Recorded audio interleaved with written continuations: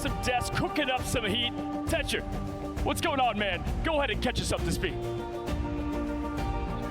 So much is going on, Cozy. We are getting ready for some incredible games because we are here at the Marvel Rivals Ignite Grand Finals. I will be your desk host for this first game, Tetcher, and I hope you're all as excited as I am. This is sick! And I am joined by some incredible desk time to make sure that we can bring you these games in all their clarity that we He can. looks good! Look at that! Look at the Hailing little bow from tie! EMEA, it is got Ooh. Moxie. How are you enjoying Atlanta? I mean, it's cold. It's a lot colder than I thought it was, but it's been a wonderful, warm welcome, both from the players and from everyone here at production. I'm so happy to be here. And heading a little bit further over and hailing from a little bit further as well, all the way from the Asia region, but actually having a bit of a shorter flight to get here than the rest of us. It is that one Dan. He's the only one. I am the only one, and the only one to ever do it. I am so happy to be here. That Everything one has been band. culminating to this moment. We are here at the pinnacle of How do you Marvel become the Rivals Esports, audience? and we are You just, so, if you so are going to excited DreamHack, you bring just go to through DreamHack. all of this action.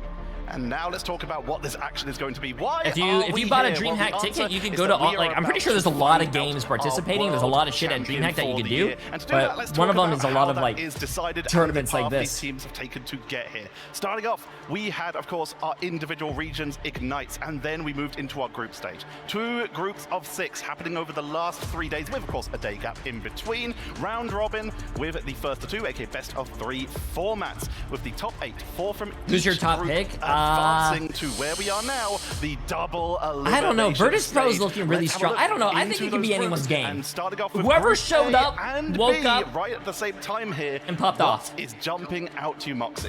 Chopper Mag are, I think, the team that has surprised everybody coming into this tournament, having to come on through because of travel issues with a substitute, picking up Fidel instead of Salvation, and getting to show so much different metas coming on through from the OCE region. And Dan, you're coming in here from the Asia region. We did unfortunately lose Crazy Raccoon, although they fought valiantly to the end. But Reject pulling through in that other group, they were able to overtake Envy and actually qualify into this playoff stage. I am so glad at least we have an Asia team here in the playoffs. I watched back in the midseason finals. It was a little bit underwhelming, but now they look to be leveled up and ready to play. This is a team that has gone through a minor bit of changes, but now they have been going a long, long way. And speaking of those groups, let's talk about the 2 teams that came out ahead in those groups. We start off with Group A, Virtus Pro. This is their first international event. They did not make it to the mid-season finals, but they are going to be coming in here as the first seed out of Group A. Moxie, that's obviously our region. What makes this team different to the team that did not qualify for the mid-seasons? I mean, they have so much experience coming on through. They were just waiting for a meta where they would be able to hone their craft, and that is this. Sparker getting to play literally every single Duelist that he adores, both the Psylocke, the Star-Lord, and the Winter those are not Soldier. figurines. And I think those are little, yeah, like, the Human Torch has been they're not, extinguished like, because of 3D. Paris, They're like- but he's looking incredibly comfortable moving over onto things like the Daredevil so that Virtus Pro can play as aggressive as they want to. And we'll be getting more into Virtus Pro in a bit because they're going to be appearing much more sooner than you might have expected here. But Dan, let's talk about the head team out of Group B as well.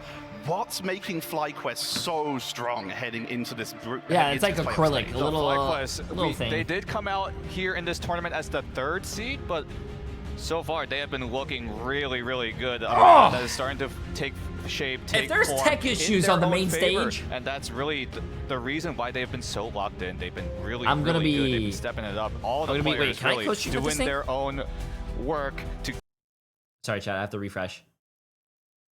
Look at these matchups as those seedings were locked Co-stream. in, and Start you can co-streaming. see we already mentioned Virtus Pro will be appearing first in our first matchups versus the first seed coming out of the Americas, but not the first seed coming out of their group, 100 Thieves. We'll get more into that in a moment. We also have Na'Vi versus Reject, FlyQuest versus Dark Zero, followed up by Citadel versus Chopper Mag, and this Look at is that. what they're playing for. 300 $1 million in $320,000, chat. 120,000. You know what going Marvel to Rivals should first do? Marvel place. Rivals should like That is cancel the more than a tournament and chunk just of be like, hey change. guys, I mean, April we're the real Fools, and then winners just here, give to be me honest. like $1 million, right? That would be an awesome prank, But chat. what we do get to see is all of these teams competing on the international level. So finally, every single argument that people have had over like, oh, who do you think is the best Psylocke player? Who do you think is the best Winter Soldier player? We get to find out the definitive answer right here. Let's have a look at that schedule to talk about exactly what match order we will see, and it is going to be basically bracket order, starting off with Virtus.pro versus 100 Thieves, and of course, we have some incredible matches following up for you. We have that Na'Vi versus Reject, Virtus.pro FlyQuest against versus 100 Dark Thieves, Zero, finishing up FlyQuest today against with Dark Chopper Zero. versus Citadel, before heading into our lower brackets to finish out today's games. But we're going to be heading into that first series, and therefore we're going to be breaking down this team. I've already asked you what makes Virtus.pro different when it comes to the team that has already qualified, but also I just want to ask, what are the particular strengths for this team that not only make them different to the team Wait, that this guy qualified, came but prepared, bro. He make has a them the fucking team that came iPad. out first? I mean, Scuba it's Steve, just a Bruce massive Massive Prime thing, Sub, to my be friend. How you entirely doing? honest. Virtus.pro have some of the best compositions when it comes to this particular style. Like, Mantis is the insta-ban so often, unless we're on Convoy, which means that their instant save is always most likely Oh Jiggo's shit, you know Jeff. what? I'm gonna start And predictions, Jiggo's chat. I don't Jeff know has if they're starting, been but I'm starting absolutely it. crazy. We've seen 100 Thieves Thieves on Iovac against Motocast. We've Virtus seen Jeff Pro. cancels on Starting the Strange Portal to predictions, make sure hey. that they don't have to actually target ban the Strange. We're They gonna can do just predictions for stop 10 the minutes. portal That way coming on nobody through can and use fucking that ban complain slot that we against didn't do something else, predictions. something that is less niche as a 10-minute strategy. predictions. The flexibility of Virtus.pro is definitely not to be underestimated. Dan, what is making them stand out to you here? I mean, they've been adapting to the meta, like we said. This is a team back in stage 2 where we I'm saw that they scared. were If I was a little 100 bit struggling Thieves, when you're they were trying going to figure against a out the really meta good back in team. I'm season scared. 4.0, but now coming Yeah, to season TTK's on 100 4.5, Thieves. they have been figuring it out. They might have actually solved it coming into the ban drafts, which we argued is the most important one. I'm scared, chat. I think throughout Virtus.pro. this entire game's I'm history. scared. I think I mean, Virtus.pro I would might argue win that this. they've actually been the innovator coming on through. They were one of the first teams that I played think the Virtus.pro is the better team, A lot man. of other teams go for the copycat of that strategy. Not just the Daredevil, but also the fact that they're running Nevix over onto the Angela as well for the Vanguard. and Thor. So, and the Thor against things like the Groot when we go into those convoy maps. So if you just ban out the Venom because you don't want to empower the Jeff with symbiotic shenanigans, and then you ban out the Captain America because he does what Jeff does, rather Venom does, but longer lasting, sustainable wise, you still have to worry about an Angela being I'm able to scared, come through chat. and I'm still set up the team scared, to bro. die. I'm But we've scared. got to ask, this is Virtus.pro's first If international okay, event, okay. whereas My 100 Thieves, honest which we'll feedback- get to in just a moment, they went through those mid-season finals and came out in 3rd place. My Now, honest how feedback, much of I an think issue is it when you're Virtus.pro coming into might that win international this. event in I front think of they an are gonna audience win for the this. first time? I'm scared There's for 100 definitely a Thieves, lot chat. of I'm factors scared. coming in, right? There's the nerves, there's the stress, playing in a different environment, because I'm scared. you could clearly tell that they are not playing from home. They are not playing in their Yeah. most comfortable setups, and that is a big stepping point. For some of these players, this is their first ever event, and these kinds of nerves, these kinds of unknowns that they have to navigate through is something that these teams really need to lock in and overcome. And we'll see if they're able to thrive in the pressure, or will they get absolutely squashed. And to keep it going for me, Dan, these teams, as we transition into 100 Thieves, do have some similarities. Would you be able to break that down for me as we start to talk about 100 Thieves? Yeah, definitely. The biggest similarity between these teams is 100 Woo! Thieves came out first in Look at our America Stage team, 2. chat! Virtus.pro also coming I'm out blocking Delana's first face, as well but in their respective that region. sucks. And this is also both of these teams. They have been together. They have been together for so long throughout the early days of Marvel Rivals Esports, and now. That's where really these similarities end. Look right? at Virtus.pro TTK, came out bro. as expected. They topped Look their at that group. nerd. They're looking really strong coming into playoffs, whereas 100 Thieves haven't really been as strong. That's where the timeline really starts to stray away. 100 Thieves had a little bit of a concerning result, especially against those Wait, top did it show teams. that Terra was a We're going to be strategist? having a look at some of the key matches for 100 Thieves as they made their way through this group, because this was not a clean run for 100 Thieves through their group. They actually come out of their group in 4th, Moxie. Yeah, they had a As rough TTK time on of it, and I support think duty the too. biggest You know, vulnerability for this TTK team at always the reminds moment me of a is that support player, Citadel bro. showed how to He beat needs them to hang up literally the on day sticks. one. So all of these other teams had the opportunity to go into Scrim to look at the ban draft, because the way that Citadel did it was that they swept Delena's hero pool. They pushed him to the Let me absolute see if they brink, started their and he predictions, was chat. forced to play Oh, Eva's shit. Yo, woman they started for an predictions. I have entire 4,100 round. channel So points, I chat. would definitely expect to see a I'm big putting all my adaptation coming points on from Thieves on Virtus Pro. on the side of trying to lock up a hero for Delena to be able to play. And that's the big question mark, right? Can 100 Thieves adapt to the counters that these teams have figured out? You mentioned it, Moxie. Citadel were able to solve that problem really, really early in this group stage, and a lot of teams have been copying that. So it's no surprise that Virtus Pro could take a play out of Citadel's book. And it's just Listen. The reason I'm voting for Virtus Pro is because I am very unlucky. And if I vote for a team, they usually lose, so therefore, technically, I'm doing 100 Thieves a favor. Their strengths as well here. Let's start off with you, Dan. What are some of the biggest strengths when it comes to 100 Thieves?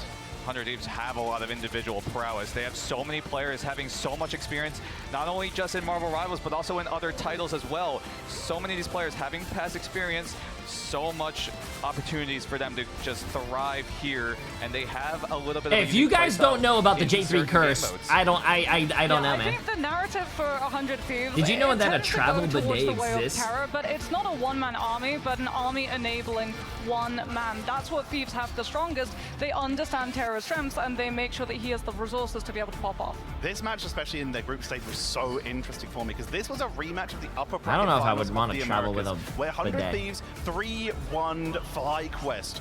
This was a very different story, Mox. Oh, yeah.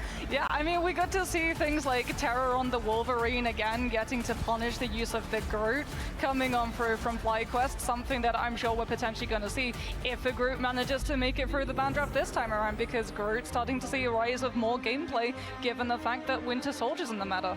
And back to Groot, right? Vinny, the main, one of the main vanguards of 100 Thieves, is really True. well known Look, for that Jay Groot is pick. voting for So Virtus that Pro could because he's afraid of draw making some a bad attention prediction. from Therefore, Virtus making Pro. a bad prediction Will they ban it? Will they is leave it through? It's gonna counteracting be himself, meaning 100 Thieves will a win. big question if Virtus Pro are able to navigate through this ban draft. Like we said, this ban draft is going to be one of the most important ones in this current meta.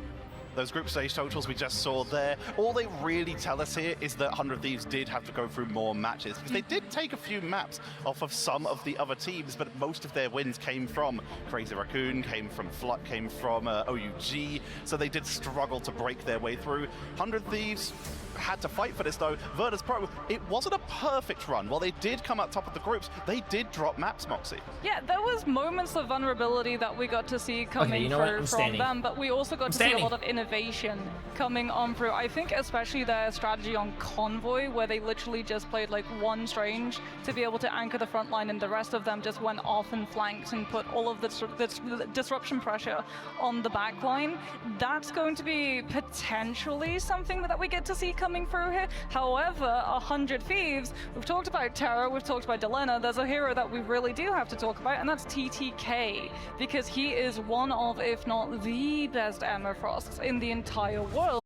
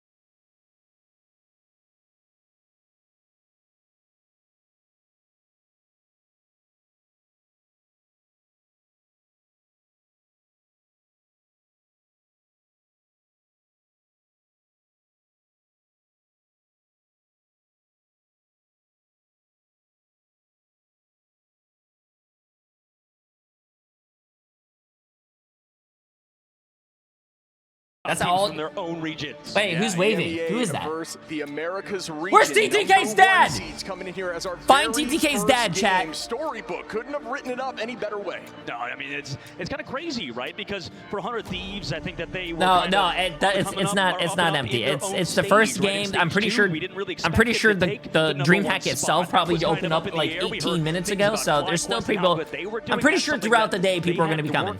For VP, they weren't at the mid-season, right? They weren't in Guangzhou, in China with us for that mid-season tournament, and now they are the #1 seed. They're re-cementing themselves as the best team in the world, and this is a match to do that for sure. Yeah, they came through this series with no losses in their bracket, so that is going to be why they're going against Thieves, who struggled a bit in that initial stage. But so much talent on these teams, so much history on these teams. We talk about all the time, 100 The Thieves, finals, I'm pretty sure, is the best. Much in their the roster 7, yes. at all, coming in here and just looking so dominant early on in stage 2, but now that we're in the land, it's a different battlefield. Absolutely. I think the biggest thing is this man on the screen right now, Terra, right? This guy coming into his own throughout the last year. That's kind of been a big thing because Delena, when formerly known as Ant, I wonder who's like first time land this is. Ever since that early sort of era when Bucky it's was not starting to become TTK's meta, because when TTK that played with character me started to at take what do you fruition, call it? This man TwitchCon. has been nothing but dominant and has been one of the best players in the world to match the opposition for VP, where there's also has a claim to that TTK! throne. You can barely see him. He's too short in chat. I just want to say, hot fact, TTK is actually shorter than me. So far in those stages. But yeah, both of these players can lead the team, but there is a ton of other talent across the board on these teams. The Vanguard's looking incredibly strong. You know, there's conversation saying, hey, which side? Yo, Millennia. Duo of Vanguards Good is skin better? choice. I don't know that we have the answer, but this is the kind of matchup that'll give us those answers. Absolutely. I think that it's close. It's going to be a hard game because it is going to be a best out of 3 in this upper bracket, right? You really have a good shot to come back in the lower bracket as it is going to be a best out of 5, but a lot of it is based on who can win that first domination, who's going to take that first map. Chat, TTK and me are the same age, bro. I have a lot of time to grow. Really good in domination, really only having a tough matchup versus teams like Reject, in which they still did well against. So at the moment, VP looks every bit as good as everybody says in their own region, but like you mentioned, going back over to 100 Thieves, I mean, picking up Millennia, coming in as the coach of that squad, formerly a DPS player. I mean, this Strategist line is phenomenal and has leveled up too throughout the entire stage 2.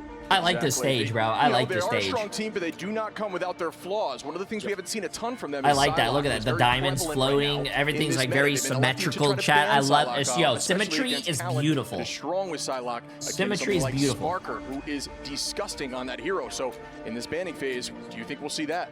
We might definitely see it. I think it's up in the air. I think people even talked about Rocket Raccoon. We've seen some teams. Yo, TTK, bro, pay attention. Put your headphones on. Start warming up. What are you doing, man? Hyping up his squad, getting hyped for his team. I mean, obviously the coach behind 100 Thieves and formerly a professional player as well in the hero shooter genre, coming in, was looking for a job, and one of the best teams in North America picked him up as coach. He's been a big part of their mental. Yo, Ian, appreciate another massive done on my friend. Wait, why are you calling me short, bro? And their squad can maintain the dominance that they have because it's like you mentioned, and like Moxie mentioned on the desk too, sometimes the team that the strategy against 100 Thieves is to ban out Delena's hero pool, right? And I'm sure shit, nice. Look at this ban phase. I like this. That asymmetrical system. And a best out of 3. We start on Burn the Chala on the very first map of the day. Yeah, looks like we escaped there. We finally see Burn the Chala together early on here in this tournament as we start off with our bans. Mantis and Venom immediately. I like this. Right off the start. This is pretty cool. Yeah, that makes sense. I think that the Venom's been dominant throughout the tournament. I think Jeff as well is a prominent hero. VP banning out the Mantis, doesn't want them to play that because we've seen Delena make that switch, Phil over to that hero a lot of the times, banning out Venom of their own because with that Jeff team up, it can get so much healing down range on top of the fact that Venom is just still a dominant hero, one of the best already, and now is one of the strongest in the game regardless. The Cap Protect on the opposite side. I'd have stage fright and crash out. Well, to be honest with you, when you put headphones on and you're playing the game, you can't hear the crowd, you can't hear the casters, you literally can't hear anything but your teammates in the game. We have a lot of cosplayers coming out here in the crowd already. You know, as a person who's been on stage multiple times, I know, that's basically what happens. A lot in the EMEA region and just overseas in general compared to the Americas. I'm being dead ass, chat. When the crowd screams, you can't hear them because you have those little earbuds that they put on, and then on top of that they put like the big headphones on. And those are like airplane headphones where like you can't hear anything. More than you would think. So, you know, definitely taking more of a front seat in this meta. Absolutely. I think Bucky's just been constantly buffed over the course of the last few patches. 100 Thieves going for that Psylocke ban you mentioned. There it is. Yeah, I it's mean, noise everything's kind canceling. of playing out how we thought it was going to, and this is what a lot of coaches talk about in terms of teams like Chopper Mag, which was brought up at the desk as well. We go for that Adam Warlock protection. Oh, 100 Thieves. no, We'll see what what are ban they- against it to keep Delena's 100 Thieves available. lost! But They yeah, it makes a lot of lost! sense. We've seen They're you know, playing Blocker triple Raccoon be so strong support, in terms bro. of that damage output that you can provide with it now alongside the overhealth, and it makes sense for 100 Thieves to keep that Adam Warlock, make sure Delena has a few heroes to play, and you don't want Sparker to play Psylocke in a dive comp.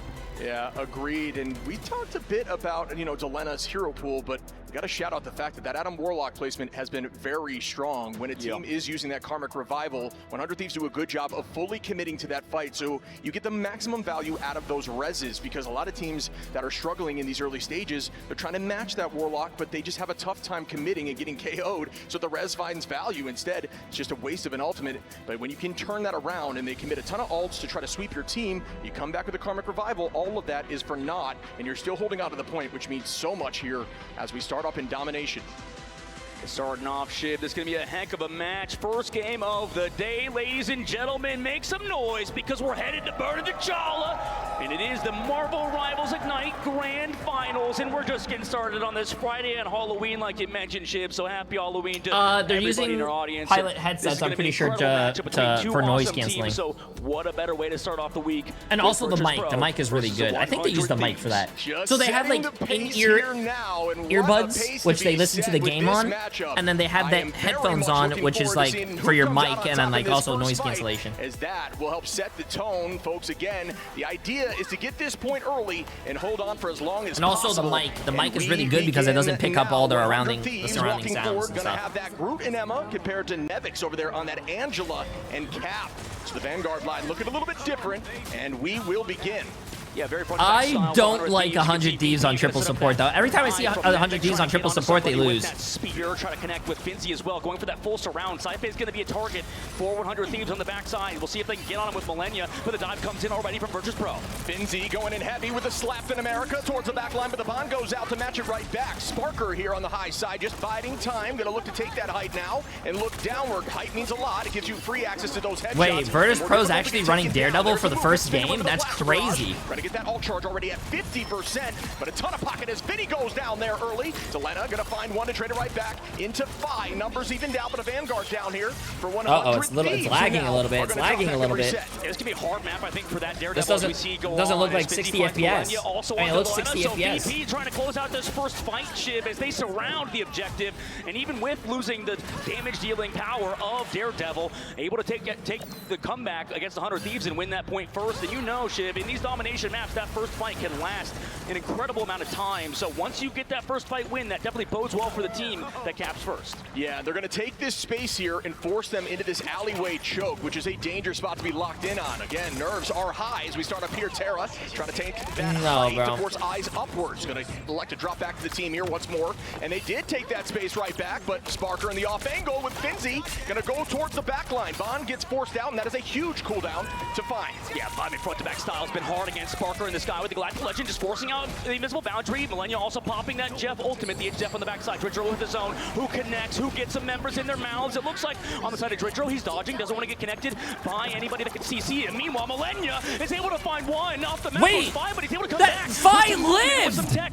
able to hop back through. But Delena gonna be Daredevil brought back lived up. that? That's Red's crazy. available, and Terra in this guy with the Galactic Legend forces out that freedom charge. Freedom charge out again for Finzi, and Daredevil's letting the devil out. The lawyer coming in hot. Oh shit! Yo, what's my lawyer doing, bro? Very low as Saife takes out Terra now. 2 numbers down, make it 3 as Harvey falls, and Vi just popping off here and walking them to the spawn door. Yeah, they force out that cocoon from Delena, and this front-to-back style isn't really working out at the moment for 100 Thieves. They're getting pushed back to the spawn. TTK gets staggered, and that's a brutal one, too. He might have Wait, to that's switch not Finzi. over to Dr. Strange to try to touch the point. Wait, they're it's getting spectating dicey Finzi, but now that's with not 100 Thieves. That's not Definitely have to make Finzi. changes. Vinny is going to be on that Strange, trying to find an off-angle play here to make this portal come through, and here it begins. The touch will come through. They do have time, but this is a crucial battle to win. The res ready here for Zelena. TTK with the Psionic will begin this fight. Bond goes out early. There's that Psionic seduction trying to get a few tramps, but nobody is walking in that direction just yet. Zelena's Bond is gone. Res is available, but very low, as there is so much focus on top of Zelena with some really strong movement now. Dropping backwards, keeping the team healthy. Ease available. There's the E coming out for the It's Jeff. Oh, nice to not get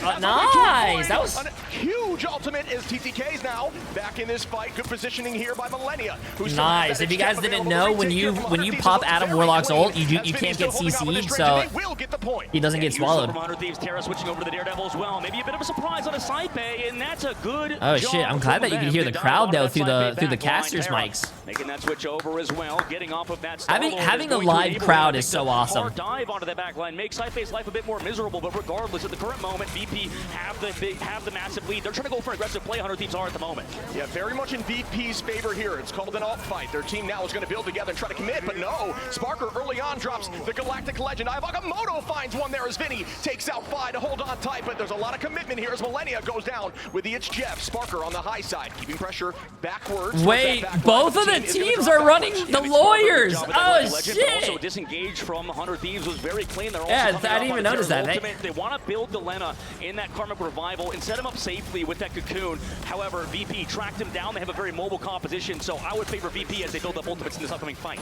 Yeah, they've done a great job of pulling out that Bond early on there from the side of Adam Warlock, and here comes the engagement now as Terra is going to be on the lawyer. TTK finds Nevix. He's letting the devil out. Delena, who might have self-res to keep the numbers up on the side of 100 Thieves. Doesn't look like it. Yep, there's that res. A Sparker now takes out Harvey, and again, another big trade once more, still maintaining pressure on the point. 60% is now where it's going to be stalled as VP takes point with ult advantage here from Nevix and Dredro. Yeah, great peeling of Terra. He goes down to Sparker, and with that, 100 Thieves gave up the point. VP have control, no portal either because they used it earlier, and VP look like they're about to close up on round one. They do so, and already up in the lead against 100 Thieves. What a map from them. Yeah, VP doing exactly what they needed to do. Get the point early and hold it as late as possible. If you're able to get it to 99% like that, it is an insane percentage of success rate in terms of you taking that map. You know, it would have been a huge win there for 100 Thieves. The bounce back definitely gave them some I don't think 100 Thieves should be running pressure through, 3 supports. When Virtus.pro committed on us. They do better when they're running 2-2-2. Put Delena on a DPS. Terra, I don't know why Terra's matching the Daredevil, but compositions are kind of taking. I don't chat. I don't know what the team's doing. Counter dive per se. In 100 Thieves, the tough part is their strength is a sort of front to back style, like you mentioned, rolling out in the Groot. We've just seen that sort of composition not really work out, except wow, Daredevil's 9-3. Daredevil has ace. Dive compositions, as is tradition on domination, just kind of pan out better because you can help your backline stay alive, pressure out 100 Thieves backline, and the peel job is not good enough from them. However, on Warrior Falls, this is going to be scary. Both Daredevil players should be this is what I like, by the way. This is what I like. They should always have this. They have the bans up here, chat. They have the bans so you can see what they ban. I love that. Jeff is going to find 4 and head towards the off map. Will this work out? Dredro with an insane It's Jeff is going to take out 2. Do I see 4? Beautiful play there by Dredro to sweep the front and back line. Dredro probably has been the best Jeff in the entire tournament. I think it's at least the most interesting and unique ultimates that has been throughout. However, Dredro in that case, really aggressive play alongside his Angela. They root them all together, and then with that ultimate, can't really leave because of Angela, and then Jeff's there with his mouth wide open to take him at least That's off not the map. Finzy. They go down during it. 100 Thieves now have to set up Delena in this ult yet again, but VP are well aware that they're going to play around that res. And you can see there TTK is on that Angela, and you are going to be using that ascend and descend button to be juking like crazy. That is the strength of Angela. Millennia now going to start up with the It's Jeff, trying to find as much value as we just saw from Dredro. That's not fine. That's Finzy. Oh, it does find a few, potentially relocating now as Millennia does commit with that Sparker in the sky with the Galactic Legend heading towards the backline. Great movement there. No, that's Sparker. Find 1 onto Millennia with some help from Dredro. Yeah, I mean, they come out of the mouth and then immediately go down. This is tough. The sync is not there for 100 Thieves. They've used ultimates, res back in. Now VP have the advantage. Invisible boundary versus every ult for 100 Thieves. If they're even going to get any, what a tough fight for them. Though it's an aggressive one from Side-Bay. They're going to clean up 100 Thieves here. Vi is going to find Elena, and this point, they are going to walk them down. Make it 2. Do I see 3? I do, as the lawyer is going to absolutely walk down the rest of the team, 55% in climbing. And guess what? Dridro's close to another Jeff. I mean, we've seen him have it before. Vinny also has that Doctor Strange ult, but Dridro, I believe, was the player to also eat that Eye of Agamotto coming out from that Doctor Strange. We'll see if he can do it again, because his timing has been impeccable, and that's the only way. I feel bad, chat. I feel bad. This is not the 100 Thieves that we know. Yeah, already is EU just better than NA? VP 100 Thieves have looked pretty good, but just not up to the caliber of this team at this moment. Down goes the It's Jeff now from Dridro. Everybody using those cooldowns to buy time. That It's Jeff finds 2 again. A successful ultimate, going to turn around and get the allies out, but will he be able to hold on? Are you kidding me? What a downtown throw there as Dridro finds 2. Terra, though, is going to turn that right back, and here comes the ult for 1, but again, onto Daredevil, does have that chain back. You will have to commit off map. Yeah, I mean, Nevix. Wait, what? Nevix gets back too because Millennia flew out. So because he's Angela, has perma flying capabilities, he doesn't even get taken down. So Millennia doesn't even find value, and that's horrible. Vinny with the portal going to come back, but there's no ultimates for 100 Thieves. They have to rely on Harvey bidding up this invisible boundary because they're going to get smoked by Nevix and Sparker, who both have their ultimates. Portal comes through now, folks. Potentially the final fight here of this first set match of the series. There's some damage from we see Nevix. Yo, they need to fix this camera. I don't know, something's wrong with that casting. Boundary to counter up with the Galactic Legend. Galactic Legend now is on the back line from Sparker, but it just now to deal a little bit of damage, as it will be for Not at the current moment. Some more damage and healing again towards the front line. They're still maintaining positioning as nobody's dangerous, but Vi trying to find one instead. Gets traded on from one lawyer takes out the other one. Well, playing it slow, just knowing that he doesn't have to do much except force out ultimates of 100 Thieves. There you go. See, this is what I like. I like Delena on DPS, man. I don't. Invisible boundary, VP does, and with that, Delena slowed down in the sky. I mean, they have to stall over time. Takes down Nevik, finds him as well, and with Delena gone, that's a huge ultimate removed. TTK in the back line needs to find something huge. Yeah, already switching up team comps a little bit too late here. It's going to put your team in a bit of a it's just a tough spot, as we see right now. Nevix doing more damage once more to the front line. Out goes the It's Jeff, trying to look to find a big eat, and it has some potential here. Dridro is going to find no one with a huge set of movement cooldowns there from the Thing. Delena takes out Sparker. TTK on a Dridro. Vi now finds Terra, but it gets traded. There we go. There we go. TTK on the Nevix, and what's more, 100 Thieves. They do so much better when they're running 2-2-2, bro. Switching to the Thing as well to help heal for that point in the fight. Vi going a little bit too aggressive. That was cleaned by 100 Thieves. If they could reverse sweep right here, that would be a huge momentum shift. Nevix going over to the Thor as well. They want to set up that dive that way. His Angela maybe not panning out as well as Vi's been having a little bit of a tough time diving on this back line. Yeah. Clearly, that new switch in composition here from 100 Thieves has been working, as we see Star-Lord there, and adds more pressure onto things like Jeff, the baby land shark from Dridro. Vi, it does have that ult available. Terra ready to match. Millennia, though, with that early pick onto Vi with ultimate is a ton of value. The team needs to play together, try to get towards that 90% number. 54% in counting. Terra commits now, heading towards the back line, trying to get some staggers. Saibei goes down, and TTK cleans up. Damn! Terra's gonna find 3 more, and 100 Thieves are playing lights out on this retake. This has been so clean from 100 Thieves. I mean, I don't think I even expected that comeback, that playing around the Thing. I think that specifically 100 Thieves play, their front to back style pans out well. When Vinny's on the Thing, he's kind of keeping everybody together towards that point, anchoring it. VP have ultimates left to go, and now this is gonna be last fight territory for both teams. Yeah, and you'll consistently see Vinny turning around and looking towards that back line, ready to dash them to give them that damage reduction. Here's the let the devil out from Vi, who is going to almost get ulted there, but Saibei with some good movement finds Millennia. A numbers up once more for VP, who do want to end this right now. Still have teleport available if need be. Sparker going to continue with the take this to a map 3. Take this to a map 3. Take this to a map 3. Is going to be very low, but does seem to escape at the current moment. Harvey goes down 2. Fall is now. Sparker is on an absolute rampage. Vinny on the point with about half HP goes down, and at this point, it is going to be a tough retake, if it's even possible. VP take map 1. Yeah, Terra switches to Doctor Strange, but he's going to realize the portal cooldown is up, and VP take map number 1 in the best out of 3. That is massive. 100 Thieves get to pick the next map, but no matter what happens, VP, if they were to lose it, get that 3rd map pick. And what a map to do it on. VP looks so good with this dive style, playing the Angela, switching to the Thor if need be. And like I said, chat, I think Virtus Pro is probably going to be like the strongest team right now. But really, in the group stage, I do think anyone could show up and beat anyone, though, but I do think Virtus Pro is looking like a really strong team. I do personally think 100 Thieves needs to get off off 3 supports, though. They did much better when they were running 2 supports. This team as to be the best in the world. 2-2-2. They need to stay 2-2-2. Hold on, give me 1 second. I gotta blow my nose. But fourth seed of the group stages, rather, in Group B, looking a little bit shaky there on that map, as it was a 2-0 on Burn of the Chala.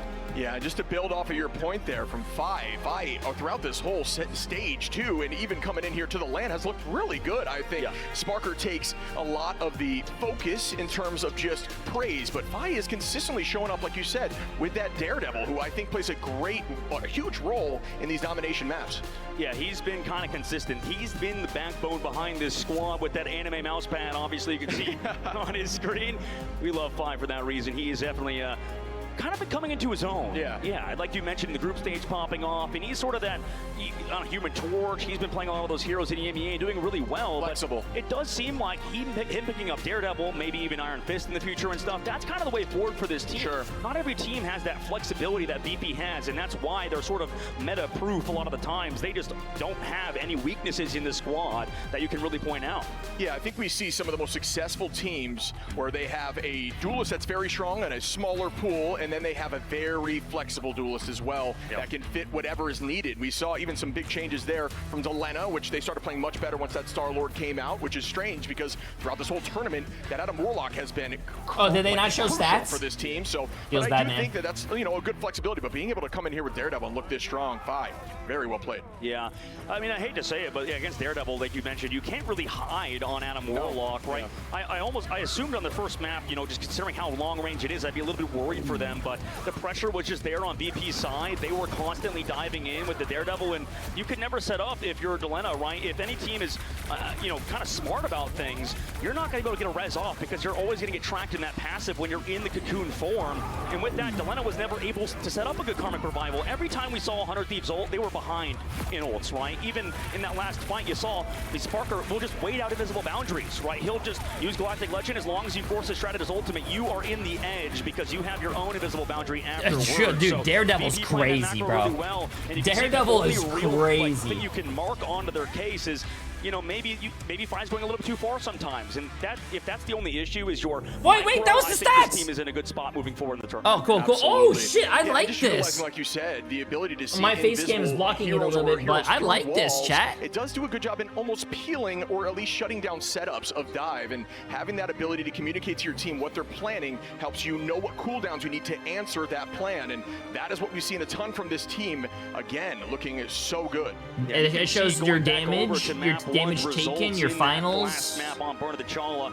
It was going to be a hard one, I think, for Millennia in the backline. Dridro also has been huge with that Jeff every single time. Did it show healing received as well? He's probably the best Jeff in the game. I would say maybe matched even by Vision on the opposite side. There's a few Jeffs that are definitely standing out, so there's more to call out regardless. Yeah, one of the things we kind of mentioned in the green room is I think Dridro has the best ultimates on Jeff, right? Maybe not the best micro play and decision making, but always huge ultimates. And if you're able to find big it's Jeffs, you can turn the entire tide of every fight. Absolutely, you're right, Shiv. That's a great call out, and I think that as we continue this series, it's going to be a close one because, like we mentioned, if VP were to win on Yggdrasil Path, which is their very second map of the day, that could send 100 Thieves that loser bracket, and they definitely don't want that. VP knows that they smell blood in the water right now, specifically Dridro does, so we'll see if they can close out 100 Thieves maybe in the ban phase. Has anyone, does anyone here work in, I don't know, yeah, I have no doubt we're going to see this type of stuff where they have the camera on their shoulder? That has to weigh a lot, bro. That has to take a toll on you for doing that all day. And then after that, if they do take this W, it goes back in Virtus Pro's selection. So ultimately, you do get a pretty big advantage from winning that domination mode because you can guarantee that final map that decides everything is in your favor. Yeah, absolutely. That's going to be the deciding factor. But ladies and gentlemen, it could be the end of 100 Thieves in the upper bracket if they are. I shot a few adult videos. Any questions I can help with? Which is a great map for them. That's why they picked it. Get the hell out of here. We've seen 100 Thieves come back on this map many a times, even if they were to get. What happens if one of the camera people have that diarrhea? What do they do? Like Midtown, like we saw, that's a hard map to pick against them. So 100 Thieves, knowing that this is their best chance. They also have the most experience on this map, but Same thing for VP, right? Yeah. That's the tough part, is that for as long as it just path has been in the map pool, both VP and 100 Thieves are very strong at it. And just like we mentioned, goodbye Jeff right there. The baby land shark is being removed and locked in for 100 Thieves, which I think is a smart decision. But oh, they have like a second operator? Oh, okay, that's maybe cool. some That's of those cool. triple plays in terms of triple Vanguard strategist defense. So yeah, that is a good counter ban. It just goes down their leg, never stop recording. Chat, you guys are nasty. Oh shit, wait. Because of compositions, like you said, the triple. I'm putting all my money. At the moment, 6,379 points. In terms of trying to decide their composition. And I'm gonna do it, Dad. Dad. I'm gonna do it, chat. Heck, I call you guys Dad. Terra, go for that ban. Protect phase, as Terra is the captain. All my points on 100 Thieves this round. On their side is Nevix committing a lot of those bans. Don't say hello, son. VP with just getting the bans that they want. I meant to right say now. chat. Yeah, removal of Bucky again. I think has been a huge answer here for VP. They know how strong Terra is on that Bucky in the conversation for one of the best Buckies in the game, and really does mess with the comps that they like to run. So again, it's a very strong ban, I'd say. Oh, you guys want to see something that my dad totally got me for my birthday that I, what do you call it, need to show you guys? We didn't see that much in the group stage, but it makes a lot of sense. I think Invisible Woman does a great job at shutting down, potential Wolverine picks from 100 Thieves, potentially most things as well. But regardless, 100 Thieves. You got me a picture that I took at TwitchCon. It's going to be the Luna Snow. It's me and the duck at TwitchCon. Yeah, VP is very much changing their protects from what we saw in those early group stages. It was my dad got me a photo. Soldier as their top protects, and clearly shaking things up. They've done their homework. It worked out for them in the last match. See if it happens again. 100 Thieves locking in that Venom. They've protected in the past Mantis, Winter Soldier, and Emma, and they typically ban out that Mantis Venom in the Psylocke like we discussed. Yeah, I mean, I'm liking this so far from VP. For 100 Thieves side, it makes sense too. I mean, you like to see those bans kind of come out in terms of strategist. Star-Lord ban to limit Delena's hero pool once more, like you said earlier. But regardless, this is going to be a fun one. At the end of the day, I talked to Coach J-Mac for Chopper Mac, who in my opinion has some of the best draft phases that we've seen in the group stage. He said sometimes it's just a skill issue, right? 80% of the time I like this music though. Such as that. And for 100 Thieves and VP, it's almost like you can just toss away the bans, right? We just want to see how well you can play in your certain compositions. And we know 100 Thieves, like you mentioned, like to play that 3-3 comp. For VP, they can be good at it too. I put all my channel points on 100 Thieves. Come on, let's see this. Same thing with Bucky. Oh, I like this. Look at the background. Oh, that's sick. Bucky, so that's smart just to get rid of that hero. Yeah, and this will be Virtus Pro defending as 100 Thieves elect to attack first here on Yggdrasil path, and this is going to be a fun one to watch. Again, some teams really excel with that triple Vanguard, triple strategist, but some teams have been struggling with it. And we find a lot of different answers to how to get out of that spawn door, because that is everything against that composition. You will see strange portals. Holy shit, they have, the ramp. they have like so many camera people, bro. You have 3 fights every time on point 1. And point 1 on this map is very defendable if you are successful with that 3-3 comp. Yeah, absolutely. And right now, for 100 Thieves side, they're going to start off on the attacking front. And for Virtus Pro, they do go on that 3-3. They're going to play that out of Warlock alongside that Loki. So we could see the coveted double res come out of that. Nice! They're out on 2-2-2. More time as Harvey finds Nevix early, and that's a nice start here as TTK drops backwards. We see VP is going to just nice towards that ramp. But Terra going to find Phi. Again, that's 2. Make it 3. Why don't you 4 as the team is falling early? And what an attack here by 100 Thieves for running that Punisher to help handle those 3 Vanguards. Yeah, I mean, they're running this. Oh, TTK is ready. Oh, they're going back on Daredevil. Hey, they're bringing out the lawyer again. VP, maybe you know that. They're not switching to Doctor Strange for now, understanding that TTK goes for the cancel. VP coming back through with the traditional dive. Uh-oh, they canceled their TP, though. Full counter 3-3 comp. We'll see how they play around it. Can they counter dive VP? Can they take down 5 on his aggressive plays? Delena is going to be there on that storm. We've seen this in the group stages as well. It'll damage boost that Punisher to do more damage to the front line. And there is that help right there, boosting that damage just slightly. The whole team is grouping on point, playing around that natural cover. Out goes Bond for the side of VP. Harvey with some great positioning here is going to throw that orb towards the back line to make sure it cuts off LOS so they can't press forward, and keep eyes on their Vanguards. And there is the invisible boundary match. Whoa, they got to pay. Terra going to find one on Finzi though. Yeah, absolutely. I mean, he's just sitting here with a shotgun shib, and right now it's just going to be hard for VP to sustain, especially missing one member of their squad. Wow, well done. Get the lawyer, get the lawyer. Nice. He put the devil back in, bro. Here comes the Omega Hurricane. Oh, they're popping all their old stuff. In a dangerous spot here, trying to deal enough damage, but it is going to be the combination with Jeff. Jeff NATO is going to sweep through and find a two-piece, but here comes a res. They're born again by Sparker, like you mentioned, and now coming back into it. It's going to be in that last stand. Terra finds two. Can he find more? Everybody's res, but it's into so much damage from Terra. Got to keep it flowing here. Oh my.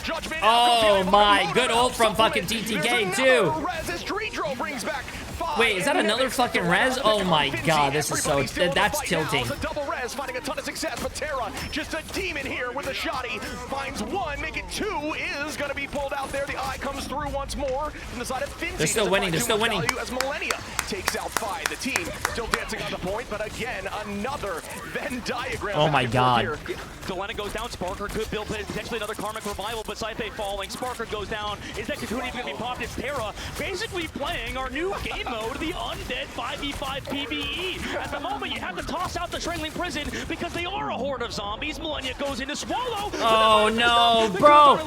Bro, even though it looks like they're fucking kicking their ass and shit, they're not capping, bro. They gotta cap. Finally, 100 Thieves clean up, but that was an immense amount of player presence towards that point as 100 Thieves push it into second phase. Okay. Woo, Joe, bro, that double res comp. That double res comp is... which would have been insane that to shit, see, but that shit's ass to play again. Play there from 100 Oh my god. Practice on this map. This composition here is working for them. The Punisher Shotty has been detrimental, and just a ton of finals there from Terra. Yeah, he's been clean. That's like ultimate cheese, bro. Against VP, who have switched things up. They're going Sparker over to that Psylocke for a dive with Nevix in that Beast of the Abyss. For those who've maybe been living under a rock, TTK is on the sticks. As you see in the bottom right there, the controller scheme. Millennia gonna find 5 for 1. The bond goes out there for the side of VP. The pressure is still for Terra. Has not even needed to switch over to the AR. Just keep the shotty out and just devastate that front line as the dance of the butterfly from Sparker gets destroyed from Terra with a nice right. I love seeing this. This is just beautiful Marvel Rivals going on a convoy. We get to see the difference between two teams. VP going for a more dive-heavy composition. 100 Thieves front to back. Freedom Charge start off by VP, who have ultimate advantage. Already find Delena, forcing out that resurrect by him, maybe. And the final judgment once more is going to see that invisible boundary. The team is going to elect to drop backwards together and try to retake. Delena is going to res back up, and there again. Dude, oh my god, that's crazy. They fixed the cameras, by the way. WW. Karmic Revival. The team is once again back together. Here comes that Galactic Legend, but it's going to be matched by the Itch Jeff to keep the team healthy in the backline. Great. It seems like Fi is their like main caller or something. That guy's always talking. Not quite sure yet. Like he's like their shot caller or He something. knows VP's looking to counter dive it. They're just a little too obvious. Telegraph now. They come back in though with Nevix's dive. Can they follow up? Maybe find eliminations here.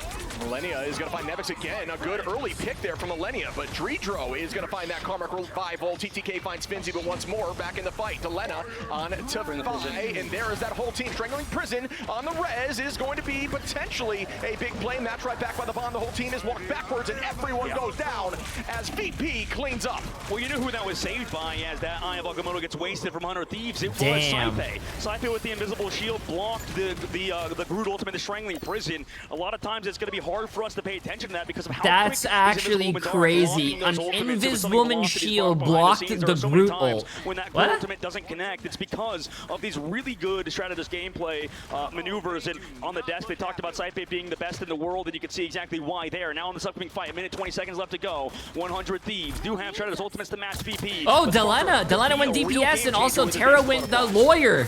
Yeah, and again, I'm not sure how good that Eye of Agamotto was there. A little bit of a panic eye, in my opinion, as it just did not get much value after the whole team falls. Here comes that dance. Once more, the scariest dance here in Marvel Rivals. The Cutterfly is not able to find one, but DDK matches it right back and finds a two-piece now as 100 Thieves are up in numbers, and there is no res potential here at the current moment as Jay3 is about at 76 and counting, but does fall to Vinny with some great target prio, and they're still walking them forward as Terra now is on that Daredevil instead of the Punisher. Yeah, Yeah, this is scarier against the Dance of the Butterfly side. They're trying to live with the Soul Bond and the Freedom Charge, able to do so as well as the healing Patty Cake in the sky. Fine goes, finds potentially some more Sparker. Oh shit, they're clapping back, bro. They're clapping back. Sparker and he tries to eat something, but he's eating nothing at the current moment and is sent back to the spot nerf. once again. They gotta nerf. They got to nerf this guy. Nah. Portal play here, but the team is going to try to stop it. Vinny with a potential huge stagger. That is not what a play by Nevix too. Wow.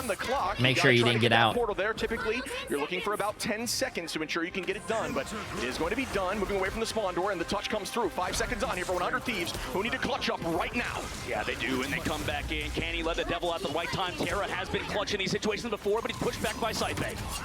VP holding firm on their defense. We will see the devil be let out shortly. Ayavagamoto available there for the side of 100 Thieves, and there it is from Terra, who finds one, but everyone is... Oh, climb the wall, climb the wall! Huge res, and that has been consistent throughout this whole series. Millennia again in the pick on 5, but once more, it doesn't matter when the team comes right back into the fight. Oh no, oh no, oh no. Punches them out. 100 Thieves can't get any cart space any longer, and they get held at 99.7 meters.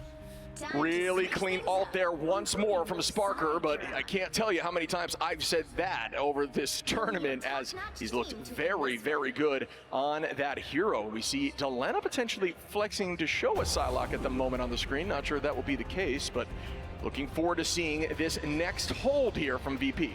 It's always tough to say when we go to Convoy and Convergence Ship, right? Like a lot of times we'll see, teams push full cap a map and then the other team does the exact same thing. It's almost like on stage too, especially now that we're at LAN for Holy, that's a big fucking insane camera, bro. That shit must be like $100,000, dude.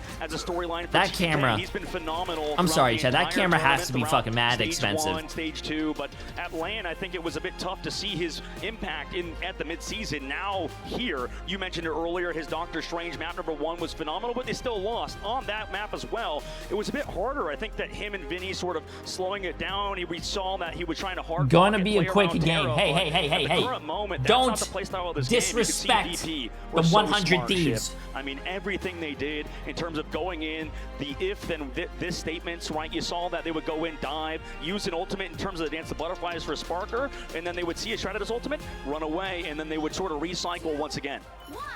Yeah, that's just very smooth, consistent play, like you're stating. The entirety of 100 Thieves with a ton of finals there, so everybody is very well coordinated. The problem is VP just a little bit stronger there on that defense, but it is a defensible position there on point 2 as we start here. Nevix going to heavily engage, forces all the cooldowns, is going to be low, but still seemingly escape at the moment. Fi in a dangerous spot. TTK with a good chase there is going to take that one down. Fi, with some insane movement, is able to drop backwards in a dangerous spot here for TTK and Terra. We're still holding on to the point. I mean, they get the healing, they have that Venom team up, so everybody kind of staying healthy alongside that Soul Bond, both kind of used in similar fashion.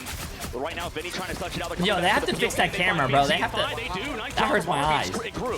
Harvey had 5 finals there on the attack here on Invis, looking very strong here on Invis, who can deal a ton of damage in the right hands. The backline looking very strong, a lot of early picks there from Millennia as well.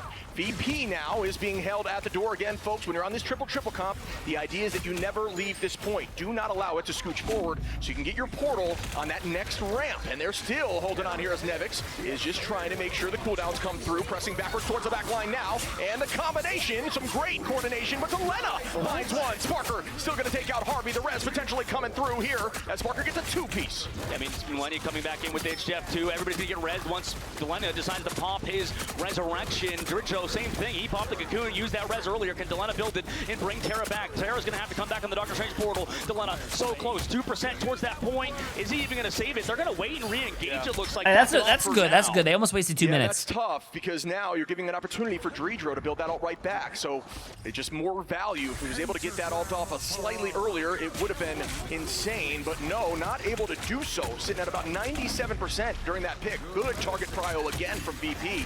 As an Ayavagamoto was available here from Terra, and there it goes to try to counter back. The dodge comes through there from Fi. He tried to hit the guy ulting, but to buy them more time. TTK from downtown, half-court shot there on a Saipe. Vinny onto Jay3, and what a retake, but Finzi is going to find Delena, who did use that res, make it 2 onto Harvey. Finzi playing lights out here on cap, but still goes down to Millennia. As long as Sparker and him are alive. They're able to bring it back. Delena with the res. Is he caught in this dance of the butterflies? Connects onto one. Slows them down for now, but everybody's grouped up and take down Sparker.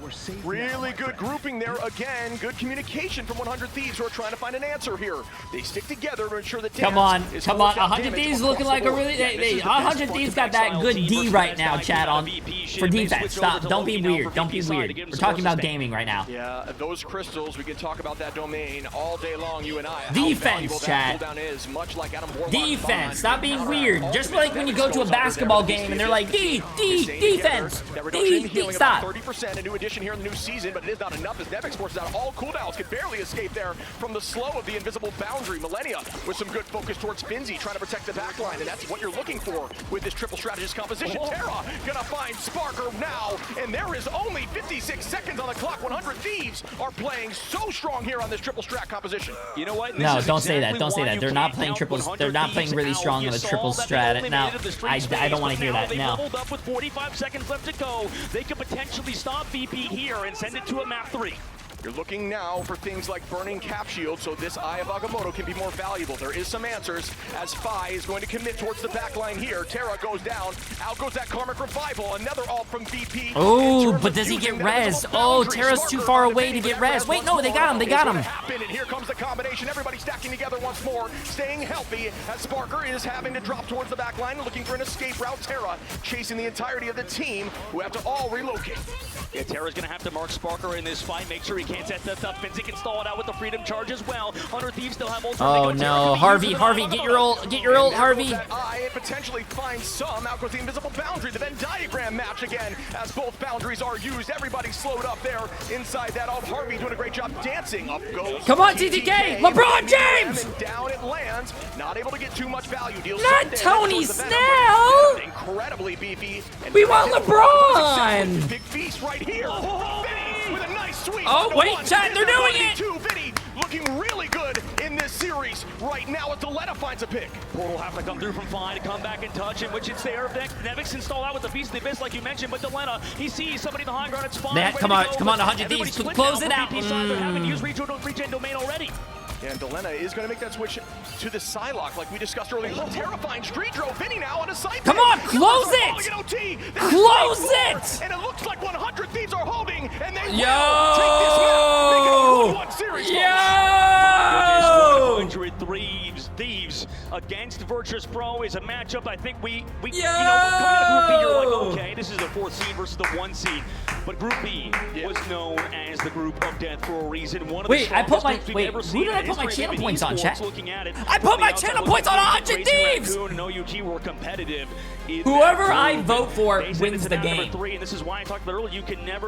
Whoever I vote for wins the game. Remember that. I can change fate. To claim it all and claim that $1 million, sending it to map number 3. VP now has that map choice. By the way, Acid Overdrive, appreciate the massive prime sub. Huskin and Buskin, appreciate the massive prime sub as well. And Ackerman, appreciate the massive 4 months. Everyone following, appreciate it as well. Sorry. Harvey with 7 and 6. I have never seen a spread like that across the board from a team. Everybody getting value. Really well played, as we are now going to toss it over to the desk for more in-depth analysis. What a matchup to start us off our first series, and we're already heading to a 3rd map. And damn, this is crazy, so bro. Convincing for Virtus Pro to start off with, but Thieves really started to bring it back in that first game. They made a couple adjustments. I want you to start us off, and then we'll jump to Moxie with it. They started adjusting. What was the difference maker It's here? Kata. Appreciate the massive prime sub. Appreciate it. To what VP threw at them, especially in that domination map where VP really liked to get aggressive. They went for the ult charge. They wanted to get that stacked as soon as possible, but the discipline coming in from 100 Thieves. Oh, so yeah, we go to a perfect. convoy now, chat. So we go to a convoy. A little bit, but unfortunately, sorry, no. Virtus Pro still. No, we did convoy. We go to a. And Moxie, they adjusted their draft a bit Fuck, as well. what did they call it? It's a hybrid. GF instant ban. What do they call hybrids again? GF instant ban. Jay3 got one round of being able to Convergence. play the Yeah. GF. We might. You know what we might go to? We might go to that. With the GF. We might go to that. It was also the side. The vampire map. Decided to start on too. We're gonna go to the vampire map. Nah, Midtown is a convoy, chat. We're gonna But we were talking about how we're going to a convergence. VP are cooking in these Central Park. Yeah, was absolutely freaking out. I'm calling it right now. I have the script. She was just like, I literally have the script. Goodness, VP are actually doing the draft properly. The script is right here, chat, on the back of a from us back in stage 2. The back of a Home Depot receipt. We're still trying to get a feel of what the draft was going to be, but in the end, now yeah, we're going to Midtown. Absolutely locked in, ready to. Or Central Park. Again, Central Park. This is the most important time for draft picks to be spot on. Yeah, I mean, it was the fact when that do the best of 5 come into play? Losers bracket? Exclamation mark tournament will tell you more. So many dive-style vanguards. They went for both the Venom and the Captain America. So even when 100 Thieves had the Star-Lord, yeah, they had the Star-Lord, yes, they had the Jeff, but they didn't actually have a dive vanguard until they swapped Finio to the Angela to be able to enable that style of play. And that at the lower bracket really start making a little bit more best of 3s are the upper bracket in comparison to the composition they rolled out with first. And there's something I want to request a little bit more information on, if possible. While we did have an incredible setup, this is the first fight in that Yggdrasil path. What was so key here that 100 Thieves on attack were able to find that opening? The front-loaded damage. They came in with this game plan where they would run this Punisher and the Storm, and they would go for that really and whoever loses chat goes to the lower bracket. So they could walk onto Virtus Pro before the Adam and the Loki were able to actually start cycling through the defensive cooldowns with the double res, God of Mischief and Karmic Revival, something that we actually got to see when we headed into the third fight of First, and 100 Thieves had to pull out every single stop and play pixel perfectly to keep up with all of the revives that Virtus Pro had at their disposal. But speaking of revives, we actually saw a little bit Score of is 1-1 right now, chat. 1-1. Where Virtus Pro started on Doctor Strange, and then they swapped off it instead of portaling back for that first fight. Yeah, I think the reason why Virtus Pro really did that was they went for the portal, but they immediately canceled it. Tried to bait TTK into a counter portal, and Virtus Pro were just 2 steps ahead in that play. They knew that 100 Thieves really like to do a counter portal play, and just drawing that voice line and just denying that portal from 100 Thieves was a great play. And Moxie, I want to ask about something here. Like, a lot of people who've been watching us for the entirety of the Ignite stage will know how important some of these in particular triple strategist bans are, but why is it so important for these particular bans in why is it so important to see these particular bans on characters like Jeff and Mantis, for example? Well, the Mantis is really, really strong because it means that you hit your ultimate cycles far faster than your opponent, right? And looking at a player like Sparker, can you imagine how quickly he'd be able to build up and generate his ultimate if he had a 12% damage boost behind him? True. So what characters are really boosted by these? Why are they so much higher in priorities? I mean, everything. Okay, so we're going to be doing a little bit of a fun thing over here, right? I'm going to give you guys a card over here. Oh, no, we're not, because we're not on camera. Not yet. Soon, but not quite. That's really Sparker good, has been really one of these standout characters coming on through from Virtus Pro's end because it is just the best meta for him coming on through, right? The Psylocke is super strong, the Winter Soldier is super strong, so too is the Star-Lord, and at the moment with the ban draft, you don't really have the slots to be able to burn on just duelists because something better in terms of a strategist or a vanguard is going to be able to make it through too. So talk us through what you were going to say before we disappeared off camera here for a second, because you prepared some cards, I see. Yes, okay, so at its core, this is like a very, very simple breakdown. This is like your bare bones 1 + 1 = 2 of a ban draft, right? So we're gonna break it down nice and easy. Think about it like a stock exchange, right? So let's say that I decide to save Jeff. This is then going to mean, if I give you this card over here, do you see that the stock icon has gone up for both the Venom and the Star-Lord and the Psy and the Rocket? So in response to that Jeff save, all of a sudden you put pressure on the other team into having to ban out one of those, and that's what we get to see in terms of the draft.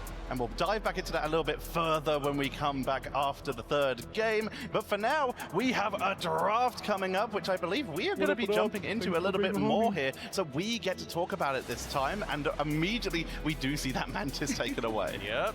Mantis getting taken away, a pick that has been so strong, and it's going to be one-sided for Virtus Pro. You can see that stock for Mantis going through the roof right now, as Virtus Pro will keep that hero for themselves. I want to go get a drink. I mean, yeah, every everything is not going to be so much stronger. And I mean, for 100 Thieves, something is going to be Shiro, able to get appreciate the through, massive but gift sub, and with the damage Peachy, boost is going to be Richie, able to appreciate take massive from prime sub, just my doing friend. a little bit of damage to full pick potential. I like this music. As we are now going to have to see things like the Venom. But I think they need to turn it down a little bit so they can hear like the casters.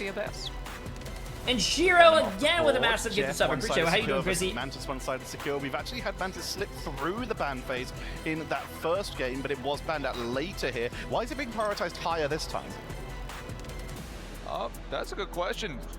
Because 100 Thieves really have been reading the meta, right? They've been seeing what other teams have been doing. There's been some other teams really have been letting the Mantis slip through later in the draft.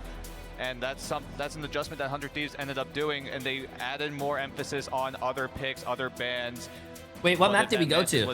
Oh wow, we actually went to. Oh damn. 100 Thieves now lock in that cap as the save, but Virtus Pro doing the same as usual. Will take out that Bucky who has been so strong. Yeah, they're targeting Delena's hero pool. Delena has been able to play both the Bucky, but also the Mantis as well.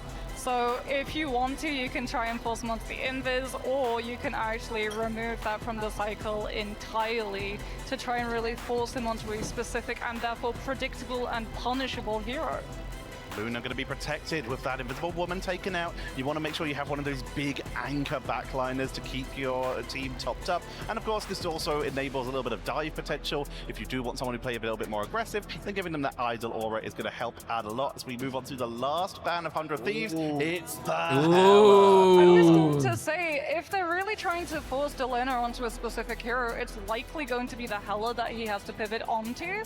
So what 100 Thieves do here is actually remove the Hella so that Virtus Pro can't play the Hella Namor composition, but they also can't try and match if 100 Thieves go for it. And remember, VP have the Mantis, so it's not a fair 1 versus 1 Hella fight off. It would be a damage boosted Hella who's also not going to have access to a Guardian Shield to be able to stop her. And that's a huge ability, isn't it? That Guardian Shield protects all of those squishier Those are good bans, though, chat. Those are good bans. Yeah, and 100 Thieves read that play very well, getting rid of a playstyle that Virtus Pro are able to operate.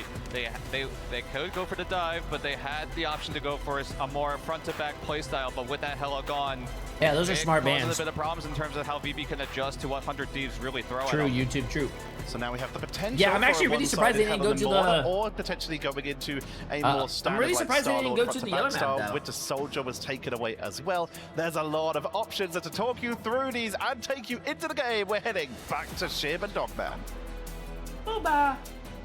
And we're heading into map 3 here, folks. This is going to be a selection from Virtus Pro, and this is a map that has been very strong for VP. There's a ton of off-angle plays and some unique strategies they bring to the table. Yeah, they're really good at just playing these dives sort of combos. We head right into it, by the way, ladies and gentlemen, as we head into the map off the rip. VP running that Mantis alongside a, chat, I think don't hate me. I'm putting all my points on that. Healing backline alongside the Mantis, but this is that all-in commit that they need against 100 Thieves, who are playing a front-to-back style with Delena and Terra taking off angles. Yeah, but this is going to put a tough spot, or going to put Saipe, in a tough spot here on that Luna. Once you burn that freeze cooldown, very diveable. Saipe is going to force out clap early on, or the force clap from the side of 100 Thieves, who are now dropping back together, and that is exactly what you're looking for. When you're in a dangerous spot, regroup and retake, as we see Terra going very low here, and is going to be playing the Namor, which is something we don't see as frequently. Yeah, I mean, Delena kind of is that guy on the Hella, right? And you can see on the flank, on the off angle, trying to take Spartan down.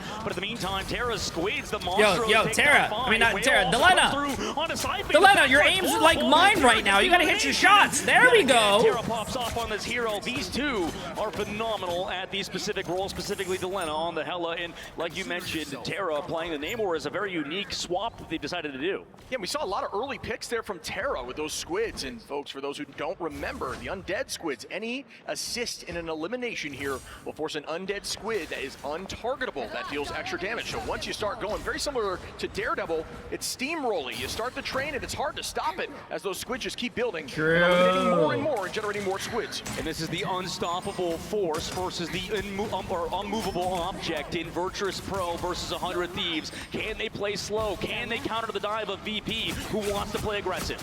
And we start now. Sparker owning the height here, right alongside of Nevix. And there's a commitment with the dance, but it's mapped right back with the dance floor from the side of Harvey, who lost the invis in this fight. Sparker, that's not good by Sparker. Cooldown, so it's an even trade there. Sparker doesn't do that, bro.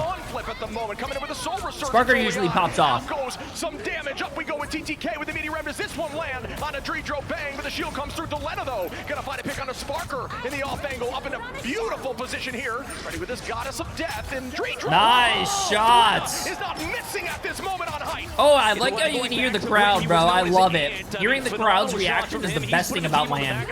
As they want more. Can Finzy find the recoup? He does! Oh, what a huge meteor ram match right back there with the horn from Terra. Delena finds two, but Sparker gonna they get a TP though, right? They get a TP down? Come on, TTK! VP are gonna own this space. Oh, I don't know if he's gonna get a TP down. Yeah, he just spawns walking out of the doors right now. He may not come in time, so Vinny's gonna have to touch, but oh! to work with. Vinny sacrificed himself. Someone has to touch, someone has to touch.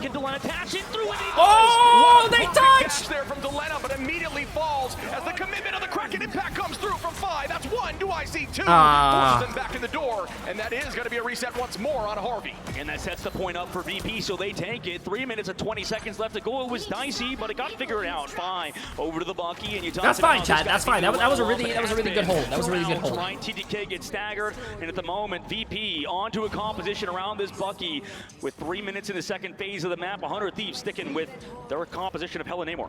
It's worth noting there. Notice how TTK is falling directly on the point, folks. Take that into ladder, where if you're going to go down, if you're going to stagger, make sure the cart isn't moving before you do. So make sure you can reset together as they start up once more with TTK on that Emma. I love this out of EP right now. We'll see if they can continue it. I mean, we're getting to the second phase with so little time on the bank. At the moment, Delena's dive on, immediately forced out, goes low.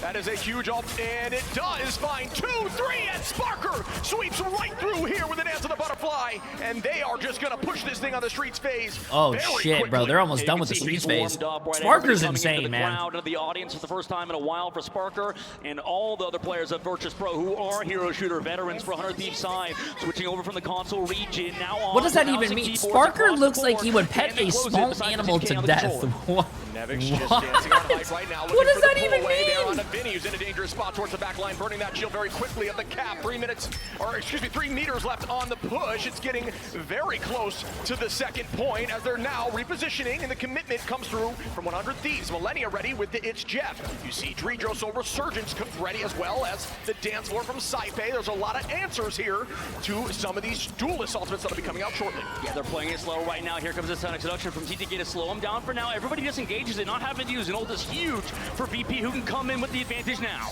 And there goes another dance with this one. Find value from VP. Fi gonna find Vinny again, coming right through and sweeping, and it's so difficult to play cap here into a Bucky that is marking you. Fi playing lights out, and this could be the point as they are walking them away. Still on point right now is TTK, but the dance of the butterfly is still going to come through from Sparker on a Vinny. Oh, Vinci is gonna find Millennia, and they are gonna get point 2 here in a moment. Yeah, VP have turned Virtus Pro's a strong ass team, Chad. They're crazy. Strong for 100 Thieves. They might have to change some things up. They go over to Phoenix. They go over to the Adam Warlock. But after the changes to Phoenix in the recent patch, Shib, I mean, she doesn't regenerate ammo when flying, on top of some other changes that have resulted in her kind of slowly falling out. And you can see maybe they would want that Bucky that VP focused on in that ban phase. Yeah, full bro, Jay3 is like, usually means success. I feel like Jay3 is like fucking locked in, bro. I've seen that guy with a straight face the whole time. And if it is this composition in a moment, Delena going to be back on that Warlock starting up here. Heavens is coming in heavy as Angela's thinking about committing, forces outbound cooldown. The whole team gonna press forward here with Vinny with that freedom charge. Everybody walking them down, and a great reposition there from VP to retake once more in a moment. Not a lot of value out of these ults at this current state. Nevix going to commit once more on the front line of TTK, and Finzy gonna clean up TTK there. So a number down again for 100 Thieves. And they're trying to stall it out. You can see, we see other teams like Rejected, Marvel kind of do this, force that payload incredibly well, but Delena forced away, doesn't even have that res, and VP gonna slowly but surely force back 100 Thieves, force out Delena's cocoon, not gonna have to use it there. But right now, I mean, VP just looks so good. They're steamrolling towards the very end. Virtus Pro is... Oh no. Oh, way to get out of there. He's gonna have that team up with Delena to stay Dude, they're steamrolling right now. From Harvey to be patient with that cooldown, to use it only when necessary. Oh, the full potential comes through from 5. Bubble goes through 2. That's 2 cooldowns used, and that That can help Vinny play more aggro, knowing that pull's not available. No! The team's got to stay on it, though, as Zelena was not able to do so. Sparker, just a little Bro, bit of they had to communication get... error there. Zelena is going to res back, holding that. I was just about to say, bro, he was at the edge. Now, Shib. I mean, he's going to be low back there. No! He was at the edge, bro. You can't be edged. A huge Can't be on the edge, man. From Fi, and there is going to be that Karmic Revival, forced to use just a little bit early. The team's got to commit heavy now if they want to utilize that to its max potential. Team is going to force Bond as well, and there goes Fi.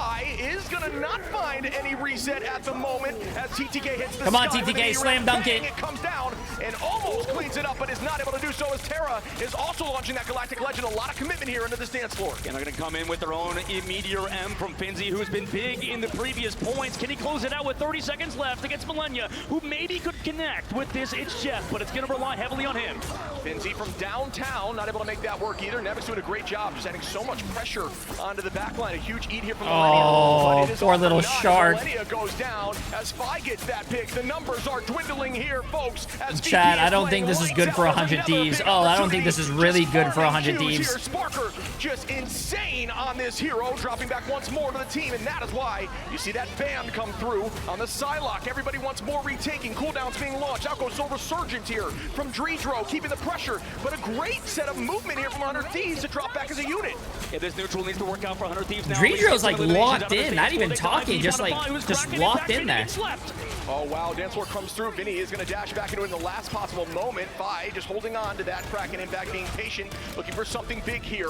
After cooldowns get used, you see that bubble go through, and that enables you to play a little more aggro with the impact, which we might see in a moment. What a huge pull there, and there's the ball. Oh, he missed! But Finzi's still going to take out Vinny, so it still gets value with a huge pull in that moment. Saipei with some good positioning. Terra finding this once more, the Galactic Legend, and Nevix is going to hold on here as the dance floor comes through on point. Got to maintain pressure on point. This could be a huge eat here. Will this land? Waiting for the Meteor M to go through, and there is the eat. Does this one find what it does on a Nevix? Oh, go Delana, go! Do they kill the tank? Are back and forth. Oh my goodness, Finzi, Oh Sparker, no, they somehow brought it back, bro. Vinny's here. Vinny's here. He's stalling it out. He has heals from Millennia. Can Sparker find him in the ground? We've heard before. It's really hard to get rid of Jeff as he's under the water. Millennia stalling it out alongside I hate. Look at this, chat. I hate Jeff, bro. I hate. This is exactly why I hate that goddamn fucking shark, bro. From Nevix, just trying to get back there as a unit. I mean, it's good movement by Millennia, but like, I hate that goddamn shark, chat. I want to break its goddamn legs. Wait. Oh my god, they almost C9. They almost C9. Team is going to stack as a unit now, trying to build ultimate to make a big play. Will this play come through? One goes down from Nevix to Lena, showing up here on the Psylocke today. Fi almost has ult though. Fi almost has ult. Fi. Oh, TTK with the kill. Oh, hey, that's a great push for Virtus Pro though. What a battle! Are you kidding me? First match of the day. This has been first match of the day, chat, and this is already one of the best fucking games we've seen, bro. Oh my god. This is going to be an incredibly close map. Oh, hey, they're starting to get a crowd. Hey, they're starting to get a crowd. What's up, gang? Hopefully you guys are having a good time because you are treated to some fantastic matches today, Shib. And Delena saved it towards the very end. Not only did he find that pick, but he also stopped that cart before capping out at points. Was that my headphones, or did you guys hear that? Yeah, I'm really liking the change here from the side of 100 Thieves. It clearly shows that they've been working on some different picks, opening up that hero pool a little bit. No, I think the crowd's going to be bigger once it gets to the... It's the first day, chat. Like I said, listen, there are a bunch of gamers. It's Halloween. I'm pretty sure everyone's still probably half asleep or are probably still sleeping. It's going to be a bigger crowd. Delena is going to be that selection. And this is it's getting bigger. It's getting bigger by the this is only the first game. From these players' shots is that 100 Thieves won at the very end, but basically everybody went at least even or negative besides Terra, which is just crazy stats-wise. And you can see that's how you play the front-to-back style. This is in Atlanta. On heavily playing together as a unit, trying to peel off Sparker, who connects with those Dance of the Butterflies, who was popping the heck off, right? And it was a tough task on Delena to match that, but regardless, VP looking good, couldn't close out, but you know, and I know, Shib, and I'm sure a lot of our audience who plays a lot of Marvel Rivals know, it ain't over until it's over, and VP House start on the defense. Yeah, bringing us back a few seasons here with the early portal play on the high side, right around that health pack. Vinny gonna make the switch now, likely to that Venom, or Cap, excuse me, as Venom was banned out. My apologies. Saipe is gonna lose a clone there, dropping backwards once more. The whole team going to go down towards that bridge side, like I mentioned. I'm texting TTK's dad. I'm telling him what a game so far. Right? You see that soul hopefully his heart's still beating over there. It's going to be huge alongside that regen domain. They already get dove upon, but Bai pops that soul bond. Yeah, soul bond cooldown out though is a win. Sparker looking at Delena on the high side angle, and it is going to work out as Nevix cleans that one up. Vinny now considering the dive. I catch up with Chad Fries. Makes it a little more 68 tricky. months, my friend. Really good movement by that triple strategist backline there to stay healthy. As Sparker now going to try to collapse. Nevix is walking them backwards. It's looking dicey, but down goes the It's Jeff, the baby land shark looking for one. TTK going to find Nevix now and put them back in terms of favor of numbers off map. Lydia with some nice. is going to take out 5. Yeah, it's a good trade though. Terra goes down, Taipei goes aggressive with Finzi, and they're able to sort of anchor towards the objective. Millennia hitting the trick shot off the wall on the Jeff. It's Jeff in that fight, but now they pop the Sonic Seduction. They still want to win this. Taipei with the copy, comes back to heal, come back with that Soul Resurgence, and everybody gets the portal on the side of VP as well to block off the doorway. Benny goes down. Yeah, I'm not sure if that was a little bit of an overcommitment on that copy. Not sure it was necessary at that moment, so that may be a small win there for 100 Thieves, who should come back with ult advantage. And this is the hard part for 100 Thieves, is that only 2 minutes remaining, chat. Is good, but you saw on offense for Sparker, he only had 2 eliminations, right? 2 KOs onto himself. That's because he was playing safe, playing his life, and that's a very hard thing for a lot of Sidelock players to understand, is that you don't always want a full commit, you always need an out, and Delena going down in that fight was massive for the side of VP. Yeah, and that's because that ult has been increased. The neutral still difficult to get a ton of value, although you definitely can with Sidelock, but with that ult, it can be very scary. So you just farm off the front line and all the back line. Absolutely, here they come in with the Dance of Butterflies. Yeah, once more Terra up here now. Is huge! Gonna clean up They have res though, they have res. Committing everything they have as Nevix goes down. Another fall from Delena, Millennia, but the res comes through with a They got the gap! They got the gap! They clean it up as they already take this point. Yeah, they still get that resurrection available as long as Fi's in that cocoon form. Now comes that's what's really risky about the res, chat. You can res everyone, but you gotta stay on point as well. We head to the second phase, the second segment of the map, and Delena finds Fi too. And they're gonna keep this up as well towards that objective, towards fastest payload. And they actually have more time, I believe, than VP had on their attack, so a clean maneuver by 100 Thieves. VP eventually collapsing. Yo, 100 Thieves is looking like a really strong team, man. Here. Just strategists in general, the casters. This is the first game, bro, and it's been absolutely like so fucking close. I'm losing my hair right now. Really well, I'm losing my hair, chat. Stepping up against a team that is terrifying in Sparker. Yeah, I mean, this is going to be a hard time no matter who you play. You get that Luna Snow mismatch at the very least. You get that on the Snowflake onto Millennia, or sorry, Delena. In comes DTK with that Sonic Seduction to start off the fight. Maybe try to force out something. They just find Nevix for free. What do you mean you're even losing it? Worth it at the current state again. This is a similar story we saw when VP was attacking in part 3 is where they locked in. Dredro now trying to break that so the team doesn't have to worry about the off angle as TTK finds Finzi, but from downtown, Dredro gonna take out Vinny. Yeah, huge snipes from him. I mean, they bring it back into it. You can see at the highest level of Marvel Rival Esports, even when you lose one member of your squad, you can always turn it back. That's what 100 Thieves have done on the first point. VP here now with Dredro's pick. And there is that dance. Delena going invisible. Again, when you're invisible, Sparker going to take out Millennia and Harvey with a 2-piece. Not Sparker. Yes, it is. Sparker, are you kidding me? Walking them back to the spawn door again. Sparker is just, I mean, Sparker's just carrying, the bro. best in the world on Psylocke, and for very good reason, right? He has been consistent. The dance floor wasn't even resulted on anything in terms of ultimate pop by 100 Thieves. I think the only other guy who could say contest for that is the guy that's out of the tournament in Speedery, maybe Finale over on Team Reject too. There's a lot of good Psylocks, but Sparker tends to remain at the top. A huge ultimate fight coming up now, Shiv. We'll see if 100 Thieves can force anything here. This is Overwatch League Sparker, yes. From both sides, out goes the Galactic Legend early, finding Millennia, Finzi, and there's a 2-piece from Fi after the fact as Nevix gets 3. Everybody is popping off there and did not have to commit that much, so that's a huge win from VP. VP so smart. It just seems like they're always making the right play, and 100 Thieves are trying to bait out ultimates. They're not even popping anything on the counter. These open spaces are a bit too far for them to make heavy decisions, and VP are taking advantage of it. Now you have ultimate advantage, but you have to actually use that advantage for 100 Thieves because VP are kind of setting you back.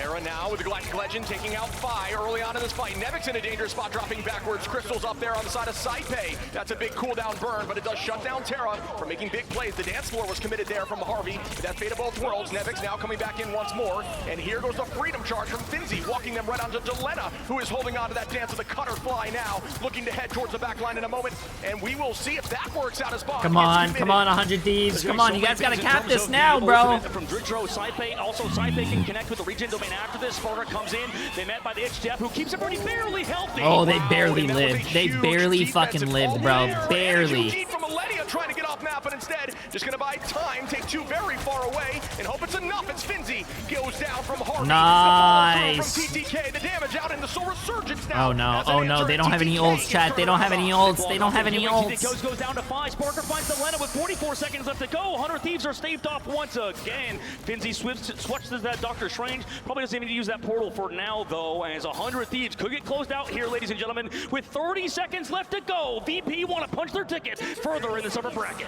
Potentially a kidnap play there from Finzi. Doesn't look like it works out, but not a bad idea. If you're going to commit that portal, might as well try to find an off-map there. Sparker playing so well. Everybody on VP on this defense is absolutely lights out using these cooldowns, but now there's no answers to ultimates on either side. Terra likely going to be the first one here with that Galactic Legend. If those crystals get burned, there is a dangerous position to be in. Those crystals are out now. Wait, they got a pick! Finzi is going to find one. Nevix dropping backwards, and the whole team is going to reset under the spawn, and they are playing safe, and the retouch comes in now. Oh, but Sparker and Fi, Nevix. Oh, VP has all. No, VP I think wins. VP wins. Harvey, get the ult! Harvey, get the ult! Oh, never mind. You guys are fine. Never mind. Nah, they got the kills. They got the kills. Bro, chat. They got so fucking lucky. Nevix had his ult, Fi had his ult, and Sparker had his ult. That would have been so much fucking damage. And on top of that, they would have had both support ults from Dritro and Saipei. Bro, they would have lost. They would have lost that fight. Your brain is a pro player, certain to overheat. They would have lost that fight. This has already been an intense matchup, but I can't imagine what these players are feeling right now with $1 million on the line and their chance to go to that upper bracket semifinals. The best answer here is for Harvey to have a huge fate of overall to counter a few ultimates. Both committing here as Delena finds Fi. Sparker, though, going to find Harvey, who does not bring out that dance floor. Nevix with a two-piece there, who is looking disgusting on the Venom. Saipei on the Vinny, and Dritro and Delena. That's a full life with 50 seconds on, and not a lot of commitment from VP, who are looking like absolute pros at this current moment. This has happened over and over again. 100 Thieves trying to play for a one-fight territory, right? Make this the last fight coming up. If you could force something else out of here, maybe get a team fight wipe. Ults build fast in Marvel Rivals, but you have a chance to make them nervous, to go in aggressively and force out more out of VP. Eye up now, out goes that eye. Not sure it landed on too much. Good commitment from the side of VP, who do answer back. Nevix goes on with a Feast of the Abyss, stays healthy once more. Terra trying to build that out at 81%. The whole come on, 100 Thieves. With a copy is everybody just playing slowly. They do not want to make sure overcommit at this moment as the spin to win comes through with a blaster barrage from Fi. Yeah, 10 seconds left to go. Everybody come on, 100 Thieves. Galactic Legend will be there after Millennia gets an eat, and here comes the Freedom Charge from Vinny. Everybody's popping their ults on 100 Thieves side. Sparker walking right back, though, trying to find where Millennia is, who does barely escape there again with some very strong movement. Now another. Nah, I think that's game, chat. I think that's game. 100 Thieves has nothing. That's game. That's game. Delena goes down from Saipei. Overtime ticking down. VP, the pros, playing absolutely lights out, and it looks like they will take this series. What a series to start us off here at DreamHack. Everybody give a round of applause to our pros who just had an incredible best out of 3. VP take it, and the handshakes are surely going to come. EQO looking like a proud coach in the back saying good job, Defy. And for the 100 Thief side, I think God definitely damn, bro, I feel so bad, man. I feel so bad. VP, who pretty much, I'm not going to say dominated their group, but did incredibly well and looked like the best team in the world right at the current moment. Yeah, they have looked so dominant in this early group stages, folks. I think it came down to ult economy, chat. I think the ult economy for Virtus Pro is just better. On the high side bracket, but you get knocked down to the losers bracket, where now it turns into a best of 5. Yeah, there is a losers bracket, and we're gonna be watching 100 Thieves play today in this game. Absolutely. Well, ladies and gentlemen, that was just only game number 1. I mean, we have so many games today that are going to be best out of 3 and then ending off with the best out of 5 today. Everybody shaking hands, obviously. A lot of good sportsmanship. A lot of these guys, by the way, if you are wondering, have been playing against each other for a long time, even across the pond, scrimmage against each other online and practice regions. And, you know, they've been around, but they've never met each other at a LAN event like this in DreamHack Atlanta. And for $1 million, VP showed up, right? That's the #1 thing we were wondering is where would VP be at the main stage, and it looks like they are incredibly warm, and same thing with 100 Thieves. Yeah, they just looked so dominant. That Psylocke was wild from Sparker, which is something we've said 1,000 times. Damn, chat, bro. Sparker, once he starts rolling so many finals, they're so sad. Listen, they can make a lower bracket run, no problem. Sparker is he's incredibly flexible too, not just the Psylocke, but he can play pretty much everything right now at the current moment. We saw how good he was at Namor back in the day, right? Back when it was, you know, season 1 MRC. I don't know who goes here. Maybe the loser of this. The loser of this goes here. He looked like the best player in the world. I think Skittles as well for Team Chopper Mag has talked about Sparker and how good he is. Alongside, he said the best Psylocke he played against was somebody like Speedery on Envy. He said he just thought he played against the best, and now he's out of the tournament. It looks like Sparker has claimed that throne, at least for now. Yeah, as you progress through this tournament, those sayings of, you know, I'm the best start getting answered, right? Those questions start getting answered because you've progressed farther. Yeah, I mean, I'm the best. They've consistently looked strong, only losing a few maps throughout that group stages. Obviously, now it's going to, the competition's only going to get stronger. We'll see if they can keep that up. Yeah, we'll see if they can keep it up. I mean, that's the big thing, is moving forward in this upper bracket. Yeah. I mean, that buys you not only time for later on when you play those upper bracket. Oh yeah, I'll give you guys the points. Wow. Let's head to the stage. This was 50-50. 1.6 million, 1.6 million. 100 people to 119. Atlanta, Georgia, viewers at home. That felt like a grand finals for the start of this grand finals. I'm joined by Sparker here, the lead. I'm going to start the next prediction, chat, so you guys can get your prediction going already. The world duel. Listen, it's going to be Sparker, 10 minutes. You know, obviously, there at midseason, that was the heartbreak. The story of this VP team is cinematic at this point. How does it feel coming in, getting the 1 seed, and getting this first win? I mean, obviously, we've been waiting to be able to play on stage for, I mean, the entire year, basically, ever since we failed to qualify for China. This has been like what we've been playing for, so it's good to finally be here. Yeah, as a fan, as viewers, people have wanted to see y'all on the biggest stage. Is there felt like any difference being here in the bright lights with the crowd and everything with it? Yeah, I mean, there's a bunch of, I mean, you're way more nervous here. You feel the shakes of the stage. I'm starting the predictions, chat. Surround sound in the background, all the cheering. It's like a whole different experience from playing online. Absolutely. Tell me, you guys take map 1 and then obviously faced with a little bit of adversity, even going into the 3-point hold that was looking like it was y'all's. How do you guys reboot, refocus, and ensure the win to move on to the semi? I mean, we lose a map, we know it's best of 3, so there's no point in like thinking about it anymore. There's a map after this one, and we just have to win the next one. Hey, listen, Sparker, you personally have a lot of fans, a lot of Psylocke mains, a lot of players, duelists watching you. Anything you want to say to them? Who is VP? Who are you, my friend? I will try my best to prove myself on the stage as well and try and get the win. Hey, absolutely. Enjoy the semi-final and get ready to lock in. He's a nice guy. Also, Cozy's fucking, ooh, that suit. That shit looks good. For Sparker here in Atlanta and at home, y'all, one more time as VP take down 100 Thieves. Now to break down, recap all the action. Tetcher, analyst desk, what's up, guys? Let's go to break down what we just saw. Hey. We just saw Sparker on the desk, and what a dominant performance. Just one of the best to ever do it. Saitama, by the way, appreciate the massive donut, my friend, on YouTube. Absolutely crazy. I think it's time that we head back into part 2 of Stocks with Moxie, because Moxie, while we did see Sparker absolutely pop off, what is the important stock traits here when it comes to actually allowing them to do that? Okay, so we're gonna take our hero, right? We got Mantis. Mantis was saved. You wanna see the stock exchange? I'd love to. The Mantis enables for your team comp. There you go. We're gonna just start putting it a little bit closer to the camera so that you guys can see this. It's not quite as big as the other one because I had to try and fit every single hero name onto this card, and I still run out of room because when you have 12% damage boost, you're getting all of that in terms of your neutral fight. So you should always win your 1v1s. But you're also getting to cycle your ultimates and build them up so much faster than the strategist on the other side. And that's exactly what we did see there, right, Dan? Where we did see Delena on their own Psylocke coming out at the end there, which again, big surprise for this tournament. But it was still so impressive, but that damage boost made the difference. Yeah, the damage boost definitely showed a lot. And Delena also not very common to play on that Psylocke pick, a pick that has been really, really strong in this entire tournament.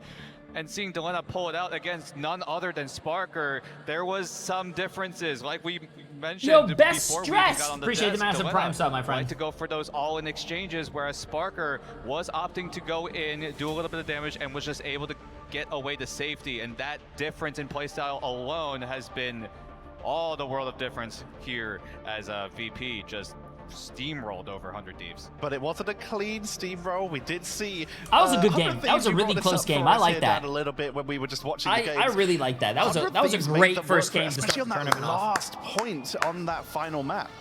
Oh yeah, 100 Thieves. Melania and Vinny, those were the two members that have been just finding ways to stall. Wait, they sorry, were this is, positioning, rotating together as a unit. It was almost as if it was like this is the what Earth chat? and the This is moon rotating together, staying Navi in line versus beside of each Reject. other, making sure that they're not being intercepted. Yo, making sure Keenan with the massive 5 gifted subs. Absolutely crazy, my friend. I appreciate it. Massive W, massive micro W. plays, everyone just performing at the highest level, and us pointing out those micro levels. I mean, talking about an orbital pull, we have to talk about the gravitational aura. That was not a steamroll. That was not a steamroll. That was not a steamroll. That was a really good all game. of these teams are going to have when they next run up against Virtus Pro. Do you go for the instant ban onto the Mantis and prevent something that we saw happening on Hall of Dechalia, or do you go for the instant ban onto the Jeff and have to worry about all of that damage boost coming on through because you just don't have enough ban slots to be able to take out everything the Mantis enables? What is the strongest when it comes to shutting down Virtus Pro in the ban draft system? Because it looks like at the moment none of our teams here have been able to work it out. And Dan, we started off here. I asked you earlier about how they might be feeling at their first offline event. You noticing any rust? I don't think there's any sign of stopping. Virtus Pro, more like Virtus Plow. I wonder if there's going to be a downtime though, Right chat. on Remember, through. this tournament likes a lot of breaks. A little bit of a hiccup back in map So two, I but want to in know the if there's end, going to be a Virtus lot Pro of just breaks that we're about to see. Really, really strong. It doesn't look like the nerves are getting to him. I mean, we Yo, what's up, Coffee Chris? saw what Sparker said. This is what they were playing for. They missed out in Guangzhou in the mid-season finals, and now with that hunger, with that desire to come back into the biggest stage, they are proving to us that they really Okay, while they're talking here real quick, I'm gonna go to the bathroom. Give me While 2 they do seconds. go down to lower bracket, they continue just like in their groups to show that even though they are struggling, they are not just going to be walked over by anyone. They put up a solid fight against almost every team they've played against so far, and they're still continuing to do so. What does the outlook look like for them? I mean, they look really solid, even into the Mantis damage boost with Barker. Like, I have so much respect for their strategist line, being able to keep up with all of that incoming damage, especially with the composition that they decide to actually field into, because it was Fall of Dejalia. That's one of Hela's best maps in terms of the duelists because of the angles. There's a lot of verticality, there's a lot of just linear, long line of sights for the Hela to be able to take advantage of. So if they'd won one fight, they would have been able to say much more on top of things like that Psylocke a lot more frequently, and Sparker's Reign of Terror would have been shut down. There's something I actually do want to bring up here that I'd like to throw to you to explain a little bit more here, and that is that 100 Thieves, their swaps when it came to their heroes were so important. You mentioned how Hela is so good until you get to that third point. You talked about the first map where they started moving over to Angela. Could you break down why the 100 Thieves are so good at this? Well, I mean, the Adam's really, really strong because you're anticipating, especially on that first fight, right, coming through from Domination, we've seen on tape multiple times Virtus Pro's way of play.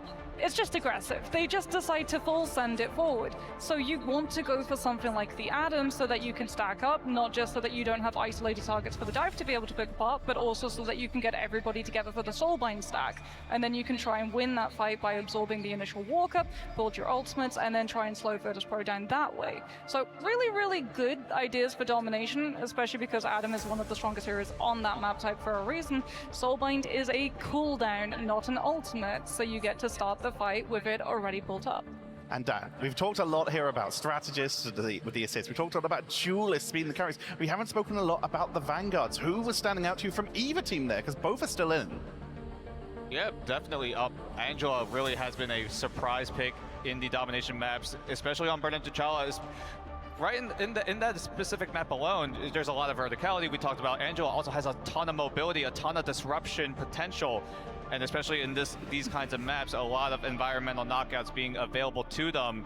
They were just able to take advantage of that, take over, and both teams tried their best to play it to their utmost advantage, but VP obviously took it over in the end. That they do. And we're 2 minutes remaining on the prediction chat. How this has shaken things up with our first series already out of the way. Virtus Pro will be moving up towards those upper bracket semi-finals. 100 Thieves heading down to the lower bracket, but they are not out 106 people for 2 million at 84%. 346K at 16% with 47 people. It is not a elimination, it is just a one last chance. I think as well there's added value here for Thieves getting this performance against Virtus Pro now, because they showed us so many different compositions that we're not used to seeing come through from their side. So for all of those teams into the lower bracket, they now have to worry about things like the Psylocke. And Dan, what would you say is the main takeaway from this series? Like, we've already said that this is going to be fantastic, that a lot of teams now will see what Virtus Pro are going for here. What is it to take away for 100 Thieves? What can they learn from this? They've gone against a top team, right? This is a team that has been struggling throughout this entire group stage. Well, they were fine against some of the lower end teams, but starting to scale up in like the rankings, they started to look a little bit disjointed sometimes. Sometimes it looked a little bit out of place, something out of character even, and 100 Thieves need to find a way to get it together. They are still in the tournament, but considering that this is the lower bracket, every single match in the lower bracket is best of 5, so you're gonna have to go really deep into that playbook, as well as have a ton of stamina to get through. Used all my points on 100 Thieves in the group stage. That's an F. Fed, rested and watered, because we have so many more games coming up for you. We're gonna get organized for that second series, so don't go anywhere. We'll be right back at the there Rivals are Ignite breaks. Grand Finals.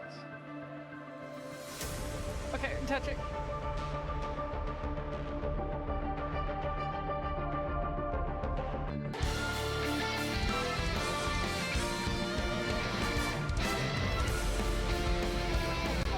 Yo, bro, I'm gonna be honest with you. Esports players need to show more emotion, chat.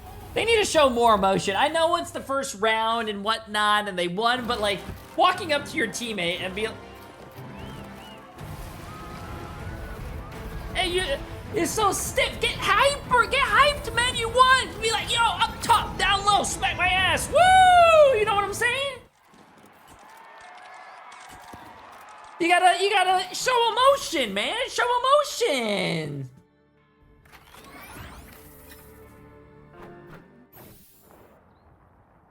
I don't think that's the welcoming committee. Bombs away.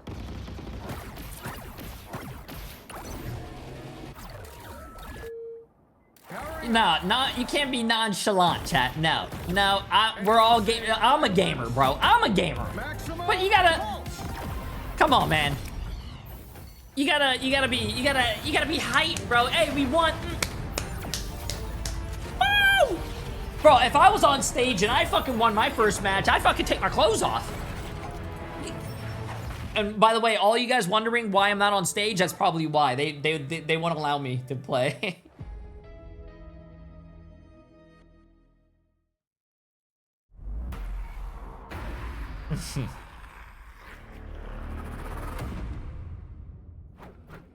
There's no reason to be afraid. Oh, I didn't see the skin yet.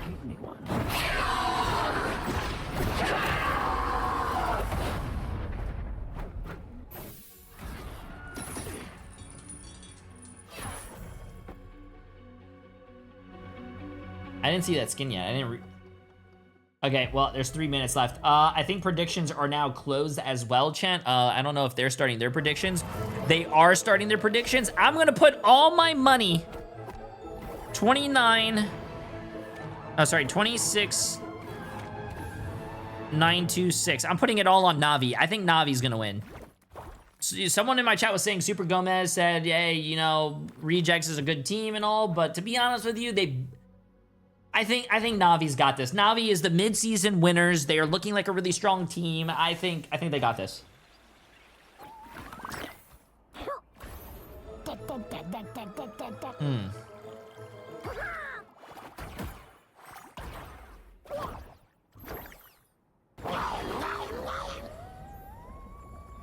Wow. That's still actually really crazy if you think about it. 143 people voted for Na'Vi. Only 60 people voted for Reject. $2.9 million. Yes, chat, you heard that right. $2.9 million against $1.2 million. Instead of calling it PMA points, I should probably call it J3 V-Bucks.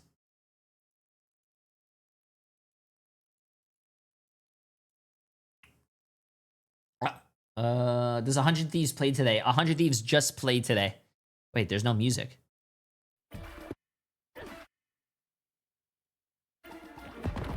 Okay, there you go. Wait, that's not music. That's literally the game that they were just showing. Okay, there we go.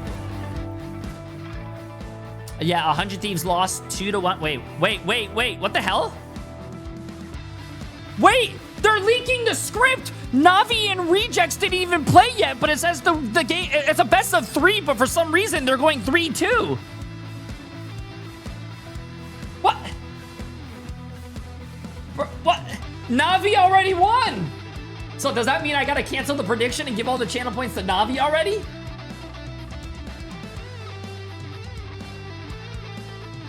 Well, hey, you know, I chat, I'm looking at the scoreboard right here, and the scoreboard doesn't lie. Hey, congratulations, everyone that voted on Na'Vi. You guys just won a 5-minute prediction.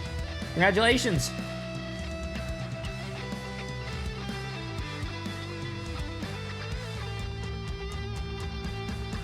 You're fine, Honeycomb. 100 Thieves is gonna play again later tonight.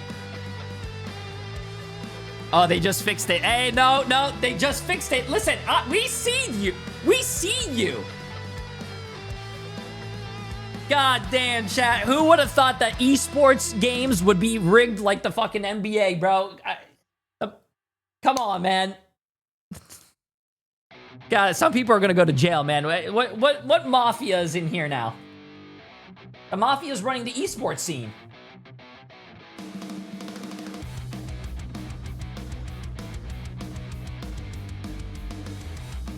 Who's paying who? I don't know, but damn.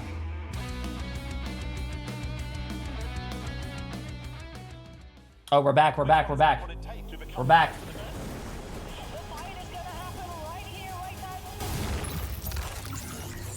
Let's get this. Hey, we're Na'Vi. And we're here in Atlanta to win the grand finals in Marvel Rivals. It's time to go 2 for 2. What's going on, guys, and welcome back. Going from stage host to desk host, I'm Cozy. Joined with the crew once again in the lovely Moxie and Dan. And I gotta tell you, I mean, that is what I expected in Marvel Rivals to open things up. Are they? Like they're rotating each other. Okay, that's interesting. We turn the page and we look at a very good. That suit is fire, though. Reject versus Na'Vi. Obviously, we have great representation here. Bro, I don't know how much this guy's getting paid, but to buy these suits and have a different one every day. Does anyone here a big NBA fan? I think the guy passed away, and I'm sad to say that, but wasn't there a guy in the NBA that always had a different suit every time for every single game? I mean, a lot of Jeff strategy, to be entirely honest. Just like Virtus Pro, they get to utilize that reputation of having really strong Jeff players to try and not cheese, but engineer a better fan draft, especially when it comes to those first saves. I'm also expecting to see some innovation come through on their end too, because if there's one thing that Na'Vi is known for, it's I get an F cancer? Appreciate it. Yo, Wild Phoenix, tier 2 for 2 months. I appreciate it. How exactly does that work? Like, they've still been running things like the Loki that a lot of people were saying after his nerfs. Is he still as strong as he was, but in a triple strategist lineup, yeah, he absolutely is. Sure. Dan? And then keep going on to Na'Vi, like we said, they were the innovators. They were the ones who started using the Jeff post-rework. And again, we're seeing a little bit of a parallel here. Loki right now is like, people thought he was out. He thought he was out of the meta completely, but Na'Vi were the ones to bring it back. And that's the parallel from what we've seen in the mid-season finals, right? With that Jeff, and now Jeff being a staple here in the current meta, Loki is looking to be that comeback as well. Listen, what I want to see is when you look at Reject, they were I like to call them the North American Slayer because they took down both Envy and Dark Zero. And so it's like, okay, what do they have up against EMEA now? And obviously Virtus Pro and what that looks like. But with Na'Vi in general, they were the champs, right? Going back to when they were Rad Esports, so it's almost more pressure built up there to reload. Yeah, that's very sad, similar man. roster Gotta up to take one care of your player, guy, right? So, Moxie, have they talked about that at all, and just kind of living up to expectation? Yeah, I mean, I definitely think there's My more sign stress is on Cancer. them I feel for hated. those Well, reasons. Hyzen, to be honest with you, if you were born at any other time and you had a different like sign, it doesn't matter because people will still hate you. So that's okay. Third. We were really close to not even actually getting to see them here Yo, on the stage because Catherone! it Appreciate the went massive down to 3 the months. wire of a matchup between them and Chopped, as they've been changing a couple of things around. They Come on, picked let's up see this. 2 players, actually, both Prices and Jerky after Melio left for Citadel, and they've been trying to work out how exactly to put those 2 players together because they have previous synergy. They both came through from low 9, but do you really want to lose Naga? Wait, why does it say trust me is a strategy? Absolutely. I mean, when you look at what this team's able to put together, here's some stats. I mean, for me, I think Jerky has come in and been the This is the second time they said that their tanks are strategists. That leader that kind of breathes and helps the team, you know, get focused into it. But for me, though, the aggression that Trust Me has in the team in the Vanguard position, when they win against Fly, that for me was, okay, they're trying to find, if you will, the weakness of the team and strip it back a little bit of that dive, I think is where they would focus if you are going to be on the side of Reject. You know, Dan, when you look at the Vanguard position on both fronts, Reject has just as much firepower, but for the Vanguards of Na'Vi, oh, Princess! I appreciate the massive Reject new tier 1 prime sub. Experience in what Na'Vi are able to do. Reject really know how to play against a dive type of composition. That's what Na'Vi really like to go. Put Jerky on the Psylocke and let him just get as many eliminations as possible. But Reject, a team from Korea, they've had a lot of experience in this type of competition, in this kind of dive composition that Na'Vi might be able to cook up. And that's going to be how Reject are going to see if they're able to find a way to come back. Yeah, Moxie, when we look at the highlights of what the group stage was, right, they look pretty much undefeated. God Even damn, they have this music very like, close to claim that map back. For me, Wakanda is their hometown. When we look at some maps and kind of where you think they're going to jump off the page, is it that Wakanda map there to be able to claim their fame? What have you seen there? I mean, dive's always going to be really, really strong. They like to play a very aggressive form of dive. If we do get to see the Loki, I come here because you make me laugh. I come here because I was tricked by you, and now it's a treat for me. What? How did I trick you to come here? What? Loki Mantis Appreciate it. Stay bald, sexy, and talented. Wait, what? I'm not bald. Phoenix Pocket. So they're really testing the waters to see how exactly they can push things like that Mantis. And I definitely think on the side of Reject, removing the Mantis ASAP is going to be a very big advantage in the ban draft. Yeah, we saw that with FlyQuest. They continued to get rid of Mantis, and every time Na'Vi was up to bat, it was the save on the Imma, the ban on the Imma, to help with not only the dive, as you would point out, but also just to help fuel the team just in case, well, those Vanguards are going to get targeted in that ban draft. And so when you look at it, you know, obviously Fate, he was the one that kind of introduced us all to the Jeff, the baby land shark, man. I'd like to give him the compliments to it. But we've been seeing the strategist flex now over to more traditional roles. Obviously, Jeff is always, you know, being banned there. But to wrap up there, to look at what Reject now has, Moxie, I think, I wouldn't say we're surprised, but definitely a sleeper team that rose quickly, very quickly here. What jumped off the page for you early in the group stage for Reject? I mean, Reject's always been on my radar, even when we were watching the Asia teams in the stage 1, and yeah, they were bro, they need to fix these, man. They put all the support players on tank and all the tank players on support.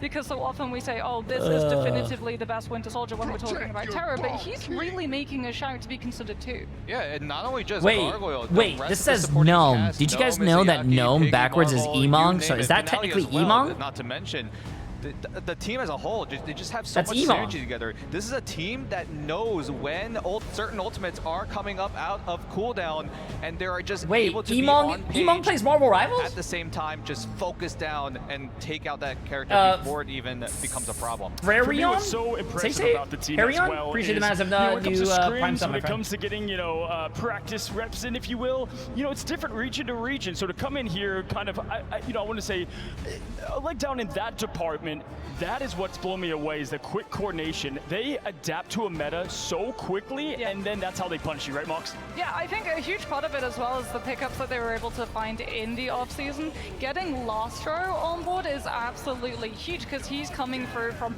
a previous esports title. He's had a lot of experience. He's going to be able to give you all of the information of when you want to dive, where you want to dive, and you can use that to play dive yourself, or you can use it to have a better idea of how the opponent is going to be playing dive into you. And when we're in a meta where it is dive versus counter dive, being able to do both is huge.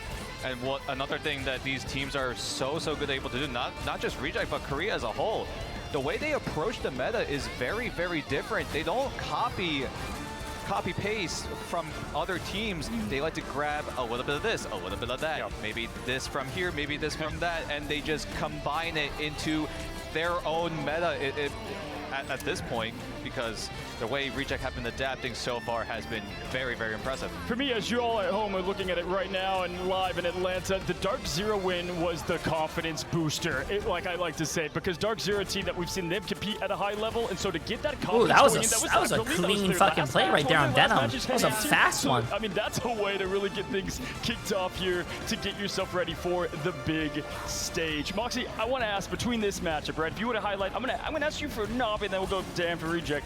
One player for people to watch that stands out the most for you for Navi. Okay, do you know what? Jerky. If Silent gets for Jerky, but I will not kid. I really hope. I think they need to turn down the volume a little bit on the music. Because I think that would it's actually very loud compared to their voices. I mean, I'd have to say Gargoyle, right? Although back in stage one, Finale was the star player, but now it's starting to look like Gargoyle with that Winter Soldier. So I wouldn't be surprised if Navi put a little more emphasis on that character. Yo, we just saw the spark that kind of ignited with match 1. We head into match 2, and it's going to be absolutely electric. Listen, you have one of the lower seeds here against Navi, this formidable foe, and I just cannot wait for us to bring it all into the action. And with that, let's go ahead and take it away to the stage. It's time for our second matchup. Oh wait, did you guys see Emma right there? Ignite Grand Finals. We just had a wait, that Emma was at TwitchCon. Emily took a photo with that Emma. Join me in welcoming the current World Ignite champions, hailing from EMEA. It's Navi.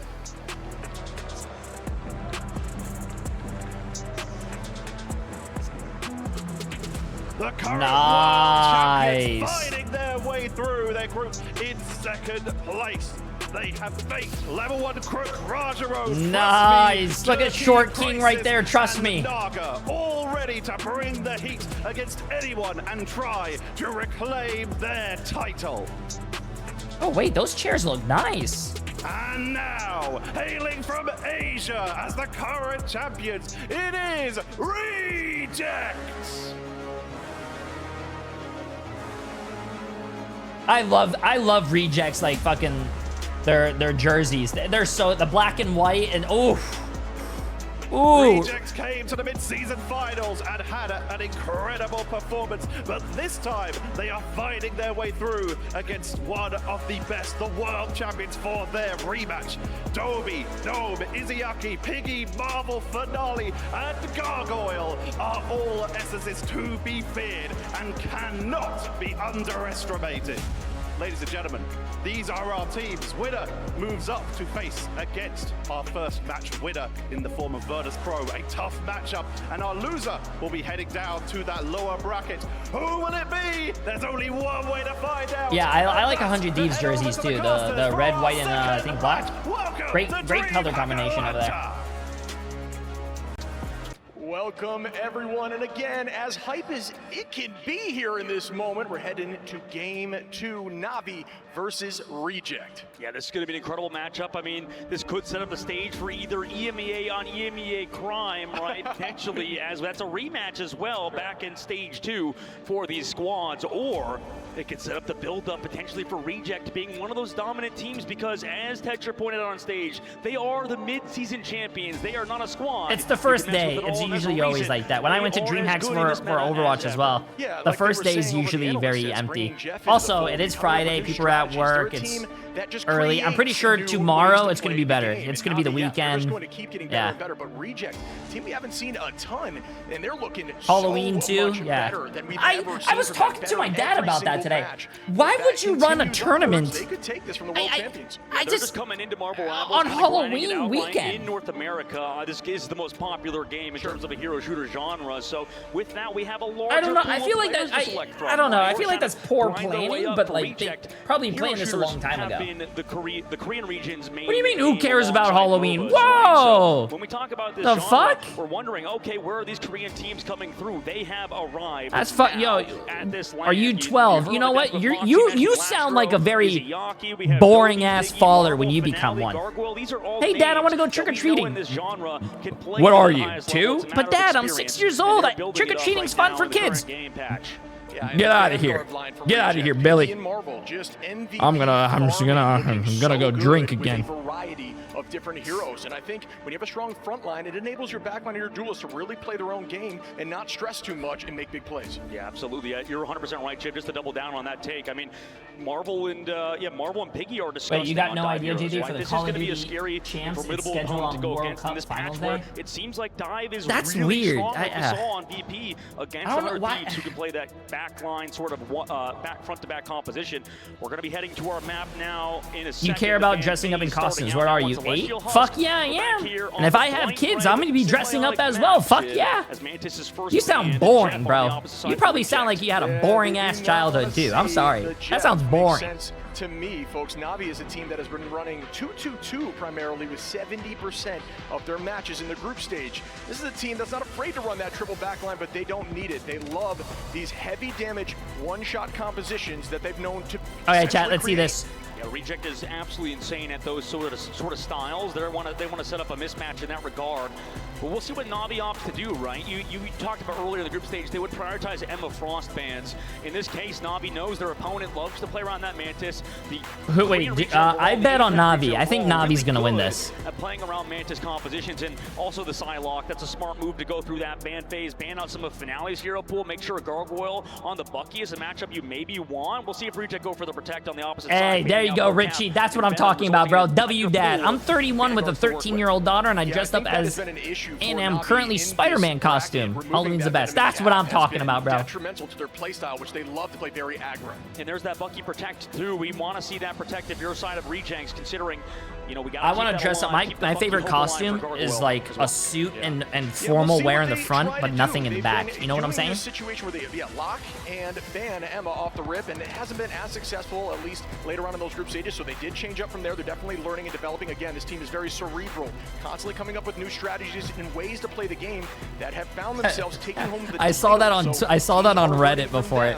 Someone took a picture of them, like a selfie like this, and it's like them wearing a suit and everything, and then the reflection from the back where there was a mirror was nothing. It was just funny as shit. I'm sure when we go to the desk later, they'll analyze this segment because you have the Mantis ban and Protect. You also ban out the Psylocke and the Star-Lord. You can flex in two different directions, right? You can force a ban out of Emma Frost on the opposite side, but you know they're going for that counter sort of aggressive dives with Captain America and Venom composition.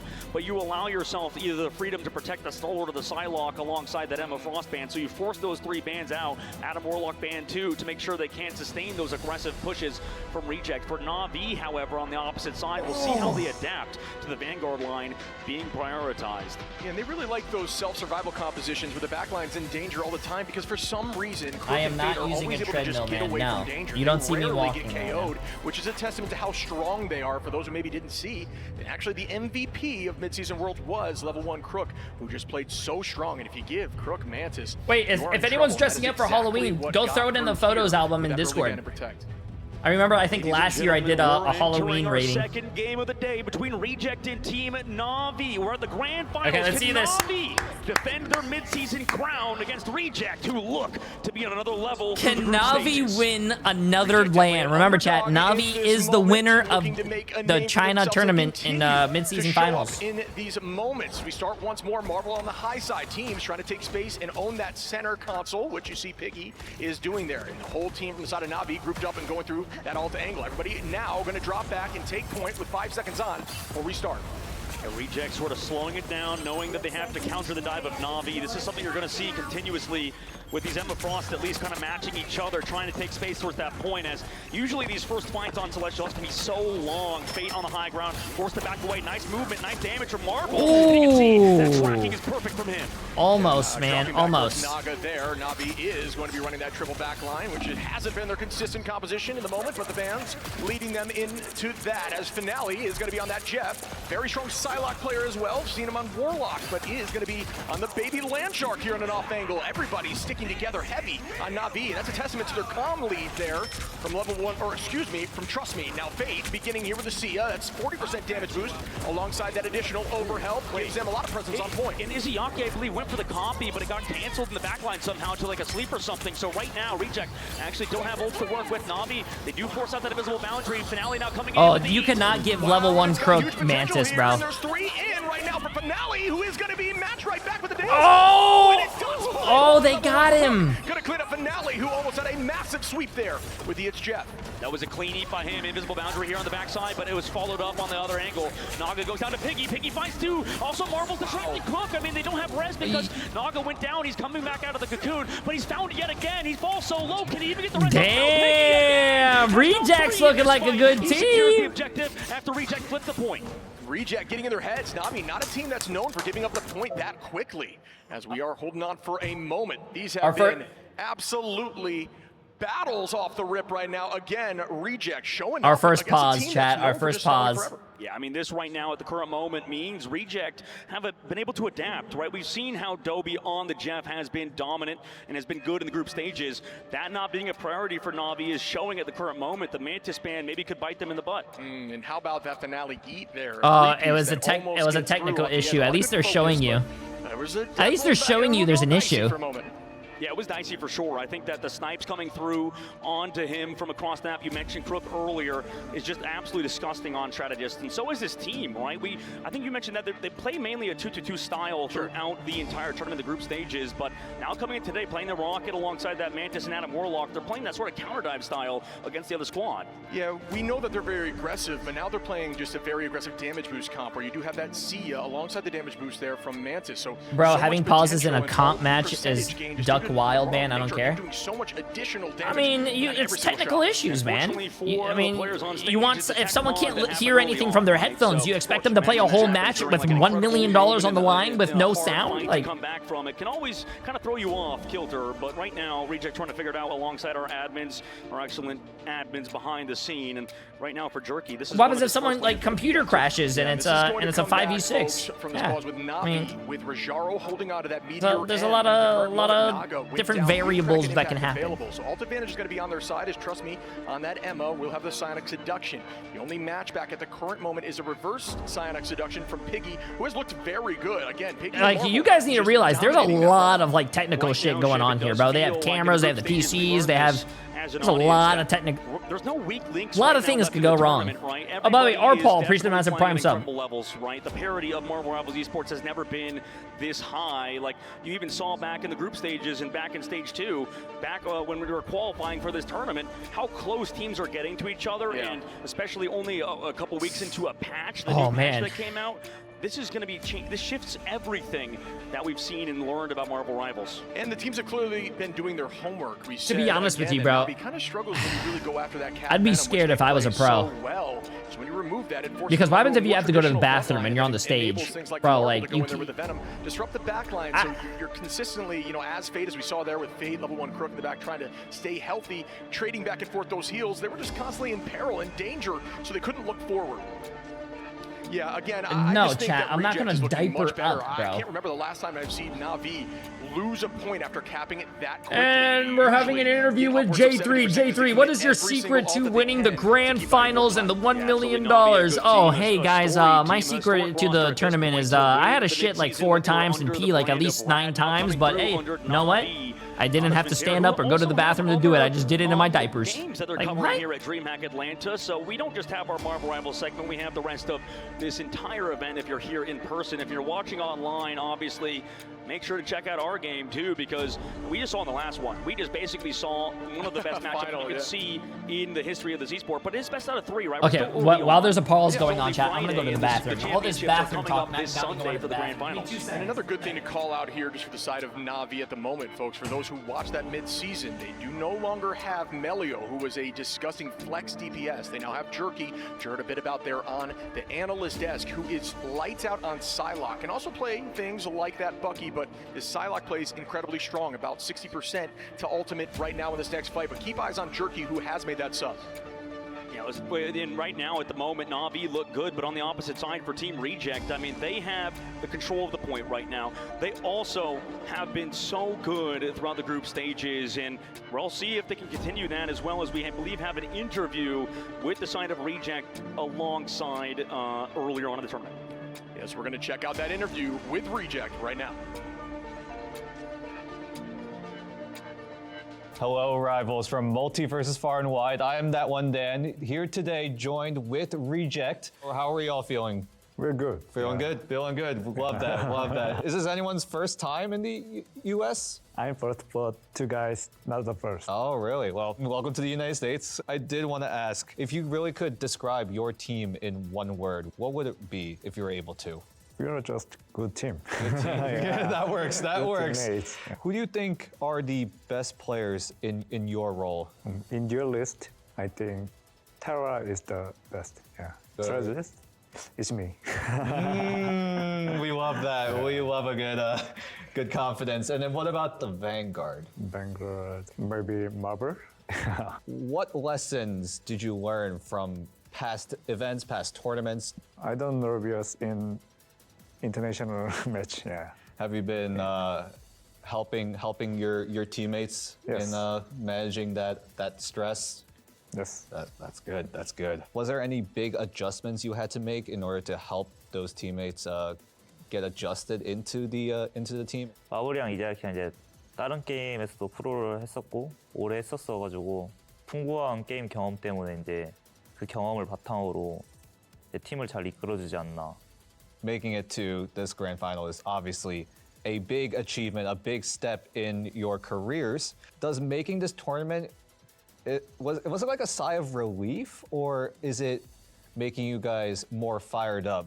그랜드 파이널까지 오는 게 당연하고, 네, 더 좋은 성적을 내기 위해서 노력해야 된다 생각합니다. One more before I let you guys go. What would it feel like to raise the trophy alongside your teammates and be the first Ignite World Champions? Wait, they didn't start? Oh my god, I thought I was gonna be late. 저는 이제 상상할 수 없을 정도로 좋은 기분이지 않을까. That'll be it for us for our interview here against Reject. Stay tuned for them here in the Ignite Grand Finals, and we will see you out on that big stage.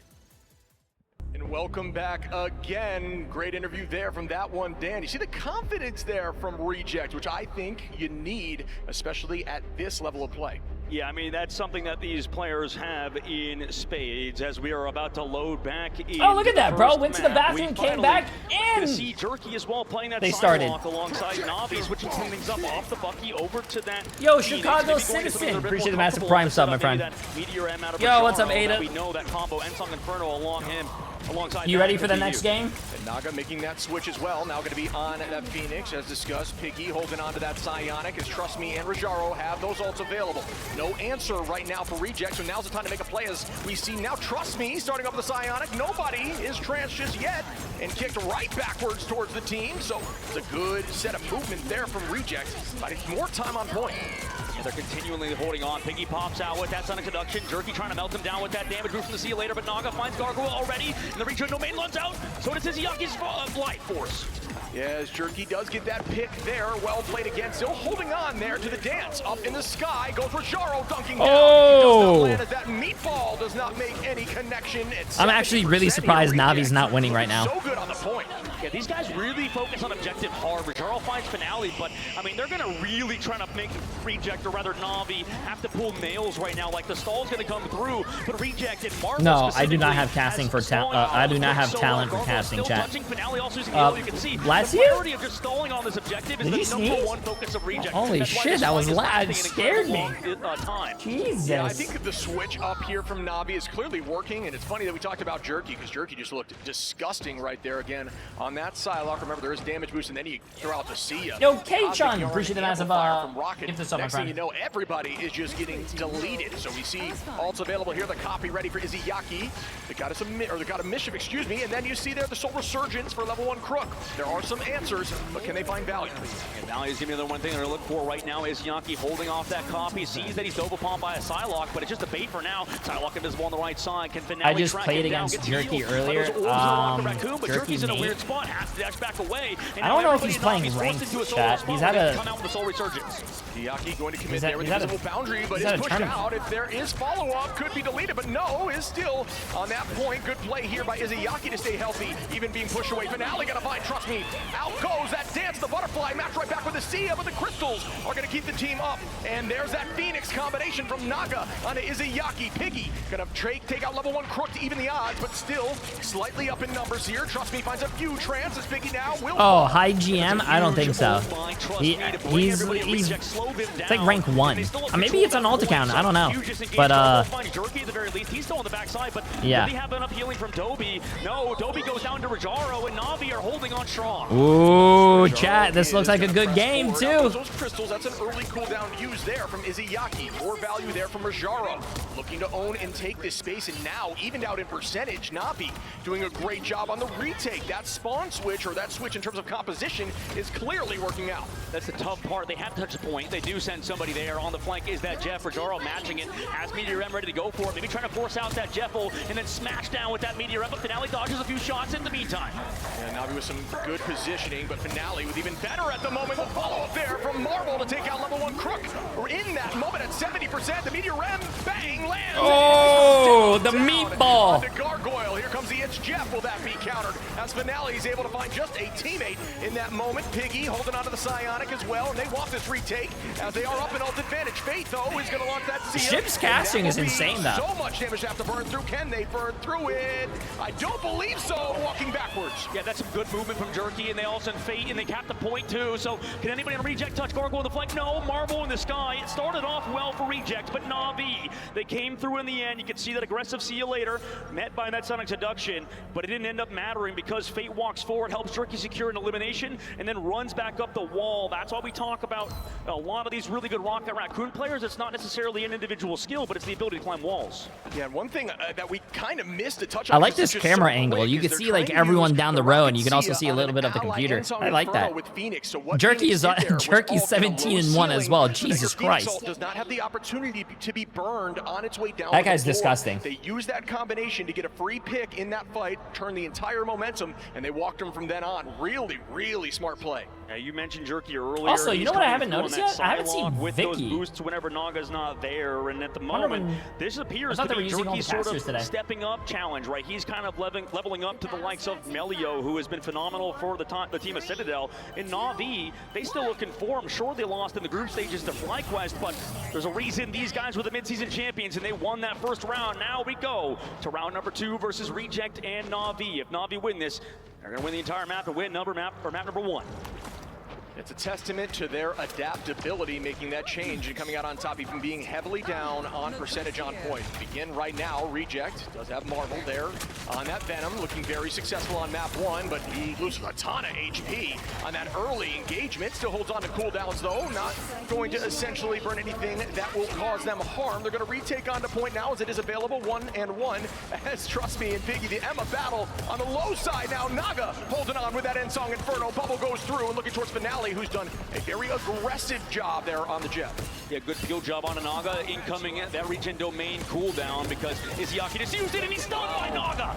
Well played by Naga, cleaned up there by Jerky. Good duo play. Goodbye to that additional HP as Naga Wow, I think they lands. destroyed it before it landed. Nice. Major value. Trust me, going to clean up on Gargoyle. Rajaro now on Adobe, and they are. Yo, gonna take this Meltato, point. appreciate the massive Flip that 100 bits, my friend. objective in their favor. Reject without cooldowns afterwards. That's clean Na'Vi gameplay right there, as they do use 3 ultimates in that past fight. Dobby only committing that invisible boundary. Reject now have to come in with Marvel again, which Na'Vi last time actually able to live even past losing a member of their team. But they're in this 2-2 style. They don't have any stable member on their team that can really die besides this Mantis. We'll see what the sleeps look like from level 1 Crooked. Maybe Rajaro can connect on the finale with this It's Gem, but Reject with a huge advantage in terms of ults. Agreed, and that's, you know, the value to winning with momentum on point 1 is you can come into the next fight early on with ult advantage and try to win it early, but level 1 Crook goes down there from Marvel with the BRB. Is immediately gonna find and delete that BRB. I would, which is a little bit kind of in a dangerous position. I like Na'Vi, and Na'Vi has, you know, obviously Fate,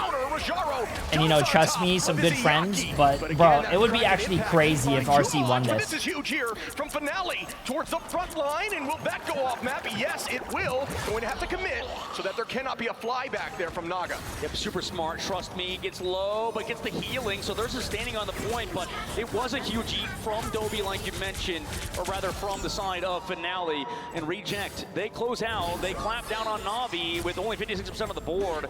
You can see that was some smart rotations by Reject that died. I do think, what do you call it, Mantis is a good viable second support. She didn't used to be a good one, but I think ever since they buffed her, I think she's pretty good. The damage boost is really good, and also for that team up alongside him and Rocket Raccoon. I do like how they buffed it. What's the grand prize for this tournament? This tournament is for $1 million, chat. $1 million. Available from Piggy and Dobby. They've got to commit soon though, as it will be answered shortly. But then again, you have to remember, this is pro play. Pro play is a lot different than your ranked games, chat. These teams actually practice together, scrim together, and actually talk to each other, and hey, if I'm getting dive, peel me, all this stuff. On ranked, you're never going to get that.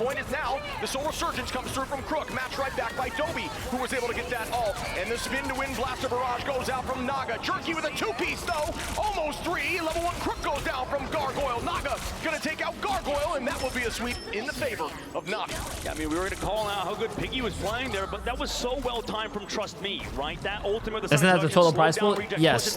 First place gets like 320,000 or something. Keep getting caught in these Sonic seductions. On the opposite side for Na'Vi, they're not, right? They're ready for it in the early. If you guys want more information, I'm pretty sure if you type !tournament, it brings you to the thing and you can see everything. The bracket, the prize pool, everything. Looking at these compositions, that is the problem with trying to psionic seduct the backline of something like a rocket with just so much mobility. The engagement comes through here from Marvel, and it's huge. Will this go through? Great movement again, and patience there from Marvel to still find one, but it does not go through completely. And to drop back towards the team or re-engage. Good movement, and there is Naga with a damage boost. Down the gets a 2-piece. Damn, Naga. He's popping. But Finale got 2. But this has been the sort of statement from this squad is no, I think Na'Vi wins this. It doesn't matter because Na'Vi are there on the back angle to clean up.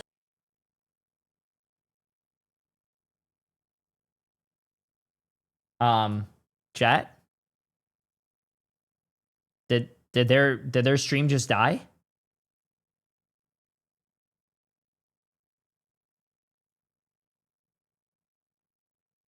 Wait, yeah, they're all typing F2. No fucking way, bro.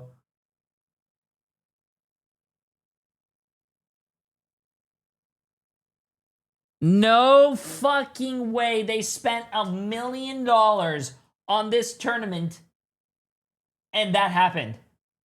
You're there on the back angle to clean up.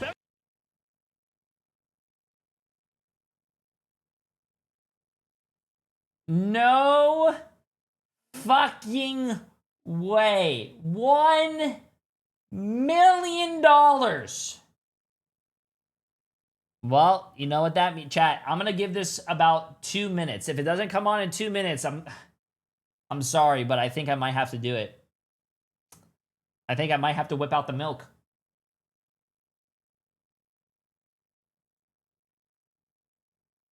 That's not good.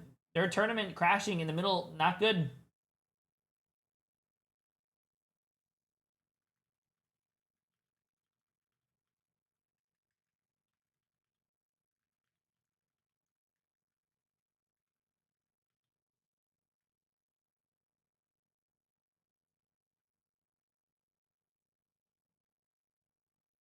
There's no way. There's no way it's gonna stay. Wait, it's live. It's live.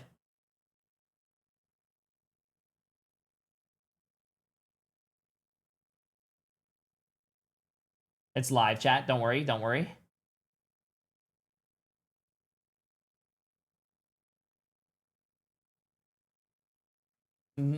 I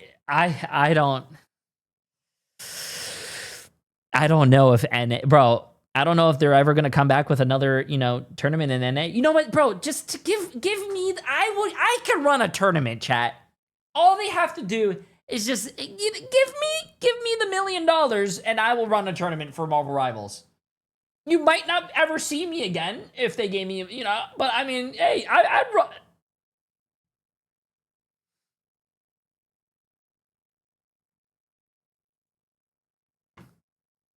No.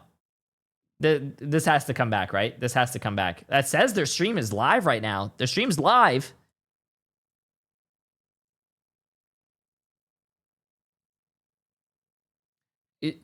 Give Jay the milk tournament. Hey, did you guys actually know the Fortnite? I think it's kind of crazy. I think it was in TwitchCon as well. Did you guys know there is a all-girl, you know, Fortnite tournament, and it's called the Milk Cup?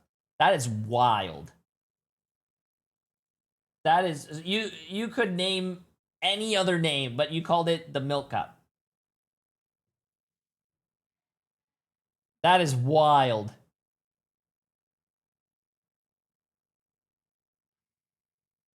Also, yeah, this is not working. Wait.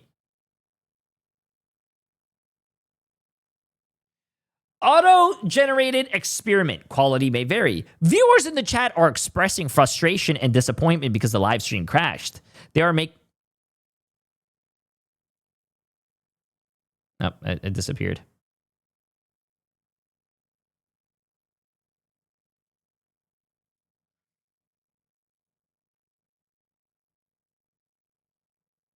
It's not working, chat. It's not working. Damn. Well, you know what time that is, chat. Should we whip out the milk? Should we honestly whip out the milk? Emily is screaming milk. Milk, milk, milk, milk, milk. I have to reinstall the game. Okay, well, you know what time it is. Let's get it.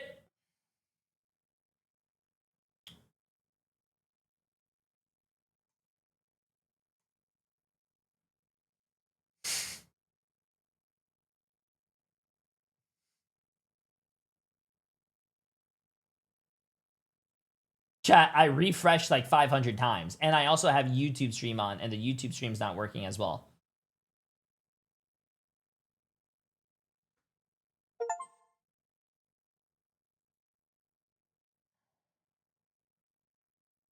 What the hell? Wait, I gotta refresh this. Hold up. I want to read this AI before it even...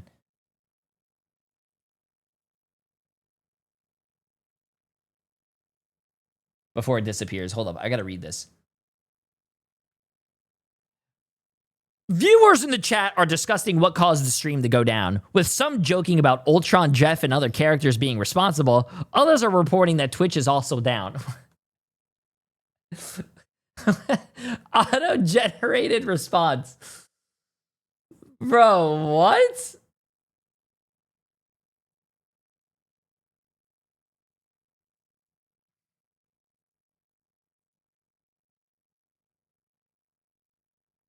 This is just crazy. This is crazy. This is crazy. Oh, I was about to launch the game too. I was this close from launching the game. Wait, what happened? Wait, we're on the next map. Virtus Pro 1-1-0. There's going to be no mirror mismatch there at all because both teams prioritizing those heroes and Mantis. Virtus Pro 1-1-0, bro. Just remove every problem we had in that last composition, but We speak again to Navi's versatility. That's crazy. That is actually crazy, bro. Change, but Navi is going to keep it more consistent. Oh, sorry, did I say Virtus Pro? I meant, whatever, chat. Navi won the first one, bro. At the current moment for Team Reject. We'll see what they want to ban at the end. I mean, we've seen some mirror matchups in this regard right now, besides the Jeff alongside Venom. Both teams prioritizing what was a strength in the last map. We will be going to Hall of the Jolly, this convergence that was so intense in our first matchup. That's great, bro. I cannot believe we just actually witnessed the stream crash and we didn't even get to see the whole game. On the big stage, folks. I'm looking forward to seeing this matchup. And so far, I mean, Navi looked pretty dominant, right? That was there wasn't much for Reject except at the very beginning, which you could argue was maybe nerves out of Team Navi. I would like to see Team Reject kind of level it up on this next map to see if they have a real shot at winning, because our very first game of the day, Shib, 100 Thieves versus VP, that was a banger. That felt like a grand finals type matchup. Yeah. For Navi Reject, this is seemingly, so far, a lot like those early matches that you see in tournaments. Yeah, I'd agree with your first statement. It's, you know, you saw. Oh, the players, I'm pretty sure, don't know that the stream went down, chat. They're focused. They're locked in and they're doing that, but I'm pretty sure. To find a way through that front line. Come on, man. Like, having the stream go down, that's some big stuff. Just them walking. And that was a smart play by Reject, too, at the very end to protect the Bucky, because you can see at least what's happening in Navi's draft. They're going for that Psylocke. They're going for the Star-Lord. You know that third ban is probably going to be another duelist, and Bucky's one of the best in the game, if not the best duelist, at least counter-diving. So it makes sense to get rid of that as well. However, in the previous map, we saw a lot more Namor, we saw a lot more Hela. So I wonder what the kind of plays are going to happen on the upcoming map, as both teams pretty mirrored across the side. Nobody wants that MMS match as well. And Navi, I think they're heading towards a composition that may be that Undead Squid comp, I believe. So that is potential, and we'll see. Again, they will be defending here first, folks. As you see there on the screen, Reject will be attacking. We've seen a lot more strange portal plays initially as well, which I would not be surprised if we see that coming in here from Reject on their attack. And let's head into it. I mean, on the opposite side. Ooh, I'm going to bet again. I'm going to bet again. Predict. Chat, I'm getting a lot of channel points right now. 32,901. I'm putting all my points on Navi again. By the way, trying to go for an off-map. Marble going I started today with like 2,000 points in that channel. I'm at like 40,000 now. Crazy. Stonks. Stonks. Already Navi set up. We have the BRB on Dobie's angle as well.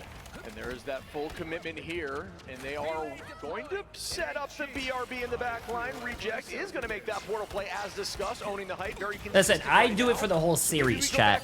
For the finals. For the finals, I'll do it for every game. Got some potential. Piggy is going to be I'll do it for the finals. Front line here, traded once more. Nobody is going to be getting any movement on point as the whole back line just trying to stay up. Finale gonna find Jerky. Trust me now. And Izayaki gets that first pick. Dobie is gonna bring Izayaki right back. So numbers still held up here for Reject, who should be up 1 as they keep fighting. Yeah, I mean, Navi's still healthy in the high ground, also able to get his cooldowns back. So going for a full rotation in terms of those cooldowns means that he's pretty uncontested. Izayaki finds Fate, though, and that's a huge pick-off. Crook, does he have the BRB to bring it back? It might have been too far. Oh my god, dude. Rocket running around on that wall is great. That's too funny. Retouch already. As again, Reject looking very good on this attack. Piggy finds one more onto Trust Me, who has been a nuisance in the back line, but Fate doing the same thing. But it's cleaned up there by Naga. Jerky onto Gargoyle. And they are still back and forth, but once more Navi owning this space. Yeah, Naga's been a menace. Fate off of the map. Oh, the Cap lived! And the Cap did not live. Huge job from him. But it's really Naga holding his point together on It's good, though. He's never touched, never contested. Reject got 2 ticks, chat. They got to 93% basically. All they got to do is get a tick. They're able to walk in now with 2 minutes left to go. 92% of the board for Reject, and that's a tough fight to lose. Yeah, another great retake there as we see Fade. We talked a little bit there on the analyst desk about how Fade was one of the initial innovators there on the Jeff, making it more quote-unquote viable and still just absolutely insane on that hero. Crook is holding on to Alt Rajaro and Naga. The entirety of Navi pretty much has all here as Finale goes down early to Jerky once more. Another early pick from Navi without too much commitment. Yeah, Jerky's looking damn good and has, since the group stages, pull coming up. Gargoyle misses, doesn't set up his Kraken impact. Naga's able to Why do you do the whole series? Because I like doing it the whole series. Also, there's room for disappointment. You could vote for Navi right now and you'll be like, oh my god, I'm gonna win some channel points, and then RC can 2-0, and then you'll be like, oh fuck, I lost everything, even the house and the kids. And then I'll be like, yeah, that's what happens when you gamble. And Navi are just making this work out. Yeah, right now, I mean, it's just such a clean hold from Team Navi. Reject are looking dejected at the current moment. And for Navi, I mean, this is just a strong point as well for these Namor compositions. Nope. Listen, chat, my channel, my rules, bro. I want to do it for the whole series. Let me do it how I want. But if your team reject I've always done it like this for years. I'm not going to change it. Cycling everything they want, and Jerky's been able to do everything as well. Naga on the height, still not touched. Reject need to do something about him, and I don't think this front-to-back style is going to pan out for them. This is another situation where Reject looked so good in the initial fight that it was going to go their way, and then for some reason, Navi just come through and just have won every fight since. Rajaro holding on here to the Meteor Rem, Fate as well. Reject will only have Marvel off the rip here with that Freedom Charge. Will they commit with it early on, or will they use it to counter? Odds are they're going to try to hold on, but... Oh, that's a nice flank. Oh, but they didn't die. Oh, shit. Marvel is going to start. Oh, from downtown, about 100 meters away. You will not hear that, Jeff. As there's a potential big play here. Oh, the meatball, bro. Oh, no. I think RC just got full health. Using that out so far away, there's no audio cue. And bang, off map goes 2. Soon to make it 3. What a play there by Fate. Yeah, huge plays from him, and at this point, Reject absolutely. Uh-oh, he staggered a little bit, chat. He staggered a little bit. He staggered by like 5 seconds. Uh-oh. No. Here comes that portal. Last fight. 3 seconds. Someone has to jump through. Someone has to jump through. Oh my god, they touched. Smart by Fate to use that all near the spawn so no one could hear it coming. Trust me. Going to engage heavy. Here comes that feast as Pinky goes down. Finale falls as well from Jerky with a Wait, Jerky counter portal then got a kill. Are you kidding me? Again, just so much big brain plays as they're walking down Reject once more, and that could be it here on this early push, leaving it all up to their defense. Wow. I mean, yeah, that makes sense. Na'Vi hold. Wow. Oh no, poor Rejects is going down to the lower bracket. But hey, you know what? I'm proud that a team from Asia made it this far. They could still go far in the lower brackets. I think they might have to go against 100 Thieves if they do lose, if they can't full hold this. Yeah, that was another one of those matchups that looked like a finals already. And again, just a shout out to the talent here in this tournament. Some of these matchups, even right now, have just been so much fun to watch, but Reject needs to step it up right now. They need to show that they've got what it takes. This is their map selection. Show us what you got. No, if Rejects loses, chat, they go down to the lower bracket where 100 Thieves is. And I think it might be 100 Thieves against Reject. And it's a best of 5, not a best of 3. Like to play it as well. It's a strong composition when a lot of those strategists are banned alongside a lot of mainly duelists like the Star-Lord with the Psylocke and a lot of those kind of characters. You need to focus on them because Bucky is good and is strong. However, I mean, Namor just was... Hey, chat, why are you guys saying if? Bro, anything could happen. RC can win this. And same thing with Rajaro. Anything can happen. The game is not over until it's over. Wait, I'm looking at the scoreboard. Yeah, never mind, chat, it's over. Yeah, and it should be, right? But it's difficult because there's just so much to deal with. Trust me, is going to be likely using that portal and then switching over here to the Venom on the off-angle push. But yeah, I mean, No. No. No. No. No. No. No. 2. 2. No. No.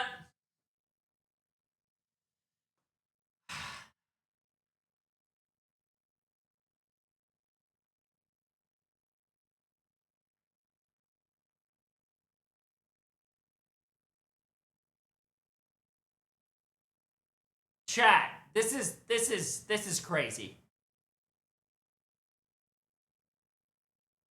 This is crazy, bro. Yo, I don't know if they should go to I don't think this chat. You can only make a first impression once. I don't think they're coming out with another DreamHack Marvel Rivals, bro. This is not good showing. This Marvel Rivals this is their chance to show. This is DreamHack's chance to show what Marvel Rivals to Marvel Rivals what they can do, and that's not good.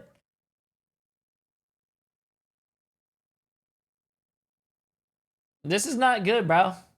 Let's go check out their. Let me refresh. Let me go. That's not good, bro. That's not good. That is not good, chat.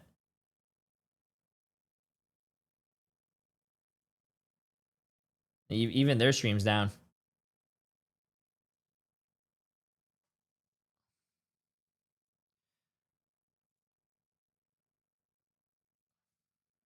Viewers in this chat are expressing frustration about the stream crashing repeatedly during critical moments of the tournament. Some are joking about the reasons for the crashes, while others are demanding apologies and free skins as compensation. Oh my god, bro. Dude, these generated fucking shit is funny as hell, bro. I want a skin. I want a skin. Give me free stuff.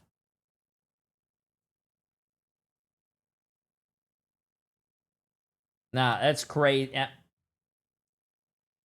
This is not a good showing, chat. This is not a good showing. Maybe we just call it a maybe we call it a quits. We don't watch the tournament anymore. We just do milk. What are your guys' thoughts?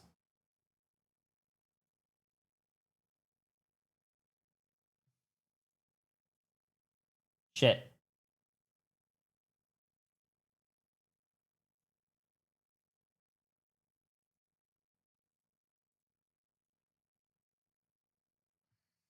Oh, we're back. We're back. Kicking on the back line, keeping the pressure on, and still low, but not down yet.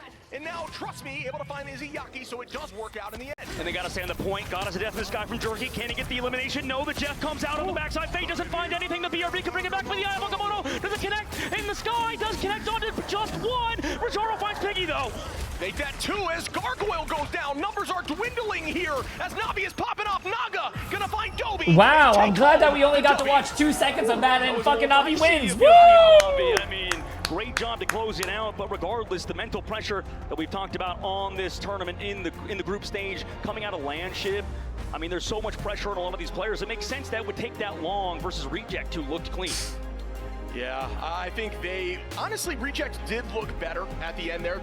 They're definitely coming, you know, walking forward a little bit more than we saw this them, was a very after that first attack. But I'm sorry, chat. Navi won, but yeah, there goes all channel points. But yeah, that's kind of unfortunate that we couldn't even watch this. That was. So again, shout out here to Navi, who looked great. Yeah, they look great, and now going across the stage to shake hands. So some good sportsmanship to Reject, who put up a great fight. They still have a shot, as that was just the best of the three. So in this upper in the lower bracket today, we are gonna watch 100 Thieves go against Rejects. But next game, chat, yo, I might have to bust it down. It's gonna be FlyQuest against Dark Zero. Another great game. Shout out there to Rojaro with that MVP you mentioned. You know, maybe not getting banned as much as he should with 10 finals there and keeping the damage consistent. A lot of this team, when you look at Navi, they are very those chairs look very comfortable though. Just dealing a ton of damage to the front line, allowing these back lines to just farm ultimates. Instead, they're very targeted. They're using damage boosts at the perfect moment and committing as a unit. And that all that communication is being led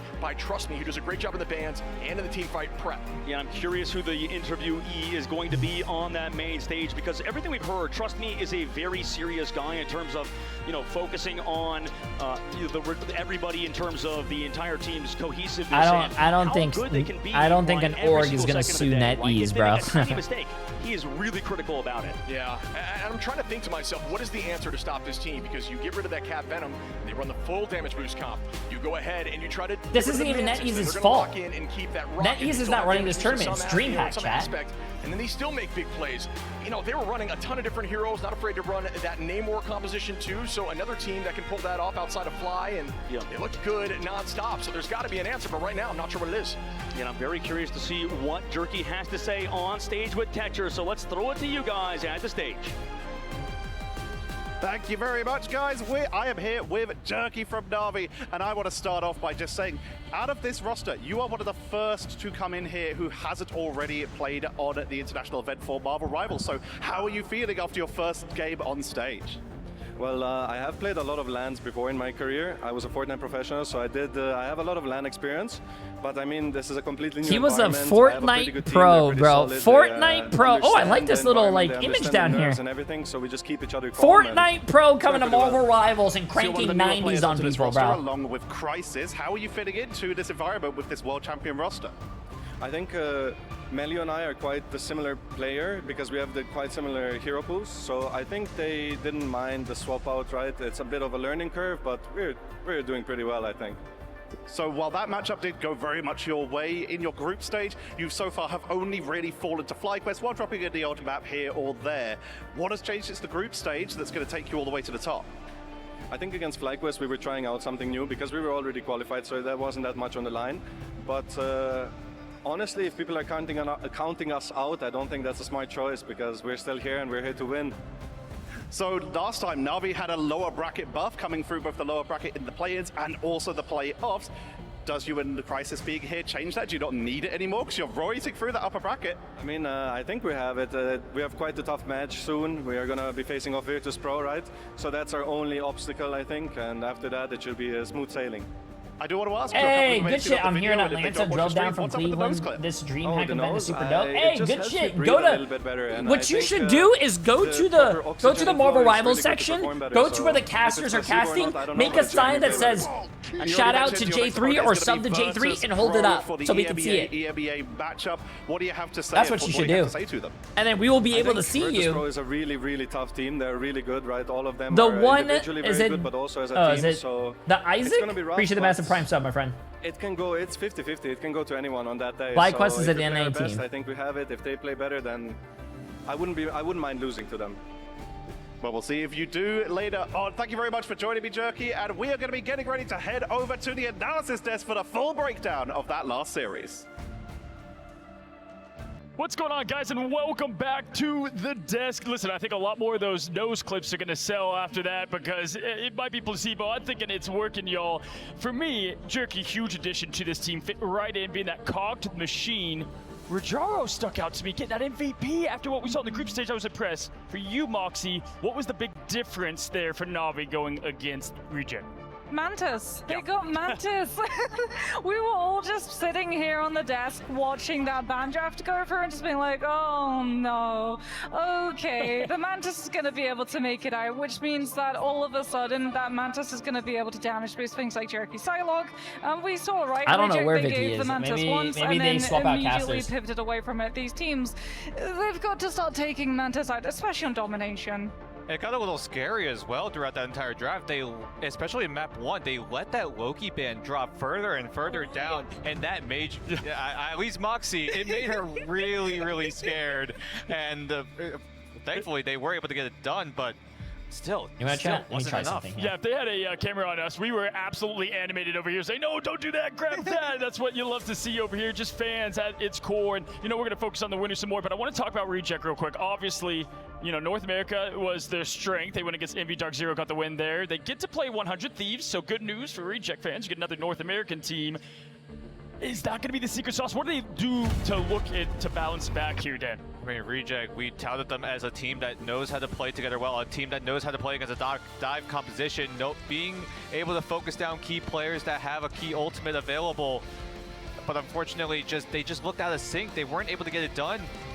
Possibly due to Na'Vi being disciplined, knowing that Reject liked that approach, and Na'Vi were able to get around that quite well. There's some similarities, though, between the two teams of themselves and 100 Thieves in the way that we've seen, you know, Finale's hero pool getting entirely swept out in the ban draft so that he was forced into playing things that you normally wouldn't really get to see him from. And I think 100 Thieves have that same level of style. When is Dark Zero so plus FlyQuest? Dark Zero against FlyQuest is going to happen right now. Actually, I should probably start. No, I think they're going to probably go to a break. If they go to a break, I'll start the predictions. He's rolled out. You know what I have to focus on here, quick Moxies, because you get the pleasure of casting the EMEA. Now we got Na'Vi versus VP, and obviously VP got the last time. So for them, for Na'Vi, right, looking now to get back at Na'Vi against VP VP there in the group stage early. What is going to be the key to that success?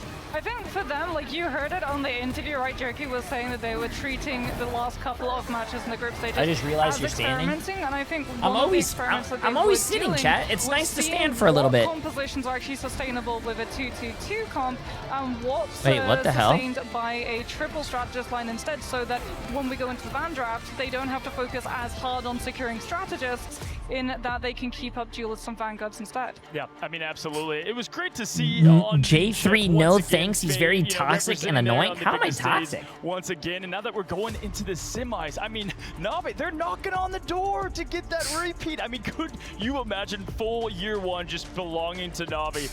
Damn, what the hell? Why did I get put? Right? What the fuck? What happened over there in the Asia scene? Because lower bracket doesn't mean anything, right? You can bounce back easily, get right back up there. I mean, that's exactly what Crazy Raccoon did, but unfortunately they are no longer with us. Toxic. Reject, who said that? That kind of lower bracket run is still very, very viable, right? Even though it's all best of 5.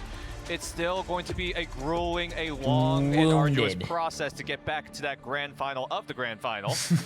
And Reject why the hell did I catch a stray, bro? I'm not toxic. I'm really nice. I mean, listen, it's just amazing seeing the elite. Be honest with me. Am I nice? Go at it and seeing what it looks like when you put it all together into pure chaos, as Scarlet Witch would say. When you look at Na'Vi Moxie, what's is there anything up? you'd like for them to clean up potentially? I mean, there's a pretty flawless game, if you will, but anything you notice there? I think honestly, they pointed out on cast, right? The speed that they actually gave up that point. My shark costume or my Daredevil? Also because the Jeff got through, and when that Jeff E came through from finales, which one, my Daredevil or my sacrifice Dance of the Butterflies, so that they were able to take the Jeff out before he went off the map, which then had a huge domino impact on securing the ultimate economy, because they wanted to use the Dance of the Butterflies to put pressure on the Invis Women's Invis boundary, but they didn't get to do that. Costume. Absolutely, it looked like to me that Reject was trying to look at what FlyQuest did against Na'Vi, and so we saw like that success. I'm gonna start the predictions here then. The one thing that didn't the prediction is going to be for they went Dark, to Wakanda even after the lose. Dark I mean, Zero that is a tough against. place to take Na'Vi, who looked like quite very By the way, comfortable there. Alana, appreciate the massive new Dan, membership from what on you see in YouTube. Reject, Absolutely I mean, insane. is that a map that they've done well in? Why would they take Na'Vi to such a dominant map for them?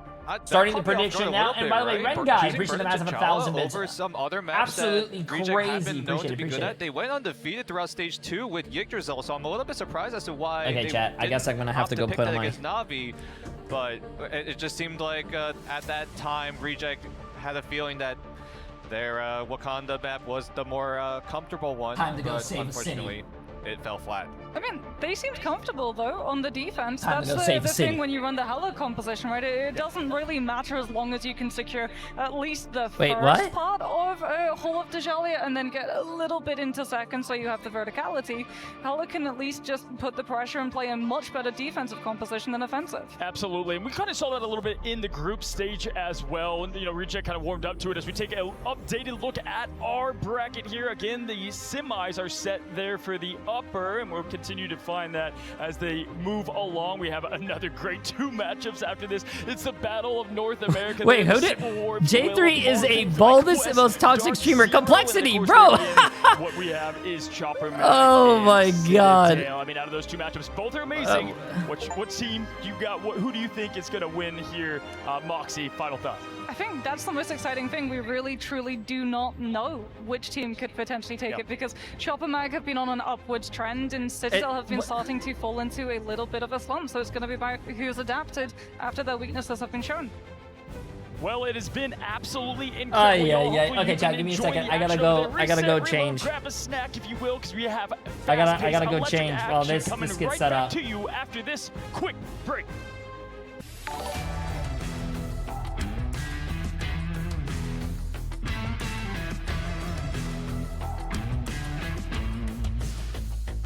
Okay, let's get this.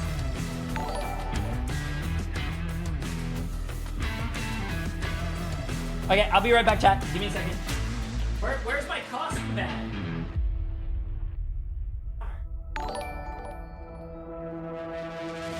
Which ones have what it takes to become the best of the best? The fight is gonna happen right here, right now. The only bad thing about this costume is I can't pee.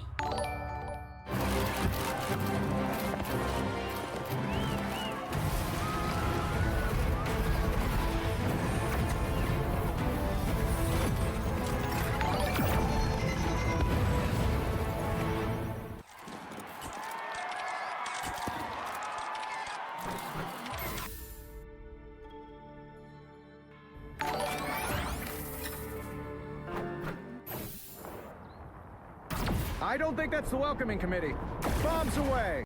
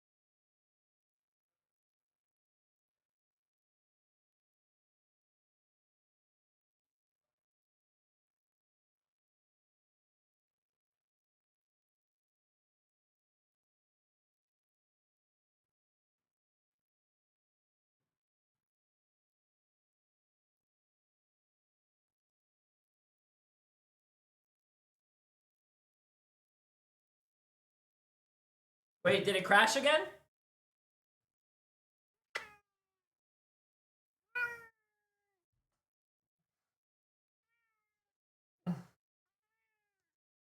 She's a little business cat. Wait, did the stream crash again, chat?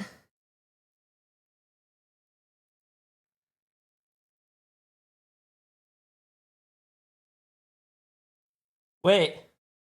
Did it happen? Wait, is this guy actually serious? He was legit beefing with someone in the Marvel Rivals chat. Some guy said that I was toxic, and I said, I'm not toxic, you're toxic. You think that's beefing with someone? Holy shit, you must be like 13 years old where someone says you're stupid and you go, no, you're stupid. Ay, ay, ay, ay, ay. Wait, did the stream actually crash again, chat? There's no fucking way. This is the third time. Your bald king. The third time. AJ. The third fucking time it crashed. Bro, they're not... King. Bro, put a shirt on.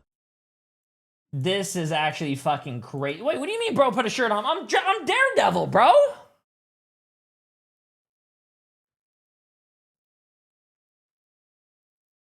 Say something nice about me or I will keep crashing the tournament.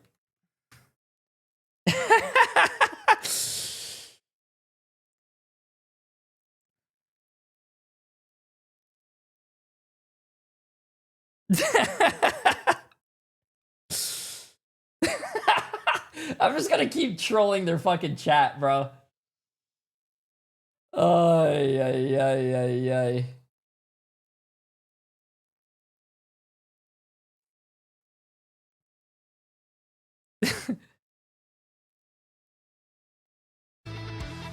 Oh, it's back! Okay, I will bring it back just for this second.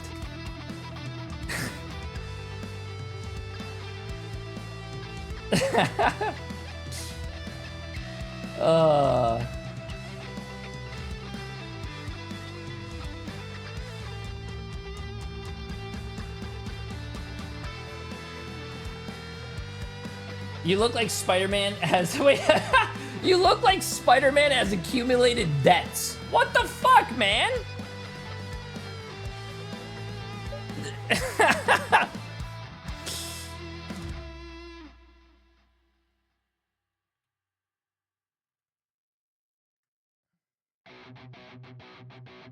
Ay, ay, ay, ay, ay, ay, ay.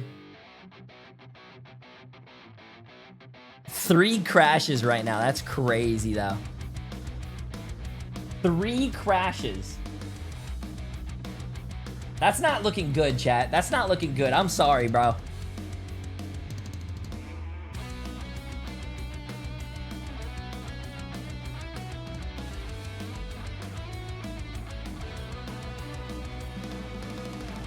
Ay, ay, ay, ay, ay, ay, ay.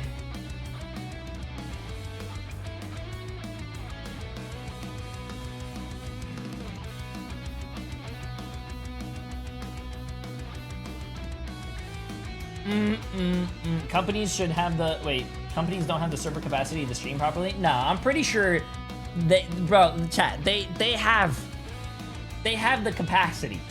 They have everything.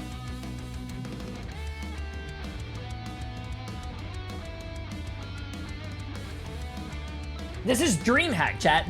They literally run Counter-Strike tournaments from DreamHack. They literally do... I'm pretty sure Call of Duty from DreamHack. They do Overwatch from DreamHack as well. I just don't actually understand how... I actually don't understand how this is even a problem.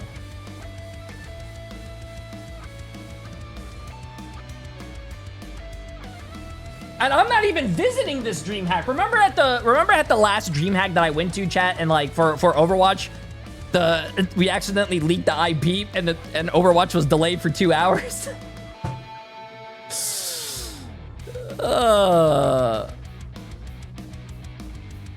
Yeah, I don't think this is I don't think this is a good showing for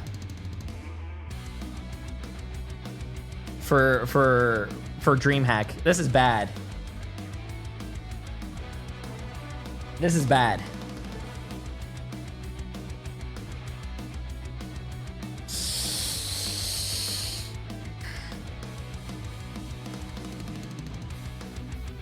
Oh, man.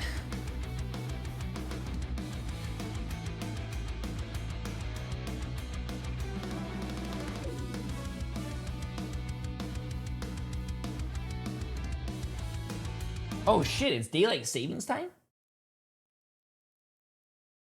Oh, shit. Oh, wait, it crashed again! It crashed again! There's no fucking... 4! Another crash. Bro, this is not good, bro. This is not good.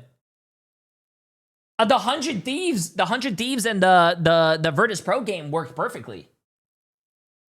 I'm actually really surprised that this is going horrible.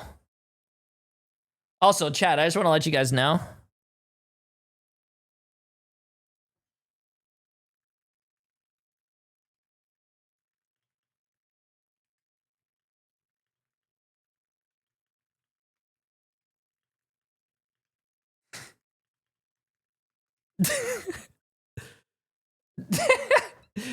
Flats pushed my grandma down the stairs and said, "Come back up, I'll do it again."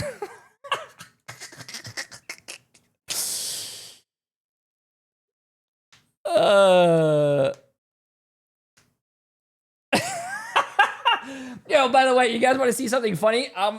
I got in so wide lately that I mean the front looks nice, right? But I can't zip up the back.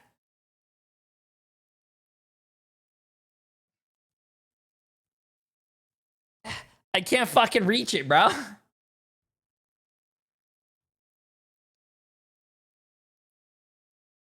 Ay, ay, ay.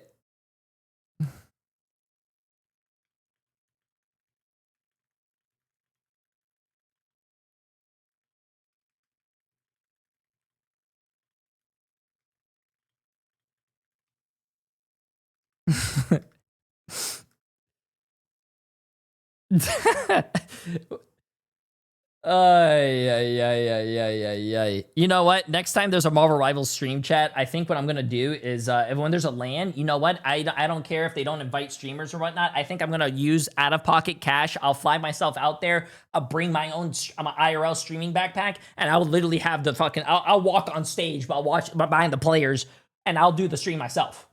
At least my stream's not gonna crash, right? My stream has never crashed once in its life.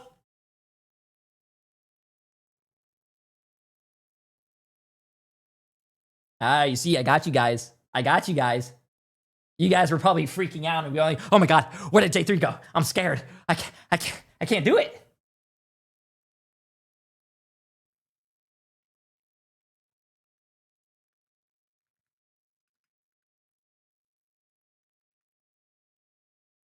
What's that?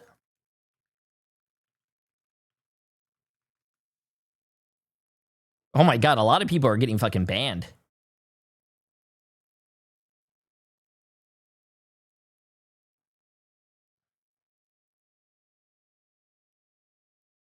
Okay, you know what? We're gonna go play Milk, chat. We're gonna go play Milk. If this is going.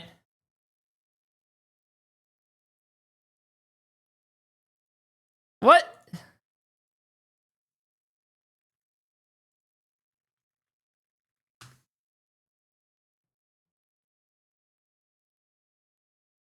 You know what?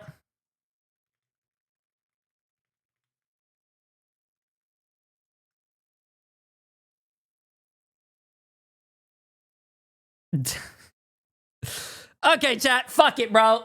Fuck it, chat. Let's go. Come on. Where is it?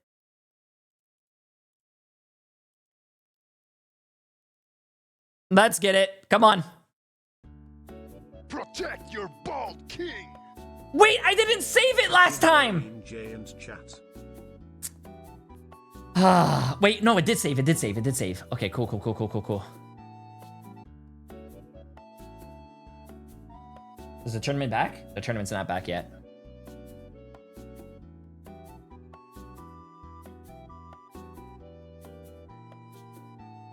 know what? Fuck it. Let's go.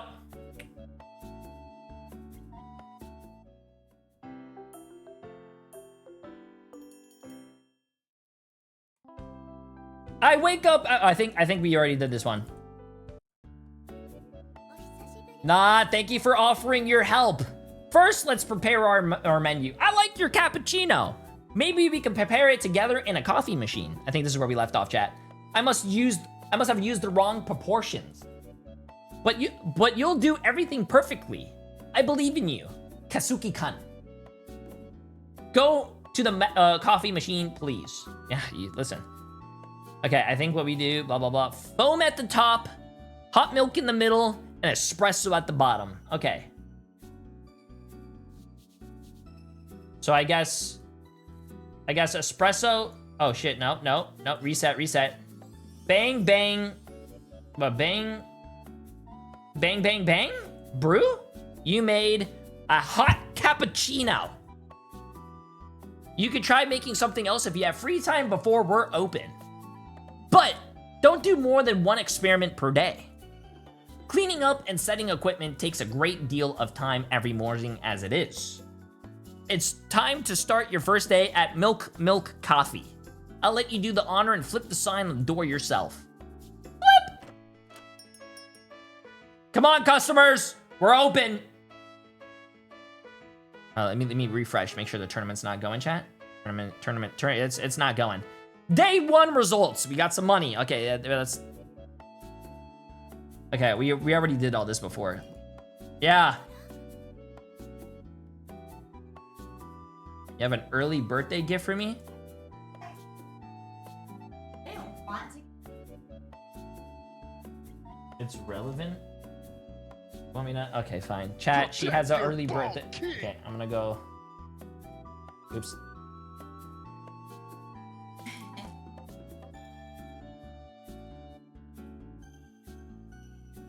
Early birthday gift, chat. Early birthday gift. But it's your birthday first. Okay, let's see this. Oh, let's see. What is... You got me? Emily got me cookies and milk costume? There's no way. You're just milk. I thought it'd be funny if you wore it on stream. There is no... You want me to dress up as fresh milk? You know what? Sure, let's go. Come on. Is it a whole costume? I think so. Where did you get this?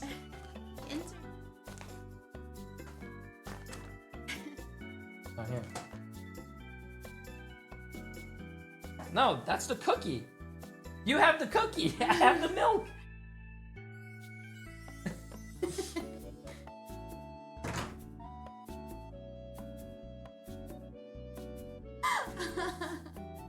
Wait, does this go on my head?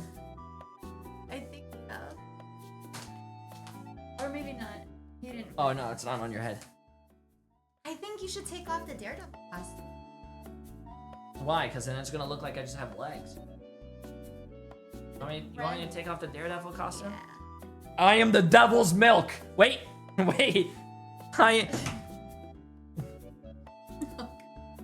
I am the devil's milk. Wah!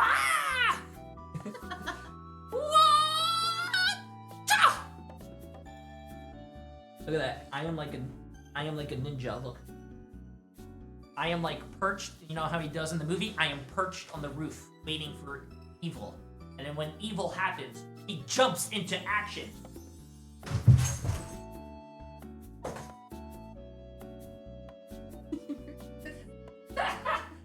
My elbow. Did you actually hurt yourself? My elbow. Ow! My elbow. Devil down. Devil down. We're putting the devil back in. Ow. Ow, man. My elbow. Really hurt. Yeah, I landed on it. I couldn't see. Here, What, this? I have to take it off stream. So it's a one piece. You trying to get me banned? Ow! My elbow. I can't. Oh, it's back. Oh, okay. You have to exit out of milk again. Ow, man. Sorry you hurt yourself, but you should still put that on. Ow. Okay, chat, I'm gonna go change real quick. Give me a second. I don't know what my lawyer's doing.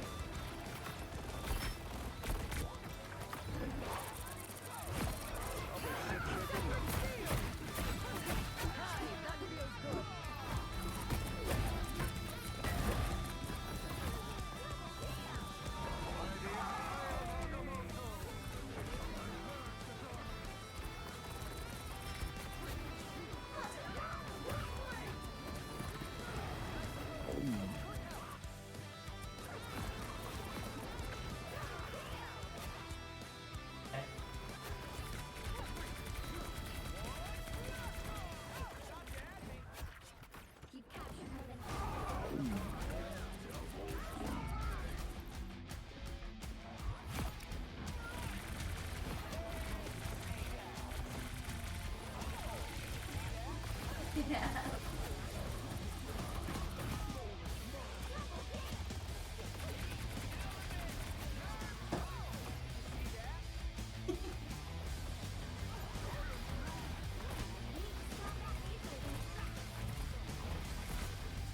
Protect your bald king!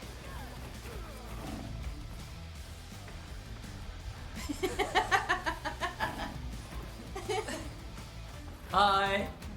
You guys want some milk?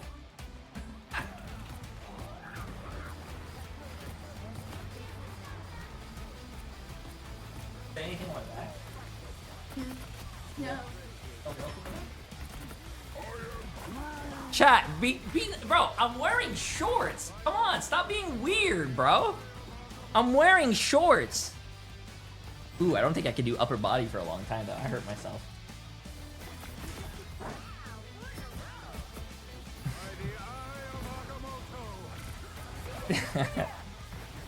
Wait, does anyone have the clip? Yo, by the way, Bernardo, appreciate the massive 7 months. Pepe, appreciate the massive prime sub. Mark Nolan for 28 months, appreciate it. Cinderins, appreciate the massive 33 months. And Ace, appreciate the massive 9 months. I've got the crew once again. We've got for the land down under Australia, Matsy. How's it going today, buddy? G'day, Cozy. It's going absolutely crikey, mate. We are having a ripper of a show here today, and I can't wait to see exactly what's going to go down. And we also have Dog Man? Is that Dog Man? You're the wrong guy, man. It's America Man here, and we have an incredible match coming up in a second, Cozy, with a matchup between two American conglomerates, right? These are the best teams in the entire tournament, and we know America. Ignore Envy, obviously, that doesn't matter. But we still have a civil war, Cozy, right, between some of the top teams, not including Envy. Of course, they let us down. We don't have to worry about that. We can move into the real tournaments of this entire thing, or this champions of the entire thing in FlyQuest. Yeah, kicking them while they're down. I mean, the Envy fans are watching, man. I mean, America, man, keep it. Oh, by the way, Bax Peak, appreciate massive new tier 1 sub, my friends. Listen, guys, we have an amazing America matchup. We call it the Civil War here in Marvel Rivals, as we have FlyQuest versus Dark Zero. Now, FlyQuest is the perfect one to highlight first. This is an absolute electric team from start to finish in the group stage, folks. I mean, I guess I like the Devil's Milk better. What's wrong with the regular milk? FlyQuest, what you've seen. One word: champions. These guys are going to be that. That is my fortune for this entire tournament, Cozy. They're going to win it all right? It's not even going to be close. Ooh, you reckon it's not going to be close? No. I reckon we could see a bit of Dark Zero to Hero coming out into this one. You know, I think that FlyQuest might face a bit of mortality here into the playoffs. See, Matt, this is where you're messing up. I'm talking about the macro. You're thinking about these teeny tiny matches such as FlyQuest and Dark Zero. I'm thinking these guys are going to take the whole damn thing. Hey, listen, with the roster of FlyQuest and this team that's put together an absolutely electric run, you've got the young stud in Energy, the duelist position in the massive pickup of the year in Vision, and taking a look at what they've been able to put together. Oh shit, yeah, Preds. In the Vanguard front, you got Spark Chief. Oh no, I already did in my Preds. opinion, easily top 3. Yeah, we already did the Vanguard Preds. in this You know, I'm gonna entire delete the tournament. Preds and I'll redo it. I'll Yeah, redo I it because I feel like it's been a very long time, nerd chat. Stuff. I'm more about, we know these guys are the vibiest, the best, incredible group. I'm across redoing the board, Preds, and redoing that's the why, Preds. Yeah, Bess is just that guy. Dogman, thank you for that once again. No, wrong guy, wrong guy, dude. American Man, sorry, American Man. I apologize. Yeah, Careful, listen, Cozy. with Matsy, with FlyQuest, what we saw in the group, right? We saw them honestly just look dominant. We called that kind of the group of death. It was all the best teams in there, and they were able one by one, as we see them take down Citadel very confidently. They moved on through this bracket quite easily to set them up for this seed. And that last match for me, them versus Navi, was kind of that tale. I mean, we just saw what Navi did to Reject. Is FlyQuest all the part? Ooh, Ow, I man. think that FlyQuest are definitely going to be able to follow a similar trend there. You know, I think Dark Zero, they might have a bit of a struggle here, but it's the unsung heroes that might be able to make the best impact out of this one, and that's what I'm hoping for here.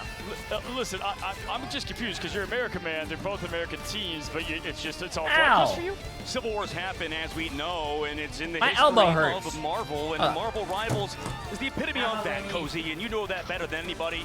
Right now, I think Dark Zero have a shot to be the #2 team. Yeah, you know what I always like to say with FlyQuest is that they don't really have a weakness on any role. Really, their best comparison is VP in that sense, right? Because they just have studs in every single position, whether it's Cooper and Zelos in the back line as a strategist holding down. But with Bess and with Vision and Energy, they just flow so well. What I like to see typically from them, it's the meta that is working out well right now. You've got the Hella with Energy, and then of course over there, Namor and Vision just work so well, right, dog? Oh, I'm sorry, American Man. Right now, I mean, just at the moment, you can see even through everything that we've known this team to pop off with, it's regardless of the situation, FlyQuest is them right now at the current moment, Cozy. They just consistently are at the top, right? We know that the damage output of their duelists are really good, right? Just to lean into other areas, but this team is great right now. Yeah, Matsy, when you look at what they've been able to put together here in the group stage, again, I was dissecting the film, it's just been near perfection. Asking the teams around, their #1 pick, who could win this whole thing, outside of themselves, of course, has been FlyQuest, right? So do you think, I'll call it right now. Fellas, I'm gonna put you both on the spot. Is FlyQuest making it all the way? Are we gonna get the upset? What do you got? Well, I think they're definitely a competent team. I think on paper right now, they're looking to be one of the favorites, you know, alongside VP there. But I think that there's going to be a few surprises coming out of this group stage. You know, I think, like I said, Dark Zero could be 0 to hero in this one. Definitely test them, take it to them here, because, you know, we've obviously seen a few pieces out of teams here and there, but this could be the one where they face a bit of mortality. Yeah, absolutely. With Dark Zero at that, I mean, American Man, we're Chat, to I think you. I Dark bruised Zero, my you have a elbow. team, you said that, you know, you're going to put them there in the second, right? But I mean, we have other great teams. So, hey, this roster is amazing. These players, we've got to know them really well. American Man. Go ahead and tell me about the roster and who you like. Oh yeah, they're all the best players in the world. I know I said that about FlyQuest, but they are the #1 players in the world. You know, Cozy, the way I see it is that Dark Zero across the board are as good and as talented as FlyQuest, and as are every single American team here. Everybody else kind of a step below, Cozy, and that gun kind of runs through Rymazing. He is that star player on Iron Man in the past, but now coming in regardless. These stats, nobody cares, all right? Dark Zero is the best team here besides FlyQuest, obviously, and on the opposite side, that's we big. already know America's going to win the whole tournament, so none of these stats matter. Taking a look at these sexy men, this team is really them.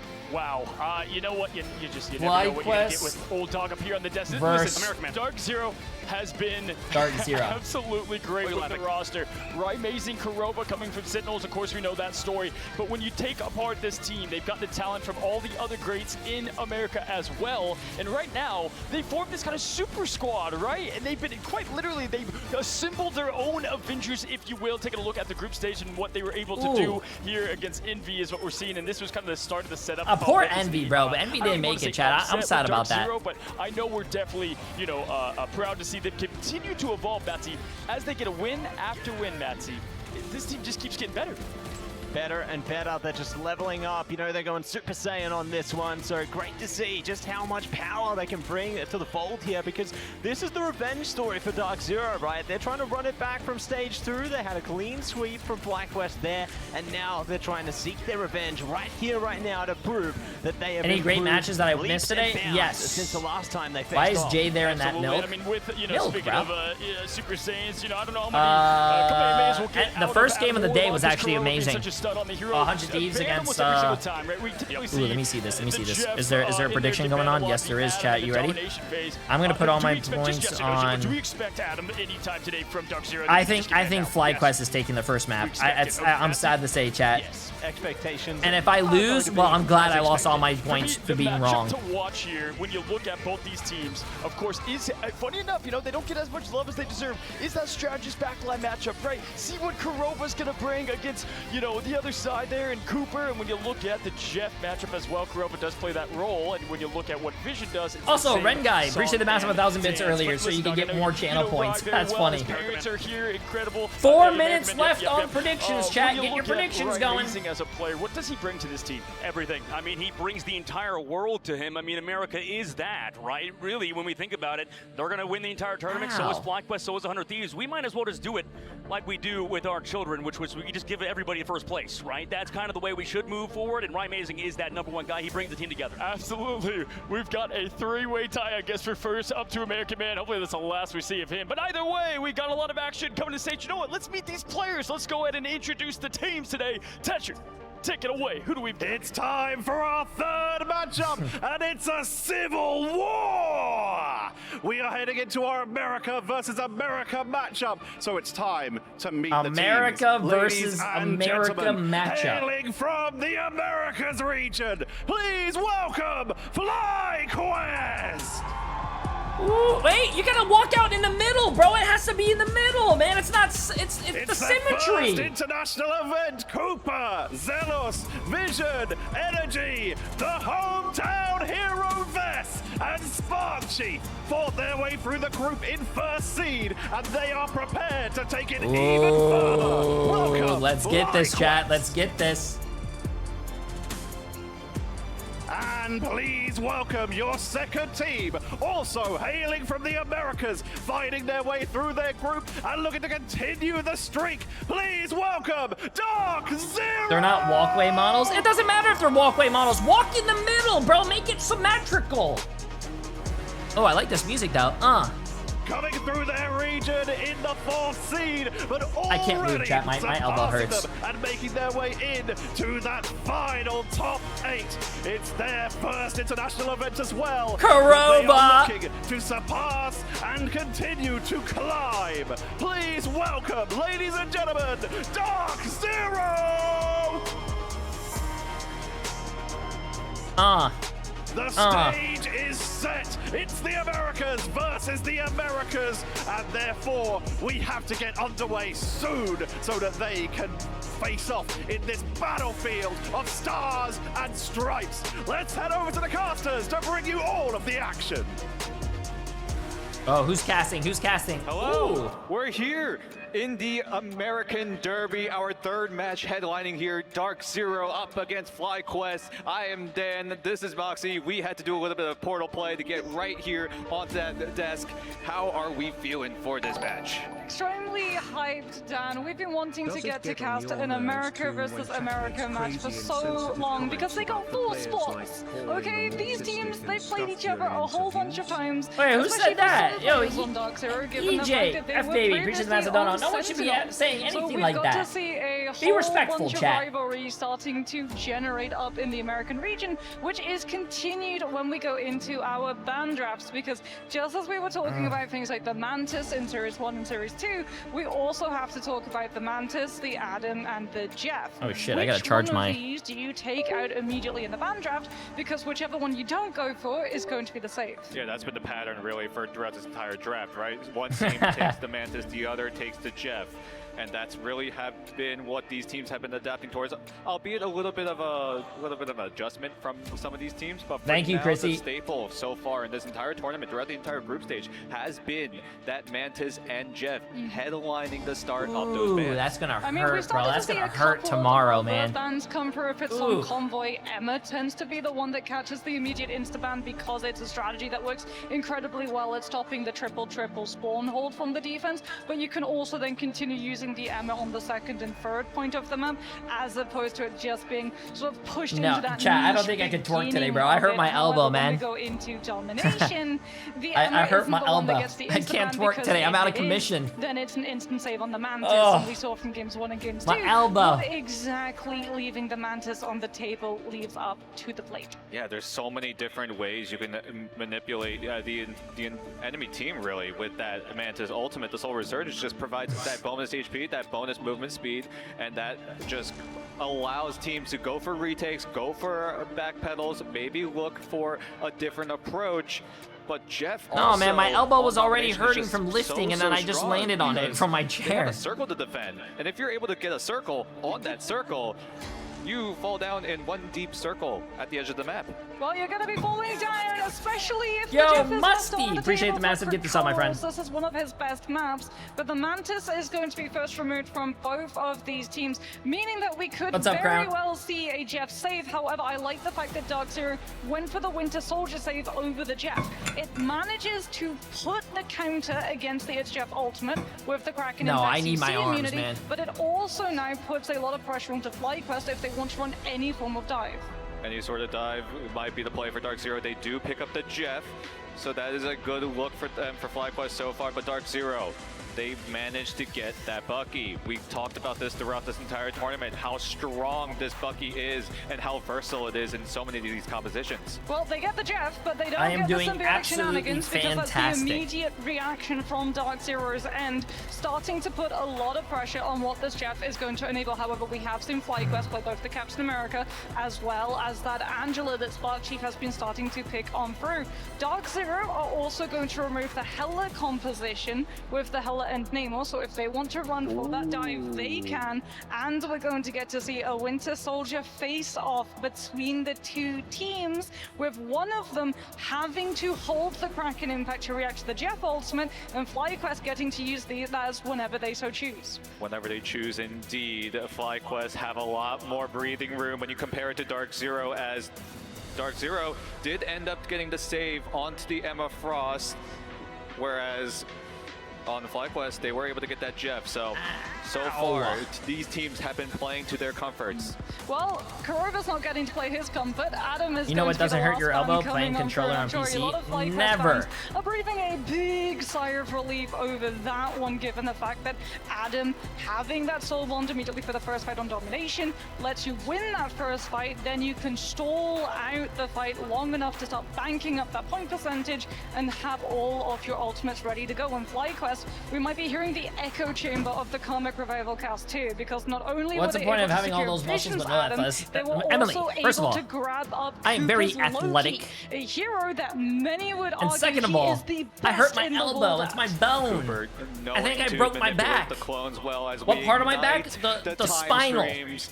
Everyone here, Atlanta, look around you. Ugh. Marvel Rivals came to Atlanta. Also, to say first of all, hello I to am the very esports athletic. world. And with our great power I was and the great I was the best responsibility, athlete when I we was will show growing the up. world why we are the best up-and-coming title in the world. My so, elbow! ladies and gentlemen, from multiverses far and wide, are you ready to rival?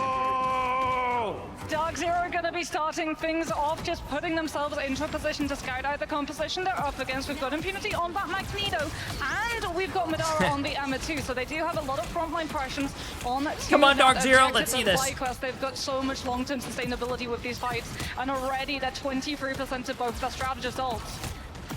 FlyQuest is looking to stack their ultimates as well. Dark Zero doing the same. So far, it's looking to be on even footing.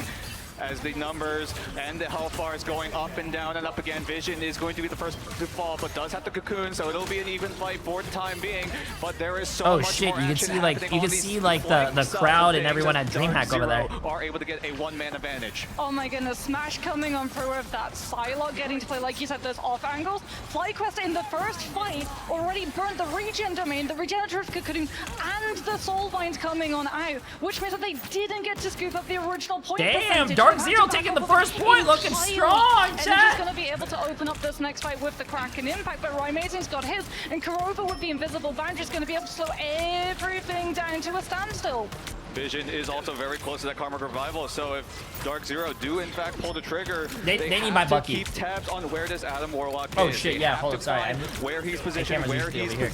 located, and they have to go for the play, but Dark Zero looks like they're going to have to pull the trigger as a flood of duelist ultimates wipe out FlyQuest as both. Oh, that's bad. That's bad. That's what do you call it? The FlyQuest used their Luna ult for that too. They lost the fight. They were down 3.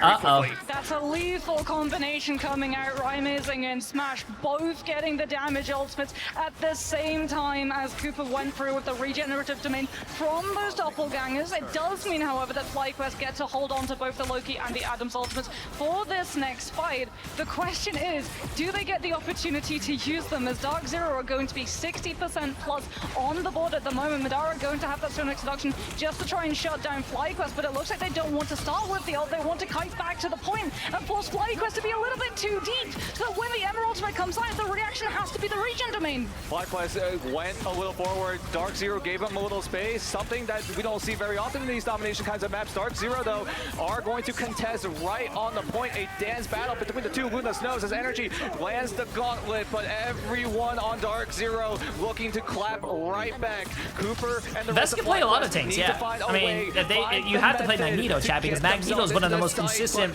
strongest tanks behind Emma. On the site for the time being, as the overtime meter comes into fruition. Vest with the meteor. Oh, but he airballed, bro. Come on, man. Keeping everyone sustained, as that's going to be the signal for Smash to go right in, get the Cutterfly down, but is not able to find any value. But Energy and Spark Chief and FlyQuest are successful in their retake attempt. Yeah, Psylocke behind the point, not actively on the objective, meant that Energy did not have to worry about keeping the Psylocke marked, was free to go through and play off of all of the space provided by Spark Chief and Vez. And this is where FlyQuest composition truly hits its stride. Dark Zero don't have an ultimate to start sweeping FlyQuest's numbers, which means that we're going to see Vision get to hold on to this Karmic Revival for a very long time, as they just have to deal with the retake potential of Psionic Seduction from Dark Zero's end.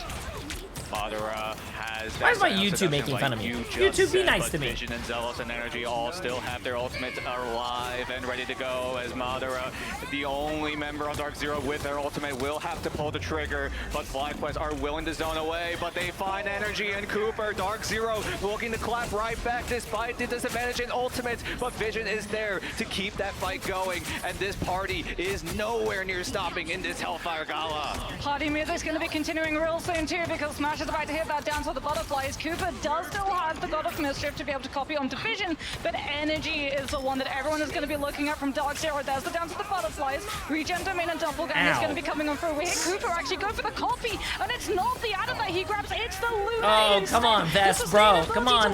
Oh, impunity! Amazing impunity with the slam dunk off the velocities, damage boost. Oh, shit. Yo, this might be GG's. I don't think Energy has enough time to get that TP down. Using their ultimates at the same time, Velocity and Kurova. Oh, but Spark Chief touch point. That's good. Now they're going to get the TP down.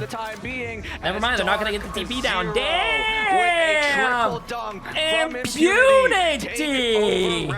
Okay! So sometimes when you invest all of your ultimates at the same time, like you said, it can be a mistake. However, Dark Zero identified that if they went for the full team wipe against FlyQuest, there wouldn't be enough time for one of those players to swap over to the Strange and portal everybody back. It's a big investment.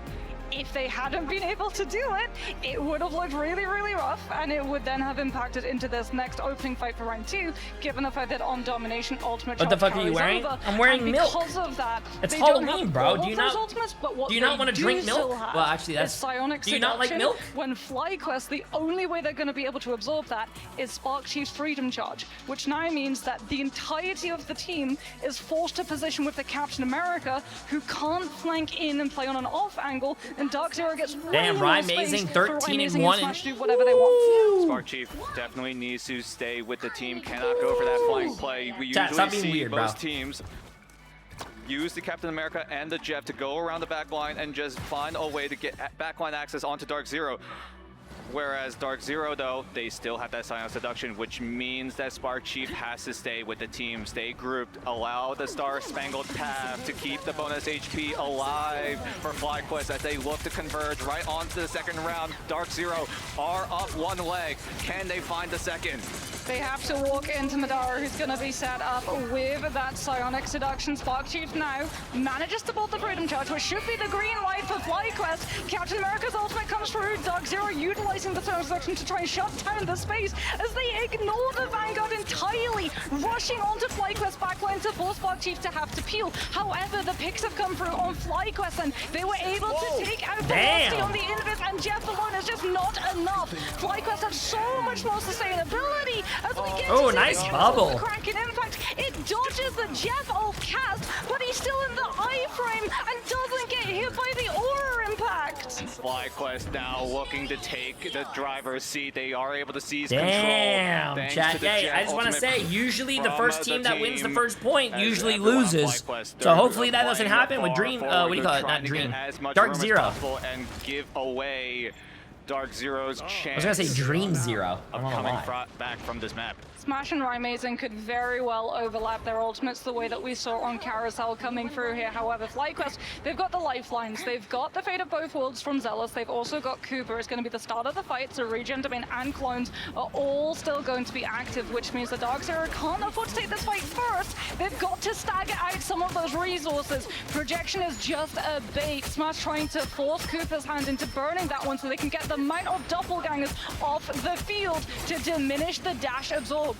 He's doing this all on controller, by the way, chat. Indeed, Smash looking to get spotted, but he's gonna have to. Oh, he fell! He fell! He's not in the fight! Opposing duelist that is of Energy, but FlyQuest have a lot of their ultimates alive and ready to go. Dark Zero also has theirs as well. It's a matter of time of when these duelists decide to pull the trigger. When do they use their ultimates? When does that Cutterfly pop out? When does Energy use the ultimate? But he's gonna get taken down into the side. Damn, The Impunity's flood playing really red well on stage. fills the feed, but Vision looks to equalize things with a double Jeff of his own. Oh, and Fist, wow. the hometown hero, will Damn. find the landing blow. Dark Zero fall to pieces as FlyQuest extend their lead. Spark Chief was still up and alive. Dark Zero started picking off players, but they didn't get the Captain America with Freedom Charge. So Vision is the hero of the hour, and Dark Zero, they know that this is the final hour. We're about to go into overtime. Impunity's got to swap onto this range so that they don't get caught without the use of Portal. Impunity needs to make a quick 5 seconds is the timer. Can they get it down in time? It looks like they will be able to tap a foot as Galacta lights the overtime candle.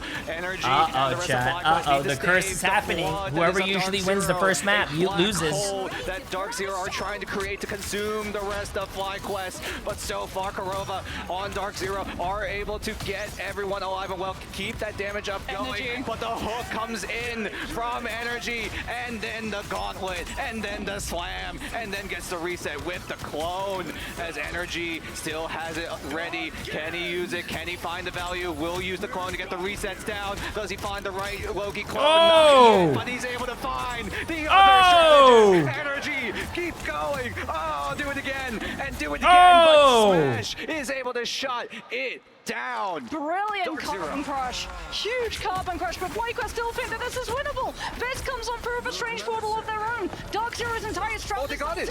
were entirely bankrupted, and Dark Zero didn't think that They have to touch the point, chat. They've been fought and had all of their positions entirely flipped, and FlyQuest are doing it. Down to the butterflies has to come through, but this doesn't count as contesting. no. So Oh Dark no, Zero I has say to just have save your impunity ults. on the Save your ults attraction for the next instead. fight, bro. The Save your bullet ults. ultimate is Ooh. done, but no one is there to be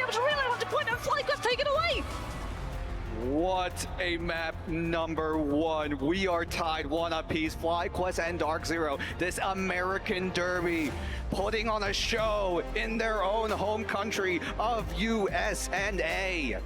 And FlyQuest and Dark Zero, we need one more round to separate these two in map number 1. It's a good game. Hey, it's a good game. Oh, I gotta take this off, chat. It's a little Like itchy, we saw actually. from Smash's POV when he had the Dancing Butterflies, trying to go in and put the pressure onto Cooper to force out the doppelgangers, to force out the regen domain, and it's just the immediate, actual, literal interception with the Trooper's Fist that applies the Earthbound debuff onto Smash so it can't dash away, and allows FlyQuest to shore up their resources against the Psylocke. Brilliant micro plays coming through from him, and there's a reason why, you know, we talk about Energy as one of those up-and-coming prodigies of duelists. He just has to prove consistently that he's going to be able to hit those highs. And speaking about hitting highs, Amazing is going to be starting off in the skies. He's going to be going over to the Ultron to be able to read FlyQuest positions a little bit better, plus put more pressure on Vision on the Jet. A little bit of an interesting move from Dark Zero, right? Amazing operating on the Ultron, taking to the skies. A hero that got gutted in this season 4.5. Not much utility, not much ultimate charge available for Amazing, but still a hero to be reckoned with. Still has a lot of damage, still has a lot of decent utility, albeit a little less than what was used to be, as Madara kicks things off with that Cyanide Seduction. The regen field already burned by Cooper. Can Madara find the CC? Can they put FlyQuest in a trance? It looks like they won't be able to, as Zealots open things up with that dance floor. Can they force Velocity into Come on, using Impunity. No, Nice. They took out the raid boss. From Impunity instead. Meteor and it's not there to shut down the It's Jeff. Vision's been able to grab 2. Oh, no. Everybody was looking at the Jeff to try and stop him. No one is looking at the Magneto. Vision with the 2K vest with that slam dunk. Oh, no. The Rage of Ultron to open up this first fight. However, Spark Chief with the Captain America should be able to give the Freedom Charge for FlyQuest to outlast. An electric sea of blue fills the feed for FlyQuest in that fight.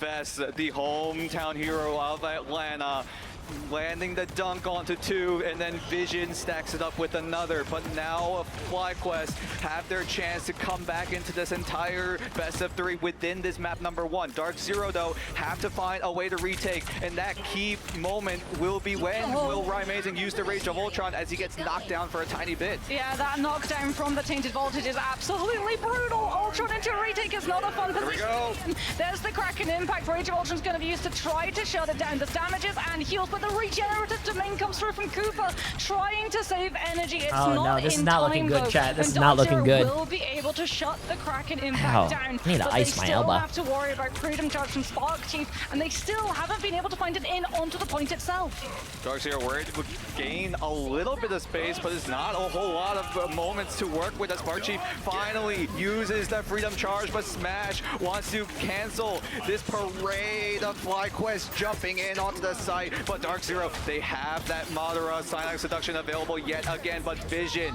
he has been an Okay, they flipped. That's good. That's good. on that Jeff, and it's all gonna come down to him if he's able to swallow up any member of Dark Zero. The big thing about the Jeff ult as well is that it's CC immune, so what we could well see is the reaction to Psionic Seduction with its Jeff to put the pressure onto Dark Zero's players and scoop them all out of the fight so they don't get to follow up on the Emmers. As Vision is just going to be putting the pressure onto Amazing on the Ultron. Impunity is going to be able to build up the Meteor M to put the shutdown onto Vision's ultimate at least. So Dark Zero do have really good equipment to be able to deal with FlyQuest. Yeah, I can't believe I landed on my elbow when I jumped out of my chair. Not the brightest move. And also, it was hurting before because of the gym. Vez uses the Meteor to try and absorb it and send it hurtling back onto Dark Zero. And we've got a whole ult-dump fight coming through from both of these teams. And that's always going to benefit something like the Winter Soldier with the Kraken impact. Vision now. Come on, Smash. Come on, Smash. Find the angle. It's going to be a good question mark. He actually swallows up the 2 Vanguards of Dark Zero. And there they go. Off to the sidelines. I don't know if they even have a touch. 60 feet under as FlyQuest. They retake yet again and are able to get to that 99 mark. But that overtime meter should come into fruition. And in Impunity, you need to get that portal gone. His hands are shaking. He knows that what's at stake Oh, as wow. Kurova escorts Dark Zero in, but that invisible boundary gone and it's sent away. Dark Zero, can you get the retake down? FlyQuest, you're looking good right now. Stark Chief has that Freedom Charge available soon and will be able to pop it as soon as it's available, but that overtime meter still comes in. Rymazic has the Rage. Can he find the Rage of Ultron? That will be the anger issue. Oh, they couldn't get the fucking Jeff, bro. At least they get energy. Energy's like a raid boss, bro. Also close to his ultimate as well. Cooper will use that God of Mischief. It's a matter of what he copies, but Dark Zero, they have so many numbers coming up.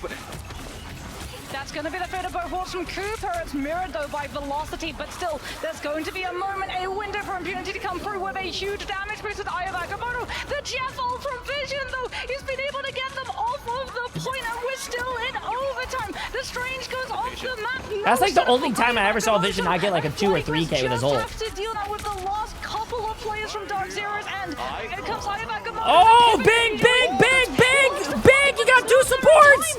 Oh, he's the only one though. Damn! To finally get the pick, and overtime has gone for so long. The second that Dark Zero don't have a player presence, it burns out, and FlyQuest take the round.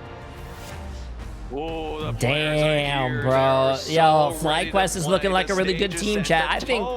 Also set for both of these teams.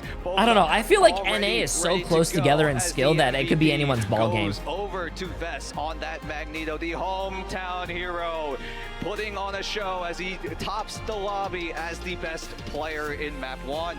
Oh, we got to see so much amazing micro. We got a little bit more opportunity. I told you, it's the Koth curse, though. It's the Koth curse.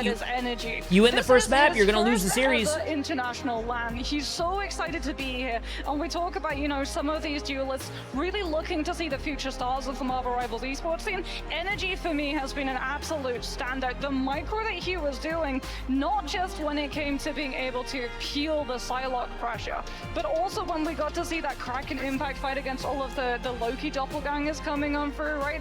We got some amazing plays where he uses the Kraken Impact on the doppelgangers to be able to close up the distance and put more pressure on the backline. And then what he does is so smart. He uses the Trooper's Fist onto the actual Loki himself so that it immediately limits the mobility of the Loki's disengagement. No, what do you mean not even close? That was a close game. Dark Zero took the first map, FlyQuest took the second. The third map was pretty close. And this is what we love about Marvel Rivals, right? These tiny, minute plays just making all the difference here. Some plays being bigger than others, but with these tiny adjustments, that's all the difference it makes in the highest level of play as Energy. Yeah, the play that you literally just talked about is showing on the screen at this very moment. Look at Energy. Yeah. Stop whining. I need to ice my elbow, bro. I think, chat, I think I'm out. This is going to be my last stream of the year. Damage onto those players that are stacked on up.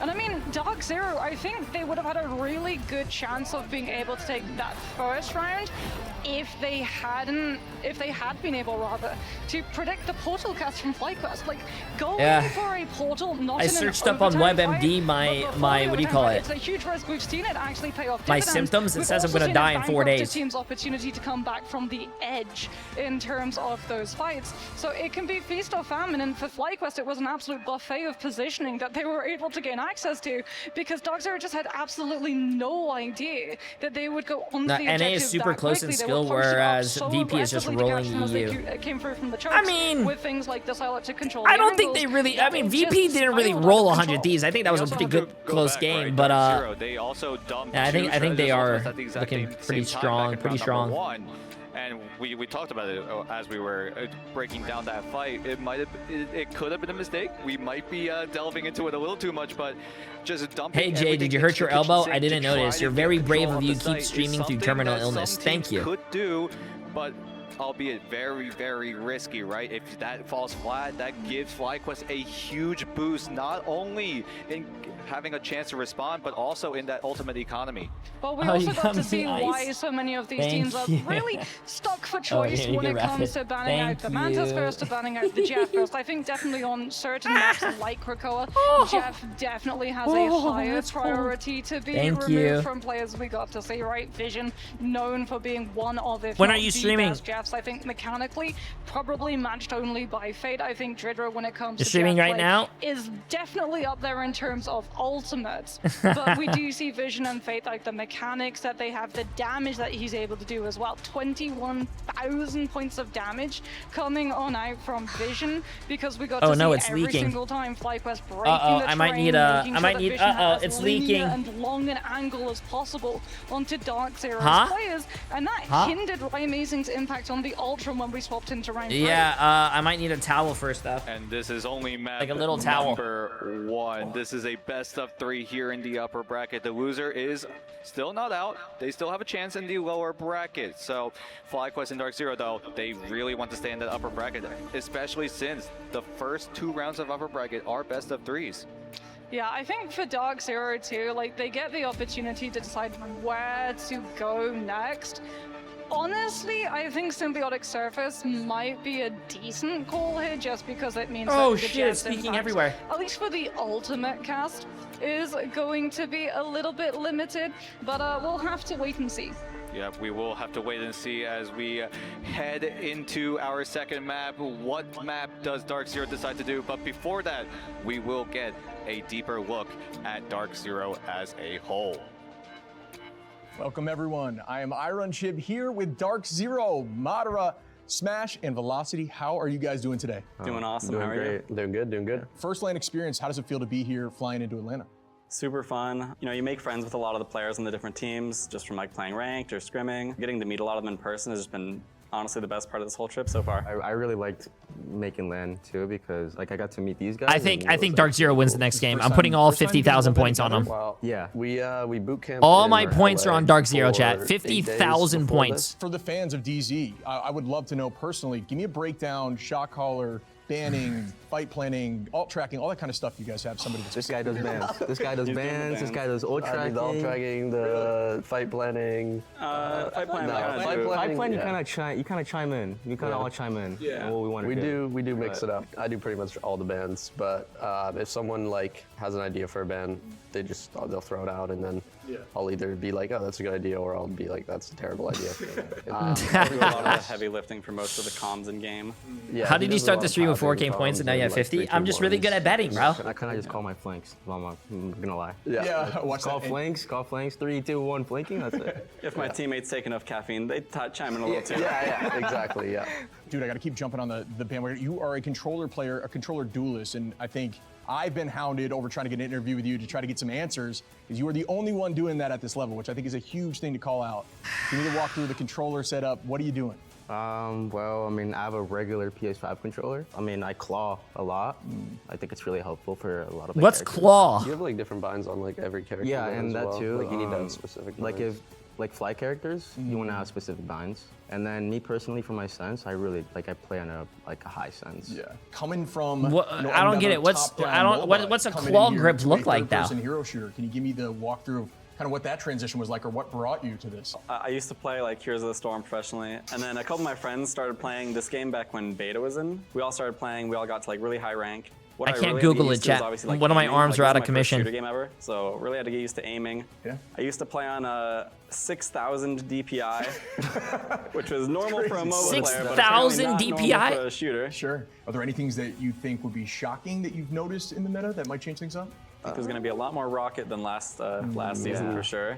A lot. A lot less triple support as well. I know. Ooh, I saw some statistics. We were quite the triple support users. Grip. I think we've laid back on that a little Controller. At the end of the day, it's just like a mental game. What the hell? Yeah. People play like that? Like we've beaten everyone in scrims. Badly sometimes. We've been beaten badly by everyone as well. I feel like it really just that looks showing so up that day. I'm not gonna lie. strange. Thank you so much for your time. I've been IronChib here with Dark Zero, a team that is brand new to the land, but are hyped to be here. An incredible talent. I'm looking forward to watching it. Bro, it looks like a fucking spider. What the hell? That looks crazy. Ow, I can't do it with my elbow. That looks crazy. surely go back into map number 2 between Dark Zero and FlyQuest, the American Derby in match number 3 of our Ignite Grand Finals playoffs. And Moxie, what do you think Dark Zero decide to go for? There's a lot of different options. You have a convoy map, you have convergence maps to work with. Those are 8 maps already. Yeah. Which one do Dark Zero want to go for? I mean, Convoy has strengths because it puts more pressure on trying to remove the Adam and the Loki stall composition, but you also have to worry about what Jeff is going to be able to do and whether or not you can actually manage to navigate outside of your own spawn into that triple hold. As it looks like Dark Zero, they've got their answer. They're going to be taking us not to a convoy, but to a convergence, and we're headed over to Central Park. We did get to see a little bit of Rymazing on the Ultron earlier. Maybe they want to try and play around the verticality and rooftops that are there to act as cover. Wild. And, ooh, that's interesting. We get Dark Zero going for the Instaban on the Emma rather than the Mantis, which means that maybe this is trying to force FlyQuest into making a decision. Do you save the Jeff or do you save the Mantis? I think personally I would go Mantis here because then it's going to force a ban line onto something like the Loki. Just like that, FlyQuest opt to go for the Mantis. The amount of versatility, the amount of different ways you can utilize this hero is just so beneficial, but Dark Zero have to find a way to combat that Mantis pick as predictions. I do predictions for the whole series, chat. Okay, so if you voted on Dark Zero, you're stuck with Dark Zero. If you voted with FlyQuest, you're stuck with FlyQuest. Has to be Loki, otherwise FlyQuest get the opportunity to save the Loki before Dark Zero get another ban. So they're going to be able to get both the Mantis and the Jeff. They don't get the Venom for the symbiotic shenanigans, and we're going to see Dark Zero also remove the Howler as well. So when we go to the defensive half coming in from FlyQuest, they're not just going to be able to play for the pick potential composition and punish the walk-up that Dark Zero have to rotate into, as Adam is going to be the last save from Dark Zero's end, which means that Kurova is going to be a very happy player. Kurova will enjoy that Adam pick, a pick that has been so strong, not only here throughout the entire tournament, that Karmic Revival just able to extend these fights. Ooh, they saved Jeff and Mantis. Ooh, the other team saved Jeff and Adam. FlyQuest, they see the Adam save and they go, okay, no, we can't let one side. They're giving Adam Warlock to Kurova. Oh, but Kurova's not playing it right now. On a defensive half, a Loki, Adam, and Invis. Wait, I'm actually really surprised they're not playing it. Oh, are they probably attacking first, though? Yeah, they're attacking. To just take over the entire map, and FlyQuest knew that very, very well. So they're able to neutralize some of these picks, some of these options, especially in this kind of meta right now in Season 4.5, where so many different heroes are so strong. And Dark Zero and FlyQuest. Oh, there's no way they're running triple DPS, chat. Triple DPS, 1 tank, 2 supports? This is the first time I think we're ever going to see triple DPS. American Derby here. Dark Zero on the offensive. FlyQuest will be on the defense. How long does it take until FlyQuest find the defense, or do they crumble in defense? FlyQuest are on the full pocket energy composition right now. They're going to be able to come through with the Groot and Jeff ultimates together if they so choose, but it's also going to be about Zealous on the Invis Woman with the Guardian Shield sagas over energy and the constant 24/7 damage boost from Cooper's end. As we're going to be seeing Impunity actually roll out on the Strange just for a moment, wanting to utilize that shield on okay, let's see this. If you keep an eye on the Strange, you're not keeping an eye never on mind. the They switched back, chat. Never mind. Smash is also on the Iron Fist. This is a split push coming through from Dark Zero, as aggressive as you would like it. He's trying to look for a spear slam onto one of these FlyQuest players to push them into Dark Zero's position, but there's just no one there. Smash on that Iron Fist is a bit of a surprise pick coming into this. Oh shit, they're getting rolled right now. They're getting rolled. I think they're gonna have to. Pocket pick coming in from Dark Zero.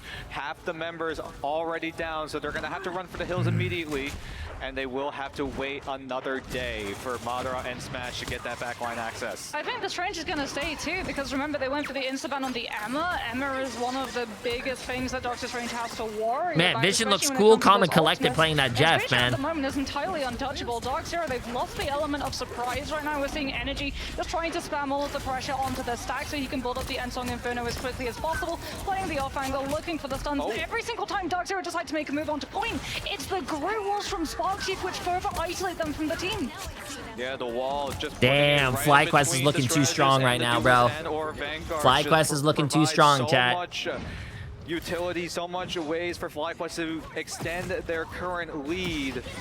And those Groot walls have been absolutely devastating on the side of Dark Zero. Oh no, bro, he's only. It's been almost been 2 minutes, chat. They're getting their first ults, man. With the Ensong Inferno already being full, out comes the Strangling Prison from Sparkchief. FlyQuest getting aggressive with it, catching Dark Zero on the rotation over for a main, and off of the back of that, it's a fast fight at least for Dark Zero. One ultimate down on the end of FlyQuest, but they have such a stranglehold of all of the space right now.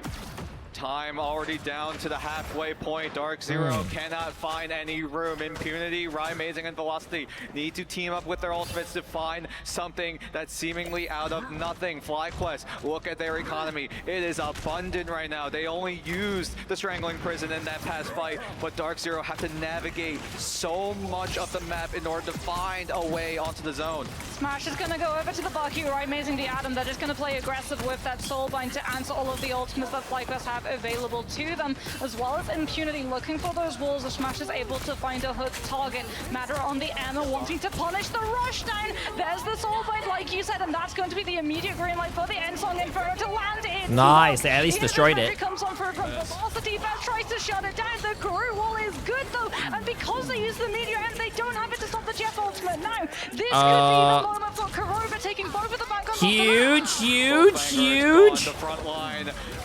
eviscerates before their eyes, but Vision that's another big. That's another big. One duelist off of the map, but Amazing switches over to the Adam Warlock, is able to find the resurrection in time. Vess will not waste that Doctor Strange portal, will not wait, and he will just allow FlyQuest to contest this for a little bit longer. Huge! They gotta get a kill. They gotta get a kill. They gotta get a kill. Wow, they're at only one person died in that. That's crazy.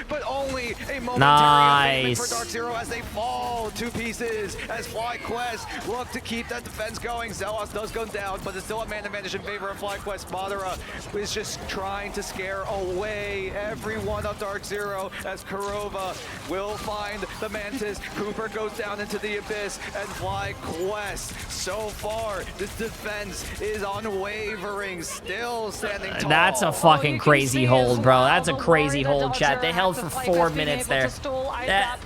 I'm very happy that Dark Zero actually did get the cat. What a hold. Swapped onto the rocket, doesn't manage to get the BRB into a position in time to save one of the FlyQuest players and push their position onto the point, but because of that, they're actually holding up a little bit closer. Out comes the Angela as well with the descent from Sparkchief, enabling so much additional extra health and attack. Yeah, I don't know how I feel about the Iron Fist, chat, but hey, they think they're Moulin Ron, they have no so space to be able to work with, and FlyQuest are going to be able to drain the time back even further, as well as the ultimates from Dark Zero's end. So many ultimates on FlyQuest. Dark Zero don't have many to work with. Amazing and Kurova are the two members still, but surely getting their ultimates so soon. Madara goes to sleep for a tiny bit, but FlyQuest have a lot of ultimates, and that's going to be one of them. Make that 2, make that 3, as they dump everything into the kitchen. Oh, that's big. That's big. Oh, he's still... 3 go down. Oh. FlyQuest flying sky high. That was big from Vess, bro. Hold on to the space. Dark Zero, they're going to have to burn something like that stone extraction just to be able to walk forward. The thing is that FlyQuest can either disengage it or try and slow down the momentum push with Vision's ultimate. And Dark Zero, they know they can't just walk through from main. They've got to wrap all the way around the castle and try and put the objective between themselves and FlyQuest to act as a little bit more natural cover. But that just means that Vez gets to hold around a corner and cleave into the approaching players. Velocity's onto the Cloak and Dagger, looking for the Terror Cape so they have the accuracy and vulnerability to push some of these damages through without an ultimate to help them. Dark Zero. Yo, what's up, Nick? How you doing? How you doing? You missed retribution and the Jeff combo. They're gonna use it to their advantage. How many do they get? That's 3. Vision, you are so good. Oh Jeff. no. 3 into the Abyss. That's half of Dark Zero as the rest of them crumble to pieces. 30 seconds left for Dark Zero to find a way back. You want to know how long as well that play was set up? Vision already had a speed bubble in place so he would go off of the map faster if Dark Zero started getting him low enough. Smash is going to move over to the Winter Soldier. Bro, FlyQuest's chat. I think FlyQuest actually might be like the best NA team right now. As possible, so that energy is just entirely untouchable on this Phoenix all the way from the back line. Kuroa now has to get Chef. Amazing still has that Karmic Revival. Never found a chance to use it at a good time, but Energy and the rest of FlyQuest are starting to cycle their ultimates yet again. Here comes that Eye of Agamotto onto 2. The target has to be Amazing, or else this fight will go for so long as Amazing does get the Karmic Revival down. Impunity and Mother are dangerously low, but they're able to bring themselves back into the fight. FlyQuest, though, have that Soul Resurgence waiting on Cooper. It's a matter of when they use it. They will use it in response to Velocity's Eternal Bond. And so many members, so many particles being thrown onto the payload, onto the site, as that overtime meter does come into fruition. It's going to be overtime, which means that Vision's ultimate is going to be getting even more value. I wondered whether or not yeah, but he's probably going to, if he uses his, oh, he's probably going to get slam dunked on. He's probably going to get slam dunked on, yep. Damn. Dark Zero are able to stop their players from being absolutely hostaged by Vision on the Jet. I think that's GG chat. I mean GR at least. FlyQuest players, they use all of their ultimates against the Jeff's ultimate, and now they have nothing left. It falls to Smash with the Kraken impact to come on through and touch onto that objective, but there's just too much space for damn, bro, what a fucking team FlyQuest is looking like right now, bro. They are looking like a strong team on land, chat. Without getting to use the Kraken impact. A little bit of a what-if moment if they were able to get that Kraken impact down. FlyQuest were able to get that defense going, only giving Dark Zero a single point. And that gives FlyQuest so many opportunities, so many ways, so much time for them to equalize, match what Dark Zero did, and they're looking good and on pace to get that 2-0 win. Here's where the planning comes in for Dark Zero, though, because it is going to be the Hella Nemo pivot. It is going to be their turn to go on the defensive rather than offensive. Is I worry about is that bro? I don't know what the strat was there on Iron Fist chat. I don't know. Maybe it was a coach thing. Oh. Pick potential with both the Hella and the Nemo, not really relying on the no cycle to be able to find those eliminations. Much more in the downtime of rotation, so you want to have something. I'm surprised they're not even running Adam Warlock on defense here. I thought. Line as possible, but FlyQuest, they're going to be starting on the attack, and Central Park is one of these points where it's not just you walk main. There's so many angles that are available for that attacking side that the heads are going to be constantly on a pivot from Dark Zero's, and if anything falls through, not gonna lie, triple support meta is so boring. I mean, it's going to be too late, and first is lost. Dark Zero does have a really good Adam player, but you have to, yeah, it does force you on triple support. Our coaches a lot of the time, no, not their coaches are not allowed to talk during the game. Into their own team. Dark Zero do have a way to go back in. And yeah, they're going straight in. No way for FlyQuest to try to find an opportunity. Dark Zero also have to I think I iced my elbow. Oh, I can't. FlyQuest are forcibly giving to themselves as Amazing does get chunked down and has to reposition elsewhere. I mean, they've lost the pre-developed angle from both the Hella and the Nemo of FlyQuest playing that aggressively forward with the Guardian Shield and the Mantis damage boost to stop Dark Zero from holding their positions into it. And off of the back of that, Sparksheep is absolutely unstoppable. He's entirely isolating parts of the backline so that damn, when bro. on the front line, there's no heals necessary to be able to sustain this is tough. This is tough for Dark Zero, man. I don't want to see this from them. An invisible boundary for Dark Zero to be able to contest into, and it's going to be Cast 9, but that means that FlyQuest just have to wait for the next 8 seconds. Ooh, they're going to be able to find the elimination through it. Energy is the star player, already coming out with the double. Spark Chief is able to find things as well. Fess also capitalizes as well as Dark Zero fall apart, falling yet again. Damn, bro. Chad, I think this might be GG's. This might be an 07 for Dark Zero. Vision's going to have its chaff as well. If Dark Zero tried to set up, well, they can't even set up a fringe portal. They used it. So FlyQuest. Ada, what's going on? This is, I mean, maybe it's because a lot of them are first time on land. Are they getting nervous? You know, playing in front of a crowd? What's going on? Chief using the shield to keep himself alive and well, finding a skewer onto the Jeff, but FlyQuest, again, the ultimate economy is just abundant now as 40.42 meters is the difference between a FlyQuest 2-0 victory and a Dark Zero defeat. Can they make it work? So many ultimates, so many resources dumped right onto the fight, and that's all the difference. No damage needed. FlyQuest get it done, 2-0. So that's fucking crazy, chat. That's crazy. And that is going to be one of the fastest Central Park pushes we have ever That seen. was fucking crazy, bro. From FlyQuest, a team which I am sure many have touted to be getting all the way through to grand finals. And when they have performances like that, you really cannot doubt this team. They truly are superstars. I just lost all my points. I voted for Dark Zero. I lost all my points. Picks being used in their favor. I'm poor. Props to energy as well. I'm just poor. Being able to click away from the likes on Dark Zero. Yeah, on the Phoenix, a hero that did not show themselves in this mostly in this entire group stage. Not many picks have been used because that Beyblade tech being able to animation cancel melee with the flight. Well, that's also one of the reasons why Ensong Inferno was brought up so quickly. However, this I is want to where hear the Mantis interview. I Ray gotta go to comes the into bathroom. touch, because you have a 12% damage boost on your Phoenix for the entire time, so Ensong Inferno is going to be generating just as quickly for this matchup as it would previously have on 4.0. And the fact that they were able to, on that first push, just off of threat alone, really quickly take control of all of those high ground angles that both the Hela and Namor were at the beginning of the round starting off on, with things like Spark Chief on that Angela pushing further forward and the Guardian Shield staggers from Zealous' end. There was absolutely no monopoly of space that the defenders should have had. They gave it all up. Damn, bro. You know Dark Zero's not too happy. I feel so bad, man. Listen, chat, walking up there and losing on stage as your first game, it ain't a good feeling, bro. But, I mean, someone has to... There can only be one winner and one loser, man.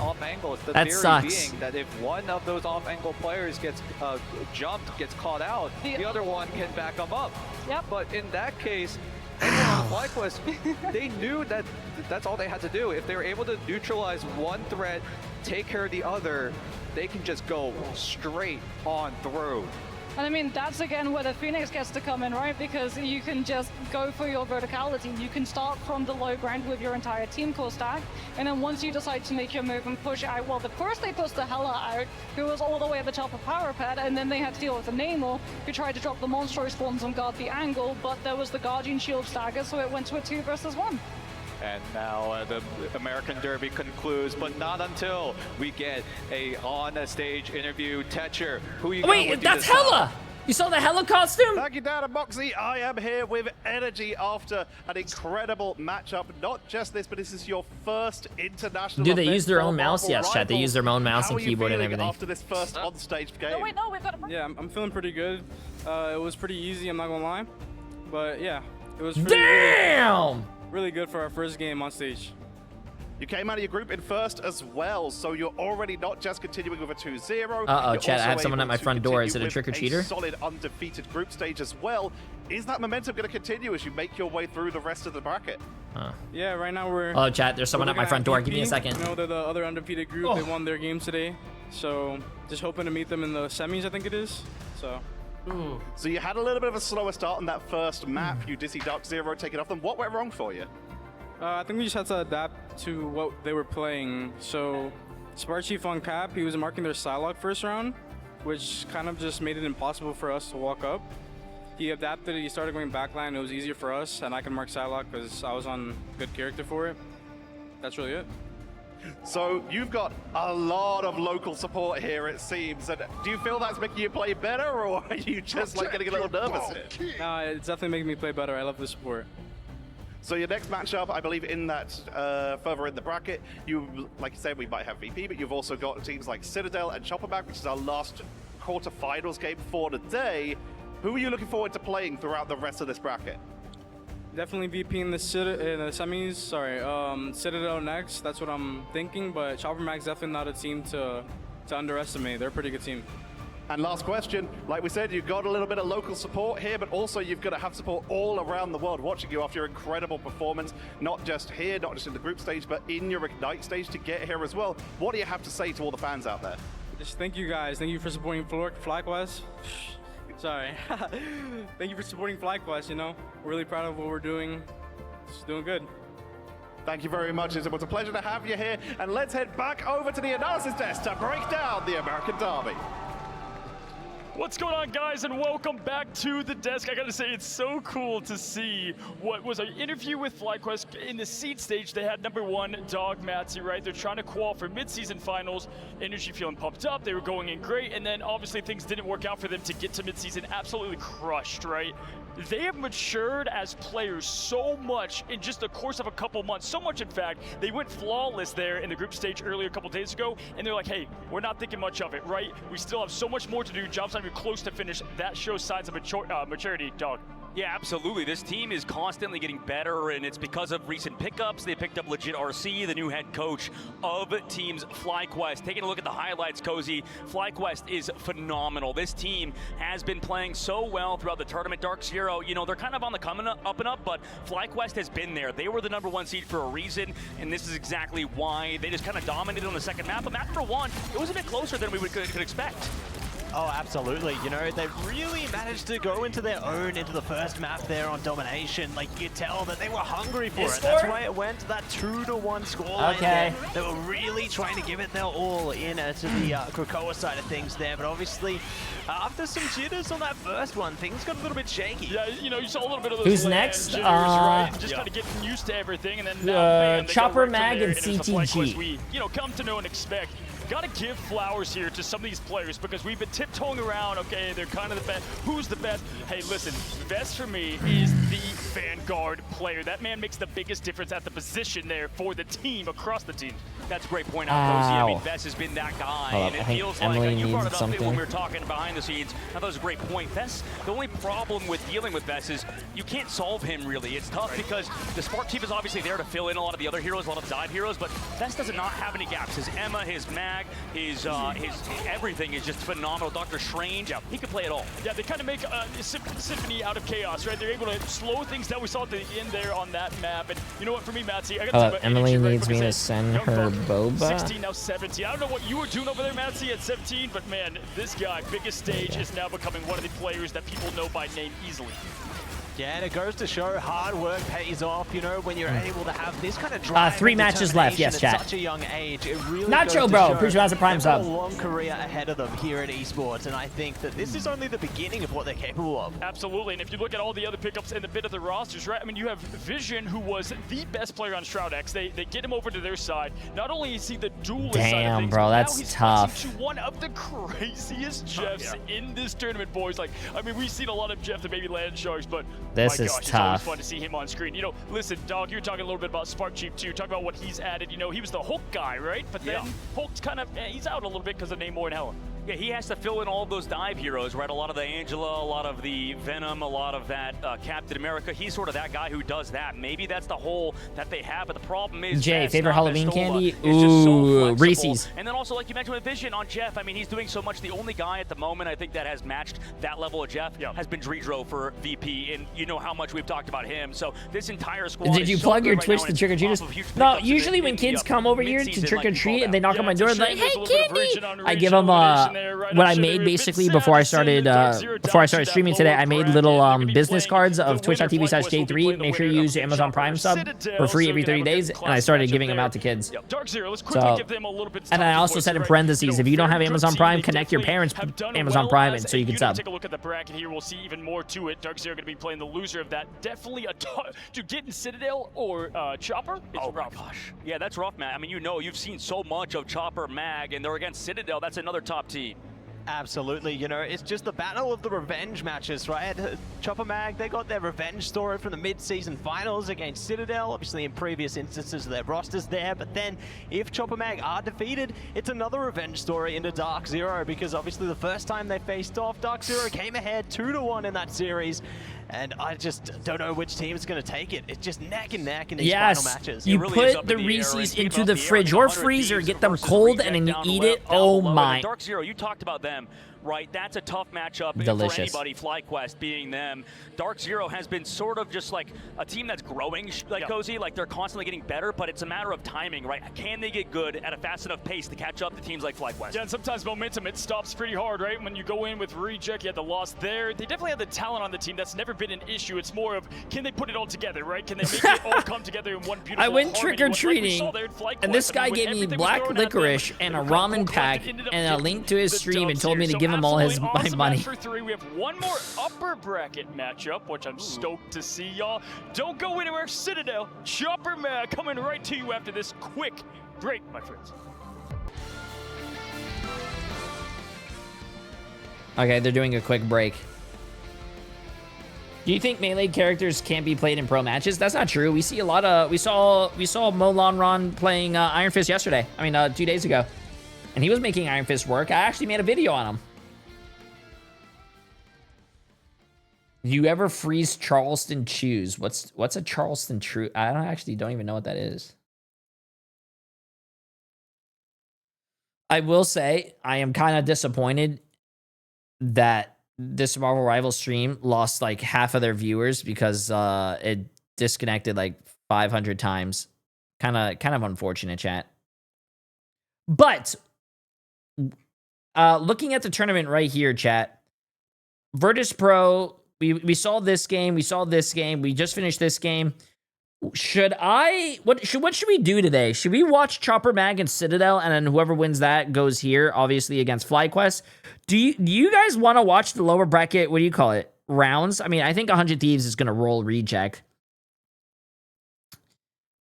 and then but what should we do? Because if we don't want to watch the lower brackets, we could move on and we could try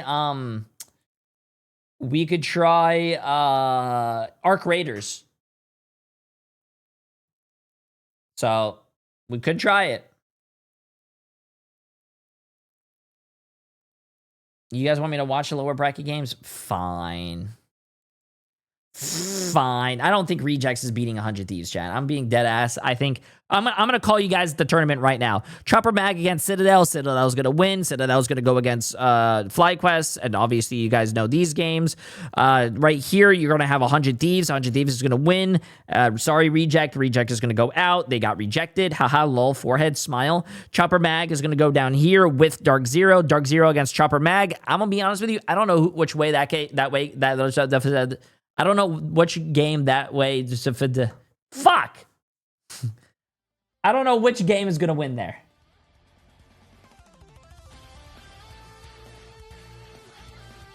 I don't know which team is going to win that game. There you go. Holy shit, look at that chat. I have to catch up.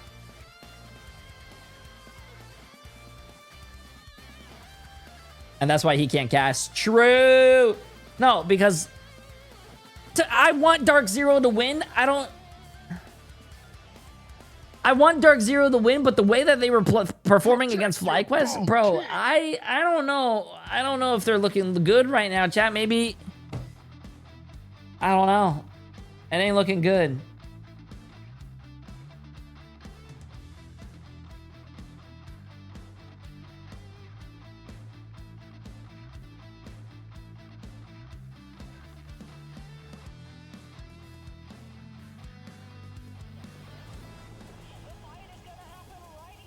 Oh shit, we're on a 5-minute break. Holy fuck. 5-minute break. Didn't Rejects beat 100 Thieves? No, I don't think so. No. No.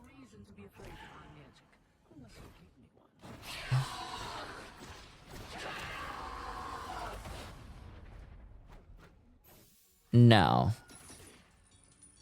Where's Reject? No, they never played against each other. Rejects was up here in the upper bracket. I mean, not the upper bracket. Group A. Group B down here. Yeah, they never played against each other. Yeah, they never played against each other.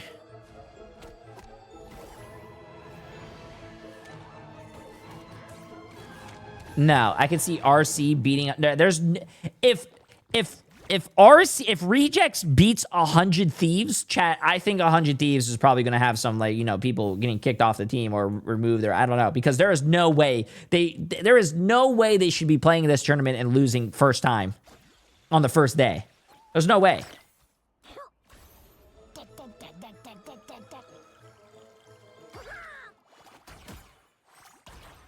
Also, I still don't even, I don't know how Envy even fucking lost. I am confused if I should download Marvel Rivals. Is it truly more fun than Overwatch 2? I think that is something that you should probably find out for yourself. You know, you should probably download the game, play it, and if you have a lot of fun, then there's your answer. If you're not having a lot of fun, well, there's also your answer.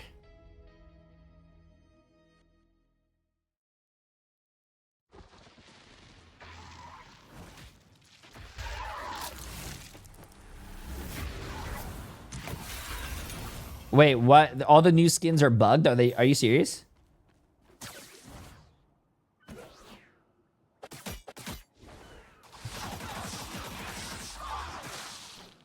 No sound on ult. Is there actually? Oh shit. Pay to win skins, chat. Pay to win skins.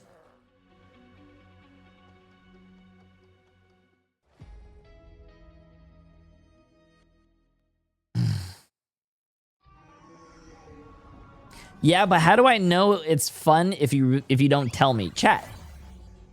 If you guys don't know, bro, don't listen to any streamer, bro. Play you something. If Overwatch dies tomorrow or Marvel Rivals dies tomorrow, but you play the game and you have fun, who cares? Who cares?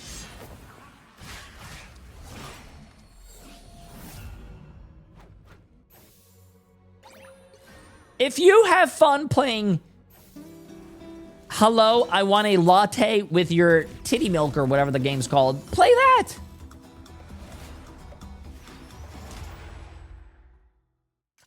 I don't even know what the game is. What's the game called? I forgot what the game was called. Oh, one iced latte with your... One iced latte with your... What?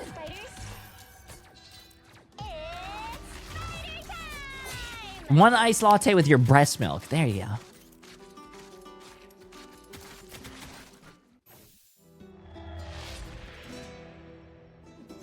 Yeah, I bought Arc Raiders, by the way, chat. I bought Arc Raiders, and I was going to try it today.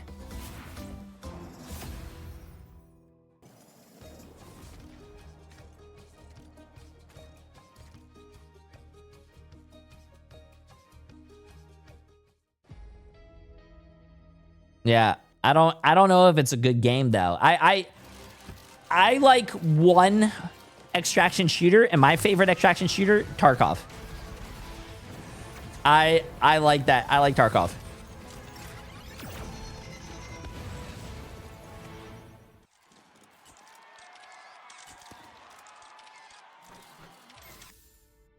What about you? Do you like it more than Overwatch 2? I used to watch you on Overwatch all the time playing Overwatch 2. My honest opinion, I played Overwatch for 20,000 hours. This game's new, and I like, you know, a change of pace. Doesn't mean I hate Overwatch. I will probably play Overwatch again. I just, you know. Do you like The Division? I've never played The Division. Apparently, it's Tarkov, but better from what the other streamer said. I don't think there's any game better than Tarkov. I think Tarkov is the extraction shooter. I heard that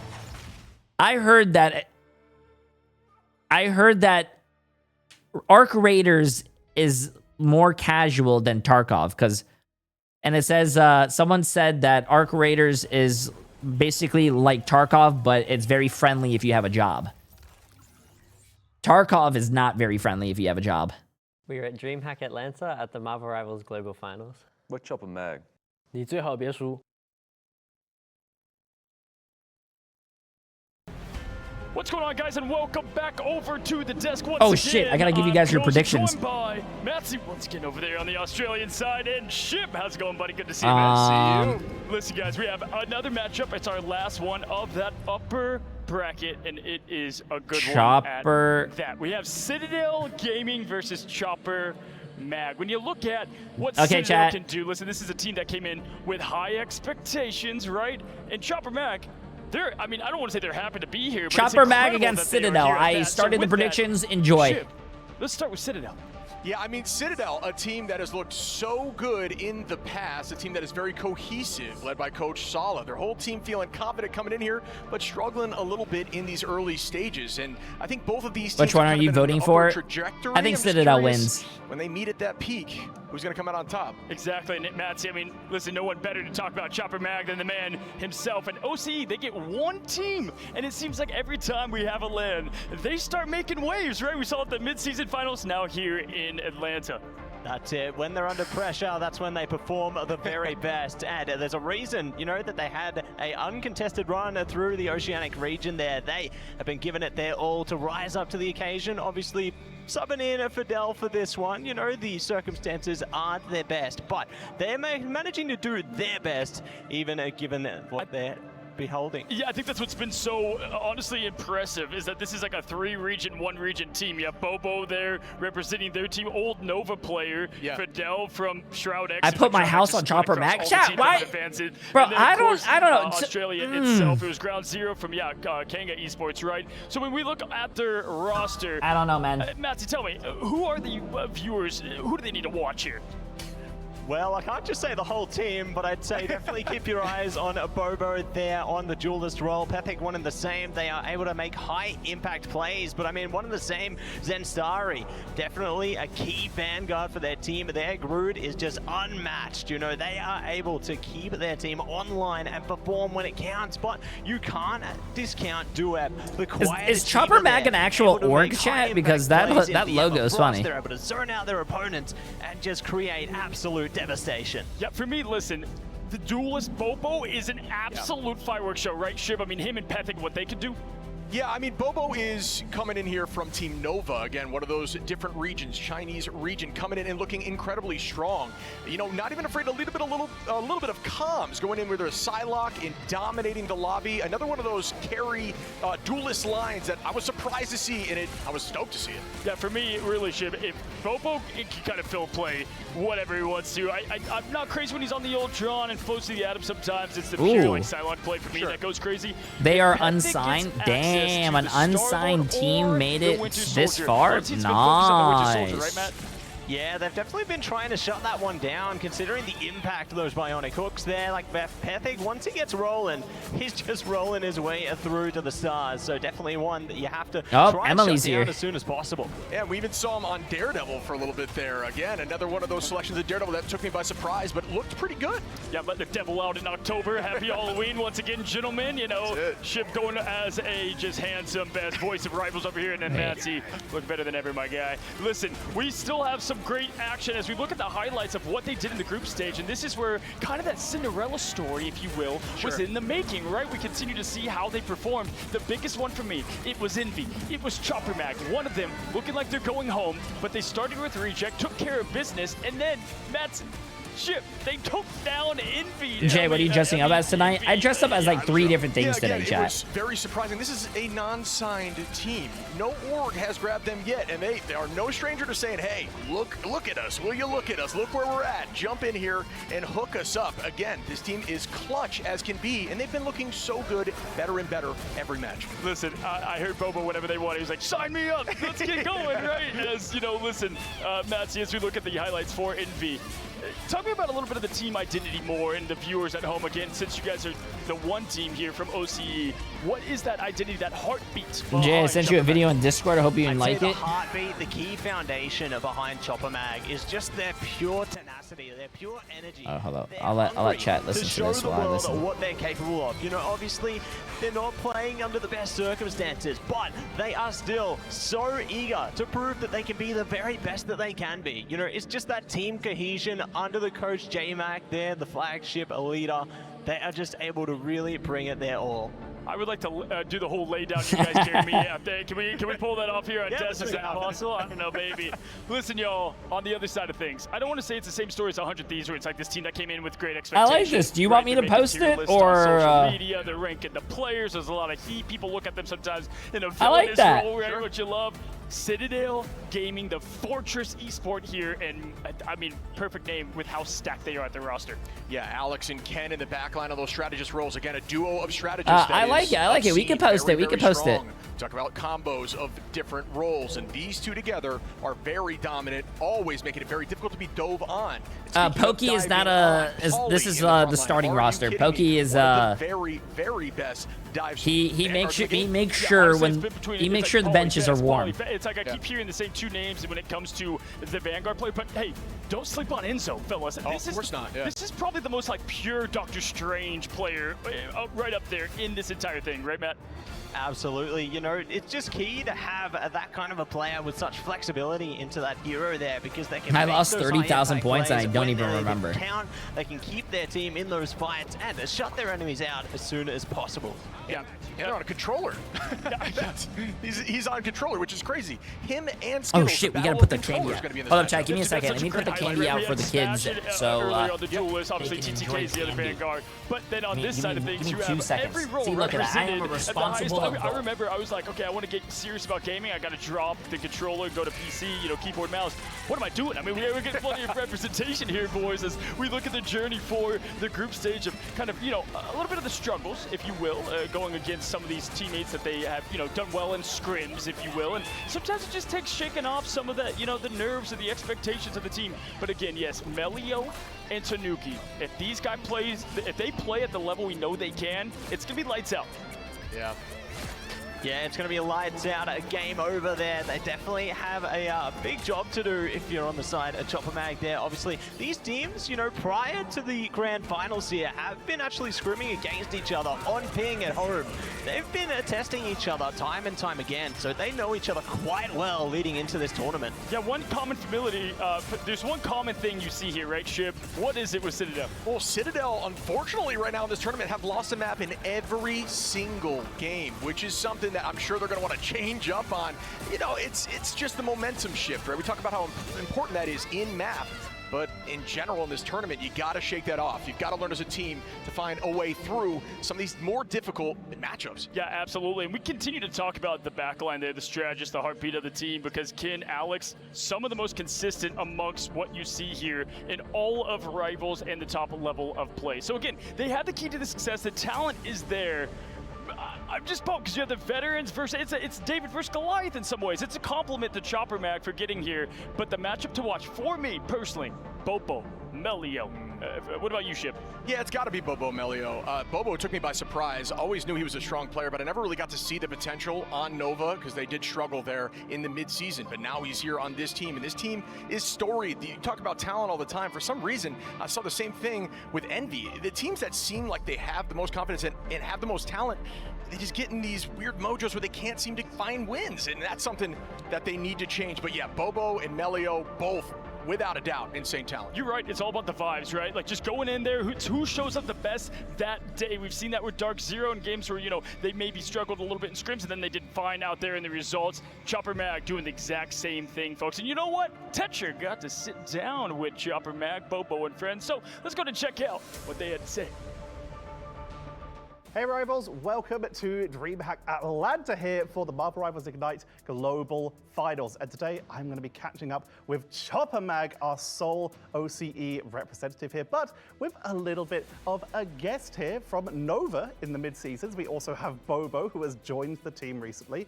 I want to start with the simplest question. How did this team come to be? Instead of giving the kids candy, I took the candy myself and I'm going to eat it. We were here as, well, because about half kids. of us were here as Ground Zero. I bought this candy, it's mine. Weapons in. We talked about who we want to get. First, we got Skittles, was like one of the first people we got. You were on Kanga before, right? Kanga before this. Yeah, so we picked him up for support, and then we were looking around for other people, and one day randomly I asked Bobo, want to come join our team? He was like, sure. And he also brought his teammate from Nova as well, Salvation. We got Fidel from America, and it's been good. How would you describe the general identity of your team if you had to put a descriptor on it? Passion, maybe. We put a lot of like energy when we like are fully trying. Yeah. Like you'll hear a lot of people like screaming, mainly Dweb. Yeah. He gets really loud. Our tanks are quite passionate. And they like slam their desk. And, yeah. Dweb got told off a lot for slamming desks. Jay, can I ask you a serious question? Banging the desk. Am I eating their candy? Yes. Zen on game day gets very hyped. It's like hyping everyone up like backstage, like, come on, we got this. We just came out of what was essentially a triple strategist meta for a lot of teams, while some leaned away from it a bit. Where do you feel like this 4.5 meta is landing, at least before the game starts? Yeah, I think the support meta, at least, like Raccoon and Jeff are like both very strong. Invis and Luna are both still decent because they're 275 HP. It really helps. Cloak and Loki struggle a bit because they get one-shotted so easily. But yeah, the very backline is very strong. And I think Mantis is still very broken, like with Ultron. Anything to add? DPS, Yeah, yeah. Star-Lord, my favorite. Yeah. Yeah, in Zero Season, my favorite hero is Hawk and Star-Lord. So I'm good at him. And the Rocket team up with Star-Lord, I like it. Yeah. So did you say Hawk and Stars and Hawkeye, or did you say Hulk and Stars? No, he said Hulk. In season 0, he played Hulk. I'm Chinese #1 Hawk. Damn! Hulk busted out in the games? No. Thank you all very much for joining us. This has been Chopper Mag. We're going to be heading into the games very shortly, so make sure to stay tuned to Marvel Rivals Ignite Global Finals 2025. Hey, listen, what is going on here? I was there, now I'm here. What in the multiverse? That's Marvel for you, as we just heard from the great pride of Australia, showing that the land down under means business. Atlanta, viewers at home, give it up for Chopper Mag! In the Chopper duelist Mag. position, we've got Bobo and Pethig. The absolute setting the pace for the Damn! 1.5 million to 2.7 million. 62 people voted for Chopper Mag, 129 people for Citadel. Last we've got in the Vanguard position, the heartbeat of every push, my friends, is Duet and Zin Stark. Now on the other side of the match, the Fortress themselves representing EMEA. It's Citadel Gaming. Your there we go. Legendary players coming out first. We've got the one, the only. They don't chase fights, they create the Melio and Tanuki. Representing the healing, the peeling, making miracles. We've got our strategist buddy on this team that will get it done. Please welcome my friends, Kin and Alex. And lastly, your legendary vanguards, the duo, Paulie and Enzo. And coach of that team, bringing it all together. We got Sela. We have a legendary matchup. Oh, that looks like my elbow right now. Mag, ready to get this story. Is it David? I'm sorry, but Chopper, no, not Chopper Mag. Citadel Gaming's jerseys look like they're about to go fucking bowling after this match. We've got a couple amazing casters over there. Ryan, Setcher. Let's break it down. I've been able to escape the hosting for just a moment, and I am here with Ryan. Oh my God, we get to bring you this incredible game. A lot of people I've spoken to have said that this might be the one to watch, because a lot of people have been saying the trajectory for Chopper Mag has been like this. Yeah, it's scary. How involved you are with Marvel Rivals doesn't matter when you get a series like this. You have the unsigned golden children of Chopper Mag that have made their way through groups, going up against villains of Citadel Gaming. Jesus. Jealous he doesn't have a cool bowling shirt. Wanted to see the demise of this team because of the way that they almost act, right? Like just they want to sort of really put their opponents under a lot of pressure, get into their heads. They're the games that Citadel like to play. It is Halloween, it's spooky season. It's whether Chopper Mag could be the final girl or whether it's going to be that monstrosity of Citadel moving on up. Citadel Gaming had an incredible run at the mid-season finals, making their way all the way up to 4th place before being taken down by the current world champions, Na'Vi at the time, Rad Esports. Before heading into stage 2, Melio moved over from that Citadel roster, from that Na'Vi roster, sorry, onto Citadel. So quite the mix-up, quite the get for them here. And now they're going to try and see if Melio can have a repeat performance. But Chopper Mag made up of mostly Ground Zero, who had an insane run through the mid-season. Didn't get as high as Citadel there, but that Ground Zero roster, a big chunk of it is still here with some incredible gets. We've already mentioned it. Bobo, the incredible pull in here of actually being able to bring in Skittles from Kanga Esports on that strategist role has given them so much in terms of... He just turned off his monitor. A lot more well-rounded, right? Whilst we haven't seen like a move out, Pokey, for example, for Citadel is on the bench, looking to be used as and when needed, but it really depends on the kind of meta and compositions that we find ourselves in. Citadel Gaming have really enjoyed their time trying to run triple strategist, especially if they can get Tanuki on the Jeff. Whilst they had a really good first day of groups, going 2-0, winning against 100 Thieves on that final game, the second day did not go well in the slightest. And since then, we did see in that final match of groups against OUG them try to experiment with a couple of different more compositions that we haven't seen for a while, since like EMEA maybe stage 1, seeing some more of those like adjustments. It feels that that was a good time to pull it out now. It's okay, let's see this chat. To try and predict where Citadel Gaming kind of want what to did go Berber with the draft, Patapan what rebrand to? I think Berber Patapan actually rebranded to game. Citadel will not want to lose to us. Nobody wants to lose to an unsigned team this far into a tournament. It's just this mind game. You have so much pressure when you're representing an organization, especially when you've got stage 1 champions of EMEA under your belt if you're Citadel. And let's actually learn a little bit more about Citadel Gaming as Moxie was able to sit down with them earlier. Hello, everybody. I'm here with, well, half of Citadel as we have them on the couch to ask them a little bit of questions. Salah! I have to ask because you guys actually arrived in Atlanta a little bit before some of the teams did boot camp. Was there a specific reason that you did this? First of all, we have a great org, and they really wanted us to come out early to be prepared. I think we wanted to make sure that we can avoid jet lag, we can get good practice in Atlanta. It's a lot easier to go into a tournament when you have a lot more time to be comfortable than others. So I think it was just like Citadel being really, really good and making sure we have the best that's awesome possible for this tournament. How would you describe your team's identity in one word, if you could give me one? Aggressive. We like to control the game in our favor, you know. Who do you think are the best players in your own? Trust me. Paul is the best thing, maybe the best player in the game right now in the world. I don't think there's anyone better than this guy. I think they're lucky he's not playing DPS. We played him on DPS in a few scrims and he was also the go on that. What strength do you think you have as a team over all of the other teams that made it this far? The biggest strength is probably Pole. The fact that he's the best Cap, the best Venom, and that he's glazing! He's glazing his teammate! Most likely. That's fine. Like we know each other for long, we've been playing together for long, and we have like really good, how to say, team spirits. Like chat, why can't you glaze me like they glazed each other? Setup? Because obviously there's a lot more pressure when you're having to perform in front of a crowd on that stage with all of the lights in front of you. I mean, for me, it's a boost, like motivation boost to do even better. I like it when people watch me. Let's talk about Cap. Polly, the most annoying teammates don't pay each other. To have to fight against. What tips would you give for a Captain America player to get better? I was gonna try. Just be a cockroach. You're probably doing something for Halloween. Terrorize the strategist, and you're good to go. Well, thank you so much, Polly, Enzo, and Salah, for joining me. Best of luck in all of your games. And this has been our wonderful interview with Citadel to catch up with them before their matches.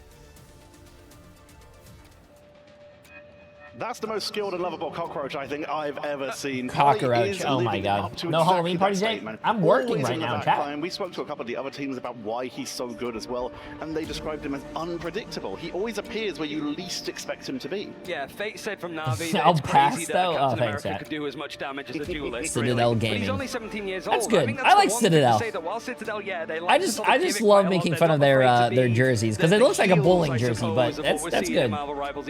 They're also a very young team. They're a great team. I like their coach too. Salah is a pretty cool guy. So much experience coaching players, getting the most out of them individually to make sure that underappreciated players, like they were on Berber Patfim, can actually rise to contest some of the top dogs. We're not in a stage anymore with EMEA where it's just Virtus Pro and everybody else. There is a lot of teams that can now compete at the top, and an event like this, it really is just going to be a mix of what teams can do. It is just that unpredictability of Chopper Mag, what they can like keep keep that momentum going, whether they can just enjoy the process, because we have seen the likes of Crazy Raccoon and OUG, I'm Commander the two teams that J3, got and this is my eliminated from favorite Group B, team stood up. take What? maps off of Commander Citadel. J3? This could very easily be a full free mapper, because every game for Citadel has been a full free mapper. But it wasn't easy for Chopper Mag either. They did have to fight tooth and nail to get here, and they actually found themselves in an extremely tentative position on their last day of play, where literally it came down to map scores almost with Reject,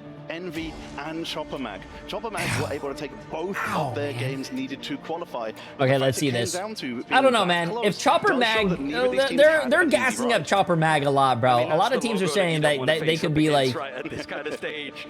they're on the rise. Kind of moments where, like, you see the likes of Envy that had a lot of expectations go up into these games. Do you think you can hold it down as a strategist in one of these teams? Hell no, bro. I'm a DPS player, man. Best of 5 later on, so they do have to fight for their lives on Halloween yet again. But it's in this case of, like, there is that safety net for both squads. That's why it's just a best of 3 to sort of begin us out. But it is more of a case of, like, for Citadel Gaming, we're starting on domination. What is that logo? I'm pretty sure. What, are you talking about Chopper Mag? They're an unsigned team. I'm pretty sure they just threw a logo together and that's what they called their team. It fell off quite a lot when it came to surprised they're not picked up well, if they made it this far.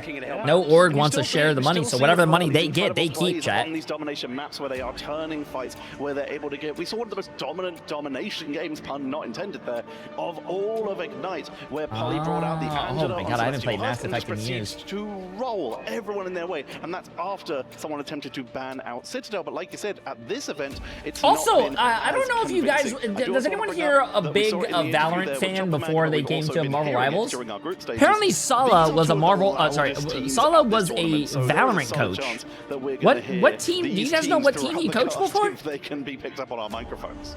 We heard it a little bit in the group stages. If you didn't see it, Citadel Gaming having almost like a hacker war chant in a lot of those coordinated moments, the IGL counting down and all the players bringing out a at the same time. You will probably feel it just as much as you hear it if it comes out on stage. Oh shit, but Krakoa, the first map in this one. No, Sala was a coach for Valorant and then he came to Marvel Rivals. Story, I suppose, for Citadel. They're 0-1, but you lost against 100 Thieves. 1-0 for Chopper Mag, able to win, but it was against Iconics. Two very different teams. Not he used to coach Firefly. Of course, single maps. Is that an org? And like you mentioned, those teams, one of them is here, and one of them is already taken out in the group stage. We're starting off with the bans. The Mantis taken out. We heard from Moxie earlier talking about what that Mantis enables, but it's already sneaking through. But Citadel, they prioritize the cap over the potential Jeff secure of their own, and we're going to see Chopper Mag with their first Mantis ban going to be getting the protect on it. One side of Mantis secured.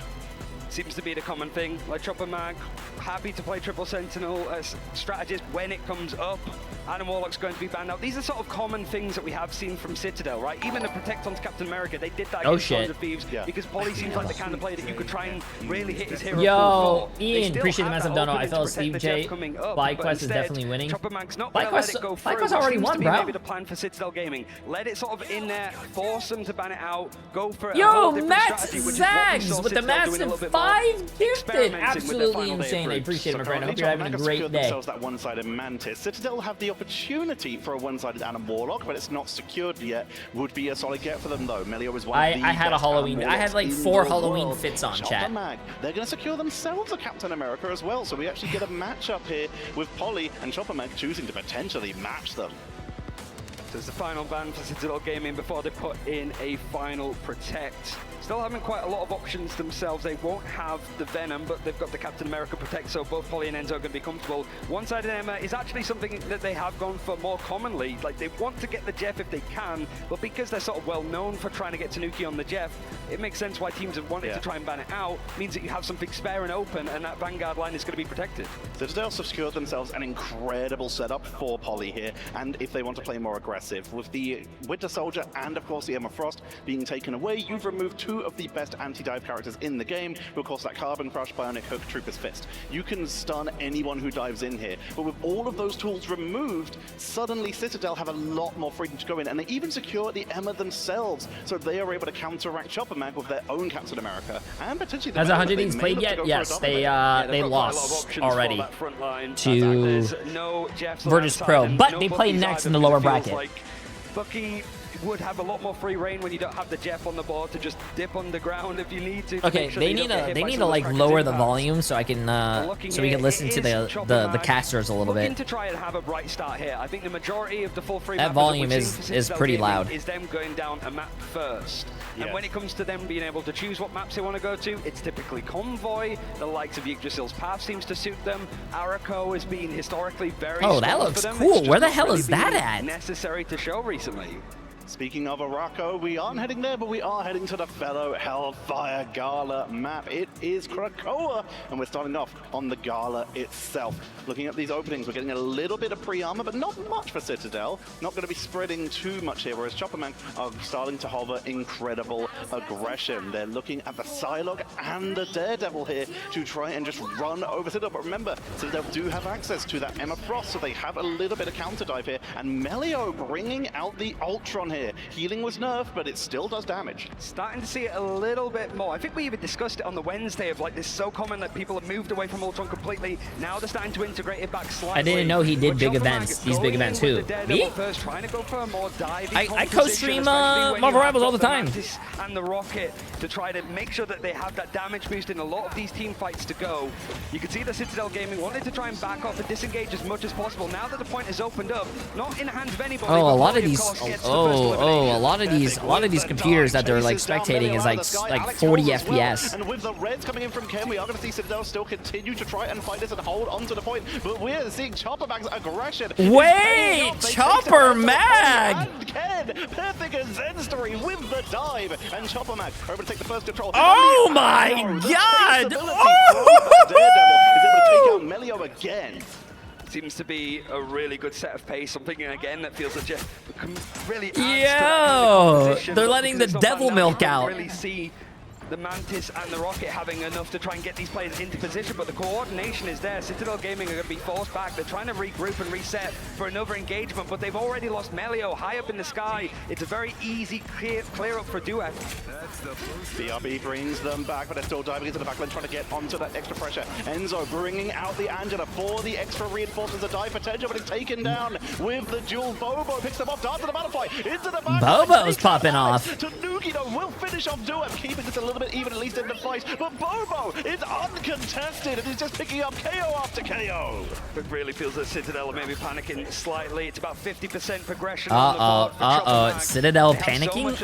Back on as well. If there is a chance for Citadel Gaming to try and group up, even a portal play from Enzo was used quite early, something that they have done a lot in dominations, almost going for like hostage take plays to try and surprise Chopper Mag, but they managed to get out of it. That means that if it gets to 99% and we get overtime, Enzo's not going to have the portal in hand. Bobo goes down, Enzo is pushing up to try to make the most 100 Thieves plays after this. Feast from the Abyss into the backline, not able to find the full target. Nice Dark Force teleport from Alex to avoid that initial engage. Duet falls to Enzo, and we are seeing Citadel Gaming pushing back up to the point, trying to go for the retake. Blaster Barrage from Tanuki, who's in the backline. Mantis has to use the Soul Resurgence. They almost got the Mantis. They almost got the Mantis. Up to the high ground, fighting the Battle Reaper. Beacon as Peptic is going in deep. The Devil has been unleashed. Galactic Legend from Tanuki with the Eternal Bond from Alex is allowing Citadel to try and drive back Chopper back with Fidel being taken out. They are running out of tools, Ryan.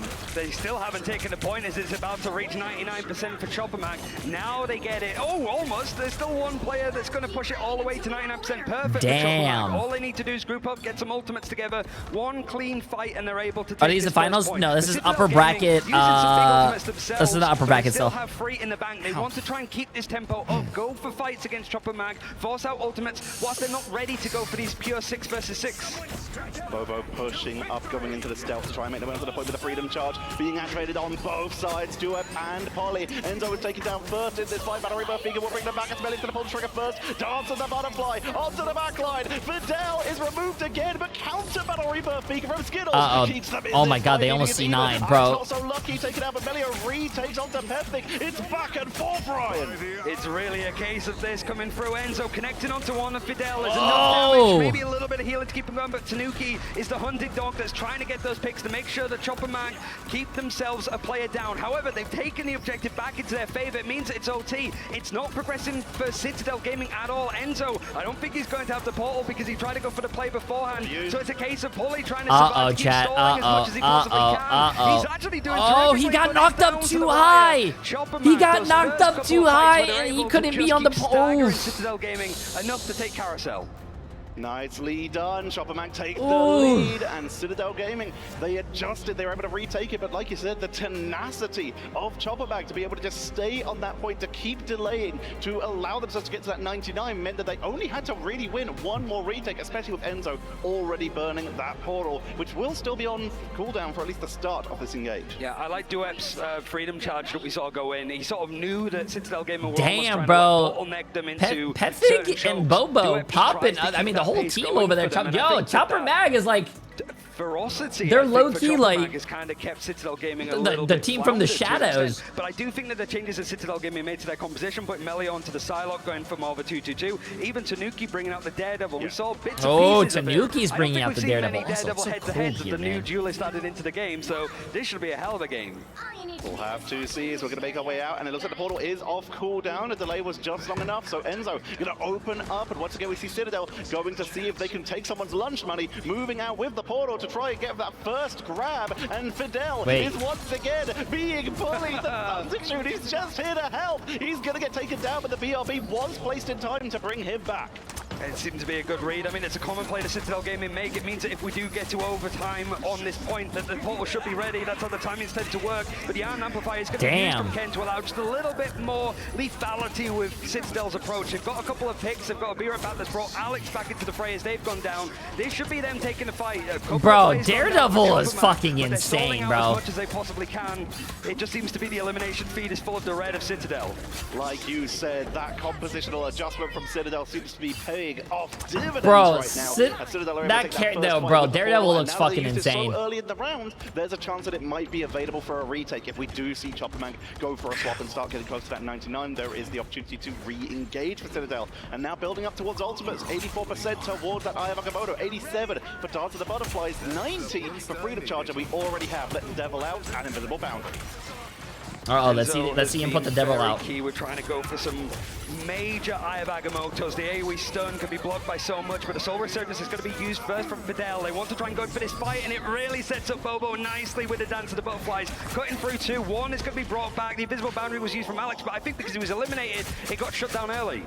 Bobo's flanking is insane. He's always on the flank. I'm surprised they didn't let the devil out, chat. Hit here. Mario is charged up with the darts of the butterfly, but with Bobo able to clean them out, we've seen the flip from 30% to 17 in favor of Citadel, but Chopperman control the point. Coming in from above, the devil has been unleashed by Pethic, diving directly into Citadel. Damn, bro. Bobo and Fidel are taken down. The sustain is being removed. Oh, you can't go invisible from him because he sees you. Oh my god. This character, bro. This character. Evening up the fight as Duep chases in. The devil's been unleashed for Tanuki now. Onto the fight. Emilio is the one who falls, though.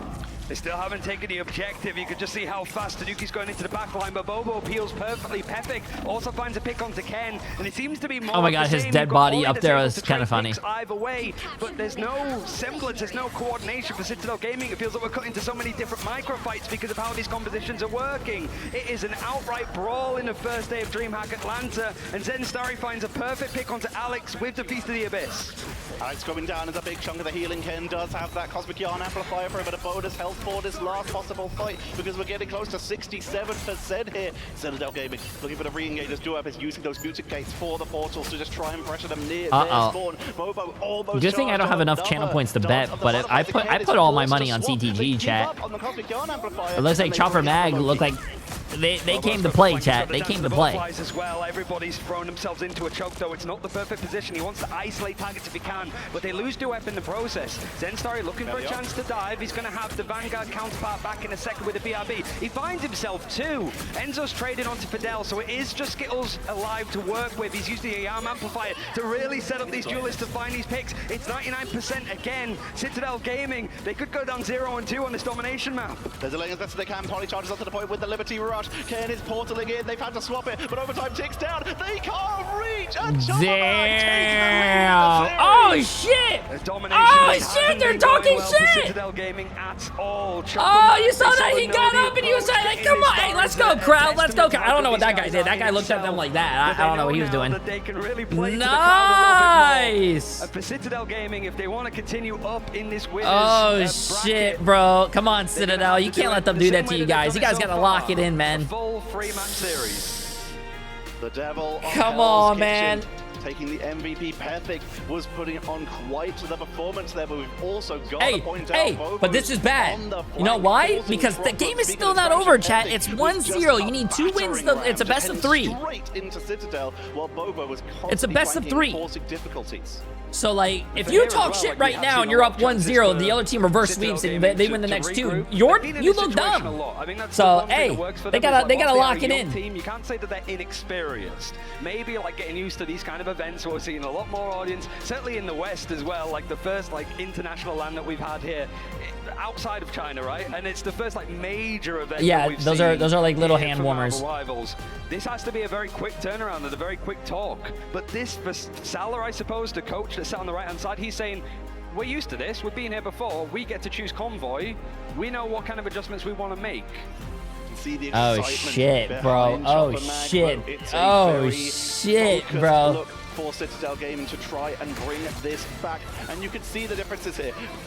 Does the first win curse continue? I don't know if...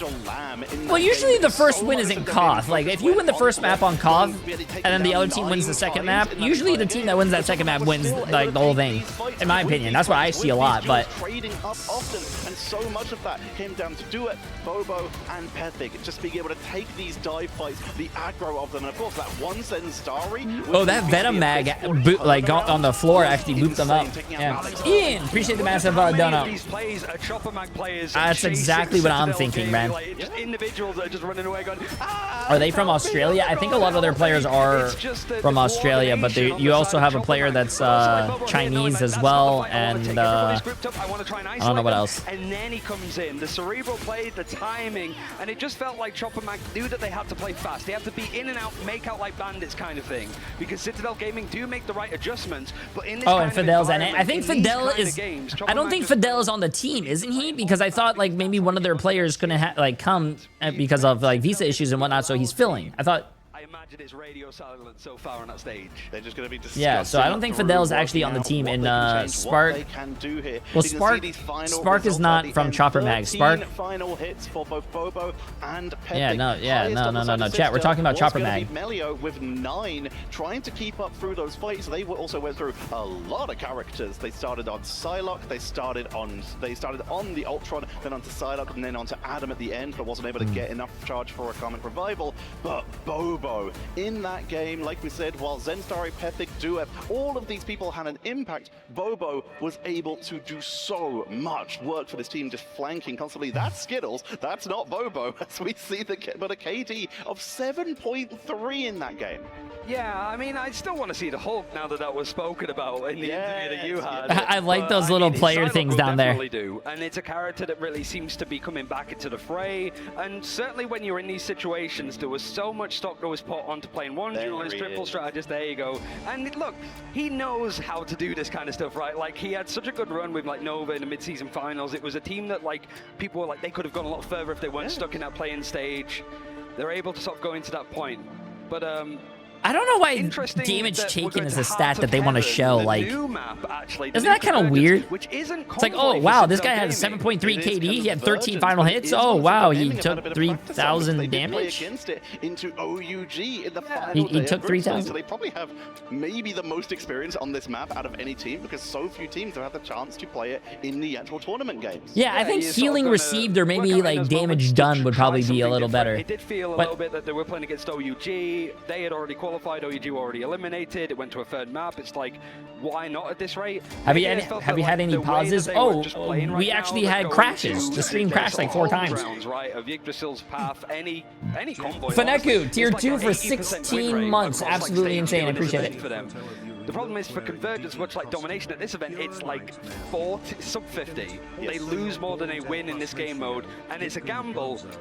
But I imagine Chopper Mag are just like, all right, we're 1-0 up. Like, we take that risk. So here's the argument. That hurt my feelings. Here, likely because they can choose where to go through. Like you said, they've not had as good of a win rate, so you want to prioritize where you get to play. If your best map is Convoy and you're comfortable on basically every map that is delivered there, then perhaps you are going to be able to take control, even if this is not losers, chat. This is upper bracket. Already safe.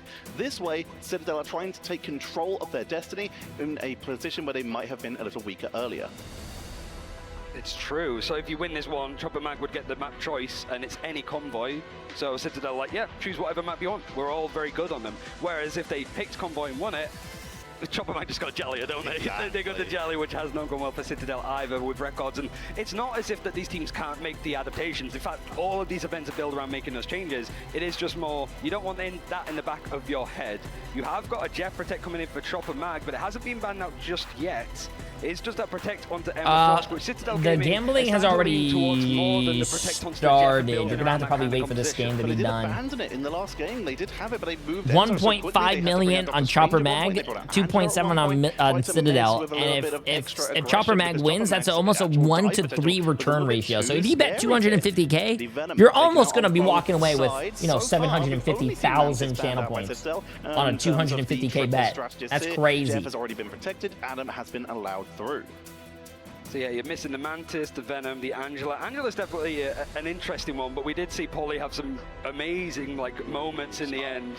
Might be able to sort of focus on, making sure that it seems to what we've seen in similar series. Those problematic heroes in the last map, just make sure that they're not available for this one again for Chopper Mag.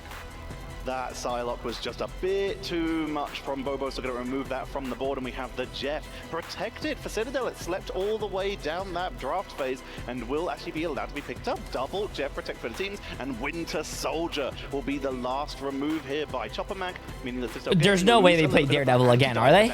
No fucking way. We get to see what Chopper Mag could do on the latest map, and what could we've seen a little bit of it because we saw OUG play it twice.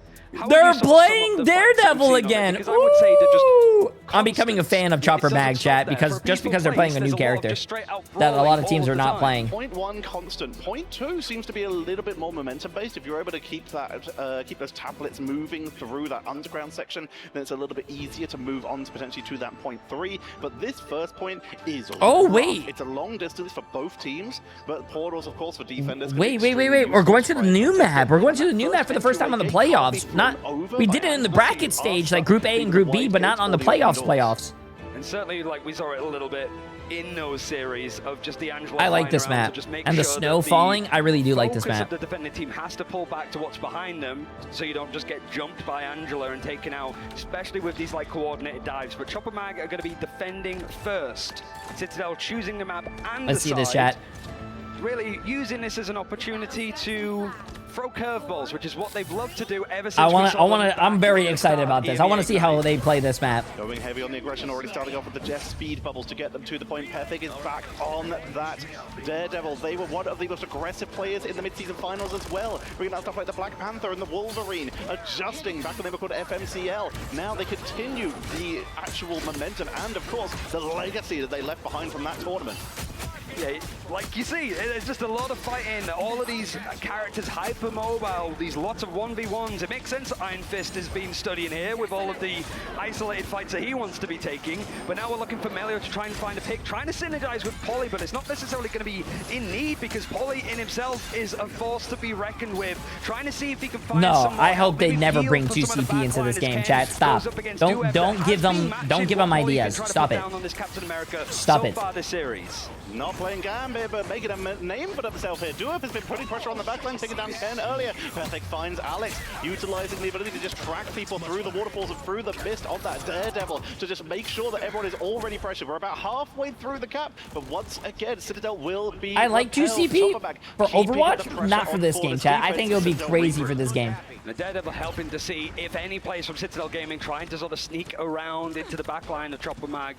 And Duet almost playing a sort of counter flank. If anybody tries to go on that right-hand side, they're going to run right into it and go for the dive themselves. But Melio, he's been very quiet here, trying to see if he can get onto one of these strategists. But the problem is that Rocket Raccoon is one of the most mobile. Melio's going to try and help the rest of his team that goes down in the process because of the ultimate, even the focus from Pefik. Bobo entered into the duel, was able to evade the majority of the shots. Of course, Starlock 2 CP is 2 capture point, chat. If you played hit-scan Overwatch character. 1, So we did see you'd an attempt to know. have the duel there, and then with the reinforcements from Pefik, they're able to take the duel. It's Jeff utilized more for the healing area than anything else. But if they can get someone out of position on this backline, going to try and remove any of the smoke, but it's actually going to get their own Captain America, removes them back. Oh, that's a feels fucking bad, man. After the butterfly from Melio as they try to create an opening. Seeing what they can get, but Bobo uses the Galactic Legend as a response. There's not enough ground to cover for Bobo. He's managing to find these picks, and Citadel Gaming trying to go for a bit of a rest by all of that momentum that they might have been able to get off the back of Melio's pick is completely dissipated now. It's just I don't think Resource Rumble is going to go in rank. To confirm this I don't know. point. It feels that whilst we haven't seen an awful lot of this map texture, the progression it's made so far might not be enough. Here comes it, Jeff from Ken, seeing if they can grab someone, teleport, used by Bobo to get himself out of danger. Pefik gets stunned out, tries to go for it. Uh-oh, he didn't hit anyone. That's a feels fucking bad, man. Pick up as Duep and Polly go for the brawl. Pefik, the devil has been unleashed by Tanuki, but Duep keeping their team topped up with the freedom charge. The heaven has descended onto the point. Melio is brought back at the BRB as the silent selection tries to What is from this? the side. Oh, another Start ice? onto Oh, Tanuki, but it chasing the raccoon up to the high ground, but he's backing away. Pefik is picked up and brought back. Fidel on this rocket is doing so much for their team to keep them on this point, but Tanuki is relentless here, chasing down the shark. Yeah, he's trying to get the picks, but just that no drop-off healing from Jeff. Now he's able to work together with Polly to find these eliminations, but they're still going back in the other way. The Vanguards for Chopper Mag holding on. There's just 40 seconds left for Citadel Gaming's attack to get a little bit more. Their choice of map, they've been stalled out a little bit, but it's just Chopper Mag able to just keep throwing bodies at the point. And now Citadel, only 30 seconds to try and push on. They find a pick onto Bobo. They need to build up some of these ultimates too. Bobo is taking down Pefik, looking for the reinforcements, going to try and take out the rocket on the backline to remove that battle rebirth beacon to prevent any kind of reinforcement. It's Jeff from Skittles to remove the attackers from the board, trying to grab someone off onto the side of the map as Bobo takes to the sky. Melio with darts to the bottom. You only like them because they have the Chinese flag. Chasing down the defenders. Pefik falls, but Duep is brought back at the battle rebirth. They're going to keep this fight going. True, and Australia and America. To try and remove them from the board, chasing them inside the building to make sure there's no escape if they can get Rocket. They don't find it, it's just too high. I think they are onto the point, Tanuki is trying to chase down, remove the battle rebirth, make it Alex falls, popular Fidel team. falls, the Rockets are down for both sides, the portal comes on out from Pefik to hold this line. How much more No, I'm have not you got doing to work drugs, with? chat. Tanuki, It's the devil is it's out, ice. and it's right all in a concentrated spot. You've either got the freedom charge for a little bit more supportive utility, but a Galactic Legend is going to show up just at the end of it. There goes Ken, one of the backline already taken down, and it's right at the edge there. It seems that the picks are going Citadel's way, and finally, there's no way to say it. Like, Citadel love to play Atlantis use so much for so many like MCU films. Feels that this is the perfect cinema for these guys too. They always fight until the end. The reinforcements coming on in. Bobo being forced to teleport out with that rocket network in order to just get out, but they were in mid. Oh, Mark onto Melio, forced to retrieve, but here comes Cap as well. They are focusing there, chasing them. Bro, I really like how both of these teams are running the Daredevil. This has been my favorite matchup so far. Besides like 100 Thieves and the Virtus Pro one, because that was actually a really entertaining game, and then went to a match 3, and it was really close. Tanuki is just getting completely zoned away. They're so isolated here. They even need to go down fast or get out of here, and it looks like Thank you, by the way. Both these teams love to play and fight fire with fire. Just a high tempo, especially when you're defending. Citadel Gaming will do it a lot. And just Angela, yeah. Constant fights, even if it's not in a great spot, to just waste as much time. Melio Damn. knows this. It's Citadel all over. They know Damn, he's an ult just to kill that fucking Daredevil. So they go for a play to make sure that Ah, they can play it poor down. lawyer, bro. He was just trying to do some defending on some clients. Jeff in a combination with all of those players grabbed up, seeing if they can grab a few more, but it is just the one on the objective, still being stalled out from Chopper Mag, and even using the Daredevil ult. Citadel Gaming are trying to make traction, but they're stuck in the mud. Pefik trying to brawl it, trying to force him off the point. It's Jeff coming in from Ken. Both teams just grabbing their own teammates, not able to find the targets as of yet, but forcing it back onto the high ground as Tanuki moves in for the flag. The Devil is out, pushing on to take out the rocket, removing the revive. As that car continues to move on forward, Citadel have the momentum right now, going in for the brawl, onto the Angela. You cannot escape the Devil of Hell's Kitchen. Does Daredevil get shields per ability used too? Bro, that's actually cool. This character's insane. A little bit of high ground. He's trying his best to just buy as much time as possible, but there's enough focus and maybe enough peel now. Tanuki is not taking his eyes off of the Jeff. #1 enemy to focus on. But the rest No of the team's coming in. fucking He's way, still bro. wanting to That's go down. insane.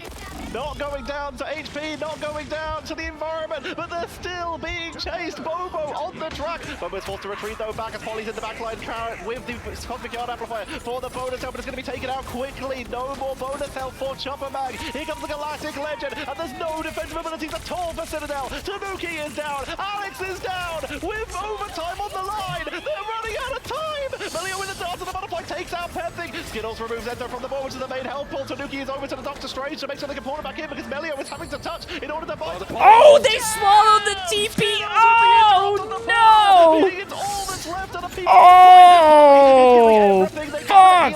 To buy the extra time onto that objective to make sure overtime continues. Tanuki's going to have to rush on in. Freedom charge from Dua to keep this fight going. It's Jeff on the counter to try and remove the rocket. If you can remove Battle Rebirth Beacon from the point. Yeah, there's 2 casters, guys. Yeah, that's true. Down. Here comes the with the Heaven's Descent to hold the line for just a second longer. Overtime is removed, and Chopper Mag are holding. They've pushed them back, and they hold Citadel at point 159 meters. And doing it from their playbook, right? We saw Citadel Gaming. Damn, bro. Hey, that was good casting, though. That was good casting. Listen, sometimes you just gotta let your co-caster just pop off. Try to isolate targets. Make sure that if you try to overextend as the attacking team to try and take space, that you just keep that payload stuck on the ground. Chopper Mag showing the Citadel. Oh, come on, Citadel, bro. Come on. They love to play brawling. Come on, man. You guys can't be going out like this. Chat, this is still full holdable. Together just as strong of a defensive side, just as strong as a first point hold as well, wasting all 4 minutes that Chopper Mag did last time. This has to be the defense of Citadel Gaming's life, and you immediately see in comes Groot, in comes Adam, charge up those revives. They brought out the Loki, double revives. This isn't as easy of a map to portal. Double revives. Oh, they're playing double revive, chat. Uh-oh, this would be interesting. Double rise in priority, but it's still time for Daredevil. Tanuki with the sustain, keeping them in this fight. Pething is teasing us. I doubt this will make it out the door, but it would be cool. Look how many picks that pretty much for the duelists it's even. There's no way they're playing fucking Mr. Fantastic. That would be the first time we ever saw Mr. Fantastic on a $1 million stage, chat. There's no way. A little bit more. You wanted to go for the one-sided Emma, so you don't really play that very concentrated dive style. You want to Okay, yeah, they're not playing stretchy, man. They're not playing stretchy, man. Loose. It's hard to isolate those targets because by the time that you realize what's happening, you might be a player down. Look at them go already. They're going into the left-hand side as a team. Bobo sieging. It's a full wraparound for Chopper Mag to try and remove the defensive position. Look at where those group walls are, though. They're trying to make it so that if they try to come through the tunnel, it's going to be a very difficult engage point. But entering into the duel, Tanuki forced back by Duep, who's been putting on a clinic on this Captain America. Pething takes out one group wall, is immediately focused down, has to deep. Oh, feels bad, man. There goes our lawyer, chat. We don't have a public defendant now. We're going to jail. Pretty much a full wipe out. The problem now with like Chopper Mag's composition, if you go for these attacking sides now, is there's a lot of players that are now isolated. It means it's going to take a while for Chopper Mag to try. Will you be playing Arc Raiders today? I might try it out today. Depends on when the co-streams are done and what time it is. More information on who's nearby. You know exactly who's isolated, who's in the spot that they should not be on this attack. Melio just sending Cosmic Clusters through the gate to make sure they can grab anyone. Bobo has taken a little bit of a tip from OUG, the Chinese. Can you play like solo, or do you have to play with like a group? Melt through that group, melt through that Emma, onto the point. Peth, they get the stun onto Tanuki, who retreats up to the high ground. Means they'll still stay in this fight. We're also building up close to that God of Mischief. Which you can play solo. Okay, is it easy solo, or do you need a group? Should probably say that. Onto the point to try and reset up the Loki. strangling prison. Pethnic is the first to fall though. Skittles keeping the team topped up with the counter invisible boundary so that they can push on through. Citadel holding the line at least for the moment. No resets. It's hard solo. I'm probably gonna play it solo then. I'll probably play with someone else. We'll see. We'll see. I don't know what my plan is right now. Citadel are holding this, but Tanuki outside of the boundary will fall. Yeah, Dueb's managed to take him down with just a volley. Now sign of seduction from Enzo's going to try and go in for the counter-attack, stem the bleeding, so to speak, but he goes down in the process. Oh, we have an Iron Fist. He goes down. Oh! He just got a 3-piece. He's not gonna get the res. He's not gonna get the res off. Have a chance to use his camera revival. You could see him trying to set up. This is bad. This is bad. He has to. That might be the main focus. Have Melio sort of come back. He's going to be there. He still has that camera revival, but there's just enough stall right before Chopper Mag were able to take the point. Oh, they have Soul Bomb that can drive it right through, but a straggling pressure comes on every Regeneration Domain. The devil has been unleashed, but that Groon is doing so much work, but it does not matter. The Regeneration Domain is going to allow Citadel to take on through, and Chopper Mag will be repelled one more time with 90 seconds remaining. They are just being staggered as well, though. Pethnic and Duet both being taken down. The Iron Fist forced to retreat on a slither of HP. And you've still sat on with not only the camera revival, but you have almost got the God of Mischief for Ken if you want to go for that copy too. Citadel Gaming holding on by the skin of their teeth. It means that Enzo has not got the portal play for, what, 2.5 minutes, but you would expect that this is going to go on a lot more than that with some of these overtime fights, and with that payload having to travel a good amount past this first point. But there's 1 minute left for Chopper Mag to get stuff together. You're trying to synergize that Kraken's impact with that Strangling Prison, but it's not ready yet. He's going to go in first, actually, with the invisible boundary. This is a hot tempo play for Chopper Mag. If Citadel survive it, they have a great advantage. Final introduction to try and pull them out of the boundary. It will get onto Z-Starry, but they're still tanking, able to push on through. Kraken impact from Pethnic to open up, to force that invisible boundary. Man, I hate using my Bucky ult and then a support ult pops. Oh, that's big. That's big. That's big. Oh my god. Oh my god, Enzo. Oh my god. It's a full wipe with delay. Wait, why did they use invisible? Oh, it was the... Okay. Pull him away from the edge so he can't go down quicker. They delay him all the way, and that means Chopper Mag are taking this last fight 5v6. They have got the portal. Like, wait, do they not have a portal? Oh no, chat, do they not have portal? It is just holding W and hoping that you touch, but against the force physics, that can stop you. The dash just in time for Bobo with the Iron Fist going in onto the fight the back line, but the overtime is starting to burn away for Chopper Mag. You've got Tanuki trying to see what target he wants to pick. The stress is now on the attackers of Chopper Mag, looking to go oh no, the Iron Fist is down. Arrives with the meteor ram, catches Tanuki. Immediately Melio with the Karmic Revival inside in a safe position means that they will be up in this fight. Poly revive too, and the numbers are heavily in favor of Citadel. But the portal is coming in from Bobo. They might be able to reach the point, but there's only a sliver left. If they get removed from this point, it could be all over. The healing coming on out, invisible boundary. Do they have the TP? Extra delay, and it's Chopper Mag. They're TPing, I think. They're TPing right now. With Pethnic down, they're running out of time and momentum. Enzo's already charged up for another eye among oh shit, he has another eye, chat. He has another eye. He has another eye. There comes the stun, but it's all in favor of Citadel right now. They have the numbers, invisible boundary number 2. Oh, it's big! One more time. They see the future. Oh my god, this guy, remember, Enzo's on a controller, chat. He's crazy on the sticks. One by one. Melio falls, has Cocoon can reinforce onto this fight as Chopper Mag are just out of tools. Oh, out of steam completely. My you have god, to say, bro. We're going to a match 3. We saw his Eye of Agamotto's, those stuns be shut down so often by good force physics and good bulwarks from Magneto up against Rajaro and Navi, and all through the group stages, able to connect onto the right people against some good shit, Citadel, bro. Good shit, Citadel. They didn't. Hey, they did well. They did well. And I think with the stats, it makes sense. It really does feel a Citadel Gaming thrive they did in these well. kind of moments. Backs to the wall where things get scrappy. There's only one team to rely on in those moments. But look at this, Citadel. There's still no smiles because they know it's not over yet. The journey starts with a single step, and while they are 1-1 in this matchup, there is still one more to go in order to progress into that upper bracket. But it's more Chopper Mag. All of them have LAN experience except for Skittles not making it to that mid-season, and Fidel coming in as the substitute. They are now the ones having to refocus as they're being taken to the edge. and it's now a choice of a convoy map. Hey, by the way, one team has a controller tank player, the other team has a controller support player, just as a heads up, chat. Shout out to all the controller players out there. Between the maps, Citadel Gaming love convoy game modes. They pretty much have set a checkmate situation of whatever map you pick, we are good on. And let's find out what the analysis desk thinks of the options left available for Chopper. Bro, it's... When you wear headphones, chat, and you game, the hair goes down. It's normal. It's like leaving something outside in the grass. The grass is not going to grow, obviously, or not even grow, but like go up. Matsy, so composed, always know. I'm telling you, this man, he had me hyped up. Hey, Matsy, let's talk about Chopper, because right now I'm a Bobo fan. Okay, sign this man. This guy's legit. Let's talk about them, and then we'll talk about Citadel as well. Matsy.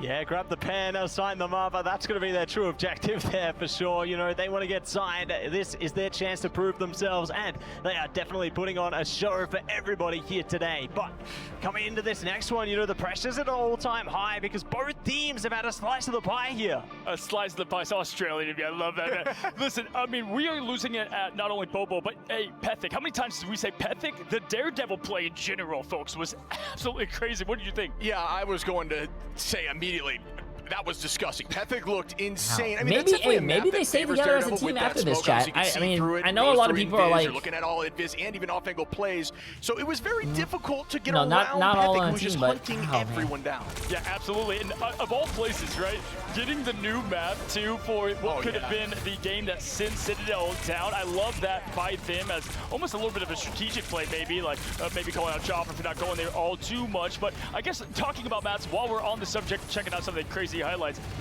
Matsy, where do you think Chopper is going to bring it? The advantage of losing map 1, or getting map 1, as you get to, you know, bring it together in map 3. Yeah, I think that now that they've tasted defeat into this series, this is only going to make them even hungrier. How many games are going to be played today? 4 played already, and there's 2 more.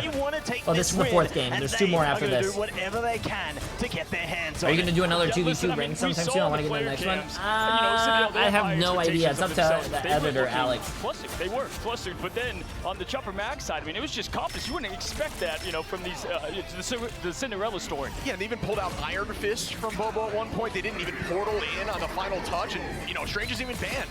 Me personally, I was shocked when I saw that, but the touch comes in from Bobo at the last moment. The team looked confident. We saw a little bit of mishap there with a couple double strat ults, which you cannot be doing at this level. What time does the game start tomorrow? Yeah, let's talk about the stars, right? You know, you see this in sports all the time. Same time, 11. Insane talented player that could just take the team up to victory. All of a sudden, the side of Chopper, it's all Bobo. I mean, I see you Twitch chat, I see you YouTube, just Bobo's raining down on the other side. Paulie and what he's been able to put together on the Vanguard front. And for me, too, I think it's been the battle of the lawyers, if you will. Sure. Yeah, Tanuki, again, I mean, you saw some of those plays. There was one point on point 2 where he was off map for a bit, came back on and had 3 people chasing him around, and that buys so much time. So that looked really good there from Citadel. Hello, chat, give me a second. Yeah, I'm gonna go and pee it real really quick. just goes to show, you know, they've been able to play into their strengths there. They just haven't been able to find an answer for Tanuki on the Chopper Mag side. You know, they had their Psylocke banned out. We saw the power of that on the map 1. Like, Bobo was just running a train, and the train stopped abruptly. Yeah, you brought up a good point, Shippy. We talked about the portal. We were like, where's the portal for the last point touch, right? They Zinstar was getting close to the Groot ult as well, or they had the Groot ult as well. Yeah. So I think maybe that was the reason Bobo barely touched. It was crazy right there at the you know. Yeah, I was worried, to be honest. And even so, I didn't love it because it did put him in a tough spot. He gets picked before the team gets there, but, you know, again, it's just confidence in him as a player. All right, on the line right now, who's going to win this next one? Ship, then Matt. Who you got? I'm sorry, buddy. I've got to say Citadel. They're such a good team. I love Chopper Mag, and the energy you're bringing right now has me want to just lift this table with my bare hands, but... Oh, I reckon it's going to be going away over Chopper Mag. I think, like you said, you know, they're going to be pumped up and ready for action here. I think now that they've tasted defeat, it's going to make them even more excited to try and steal this one through. All right, Atlanta, let's hear you. Who do you got? It's Chopper versus Citadel, match number 3. One of these being pushed down to the lower as we take a look at the next part of this matchup, which will be the pick ban phase. I think both teams have played really well here. If we take a look at this strategic approach, Matsy, break it down here to start it off.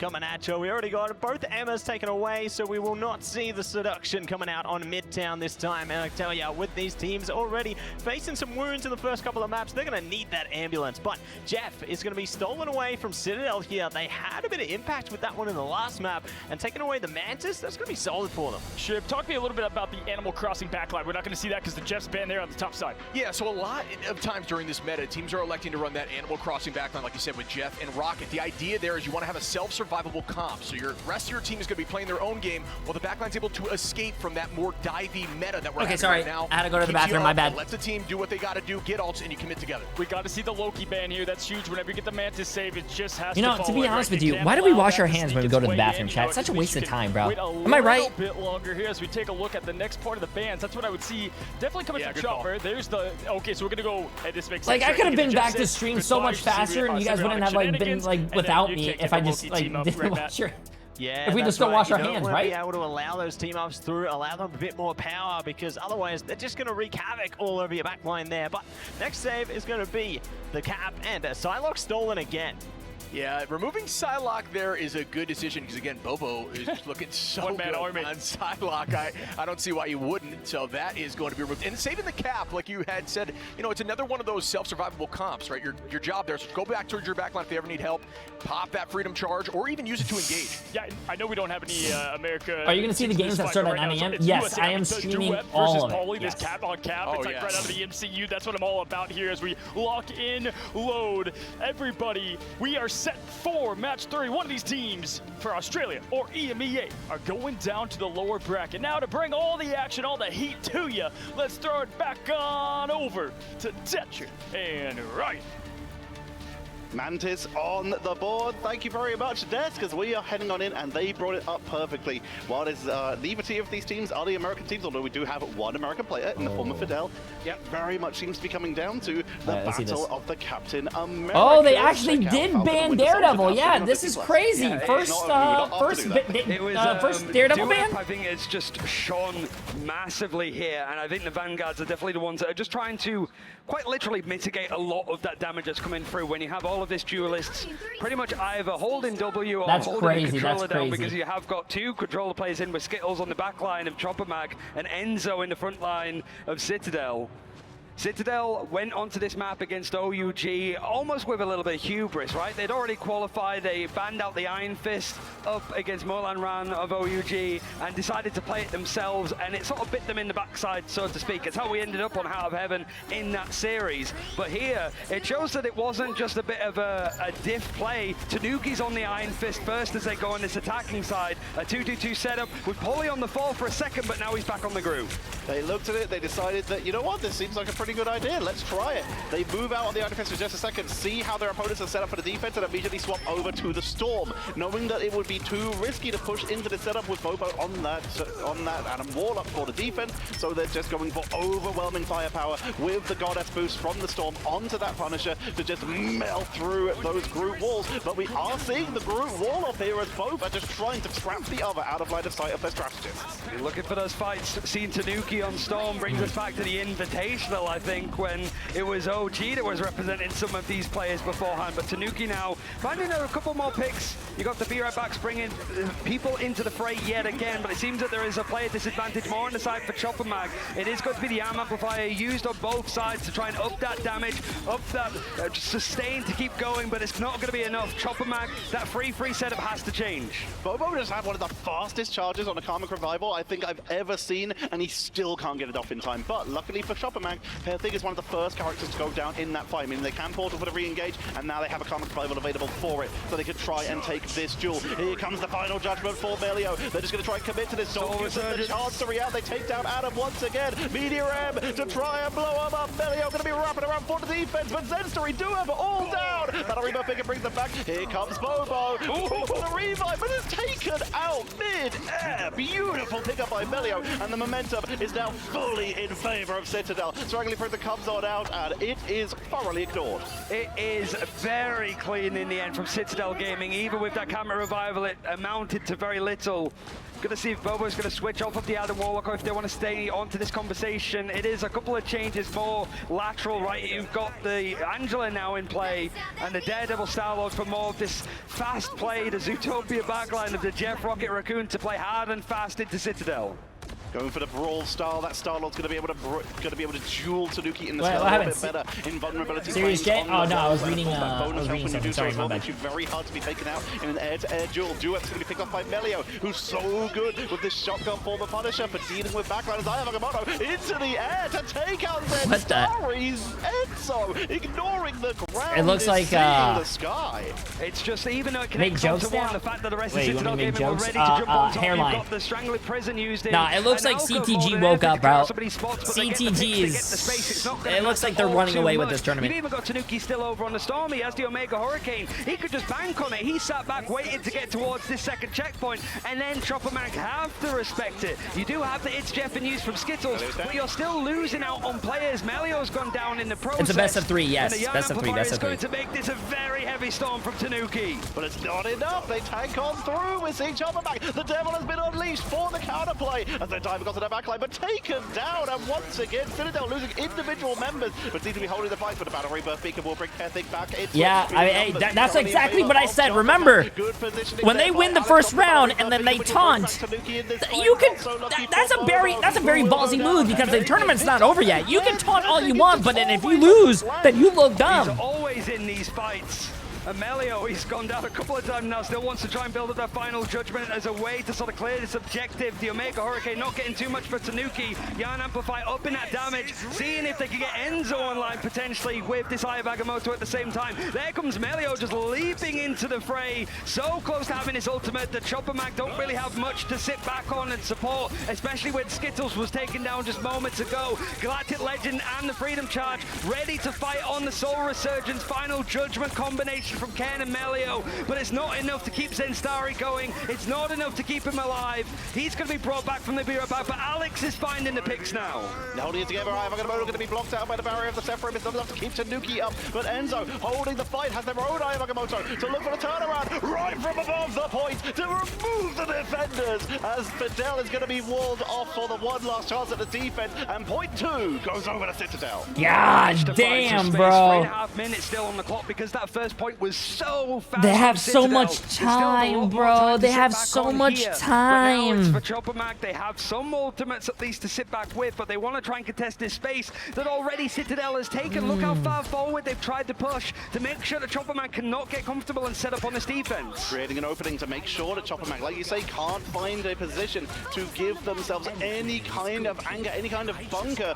The wraparounds coming in. You can see Perfect and Zenstory continuously on the flank. Cosmic Yard Amplifier going to be coming out as Citadel have pulled the trigger, but Melio's going to be the first to fall in this fight, meaning that this is more of a sustained ultimate than anything. Citadel not committing to this fight, just trying to deal with these flankers, chasing down the shark that's in their backline. Is Jeff used to get away? Omega Hurricane to potentially chase it on the retreat and take down the backline, but they just can't find anything, so another defensive ultimate used.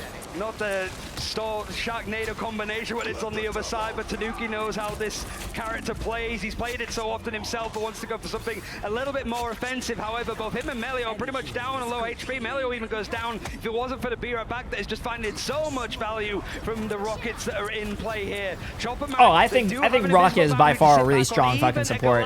Having someone die and then having a res on them is just so strong. It's whether Polly can go for the Strangler Prison early and just stop Chopper Mac from being able to go for a proactive approach. They're constantly on the back foot, but now they're going in for the kill.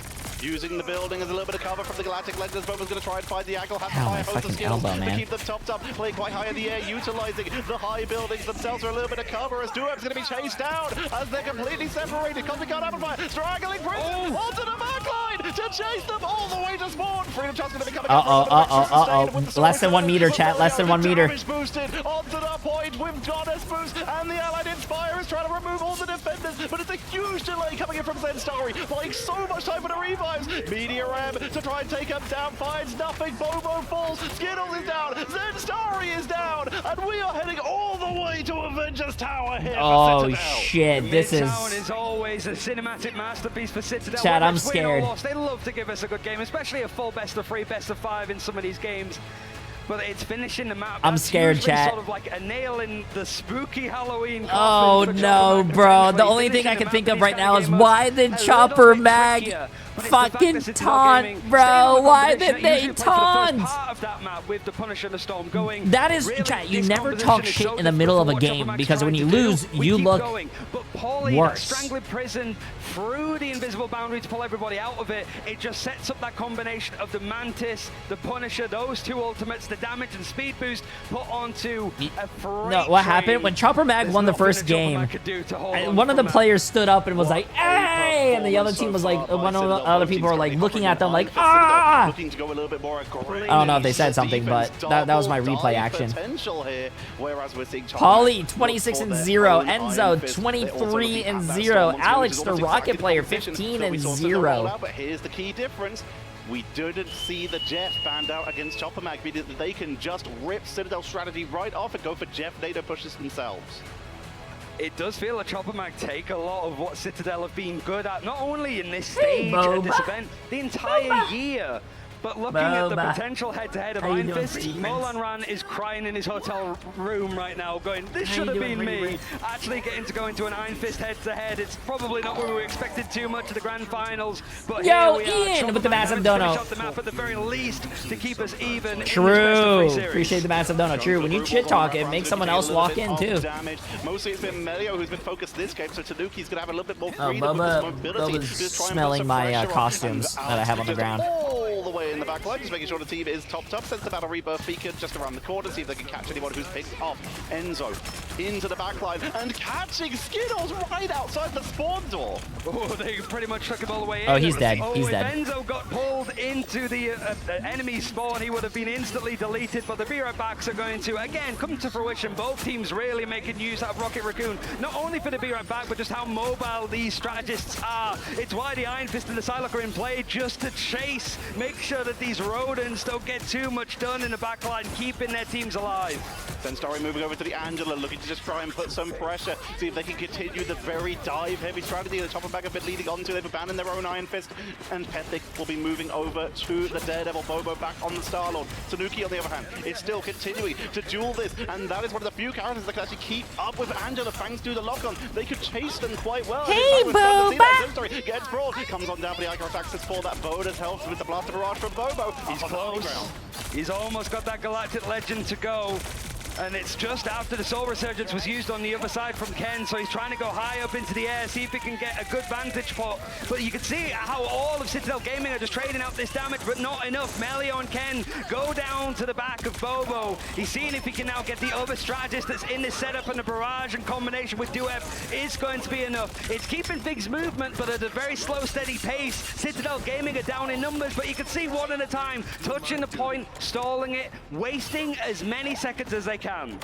Now Citadel, they can try and come back. That's a good hold. That's a good hold so far, chat. I don't know. This is looking pretty rough, chat. It's looking pretty rough, man. To make sure they can rush onto that point of delay as long as possible. Polly all the way from spawn to give their team a path, but Heaven's Descent in the doorway. That will slow them down and give so much distance over to Chopper Mag. Charging on in, brings in Enzo. A lovely gift for the team, but Fidel's going to be the first to fall. The Cosmic Guard Amplifier from Citadel, giving them the damage output to push onto the point. Melio pulling in for the dance of the butterflies to try and take out the attackers. Then Starry and Bobo are both eliminated. Oh, but Perfect, the one-sided Daredevil, is trying to claw back a redemption act. The man without fear on Halloween is finding himself the fists of Polly, which tends to shut down a lot of duelists nowadays, but it does mean that Citadel Gaming are stalling this out. It's just an absolute brawl in the streets of New York. Midtown is really giving it for both of these sides, but Chopper Mag only have a minute left to push to this first checkpoint. Enzo is down, meaning they lose a lot of that point delay. away. Reinforcement coming on in. Duov's going to try a rush to buy a little bit of extra time to zone out the backline. Living G from the Iron Fist is trying to chase them down, but Ken is already going to be removed, removing a lot of healing out from Citadel and that damage boost. Ow, Boba, your trying to brawl, but he teeth are goes so down just sharp, completely outnumbered, man. but it bought time, meaning Polly could come back in, meaning Alex could come back in, because Enzo portals the team, but a reinforcement. They're burning through so much time of Chopperback. Well, Chopperback will likely take this fight, especially with that Galactic Legend. no. Great pick. That's good. That's good for Chopper. That's good for Chopper. Hey, they made it. They made it.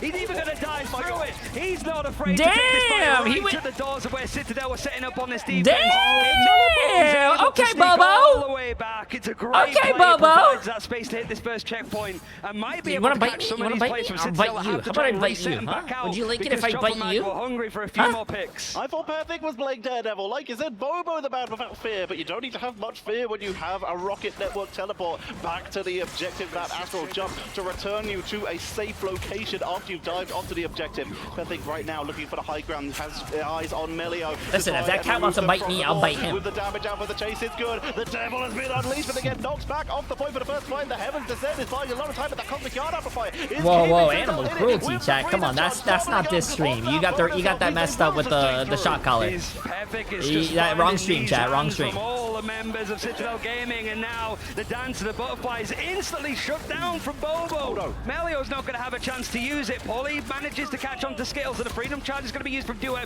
to keep stalling things out, to keep this fight going. Citadel Gaming down 2 players, but a 4 versus 6, 3 versus 6. They're still able to sort of buy some time. They're doing it. They're doing it. If they cap all 3 points, chat, I might scream without the S. This is a place where the payload often gets stuck. Chopperman might have their trickiest challenge, their trickiest fight coming up. Citadel bringing now the Adam Warlock for that extra defense. They don't have Portal available, so Soulbond becomes the next highest priority because they already have that Battle Rebirth Beacon. So every bit of sustain that they could use to hold this fight will be incredibly useful, as Enzo has access to that Meteor M for that last second defense. Skittle not having No, that's Bobo, bro. That's Bobo. He's Boba. The first to fall, removing the Battle Rebirth Beacon. Invisible Boundary, sniped out of the air, taken down. And the dive from Tanuki is going to remove Fidel, moving that Battle Rebirth Beacon on the side. Bobo is already back. Bro, we're watching Daredevil, we're watching Angela, we're watching Iron Fist. Bro, this is a fucking game. I like this. This is what I like to see, chat. I don't want to see meta. I want to see some very interesting and fun the picks. majority of damage with the Meteor M, taking some of that bullets to make that Is it big old Boba? ball Is it strong Boba? and Is it straight into the forehead of Bobo. He's going to feel that one in the morning, but he might also be playing for his elimination a little bit later on. Tanuki now not willing to give up these fights. If it's going on, it means that there's still a fighting chance for Citadel Gaming to keep this held back and to keep buying time. Perfect holding the line, at least for the moment. Wait, what was my lawyer doing?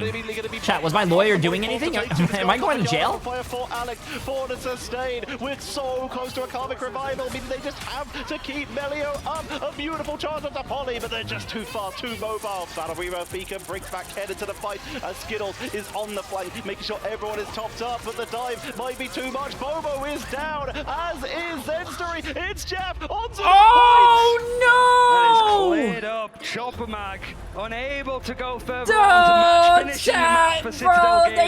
They talk shit and they got it. They do things by free. Citadel Gaming able to move up. Wow, I actually cannot believe Citadel actually brought that back. In the beginning of this, I would thought Chopper Mag was going to make an upset and beat Citadel. Citadel is... I don't know if Citadel's not looking like a good team, or if Chopper Mag actually improved that much. Jeff, an attempt to reach. I'm flabbergasted. They tried to inch Jeff onto the point just to touch for a little bit longer, but they just were caught short. Citadel Gaming continuing their run through the upper bracket, heading up to those semi-finals, but Chopperbag sure made them work for it. It was a potential nightmare scenario for Citadel Gaming, but they get that scary team of Choppermag out of the way for the time being. Always a chance that they could rematch them later on in the tournament, but for Choppermag, you've got a best-of-5 break, and then you'll play a little bit Salah's later getting up everyone a against hug. Dark What a Zero, nice guy. which I like did Salah. see these two teams play in their respective groups, right? And I think like in the end, Salah. it went to Salah's a Dark good guy. Zero, that one, so it's with a full best-of-5. feels like we could see a few more maps trade either side in that case. Dark Zero also put a pretty solid performance in their own matchup, taking a first round, not first map, but first round off of FlyQuest. They are not to be underestimated either. None of these teams have an easy pathway, but Citadel have at least made it so they have to play a few less matches.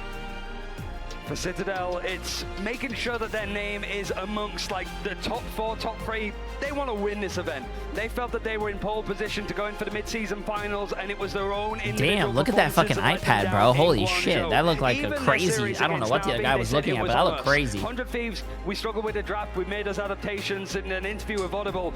In that case with Navi, it was just a case of we sucked. We need to do better. This was probably something they're not going to be too happy about. They would want to win it 2-0, why did my light but they win change, it. chat? They will take those results as and when they come. And like you said, they would want to win it 2-0, but you just cannot. My light was never this color, how right? Well, Chopper Mag played in that. Duev just went up against what is almost universally considered to be the best Captain America in the form of Polly, and equaled them, kept them on point, dived exactly when needed to, and forced so many adaptations out of both these teams just to try and stay in it. This was not a battle for that upper bracket. This was a battle for survival. It really felt that way, and I don't think this is like the last cast that I have. Ow. That was the fastest game of like Marvel Rivals, like the tempo, the way that the teams are constantly fighting. In this kind of environment, when it's going to get warmer and warmer here in DreamHack Atlanta with more bodies coming in over the I think weekend, my cat probably that changed the pace color. of play, only some teams could keep up. You could say Chopper Mag, you could definitely say Citadel. And what a performance we just had. I We're lost gonna be all getting my ready bets for today. that Yo, interview Wax God, as we head I'm gonna over be to the honest with main you. You should stage. never go to Vegas or ever go gamble in your life. Guys, we come back from that electric matchup, and I'm joined by the Vanguard Goat in Pauly. And listen, sometimes the cook, man, it's a slow burn. You guys, you've been dropping a map, Yep, going true. into it, and then Sometimes just the coming cook, it's out a slow looking burn. ready Yep, and true, fresh, true. man. Talk to me about a little bit of that mentality here from the group stage to now. I mean, we're kind of just a mentality team. We're just the mentality goats, you know? Every time it goes wrong, I every like time this. we're down, eventually we just find a way to build back up. And that's kind of what we do, you know? We never back down. Hey, I love that. Listen, the viewers, the dads, the cast, we haven't seen a lot of Heart of Heaven, right? That's a map we have not seen a lot so far. What made y'all pick that map out of all of the pools whenever you wanted to come back and try to get a game back into this thing? I mean, the first plan on the new map was to play Angela with kind of a poke comp, but then they eventually banned it. But then they just left everything for us open, you know? We first tried to dive, didn't eventually work, and then we ended up on like a Groot, Adam, like poke comp, like front and back comp, and then we just fully stopped their dive. Everything. So, man, he is known as Steve Pauly Rogers. This is the Captain America himself. I gotta ask, I was impressed with Duep and what they were able to do on the Vanguard side. You felt like the Vanguards on the side of Chopper Mag, were able to hold up pretty well? Yeah, I'm not gonna lie.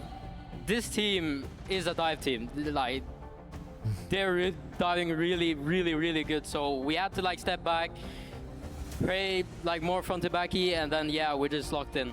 And Cinderella's story in the making, able to make your own story as well. Last I want to say with y'all, you have Sala, you have your team, so locked in. You're bringing in what y'all put together now with Melio as well, man. FlyQuest is next. You got a big one coming up, and FlyQuest is next. So far, what do you need to do in order to win and to get up into the next set of the finals? I think we just need to play our own game. We just need to do whatever we feel like. Do whatever we feel like is more comfortable. A dragon! Appreciate it. 28 months, my friend. Have fun. Need to have fun. That's what I want to say. You guys are serious on the cams. That's what I love, man. And hey, listen, take it all in, man. We got Atlanta, Georgia. We got a ton of viewers at home. And listen, I'm going to give you the floor one more time. Any last words that you want to tell the fans out there? Captain Pauly, at your service. Captain Pauly at your service. Pauly Well, that at was your definitely service. a good way to wrap up the upper bracket, but we still have 2 more matches left as we find ourselves best of 5 down, teams facing elimination. Not today for you, Pauly, but for 2 more teams, as we're going to go to a quick break, and then we'll get back to the action. Quick break, chat. Quick break. Okay, I'm gonna... Wait, what was that? What was that? Yo, Ian again! I still like 100T the most. I hope FQ wins. I appreciate the massive 100. Appreciate the massive dodo. I thought it was 100 bits. Okay, chat. This is the second to last game. This is the... Wait, let me get it. This is the lower bracket finals. We have 100 Thieves against Rejects. This is going to be a best of 5. So just keep that as a... Just keep that as a heads up against Reject. 10 minutes. You guys have 10 minutes. Oh, it's a 3 minute break, so I'm gonna let you guys do this.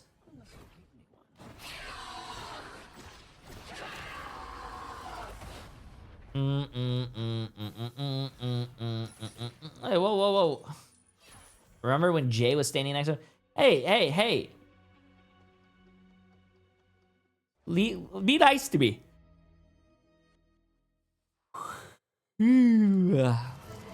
Damn, look at chat go, though. 1 million channel points on 100 Thieves. So far, oh, someone did a big... Wait, who did it? Yourzu7 with 250k on Reject. Really? You think Reject's gonna take out 100 Thieves? Damn. 2.6 million on 100 Thieves. Almost 100 people voted for 100 Thieves. Over 100 people voted for 100 Thieves. Only 27 people voted for Reject.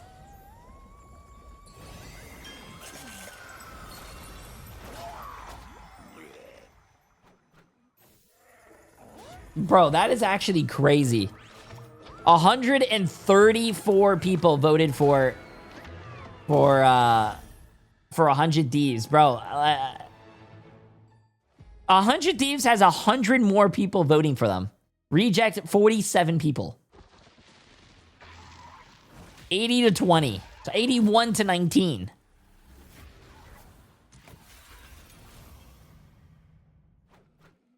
Oh, where's the poll? Oh, the poll is on my Twitch. I can't do a poll on YouTube. Sorry.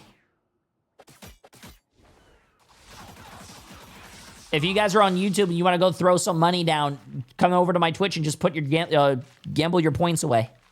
4.3 million. 171 people. To 1.6 million with 62 people. Uh-oh.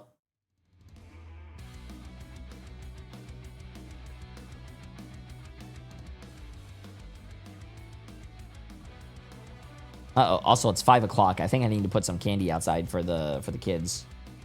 I feel so bad if like someone knocks on my door and they're like trick or treat, and I just don't answer. I guess I could throw on my milk costume.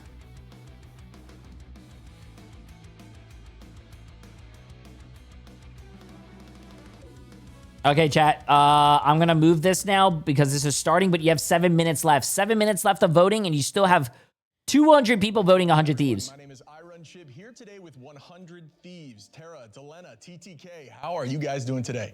I think we're all good. All exhausted from flying though. All right, so Rivals, a very synergy-based game, a team-based game, I would argue, out of all hero shooters. It's really about constant team plays.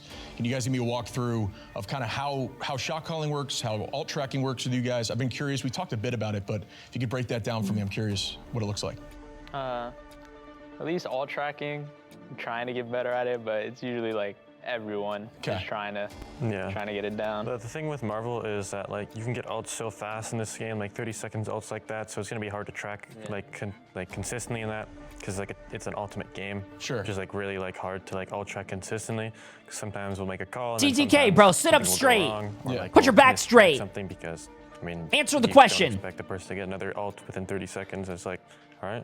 It just be like that sometimes. Yeah. What is it, just raw damage and healing numbers you look at for the most part, or? It's just like we're guessing. I mean, we normally like mistrack a lot. Yeah, it depends on how the fight goes. Sure.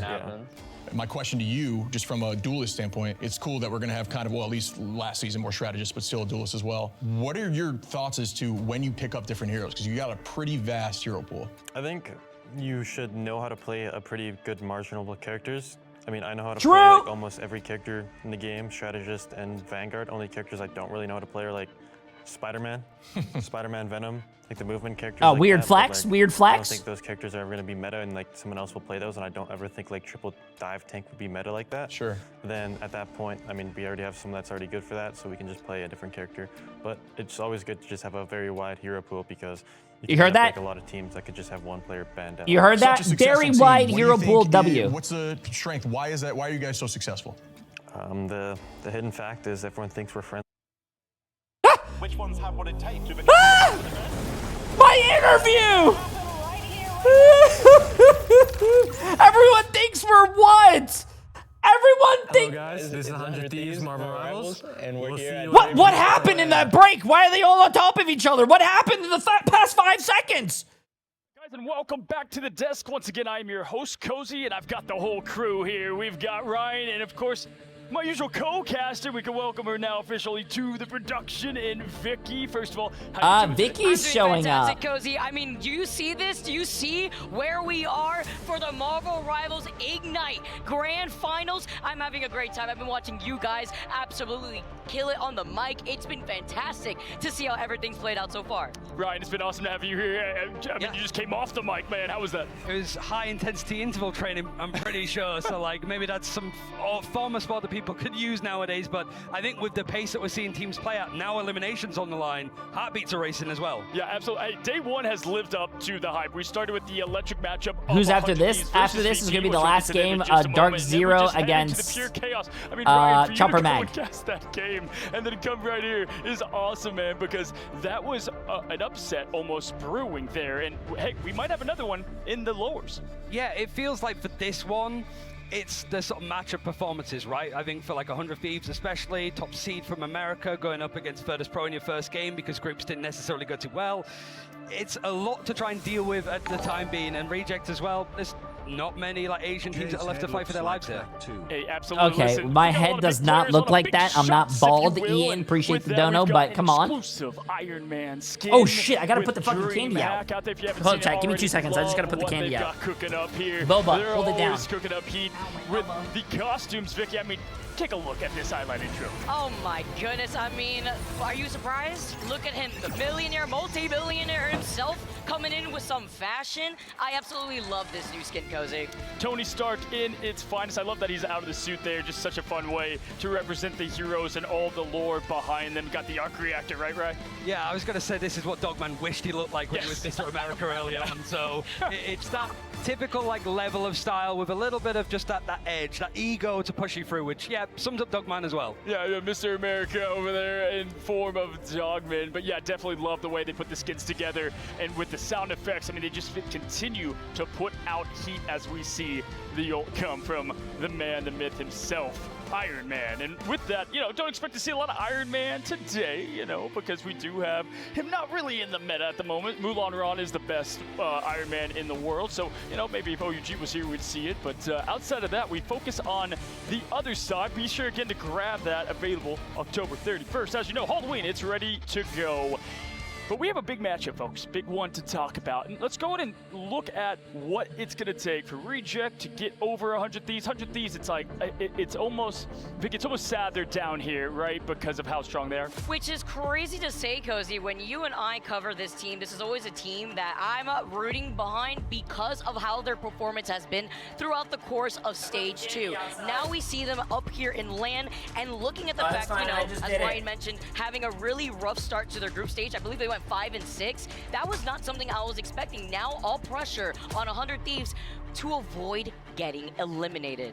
Yeah, I mean, listen, they went from the hospital of terror right now and get on the rebound a bit. We're starting to see that a lot more, like, right? Yeah, I mean, it's just you have to be able to pace yourself with events like this, but it even feels that, like, you've got 100 Thieves coming in as the top seed, and the general consensus from me across the Atlantic was almost undeserving of it, like whether it was the bracket, whether it was just a bad day for FlyQuest. I feel bad. I don't have a table to put outside, so I put the candy in a bucket on the ground. They were good on the day, and that kind of merit needs to be required here now for 100 Thieves to sort of win this game. They don't need to worry about how they got into this situation, how much of a gauntlet this has been. It's about how they can do it as best of 5 and play from there. All the Thieves fans right now are just rioting on Ryan. They're like, come on now, we deserve to be at this spot. But you are right. I mean, absolutely. I don't. This was a team that they've been waiting to get to this moment.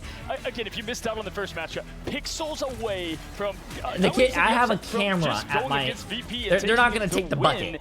If someone takes my goddamn bucket, I'm throwing hands. I don't care. Teams right now, which is a shame. And honestly, Vicky, not a lot of notes on critiques because they're doing their game plan. You've got the terror show that has been the terrifying. We see all the time org teams say, can we just ban Terra? I know you can't ban the duelists. There's too many out there. Can we ban the Myth himself? And we see it, continually, right? Well, that's another thing is that you have the flexibility. So what's going on wrong, right? And now we've exited out of the best of 3 territory into best of 5. So you have a lot more chances to actually rely on the pick and ban phase working out in your favor, but also having a much more higher opportunity, Ryan, to actually find yourself sweater or that figuring out what you need to do differently. Jacket looks very comfortable. When it comes to like the pivots that 100 Thieves make, like they sort of start with a composition. It doesn't work well, so they switch to 2-2-2. Like we saw, like the TTK Angela, we saw Vinny bring out the Thing against Virtus Pro earlier. No, I don't think she's dressed up as Scarlet Witch, clever, chat. Quick adjustments, but they're slow enough that teams like Virtus Pro can just almost put the nail in the coffin on a map, on a point, and that could be enough. So it's like 100 Thieves are big changes. Yeah. They just need to make them a little bit faster. Especially with best of 3, right? There's just so little time. If you get the domination loss, I mean, it's just going to not be enough to get it. And this is the newness of 100 Thieves. I would say flexibility wouldn't be a compliment I would have given them even months ago, and now we're seeing what Vinny's able to do. We've talked about this so far. Going from the group main, the group himself, to being a menace in the back lines as Captain America, just making strategist life a living hell, even though it's not very Steve Rogers. I don't think she's Scarlet Witch, chat. And then, of course, Dylan and what he can do. But listen, 100 Thieves, we know them very well. I think Rejects is the more unknown team, if you will. I feel like it's the opposite of like with me saying like 100 Thieves top seed but not feeling it just general off power rankings. Rejects are the opposite. Bro, she's not Scarlet Witch, chat. She's not Scarlet Witch. I'm pretty sure she has a Twitter. What's her Twitter? Her name is Vicky. Would say that Rejects are the stronger team out of the 2, and it sort of lines up so far. Rejects are still here. Crazy Raccoon went out in groups. They were able to find some key players, and especially Finale as a duelist. He's been well known across like hero shooters full stop. There's been a lot of teams in she's not dressed up. No, chat. She's not Scarlet Witch, bro. He is the thing that really the glue to keep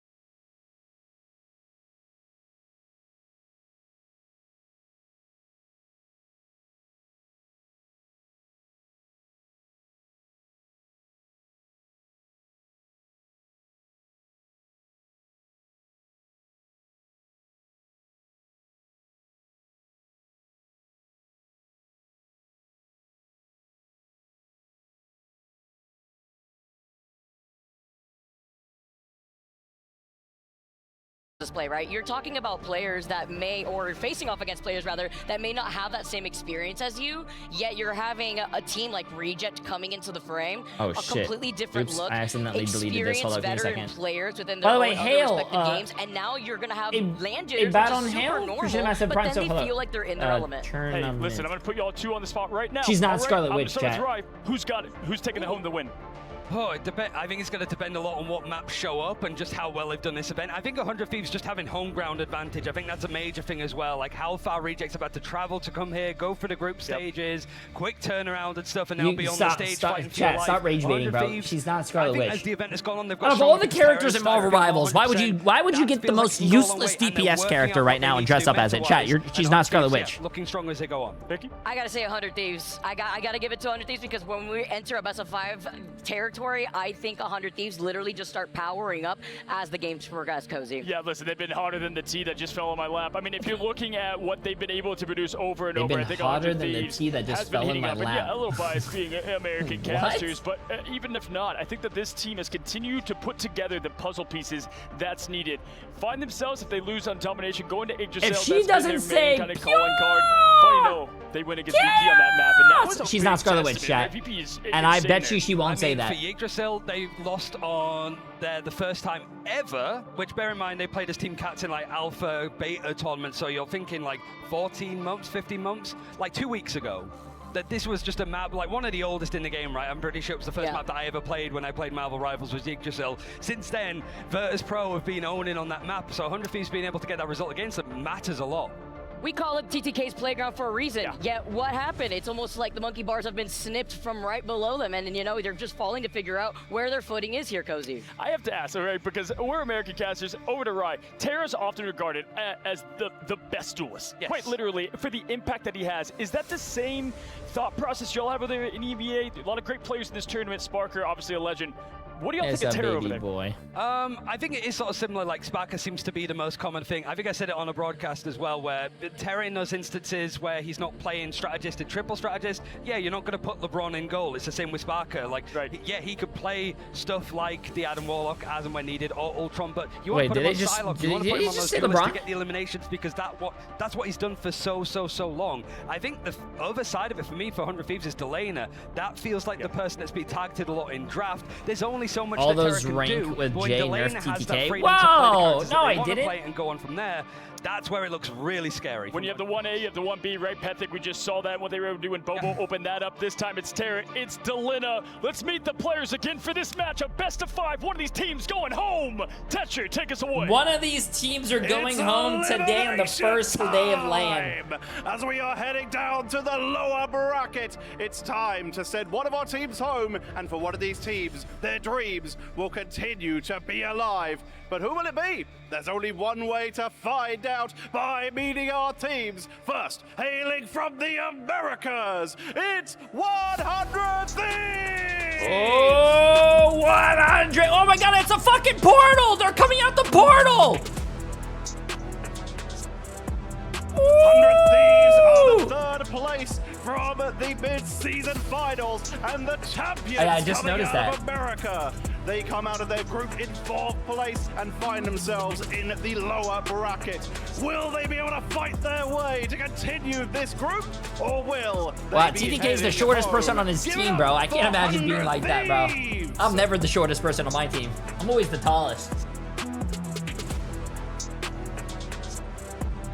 And hailing from Asia, they fought their way through the group, one of the few teams to take maps of some of the best teams in the world, and now they find themselves here in the lower bracket, fighting for their lives. There are Please chat. welcome Why am I counting 7 people? Chat. One of them's the coach, bro.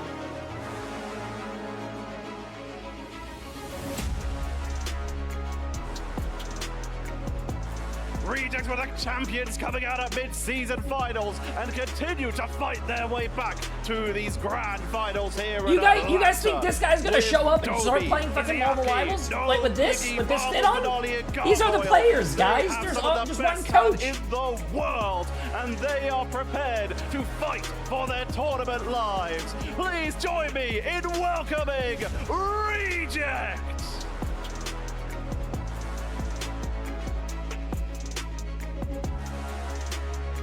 The teams are ready, and everything is on the line.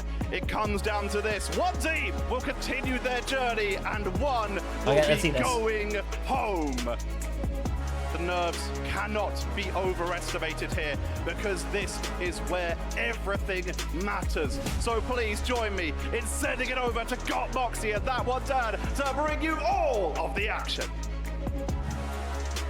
Chat, the predictions, chat, I put in for 10 minutes for predictions. If you guys miss it, I'm sorry. Here as we navigate towards our first lower bracket of the grand finals. I'm That One Dan. Next to me is God Moxie, and we cannot wait to be your tour guides throughout this action. Best of 5 as well. Instantly, the stakes are that much higher because it is going to be a lower bracket run. They already talked about it on the desk. They already talked about it on the hosting. Whoever goes out here, Dan, is out of the tournament for good, which means that that pressure level just spiked up massively. And that's the unknowns, right? Playing in a LAN kind of setting. This is not your typical comfort home setup. This is an arena. You are playing in front of an audience. And those kinds of unknowns, that stress, the pressure mounting on not just 100 Thieves, also on Reject. Will that affect their play, or will they be able to handle the pressure and come out as diamonds? Butt cheeks. I mean, I just want to see the ban draft immediately. I want to see the ban draft. That sounds about right for you. I know, right? Moxie wants you to see ban draft. Who could have seen that coming? But I mean, that's the thing, right? Is it going to be a predictable ban draft line, or are we going to be mixing up the script entirely? Because Finale has seen his hero pool massively hit by all of the teams that have gone against Reject recently. So too have 100 Thieves had to worry about Delena's hero pool being swept away. This is what we talked about on the desk, right? These two teams are very similar in the way of how they've been approached by their opponents in the drafting selection. Yeah, and both 100 Thieves and Reject, they have their Terra, they have their Finale, but they also have their own backups. 100 Thieves, they've got Delena. He has been on a solid show here in the grand finals. Let's get this, come on. On the flip side, for Reject, you've got Gargoyle. We tout him as one of, if not the best Bucky player in the entire world. Whoa, whoa, whoa, whoa, whoa, whoa. They're spreading lies live on broadcast. They are spreading lies on the broadcast. Oh, my elbow fucking hurts, bro, ever since I fell on it. Always going to be something to whoa, whoa, whoa, whoa. At the end there as well. Look for those openings where the best Bucky is Jay3. I'm just gonna say that in their chat. Let's see how many people I fucking rage bait. With a carbon crush as we head into our first. Let's see if anyone falls for the rage bait chat. Actually, it's not rage bait. Santis got away once for these two teams. It's not getting out again. Thank you. Retweet. Be saving that Jeff, which means that this should retweet be onto the Venom from Thank you, chat. Thank you. We head into okay, not a Venom ban. Psylocke is getting removed. People get freaky in the rivals chat too. Wait, what? Okay. I'm getting the hell out of here, bro. You don't have to worry. I'm getting the hell out of there. I don't know what's going on over there. Look at the map we're in. We're at the Hellfire Gala yet again. We're on Krakoa, a map known to be very, very open. A lot of open space, a lot of open air for these Flyers to take the space that they need to. But obviously, we're in season 4.5 where Human Torch got a little bit extinguished. Ultron got a bit of downgrades as well. But so far, 100 Thieves and Reject looking to find ways to take some sort of edge over their opponent. It's the Delena hero swipe again. Coming on through from the side of Reject, Delena's been swapping over to that Psylocke, but he's also been playing the Winter Soldier from time to time. So that Terra can play flexibility. So Reject are going to be removing those two duelists, which means that the Atom is still going to be up. Do 100 Thieves try and go for a save?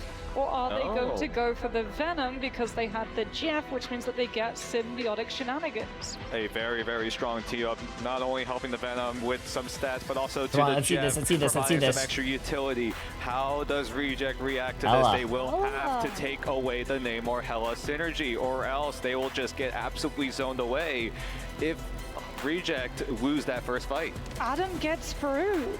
Delena doesn't get to play. Someone asked in the Marvel Rivals chat, why are some of the characters crossed out? Play the Adam, and this could be where we actually get to see Dobie. Oh no! Some of these teams have been more than they're lost, chat. They're lost.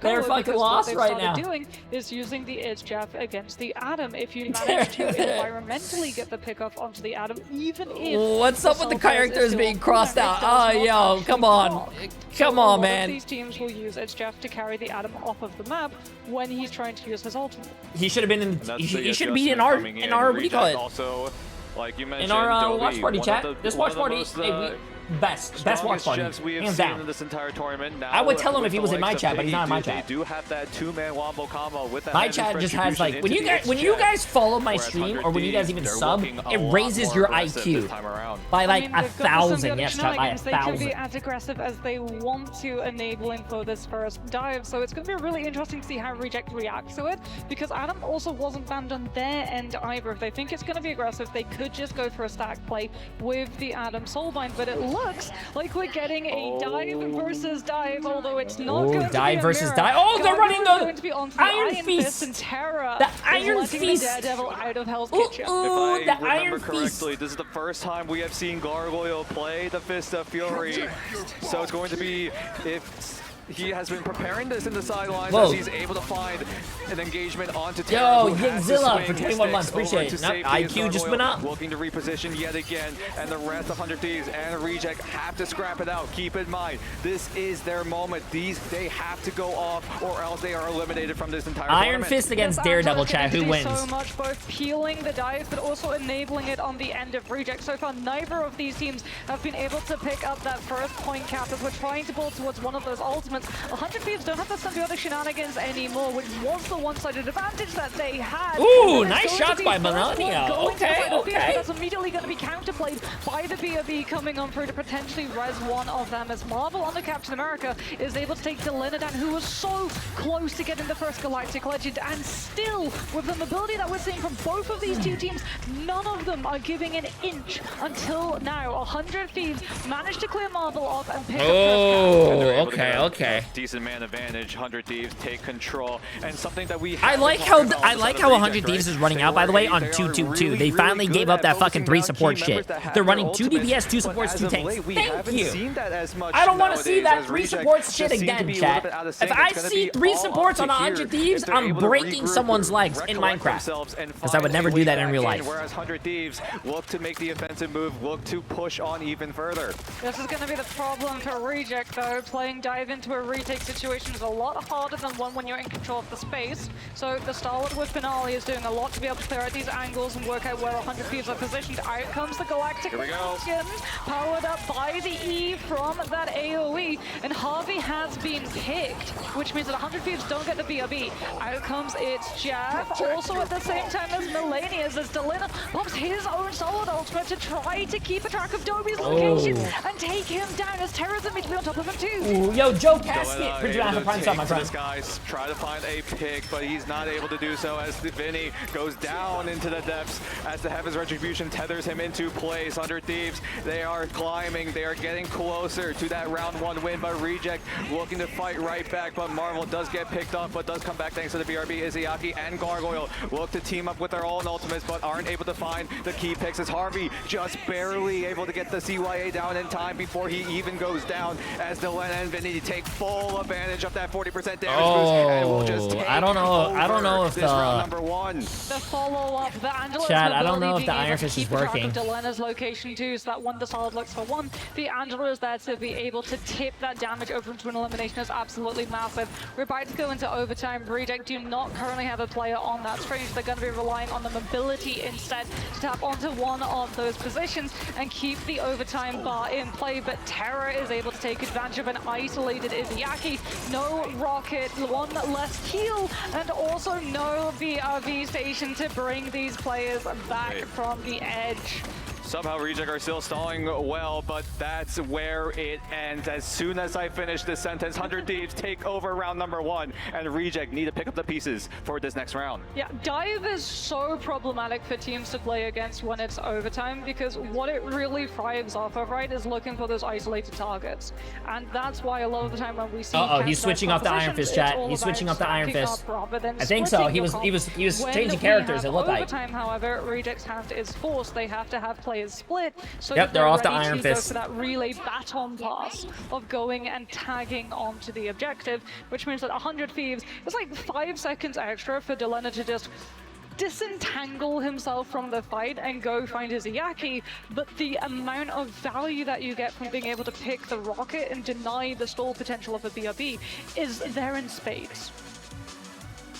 We got to see what Reject look to go for. 100 Thieves clearly in the driver's seat, up 1 round in this map number 1. Best of 5. Keep that I in think mind. Sparker is the best DPS in the game. I think there's a lot of great DPS players in this game. I mean, Terra is one of them as well. Need to find a way Jay3 is one of them as well. Taking a look at the ultimate economy, 100 Thieves have a lot to work with. Reject think that they've worked out the answer to this. We're going to be seeing Piggy over to the Emma, Gargle onto the Adam, but again, Terra finds these isolated players.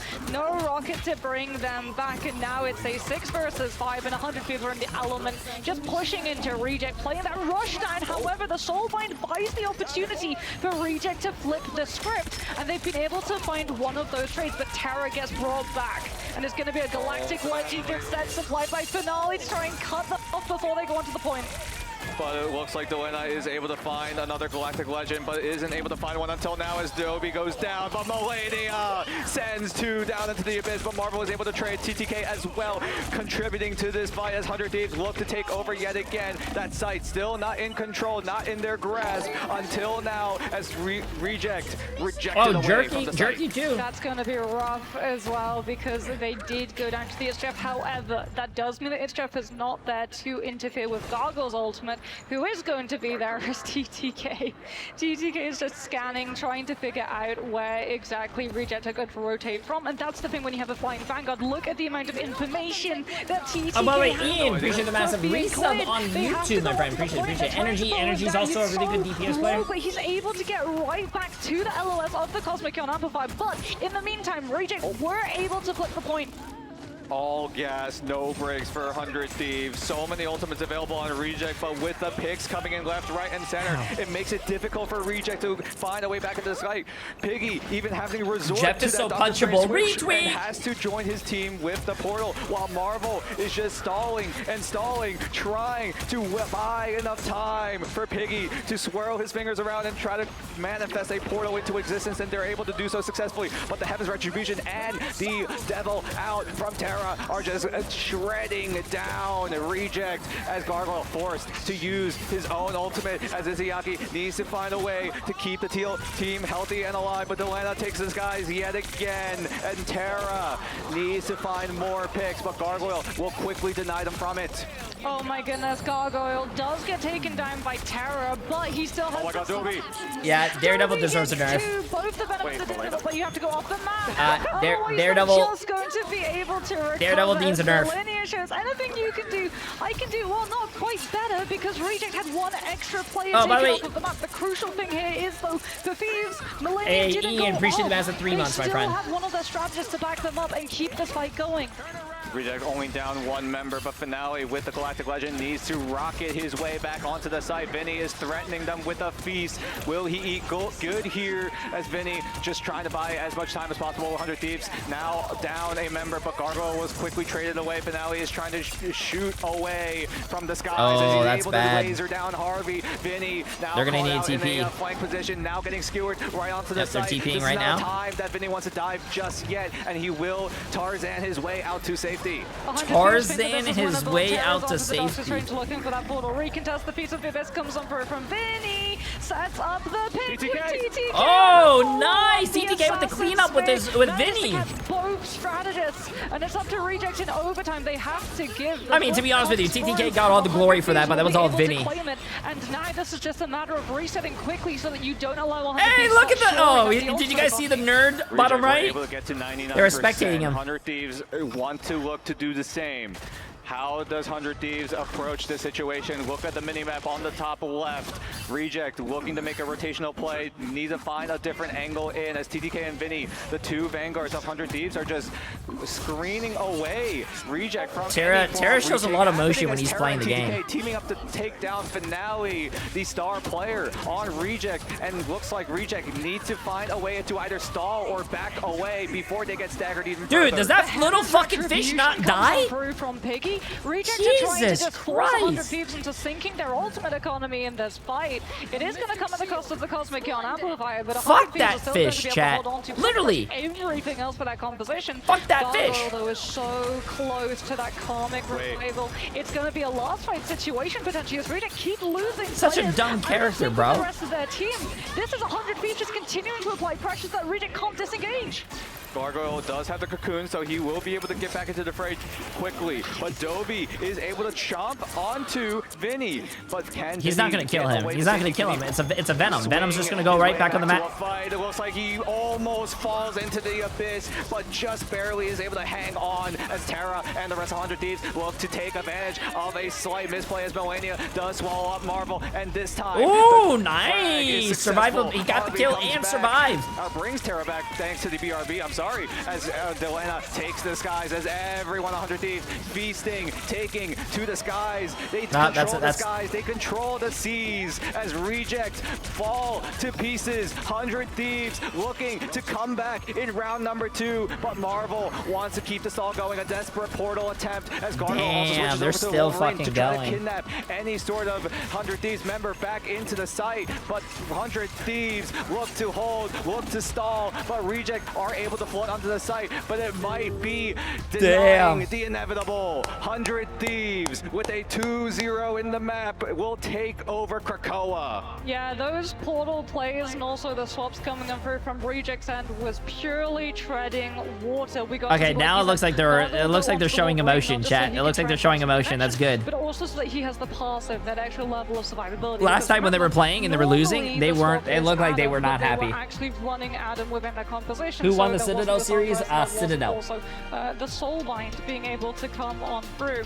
And 100 Thieves, we have to talk about one of the reasons why they did so well into Reject's dive, and it was Terra. This guy coming out with that Daredevil doesn't get all of the assists because he's not actually manually connecting the damage, but what he is doing is supplying the information of Reject's rotations, so that even when you're playing into places like retakes, or you know that Reject are on the walker and trying to two go. Pretty sure I was 25 months, my friend. Is TTK 4'9"? Yes. The Daredevil he's actually 4'3". knows where he's playing from. You could relay that information over to TTK, who just kept sweeping on through with those literal interceptions in the sky.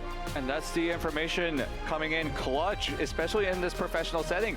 All of these players Terra looks French. Terra is, I don't know what part of Canada he's from, but he's from Canada. And with Terra on that Daredevil, being able to spot out key members of Reject, it doesn't give Reject any room to find any opportunities. Like you mentioned, Finale wanted to go for some sort of flying plays, but is he from Alberta? I mean, it's not even like you're spotted. It's just you come into range and immediately Daredevil's radar sense just starts immediately going. Alberta. I see. He's from Alberta, Canada. He does see you.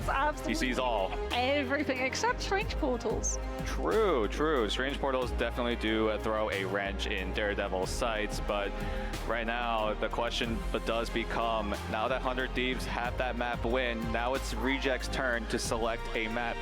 Now that domination is out of the way, it's either Convoy or Convergence. What are their options and what might be the best for them? Dude, they need to turn that. Really is it only me that gets like? Is he crying? It's okay. Not everyone can be J3, bro. To a Convoy map that isn't Yggdrasil path to remove it from play. Like, not everyone can be J3. Yggdrasil tall, TTK's play lot of hair, for a reason. Jacked, if you're Reject, great at Marvel Rivals, try and take us somewhere that's a Convoy map without letting 100 Thieves hit their comfort zones. And that might be the plan here, like you said, TTK's playground on Yggdrasil. He is so good on that map, despite yeah, he was at the hospital a few days ago, which is crazy that he's playing on stage right now. I think that's a great approach for Reject. Pick a Convoy map that literally just isn't the map that starts with the letter Y. So as long as they do that, they should be golden. They should find a chance back into the series. Yeah, something else that you can take advantage of on convoy maps, because those are the maps where we see most of all the Mantis not being instant banned, is the Emma ban. Like, if 100 Thieves decide to go for the Emma ban, then Reject will be able to lay stake to Are you crying, Jay? like Yes. the Mantis if they decide to field into it, and then that's going to force 100 Thieves into having sprint bans on things like the Loki, so that you don't get the team up with a Regen domain, widening its expanse as well as applying damage boost, which stacks, by the way. Loki damage boost with Mantis damage boost both stack, and there is no actual capacity of that damage boost stacking. Yeah, and there's a reason why Mantis and the Loki have been meta for so long. That damage buff okay. Loki is not really meta anymore. Yo. What are we saying? Really does throw the ultimate economy, the ultimate timing's way off, and that's something the teams really have to track. We saw that in their interview. Some of these teams are struggling to get that ultimate timings down, and right now it looks like 100 Thieves might be getting it at this point. Let's have a look at some of these statistics coming on through, weighing up 100 Thieves and Reject. As we can see, Reject did do a fair bit of damage, right? Finale 14.6k, Gargoyle also 10k. It's just that 100 Thieves were always able to heal it through and sustain, and then allow it to channel into their strategist's ultimate charge, as well as always being able to play aggressive. It really did feel like 100 Thieves got everything that they wanted, especially with Terror on that Daredevil, being able to stay on top of Dobby on the jab. And Reject, right? We talked about it. They like to focus down members that might have their ultimates, but it's starting to waver a little bit. It didn't seem like Reject were in sync at all. Who did they lose to? Who? 100 Thieves? 100 Thieves lost to Virtus Pro. It was a really great game. If you missed it, you should probably rewatch it. Early stages of the group stage, but those are great towards games. the tail end, they started to falter a little bit. And as someone who's tracked the Asia region, especially Reject throughout the entirety of this year, ever since stage 1, I'm a little down in the dumps. I'll admit that, but Reject, it's still hopeful. It's still a best of 5. They've come back from this situation before, and I'm confident that they'll be able to do it again. I think the Daredevil really did not help matters, like you said, with that destroyment, because Thieves always really knew what Reject were wanting to do before Reject were even in position to play off of each other, and because they were playing a composition that could go so incredibly quickly, they're starting the game, chat. They're starting the game. They were doing, you saw it. Every single time they won a fight, they then just continued applying even more pressure, and then even more pressure on top of that, so that they got more point percentage, more opportunity to rebuild their ultimate economy, and also to just keep Reject from regrouping. And dive needs to play in a group. It's not just one person in a dive, the entire team makes it. And we have our answer in terms of what Reject pick for map number 2. It's going to be Araco. So no Yggdrasil in this series for now, but Reject and 100 Thieves now have to navigate this draft. What do you feel about Araco here in the Grand Finals playoffs? Well, there's an Emma ban, but it's on Reject's end, which means that Mantis is still going to be removed from their play. It does weaken 100 Thieves in terms of being able to break the triple hold, right? You don't have an Emma to be able to play on the objective and use the Carbon Crush against things like the Venom on the cap, who are going to be looking to stall things out. And it's also going to be an Adam ban coming through here from the side of Reject as well. Yeah, only the Grand Finals is the best of 7, getting chat. things like the Loki and the Adam in their control, so that they can really stall out this defense. This feels to me like Reject are fully targeting 100 Thieves' sustainability on their holds rather than their offenses. And that's something that Reject have approached, right? I know back in the Asia region, a lot of teams have been banning away Vanguards over some strategists or duelists in these conflict convergence maps, most notably being Doctor Strange showing some presence in the bans. But Reject looks to approach it a little bit differently. Taking away the Adam Warlock, that is a way that 100 Thieves could stall, but that's also one of Delena's key heroes. Well, it wasn't an instant ban on the Jeff, so both of these teams are going to be able to secure that one. Reject do finally get their ban onto the Mantis, as 100 Thieves went for the save on that rather than the other strategist. And Winter Soldier has also been removed on the end of Reject, which means that Gargoyle, one of his staple hero picks, has now been removed as well. Reject, seeing that Venom was a targeted Vanguard, want to still have a dive Vanguard enabling that Jeff composition. So we'll Is Jeffrey meta? Jeffrey has been really strong for the past like season and a half. On the Emma Frost earlier. And it looks like 100 Thieves are able to secure the symbiotic shenanigans yet again. They are able to secure the Venom for themselves. Rocket also going to be denied onto Reject, so no BRB, no CYA available to them. And most importantly, no Star-Lord, because he's going to get tanked a little bit without that portal. Yes, and I mean, we got to see what exactly players like Bobo could do with that, right? Oh, yeah. Super deep with the Star-Lord, use your ultimate, force the strategist Damn, they look and locked immediately in. blip on out of there because there's also CC immunity applied to that. You have full eye. Even as a Jeff main, I didn't know that. Jeff has been one of the best picks, yeah. As we can have a look and see what exactly Reject are going to be going through here on the defense. If we do see the Loki fielded, 100 Thieves on the attack are going to have the luxury of scouting the composition and swapping over to something like the Moon Knight, who's able to Wait, I want to see what games are happening tomorrow. With the Onk bounces to generate your ultimate faster. And now we move on into Araco, our second map in this lower bracket. Round number 1. 100 Thieves have a leg above Reject at the moment. But can Reject clap back here? It's all going to matter here in map number 2 as we set our sights on Araco. If you're wondering why we're seeing an Ultron as well, this is a read from Reject. Ultron is very good at staying on top of Storm, and a lot of these attacking teams have been playing they haven't Storm updated the Citadel game yet. Damage boost, so Finale is going to be able to keep an eye on the Okay, let's see this chat. Will suffer into Terror on the Winter Soldier. They are running triple tank, triple support on defense here. The objective and utilizing both the Strange and Groot walls as coverage to push and invade into Reject's position so they can get close enough with the Goddess boost to walk in a target.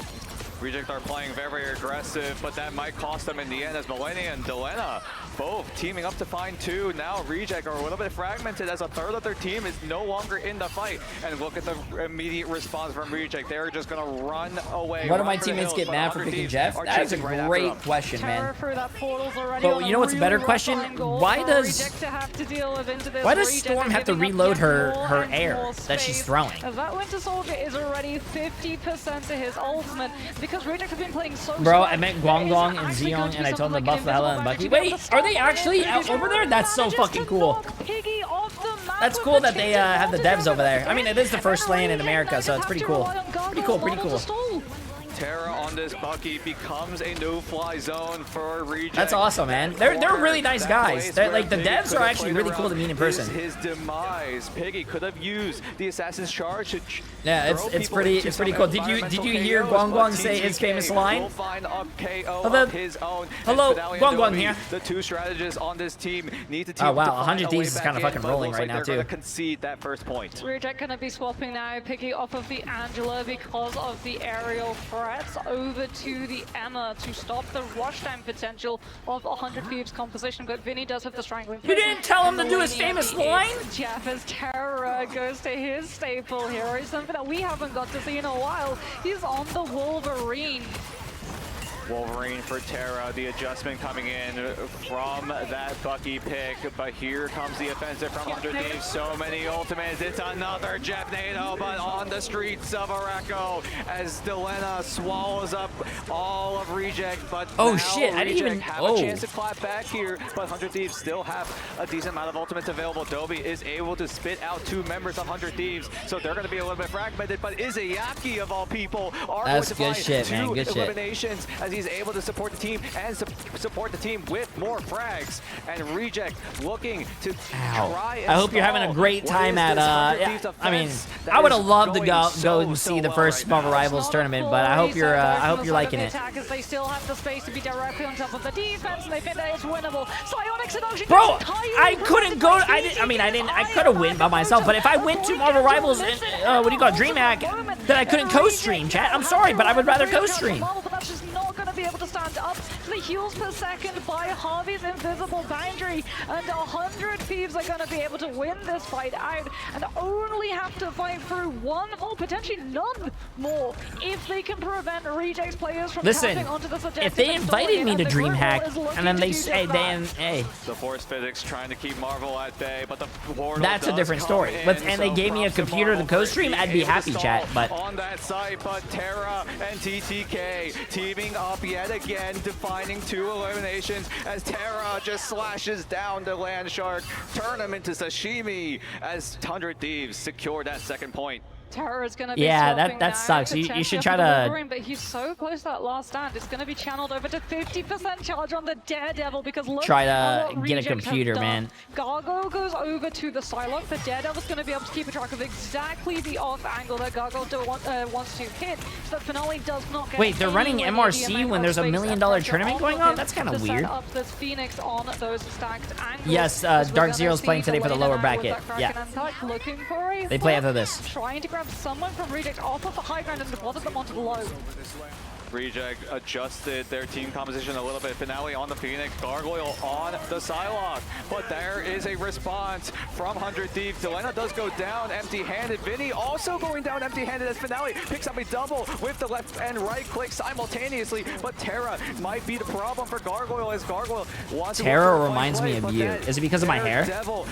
Probably because of the hair, right? As Finale, the star of the show, the star from Stage 1 and Stage 2 in Asia, coming up huge yet again. Dobby's over to the Luna as well so that he can give things like the Idol or a Snowflake over to one of his DPL duelists who are going to be playing on those off angles. Gargoyle having to deal with an aggressive 100 Thieves who portal directly back into this fight. Out comes the dance of the butter, or rather not the dance of the butter, the shift coming on out from Gargoyle's end to be able to clean up onto Melania. And he goes through the portal looking for an opportunity to use this ultimate, sees the spread of these players, let the Devil Light first comes on through from the side of 100 Oh, I don't know if that was good though. The butterflies cuts them down low enough that Reject are able to clean on up, and this should be a hold, although Gargoyle was a little bit too aggressively close to 100 Thieves spawn, and there's now an opening.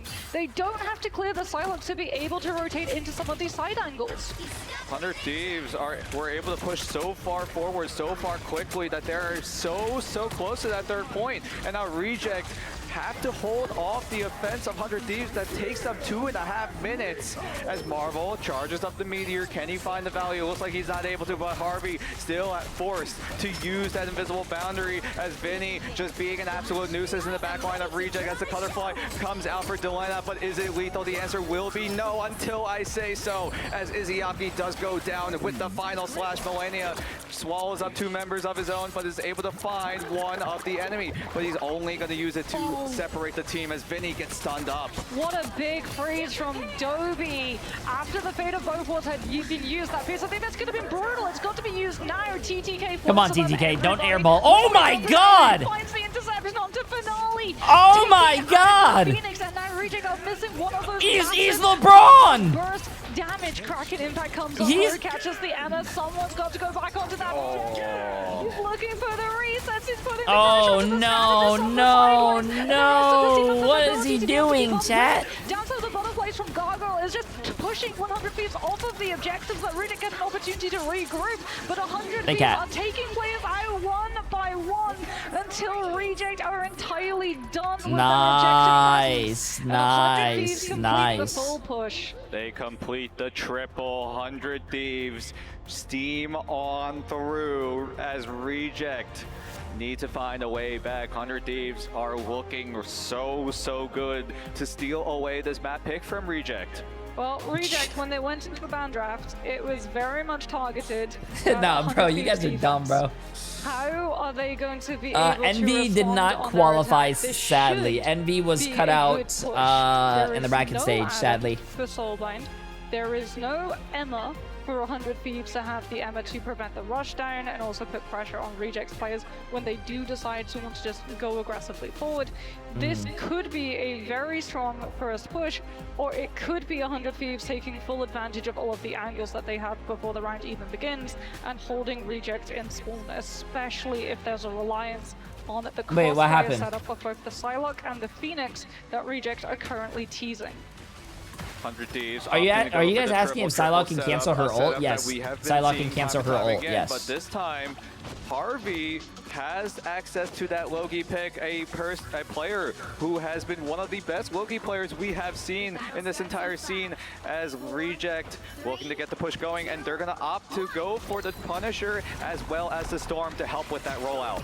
No, Jay3 currently built up. They're going to be trying. Is it bad that I want these lower bracket games to go 3-0 so we can like go play the game ourselves or like go do variety? Is that bad? Thieves making that move. Symbiotic shenanigans with a great force physics comes on for Mizuyaki, displacing Vinny's exit, and Reject is still able to hold that position somewhat in front. That's not toxic, bro. I want to play the game, man. Ow, my elbow. I don't think I can play it. To keep himself safe, and Reject are denied, deprived their Punisher, which means they just don't have the melt damage necessary to hold 100 Thieves back.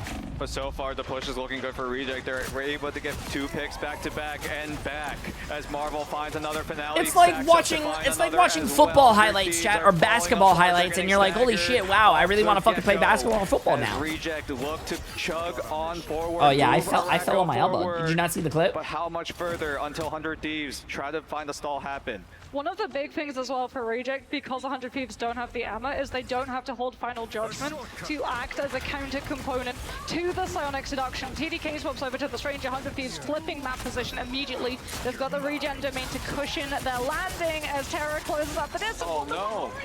Against Marvel on the Groot, using him as a scratching post. No, Spider Dude for 39 months. Appreciate it. How you doing? Into an actual wombo combo, either the Final Judgment or the Jay3. Jay3 available for Reject. Marvel as well has the Strangling Prison. So this wombo combo that you are setting up could be devastating. Everyone on Reject have their ultimate, and it's a matter of time. It's not a matter of if, it's a matter of when will Reject pull the trigger, whereas 100 Thieves also moving closer and closer to their own ultimates. We might see a 6v6 as the ultimates start raining down as Gargoyle gets picked off the rip as he's forced into the sidelines. Finale and Izuyaki teaming up to use their ultimates to try to provide as much damage as possible. There are so many people in the pit, but Finale picks up a double. Melania is able to spit down Marvel, but the rest of 100 Thieves are looking to claw back, kicking and screaming, but Dobby able to swallow up a strategist from 100 Thieves, and he is sent to the abyss, but GTK trades yet again, and these back and forth and back again. Push and pull is the name of the game for both of these teams. Yeah, the E doesn't deny the line of sight from Harvey onto Delena though, so he's still able to Wait, watching this makes you want to Magneto ult someone? What? Hold that position around this corner. Oh! That's where you have to worry about the corner. Oh my god. Stands right to clubs onto everyone. Oh, but he died. But he got the trade. He got the trade. Extension from the Wolf, however, as Gargoyle goes aggressively into 100 Thieves backline, forcing out the regen domain with the use of the Hurricane, and that should be Reject pushing 100 Thieves out, and they're going to go for a full reset. They don't have the Strange Portal, but there's enough distance before we hit first checkpoint that they're going to have another fight. 100 Thieves have time to regroup. They are able to move past that environmental risky area as the rest of Reject moving, inching closer and closer. 100 Thieves looking to make a stop happen, but there is Marvel in the backline trying to disrupt what is left. The lamps are used by that Loki of Harvey, and now 100 Thieves are down to one key ability, but look at TTK. He is so close to that Eye of Agamotto flying, taking Come on, Rejects. I put my kids on this game. Well, I'm sorry to say, but they're about to get rejected. Terra swapped over to the Star-Lord as well to play anti-flyer over to Gargoyle on that Storm, who now has to swap over to the Psylocke. Bye-bye, kids, bro. Eye of Agamotto looks for an opening. The force physics is good, but it still finds the connection onto 2. Oh, DTK with the block. Piggy's going to be able to entirely bodyguard it with the use of the Meteor End, but they don't have an actual strategist ultimate once the Meteor End has been cooked. Finale is just too vulnerable, and 100 Thieves find the pick to shut the win condition down. Overtime starts to come into play. It's Jeff loops around the objective, and it's Melania who's been able to make I don't think he's getting that kill. And that's gonna be it. That's curtains. Damn, I feel bad, Chad. I feel bad, bro. Reject might be the first team to go bye-bye in the tournament. Why did you guys say that you guys wanted this game to be a 3-0, bro? I feel so bad. We might go either. I want this to be a close series. They have to win this next one. It has to be a convergence pick. if they want to be able to continue in this tournament. That's fucked up, For chat. the ban draft especially, I think we're going to be seeing a couple of adjustments made. Like, I do like the Emma getting removed, but at the same time, I also feel that 100 feels like TTK is such a flexible player that even with the Emma out of the pool, he's still going to be able to find value on something that does pretty much the same job. 100 Thieves, though, they are in a very, very commanding position. Already at match point in this best of 5. We touted this as what could be a marathon, but so far 100 Thieves are making it a sprint, a 100-meter dash as we I was looking at the Daredevil milk clip. I'm sorry, that's funny. As we head over to the desk. Cozy, how are we feeling about that one? Oh my goodness, what an absolute banger so far. I mean, it's Halloween night, right? 100 Thieves is putting up a fight, but does Reject have what it takes to get a hero arc comeback, Rye? What is it going to take? It's going to take Convergence for one. That's going to be the map that we're forced into. But it's tricky from here on out, right? Because they want it to go to Arako. We've not really seen much. You want to know who maps manages the game? What? What came? Something that maybe 100 Ian, appreciate the massive donut, but what? You start off on like Krakoa as well, where both these teams are undefeated, and it still went very well for 100 Thieves. It's just the choice. Jalia, Central Park. What are you going to do? Yeah, because then you take a look at what the performance was on that first map, right? And when I was looking at Krakoa, I was like, oh man, wait, Reject should actually do pretty well here. They're like 5-0 during their This is the best of 5 now, yes. On Krakoa. That was the first time we saw Reject play on Krakoa in the grand finals at LAN. Yeah. Meanwhile, 100 Thieves, they did have that good progress, but being able to see how dominating they were able to take that, Terra on Daredevil, I mean, Delena on Star-Lord, it's crazy. I mean, honestly, that's a great highlight because that team is playing this such dive-heavy comp. 100 Thieves haven't played much of that going into it. Now it's kind of every hero that's mobile, everyone that can dive together. You have TTK on Angela, not a ton of that. Bro, Terra does a lot of like facial expressions when he's playing. You continue this train with Vinny on the Vin, right? It's this dive comp.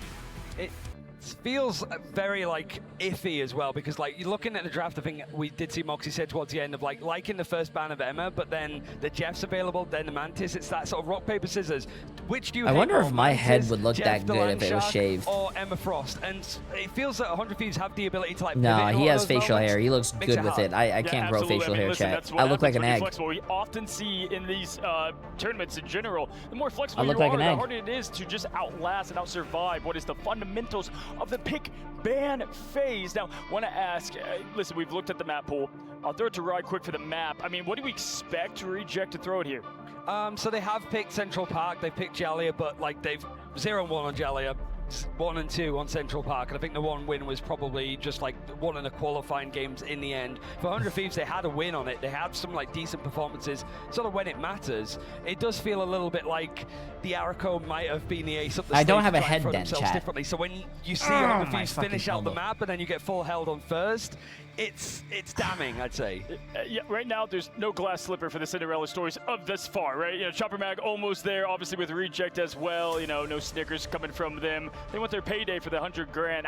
Too much candy punch in there. Vicky, tell me, when you look at what 100 Thieves continues to do, how do they keep their momentum up? I mean, it's the fact that Convergence in Stage 2, they were like 7-3, but then when you take a look at Reject, they were on Convergence 6-2, right? So both of these teams are pretty good when it comes to Convergence, but is this the ace up your sleeve? If you're Reject right now, you want to make sure you have a better record, because currently, I believe, in the Grand Finals Ignite stage, they've been, what, 2-3 within the group stages on Convergence, so we have to see how they're going to be able to rely on that.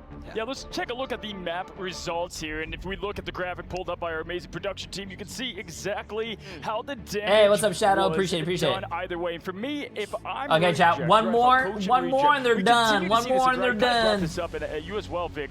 Listen, finish strong. We've seen OUG and Crazy Raccoon, same thing. They were able Actually, to take going maps. bald They were and able to beard really put on and pressure, beard makes your but testosterone just is not getting higher. the job done at the end there, and that's what I want to Alright, see well. from Reject, right? Pat, what are you guys talking about on it's YouTube? like looking at the final hits as well, where certainly when you've got Terradus playing stuff like the Daredevil a bit more, Star-Lord, it felt a little bit more even when you compare it over to Finale and Gargoyle, but like going back all the way to Krakoa, Terra Imagine if Reject ties this up to losing Game 5. Bro, if Reject wins the next 2 games, that means it's going to be like like another hour of streaming chat. I just want, listen, that means every time this tournament goes longer and longer, it means less time that we can play super fast-paced way. our you games. Just pick one target, send everything that you've got at them, and I don't know any swears, I think, in like Korean, but they're saying them because it's a blind panic when you have these players rushing and focusing your backline. You brush up on your Korean slurs. Wait, Listen, what? I mean, What are general, what are they saying? Brush up on your what? Right? If you're reject, this is it. Back against the wall, just enough space for some momentum to go forward.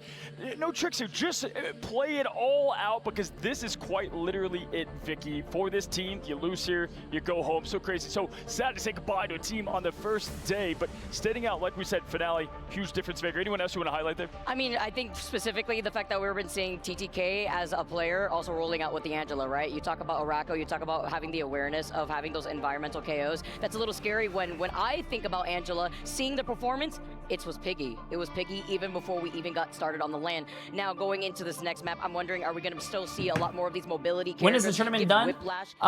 It's this match when it's already 2-0. They just have to go 3-0. If they do 3-0, it's one more match and it's done. The 1A and 1B, I always like to compare to sports, right? You've got the one WR wide receiver.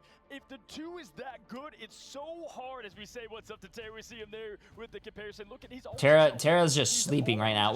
What the hell's going on here? As we get a quick smile from him, rare in the mid-match. But listen, when Terra, we know what Terra's gonna bring. When Delena is able to spice up and continue the heat as well, that's where I feel like 100 Thieves, unstoppable. I think it's that kind of perfect stat line, right? Where like Delena's putting out a bit more damage, almost like you'd see like from a Torch way back when, of just its suppressive fire, and then you've got the focus from Terra going alongside Vinny, going alongside TTK. On at least they're happy now and smiling because they're winning. But they should always be like that. These guys on duelists. Yeah, absolutely. I mean, we can see that, right? The final hits, like Terra getting the last laugh, Delena setting it up, right? That's a perfect T-ball for success. And when you look at it in completely, I got to say, Delena has just impressed me this entire time, going all the way back to Alpha with this team and what they put together. Yeah, because Delena has had to have that flexibility, right? We've seen Delena on the Psylocke, we've seen it on the Phoenix, you see him on the Strategist. Wait, did he say sex? Wait, sorry, hold on, go back. Wait, what? So you talk about needing that flexibility. Wait, where did he say that?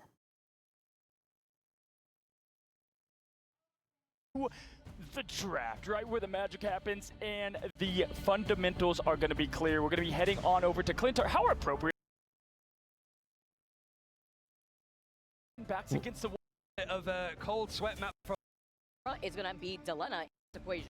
Absolutely. Well, let's see what Reject cooked up for the map. Again, backs against the wall here. It's invisible.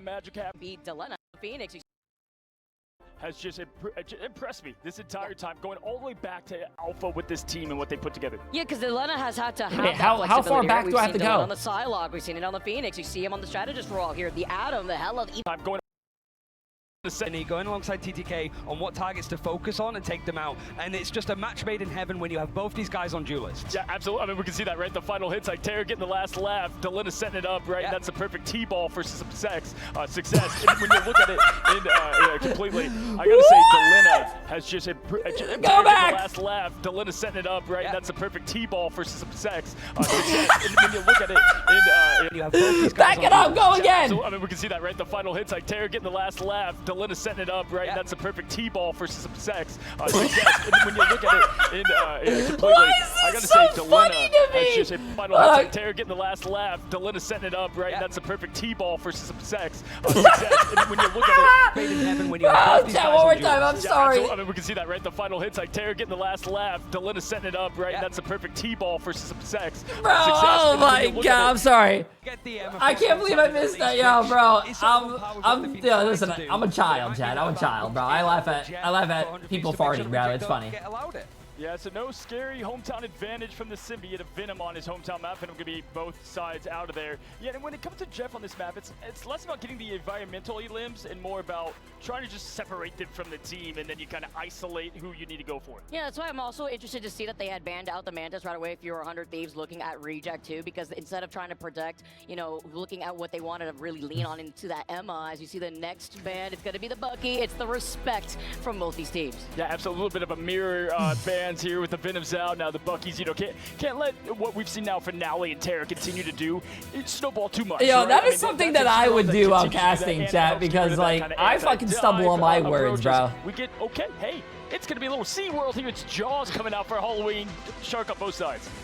It's good that like the Bucky's been banned out, because it's like, if you do see the Jeff with the ultimate catch multiple people, just being able to slam down on them, make sure they don't get too far is important. But getting the Jeff and the Mantis, this is what it feels like. It's just a sort of pick your poison almost. If you don't have access to the Emma, fine, but you're able to get two of the strongest strategists. You're banning out Adam at the end to make sure that you don't give them free for free, because maybe 100 feet are going to be set up for triple strategists, but 222s work so well for them. And look at this. I can't believe that we have Mantis and Loki on blast ready to go, and that is going to be so tough to deal with. Usually you see that last band, they had to go to Adam. And you know what else? You waited over 1,000 seconds. The Groot goes by, because when you're focusing on banning out the Venom, you're focusing on banning out the TTK. When it comes to Emma Frost, that means you're also looking at Vinny, who has a Groot ready to go. So sure, I can't play the Venom, but the Groot will be able to come out with that team up. Listen, you thought Kurova was the Adam Warlock to ban. Now Delena demanding that respect so much so not even shut down. Yo, you want to play some T-ball?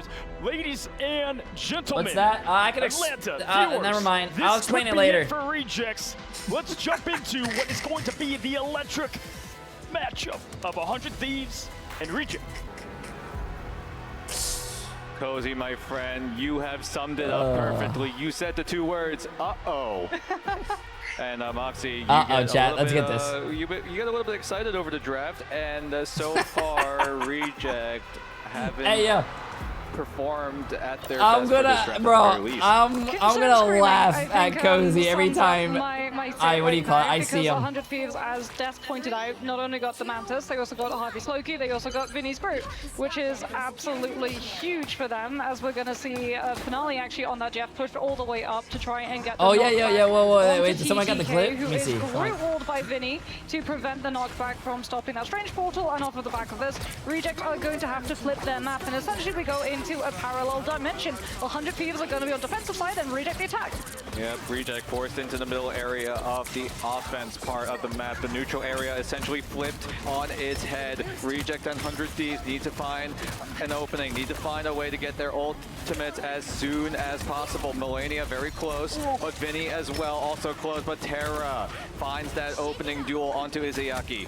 I mean, you might have taken out Beyblade tech from the game, you haven't taken out stun tech, something that Dobie is going to be finding out the hard way, as 100 Thieves with that Mantis. 100 Thieves is rolling right now, man. 100 Thieves is rolling. Not just the sustainability, TTK is also going to be able to take out Marvel before the Invis boundary can come on through, and waits for his opportunity to catch the Strangling Prison onto the Strategist when the Vanguards aren't there to body block, if they even need it, because all of the fighting took place off of the objective in the side room, since Reject had lost all of the space because of the map flip rotation force from the Strange Portal, which means that 100 Thieves just picked up first and are already all the way onto the high ground of second. Seemingly record time. 100 Thieves were able to secure that first point, and no one on Reject were able to match the pace that 100 Thieves have been giving them. 100 Thieves, this is a team that like to use their ultimates first. All gas, no brakes. That is their mentality when it comes to these convergence maps, and they do just that. And look at the economy now. Reject still struggling to find key ultimates, whereas 100 Thieves, look at all of them with check marks across the board. They're just going first. Reject aren't getting any opportunity. They could maybe have used the Sonic Seduction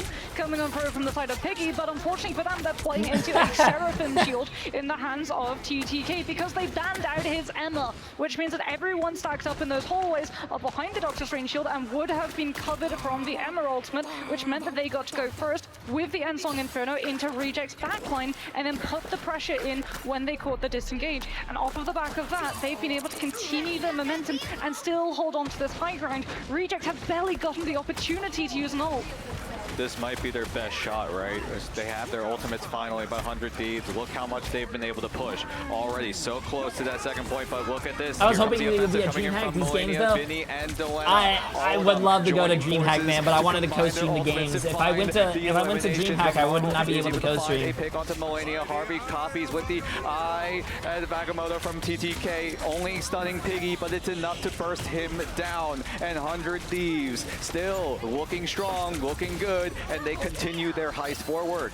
There's no wombo combo off of the Ensong Inferno either. Gargoyle is forced to use it in a hallway when he's on his lonesome, just trying to get the health reset as we head into third with 5 minutes on the time bank for 100 Thieves. Desperate measures are now going to be coming up through from the side of the defense. Longer line of sights means that we're going to see Finale swap over to the Hela, trying to disrupt and stall out 100 Thieves rotation, which is then going to feed into the setup opportunity for Gargoyle. In your opinion, the does DPS pro player must know how to play every DPS hero? Reject do have the option to go for the Namor pick. You could use the Hela Namor team up, but that comes at a price of securing these angles. But look at the 100 Thieves. I feel like yes, but you also should be able to play more than just DPS characters. Slams down onto Dobby as Terra. This has really been the Terra show, the Terra cinematic universe.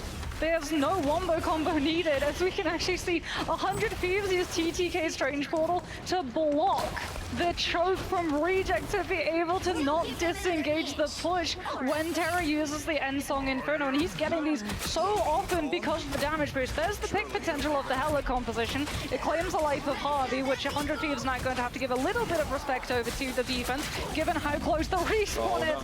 What a sleep coming out onto Gargoyle, but the elimination isn't there. The grab does come through onto the Groot, as everyone from Reject knows that they need to target the Strangling Prison before it can come on through. Finale goes too low, good for the Goddess of Death, tries to catch the disengagement. Yeah, because like even in this meta right now, let's just take take Delena for an example. Delena's a DPS player, but he's playing a lot of Mantis. He's been playing a lot of That's gonna take them so much work. Adam Warlock.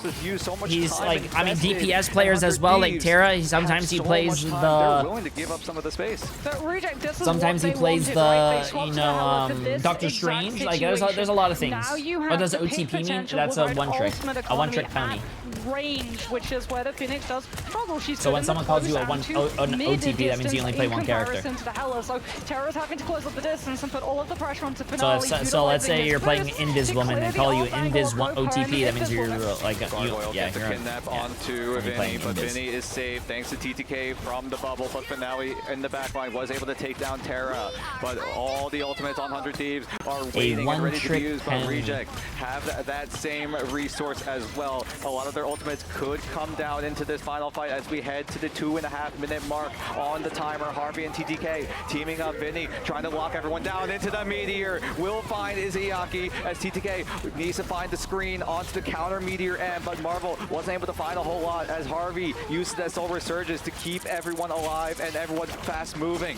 Terra is going to have the Ensong Inferno. Reject don't have anything to deal with it. Izayaki's got to go for the copy. The regen, I mean, is out on the field, as is the last stand, directly into the slow so that the 100 Thieves cannot escape the Wolverine's clutches. And off of the back of that, my God! It's a huge eat. Chat, I feel so bad for Reject right now, bro. I feel so bad. I understand some team needs to be a winner, some team needs to be a loser, but I feel bad. It's gonna, bullseye position for Melania on the Jeff to be able to complete the eat and carry them all away because Marvel burned the Meteor M earlier.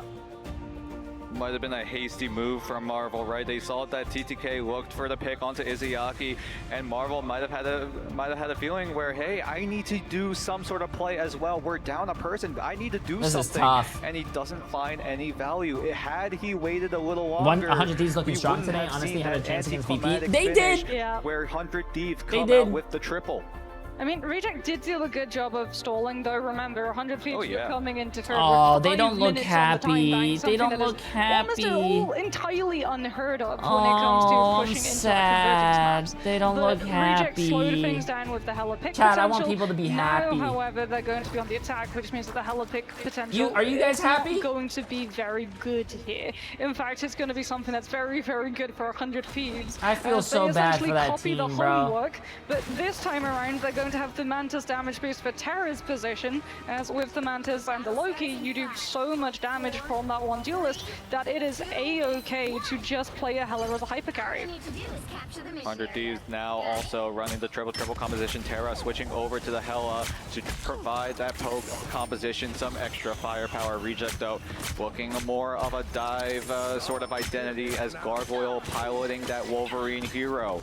And now Reject needs to find a way in. They're not going to opt to use the Strange Portal off the rip. Instead, they're just going to Jay, now you made me feel bad. the middle Bro. neutral area, and 100 Thieves, I think they're happy with going for that. There was a split spotted, and Terra's actually able to clear it. Gargo was looking to take away that high ground. Now he's going to run for that Hella, but he also runs directly into the Jeff, so has to abandon the position clearing. Well, listen, look on the bright angle, side. If RC, I think they're as we do see Reject, like rejects. Said, Rejects is going for what, those side chat? rotations so that they don't have the long angles for Hella. They're. Didn't you guys say they're Japanese org, but they're mostly Korean players? So they're gonna go back to Korea, and they're gonna have some fucking delicious ass food that we can't get here in America. So. And we have ourselves a snipe off. Yep, Hella versus Hella, Terra versus Finale. The star player from America is against the star player of Asia as Gargoyle slashes down, but Finale is able to finish off Finny. As Finale looks to reposition, has to block away. But for now, Reject with a man advantage, and Piggy extends it to go down to the hands of that Emma Frost as Reject. Oh, they cap first. Hey, they cap first with 5 minutes. Technically, it's actually free as well, quite literally to the hands of the Emma Frost because of the Carbon Crush, setting up the hold long enough for Gargoyle to be able to keep the rage generated with those Wolverine Adamantium claws, as we're going to see 100 Thieves look to sweep the momentum away from Reject. We've got Terra moving over to the Daredevil, looking to cleave everybody in terms of that melee fight. There's a regeneration domain with the damage boost. Oh, blocked. Incoming damage though with the use of that Meteor Amp, but 100 Thieves still think that this is winnable. Soul Resurgence comes on through. Izzyaki got the copy onto a Hella. Wait, that was like a delayed kill. Wait, what? Taken off of the map and Reject with the aggressive copy. Oh shit, wait, 100 Thieves is getting fucked. Who knew that a double Hella would work out in that scenario? 100 Thieves just go down, and due to the range and firepower from Reject, Izzyaki and Finale teaming up. I don't think 100 Thieves were aware of that. No, Delena's now going to be going over to that Psylocke as well to put pressure on this Hella, try and distract her long enough that Terra can close up the distance and get that pick off. But Reject very much in the driver's seat at the moment with the ultimates that they have available. It's going to be an off-angle approach up against Finale. Oh, the Daredevil again, the Daredevil. Not have the protection from Dobie because he was in position to use the Invis Boundary with the rest of the team stack instead. Terra quickly switching over to the Daredevil, realizes that Finale on this Hella will be too much of a problem, so he switches over to the Daredevil to spot out Finale if he is in an aggressive situation. Gargoyle is able to find TTK. Delena gets entranced by the Psionic Seduction, and Marvel will finish him off. Vinny pops that Freedom Charge, weighing out the Star Spangled Path, but Melania looking for an opportunity to go for a good Jeff ultimate as Finale up to the skies. That's yeah, no, can't do anything there, man. Meets his demise. Finale now landing the shots, raining down hell on 200 Thieves, who have to look to reset quickly. This Goddess of Death is being used as well to keep the Jeff ultimate in checks, and Melania is going to be off Jeff over to the Invis Woman instead. Delena is so close to the Dance of the Butterflies though, and it's all going to come on, TTK, let me see a slam dunk. Onto the regen domain. Out comes the Let the Devil out, stacking the damage for TTK, but the interception, the moment that he becomes vulnerable from Gargo with the Wolverine, gets the Feral Lunge and shuts it down. Dance of the Butterflies purely onto Finale's position, will be able to clean up one of those duelist players, but Reject still have the Invis Boundary, and 100 Thieves have no choice but to invade into that space or give up second. Oh my gosh, it's getting so close. We're getting a wait, what happened? This entire wait, what happened with the overlay? Oh, there you go. Know what's at stake. There is so much on the line. It's either you move on in the lower bracket or you fall and get sent home. Harvey opens up the dance floor, one of the most important dance floors he might ever play, as Marvel will find Terra. Delena finds Izzyaki. They just gotta die and reset. Reject trade it right back. Marvel picks up a double, and that second point finally handed over to Reject. Ultimate economy they need to reset. On the end of Thieves got a little bit burned there with fate of both balls from Harvey's end to just try and keep the stall contesting. And Reject are still going to have Finale on this Hella too, so Delena's going to be sticking with the Psylocke, but Terra is over to the Star-Lord instead, really wanting to put pressure onto both the Hela, but also marking Gargoyle on this Wolverine. Should be able to, with the Mantis damage boost, push up to a very quick Galactic Legend build, as he's just going to go in aggressively, gets the Magneto bubble, everybody looks at him, has to react, and that allows 100 Thieves to close up the distance and play against Reject, who had no choice. They had to use the Emissary introduction to try and stall out the aggressive play. And now Reject need to group up yet again. Finale switches over to the Phoenix. The Jean Grey is going to be the decision that Reject have to go. It's overtime or bust right now for Reject. They don't want to go home now. They don't want to go home at all. As Terra takes the skies, as there's a response with the invisible boundary, but the Devil not being used. Terra and Melania and TTK. So will Delena, as everyone dumps their ultimates. Izayaki copies the ultimate of the Luna Snow thanks to the Goddess of Mischief, or the God of Mischief, I should say, as Gargoyle also close to his ultimate as well. The Star Spangled Path laid out against from Vinny, as 100 Thieves need to find the defense going. 2 minutes left on the clock now. The overlap of Meteor M and Invis Boundary might just have cost Reject that map, as they both used it in reaction chat, to they're not going to finish with more time than 100 100 Thieves though, but they can still finish. To combine it It's with good to Finale's finish. Ensong Inferno to find the pick onto Harvey through this fate of both worlds. This is going to be such a rough part of recovery for Reject to be able to turn around, especially because look at how deep 100 Thieves are, all the way into attack and spawn, to make sure that there's no strange portal shenanigans and that there isn't a map flip behind their back. If 100 Thieves are able to pull Only a the minute. points back Almost a under that minute, little chat. tunnel Almost a area, minute. This is a place where Reject had a hard time Nice, a pushing good through. It's also boy. naturally a difficult area to retake, especially being in that enclosed little area. It's going to be so hard for Reject to get the retake going, especially when you can't get the angle of the Ensong Inferno perfectly, as Finale dives right in, but Marvel and Izayaki look to clean up 100 Thieves. They've already got 2. They just need to find 4 more if they want to move this point even further into OT. This is just about 100 Thieves putting the bodies onto the objective and stalling it out. We're not going to see any ultimates committed. It's going to be a full regroup coming on through from the side of the defense. So for Reject, it's all about preventing it, and that's where the Phoenix gets to come into play. Finale catching so many stuns onto these players as they come out from those spawns. But Oh shit, someone's at my doorbell, chat. Around the first corner. Was there someone doing trick-or-treating? They've got the Meteor M. They're going to have to hold it though as Psionic Seduction comes through. I got my first trick-or-treater! They're looking to heal through from it. The CC immunity of the Magneto, but the huge block comes on through from Marvel with the curtain, and 100 Thieves still haven't been able to find the eliminations to close out this fight. Delena has to use this Solar Surge. Oh, it was such a nice kid too. I have a whole bowl of candy out there, but they only took one.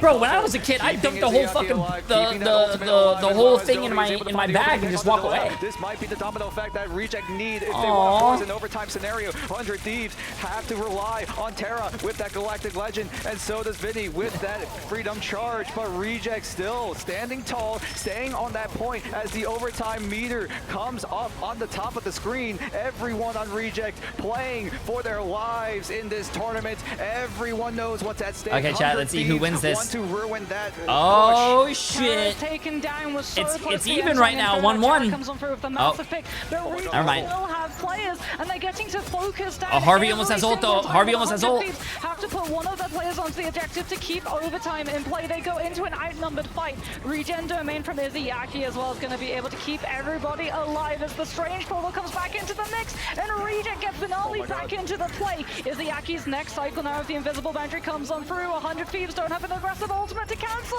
it. Hey, nice, they capped. Good shit, man. Hey, that's good for their mental though. That's good for their mental. In comparison to the 2-hit stock that 100 Thieves find. Yeah, on also, their clock. chat, who cares? Bro, listen, when I was trick-or-treating back then, listen, people didn't have cameras at their house. I'd take the whole bowl, bro. And I'd take the bowl. Reject looking to lock in finally. Albeit it might be a little late, but it's I didn't better take the late bowl. than never. I didn't take the bowl. That's fucked up. So stressful for Reject. I mean, you actually remember, right? Asia's had draws. I did on not take the bowl, symbiotic chat. surface in their grand I bought finals. $200 worth Yeah, of back in stage candy, one, and the fun kids fact, who in come the to this Asia house are Stage getting 1 insane amounts. tournament, What? Reject up against Gen G in a best of You 7. bought They went all the way to $200 7 and worth of ended up candy? here That's on Symbiotic Surface. insane. but it ended in a draw. That's good though. That's Somehow, good. some way. I bought a lot of Costco candy, and I have a lot of bags, but I think half the bags were gone because of. Does end up in a draw, but.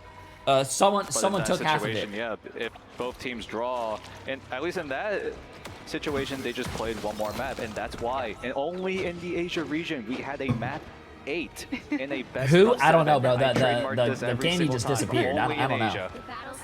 It wasn't Reject's gonna me. be starting off on the attack. Let's see how much they can get with 100 Thieves almost at 3 minutes time bank.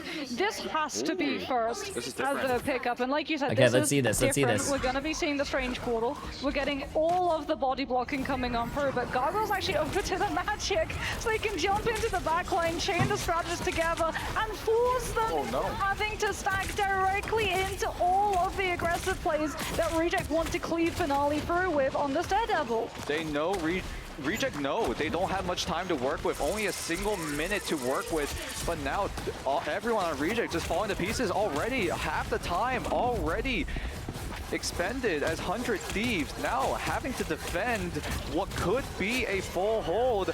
Blink and you miss it, Reject might be at the back foot yet again. No tick percentage picked up for Reject in They have to touch, Chad. They have to touch, but this is bad because they're going to stagger and touch. Angela just looking to keep the point in place so that overtime gets an opportunity for Reject to gain a hold on this objective. Dobie's even onto the rocket. They have to hold for 3 minutes. 100 Thieves shut it Yo, down TTK entirely.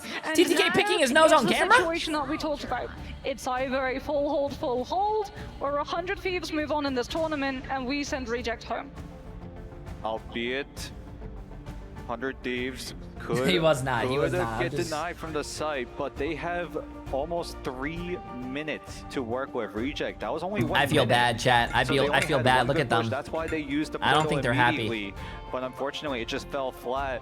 Harvey on that Loki with the regeneration domain was all the difference it took to shut down I feel Finale's bad. Daredevil and Gargoyle's magic. And now Reject have to look for the defense. What approach did they go for this time around? I mean, it was also an unfair trade, right? One team has Loki, one team has Mantis Loki. So Harvey's regenerative domain is actually larger and also supplies damage. We ran out of candy, so we had to stop. We had between 200 and 250 kids in just 2 hours.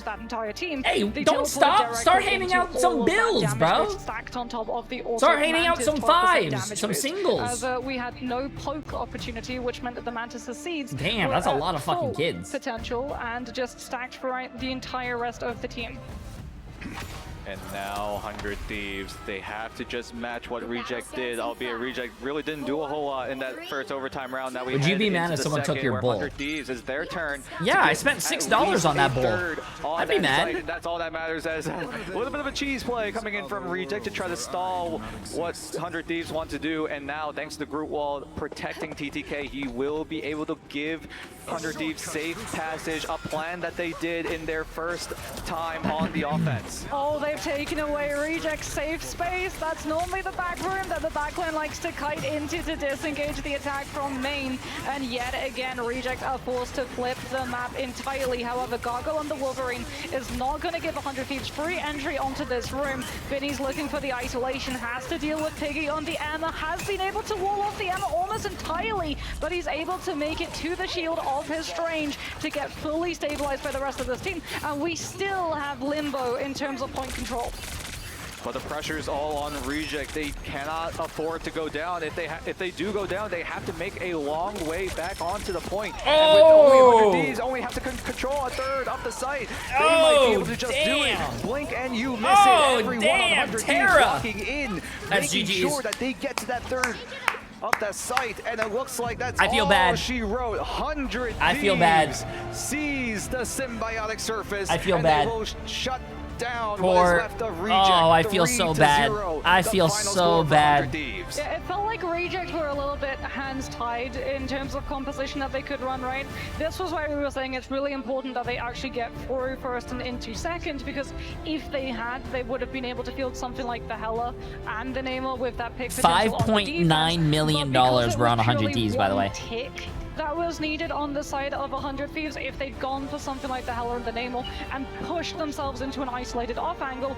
That teleport play, it wouldn't have been done. Oh, look at them, chat. It would have They're been not smiling. Directly whoever They're not was happy. isolated on that off angle. I feel bad, and man. Way too vulnerable for 100 Thieves to turn their attention into. So for Reject, they kind of had to do the best of what they were given, right? I feel bad. Because you're kind of reading into the group pick, you're going to have your passive for survivability if you do find yourself isolated and locked up. Emma to prevent I feel the bad. rushdown, Strange so that you have the most amount of shield coverage and can try and kite your way out with losing a player in the interim. And then you really do just have to try and play to be the first one to Piggy's get so those nice. ultimates online.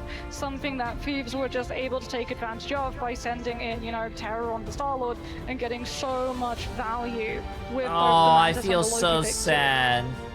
Props to 100 Ds, making the strategy work. If it ain't broke, don't fix it, right? You just go for the portal play and just make Reject uncomfortable. And that's probably what Reject felt when they had to do it twice in a row.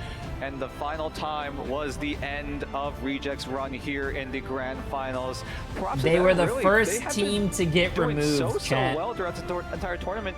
And then 100 Thieves, unfortunately, had to sacrifice them in order to move on in that lower bracket. Yeah, I mean, they can definitely go home with their heads held high, right? They were able to pull maps against some of our strongest, sort of favoritized teams, I think, that a lot of people had at the top of their tier list. Hold on, let me and see. they also showed that there's some star power in this team. Like, these are going to be future stars that you're going to Oh, wait, want to I don't keep feel your eye bad on at to all. when we move That into team just all won of these different $40,000. metas. Not only could they play they'll one be specific fine, chat. They'll composition, be they could fine. play many, which allowed them to They'll navigate be fine. masterfully through the band draft selection. Never mind. And 100 Next. Thieves now moving on. Atlanta That team still won 40,000, has bro. another America's team still kicking in the lower bracket. It's going to be a long road for them, and it's going to be a matter of how making long $40,000 can they stay over the alive, weekend, stay chat. Afloat. We will have I think that, to yo, see, as Banner like you said, Apollo, 100 appreciate Thieves it for 4 will months. be I able think to that's continue. fine. Speaking about 100 Thieves, we're going to be headed over to an interview with one of their players. Oh, it's Tara. And I am here with Terra from 100 Thieves. An incredible run. Your journey continues through the losers I mean, bracket, what's but 40 divided it by was 7? hard to get Chat, here. quick math, What quick. was different Well, I can between probably this do that series on you my just head, played bro. and the series 40 you divided by played earlier 7, today? The difference between the series with VP almost and Reject is that $6,000. it's That's a best of good. 3. I did that all on the top of my The head. biggest difference is best of 2s. First to 2 is anyone can really win that. It's not really the long run, and it was still really close that game. But I think we just found out what we're Chopper still Mag versus figuring out DZ, what are we're you a still believer? good at, and we're bringing it back right now. I but think they got as it. long I as mean, it's if best they of play 3s, I like think we're gonna first, dominate every like team. they did the first time, I don't So know. you're coming back in. Might be Is this the close. start of the redemption arc for 100 Thieves to fight your They way gotta through lock and it get in. that lower bracket buff? It is 100%. There's so much more skill when it comes to best of 3s than best of 2s. And you're also coming in here with not just potentially a lower bracket buff, but also a lower health buff because you were a little bit out of it earlier on in the tournament. Yeah, it was really rough coming to the second day and missing out a whole day of like practice and all that stuff because I had to go to the ER, but I'm living through it. It's very hard, very rough, but I'm trying my best for everyone. Aww. So Reject did still nearly drive you back there a couple times. What happened, especially in that last map, which took you all the way to overtime? I think we were just having a little bit of fun trying some Chat, comps are here and Crocs there, actually, just like, trying, really good A shoes? little mixture of stuff, but as soon as we just play what we know it's good, it's just end of there, yeah. So you're obviously a player that a lot of people pay attention to because you're often the one making the flashy plays. There's a lot of talk about Okay, you, there's but a lot of actually people want to saying give I like it opportunity and to you I to hate talk it. about your team. Who is there who is standing No, out that people YouTube might not see saying because no. you're the one landing No, stuff the like the Kraken there's one more impacts? game Who today, deserves the Jacob. shout-outs? I think everyone deserves a shout out on the whole team because everyone does their own little job. There's not like a whole little thing. Like I make flashy plays, but there's always all this other stuff that's going around through the map, and no one can see everything because you can only see one on spectator. So. True. So Hey, your next good opponent, answer. as the bracket will flip here, will be against Good the loser answer. of FlyQuest versus Citadel Gaming. Do you have a preference for your opponent there? And is there potentially something you want to say to either of those teams? I don't have a preference. At the end of the day, we're going to best of 5s now. Takes way more skill, and that's when we'll show who really is boss. Fighting words from Terra from Hey, 100 good Thieves. answers. Congratulations once again, and let's head over to the analysis desk to break down that series. What's going on, guys, and welcome to the desk once again, and shout out to Tara with the Crocs, buddy. Love those Crocs. What a vibe on stage. Shout out to Tara. I mean, there's my answer, chat. He said shout out to Tara with the Crocs. To the best of 5, and that chance to kind of flip the script, and Tara just said it right there. Really feels a lot more confident as we saw 100 Thieves take what could have been going to the lower bracket, right? Looking a little bit, you know, what? let me actually, I can't right now. Right, to turn the thing around. Yeah, literally when I heard him say that, I knew immediately what he meant too, because you have to understand you have a lot more opportunities now to not only rely on maybe changing up your composition, try some things out in Tara's words himself at the very end there, have a little bit of fun when you're up maybe those 2 points, but also you have a lot more opportunities to lean into a different pick and ban phase that you want to maybe try out, looking at the opponents ahead, Ryan. It's like oh hey, is Vicky Scarlet Witch? No, she's not Scarlet Witch yet. The full best of 5s, you go into maps like Symbiote Showdown, which didn't go well against Citadel last time, looked a lot stronger there. To be fair, there was more of a fight back from Rejects in that 3rd and final map than we saw in the first 2, like being able to finish out the maps and stuff, but it is more of a case of all of the things that they wanted to take from group stages that went wrong, pod review it, put it into practice in an actual official. You just get more games and more chances to do it. Yeah, absolutely. As we take a look at the highlights here, I mean, in general, he just said it. We're trying to still figure it out a bit, right? Obviously, testing things out, but I think it's true. I mean, you look at them, that's what they did well going into this to claim the 1 seat. They were able to flex so much that there wasn't really an answer in the pick ban phase, and so trying out the pure dive comp here and to more, and so I definitely expect them to be a huge threat to steal, no pun intended, of 100 Thieves, but that lower bracket, I mean, FlyQuest, Citadel Gaming, loser of that, that's a huge matchup. Rematches from Group B as well, which is, it was a slog, I think, for 100 Thieves. Maybe that's the difference as well, because I think back to like Na'Vi at mid-season finals. They played the most maps. They were in the losers bracket. They got so many reps that they were just out-experiencing everybody else in the server. So 100 Thieves could very much do that, and it feels a lot more important to them because they did lose against FlyQuest, and they did lose against Citadel in groups. Yeah, we move away from the best of 3, where 100 Thieves lost 1-2 versus Citadel in day 1 of group stages, and then let's say it's FlyQuest, you know, the rematch that you and I, Cozy, usually see within Americas. Okay, so we're actually like 45 minutes ahead of schedule. Day number 3 of group stage. That's why when we're all looking at 100 Thieves, where they were going to be seated going into the playoffs, where we are currently standing right now on the big stage, we're wondering, what do we need to do differently? Now we're out of the best of 3. It sounds like Tara feels a lot more comfortable now that he can be in that best of 5. Yeah, Citadel came in and was actually so close. I mean, it went up, right up to Intercell, and then you saw the flip of the script there for Citadel. I'll never forget how close that was. In fact, I almost walked away after map 2, and then I came back. How much longer is this round today? There's one more round, which is a best of 5. I expect there to be a lot of electricity. Quickly, do want to give my tip off the cap to Reject, y'all, a team that came here, proved doubters wrong, right? And we're able to climb, have some upsets, and put together a run that I know they are proud of. Have you seen the collision rivals? It's interesting to say the least. I have the fact that not. Reject has been able to do the adjustments that they had with the roster that they also currently have, making their way so far within the group stages. They got some upsets here, and now are able to put a performance. They really should be proud of themselves. It's the first time, too, that an American team was able to win against Reject, at least here in Atlanta. They were previously doing pretty well, and so, you know, again, tip the cap to all of the upsets that we saw from them. Any last words on Who are you Reject, backing right? in the DZ versus Reject, Mag? it's a case of like a Probably team that Dark is pretty Zero. dominant across Asia, like Pacific. Chopper Mag looks like a great team, though, so I don't know, man. Raccoon, then we don't usually see them be on the It's going to be a good game, and then have to respond. but I think Dark Zero might might take this. With that, so Reject's 2-0 down, life on the line. It's a big ask to try to like pull yourselves up by your bootstraps and go on, but it was a good effort in that final map. Absolutely. I have to just give my, again, tip of the cap to 100 Thieves. You're a pixel away from beating VP, right? You get sent down here. I was talking to Remax, and we're literally, you know, dabbing up and saying, man, we shouldn't be here, he's telling me, right? And I totally get that because it's right there at the last second. But then to be able to use this now as fuel going to it, I want to put y'all on the spot, all right?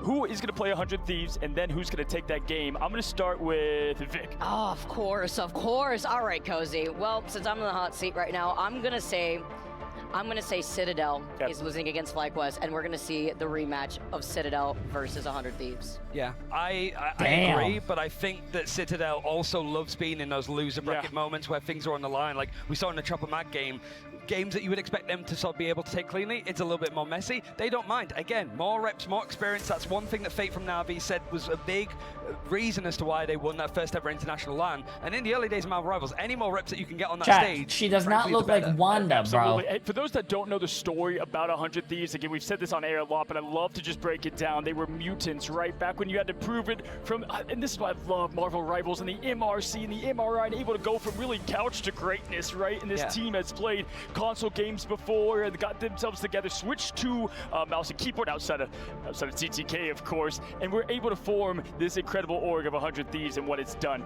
Let's go and take a look at the bracket, though. Again, we've been highlighting what these matchups are as we've seen this. You know what, chat? If you guys keep talking shit, I might go downstairs and take some more of the kids' candy that I'm supposed to be giving out. We're getting a clear picture, Vicky, of what we're gonna see tomorrow.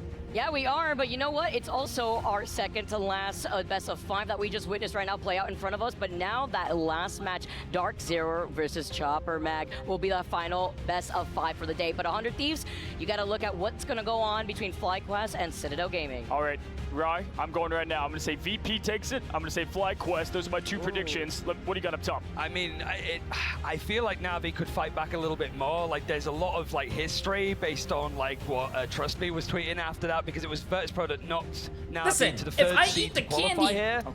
that should be good for the kids, because I'm like, instead of them giving cavities and like, you know, maybe like, you know, it's sugar too, like bad health, I'm eating it, I'm taking it. These teams are very intimate with each other. In fact, you know what, I'm gonna go get some candy, chat. Lost the series for the first time ever against Rad, that then became Na'Vi. So the free I'm taking care of the kids. I'm gonna go steal some more candy. Give me 2 seconds, chat. Getting a win on FlyQuest would get all you need for the ammunition of getting almost, you know, put down the lower brackets from Chopper Mag.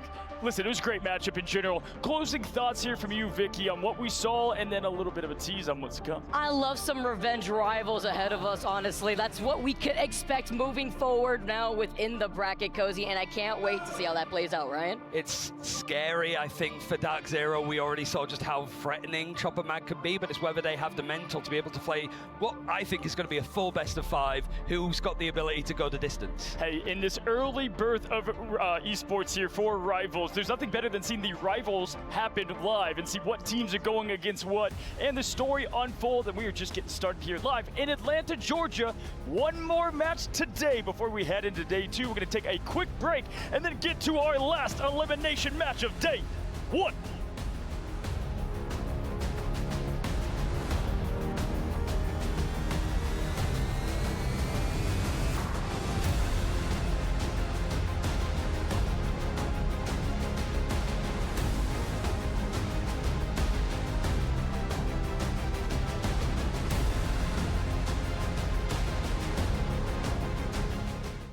Which ones have what it takes to become the best of the best? The fight is gonna happen right here, right now.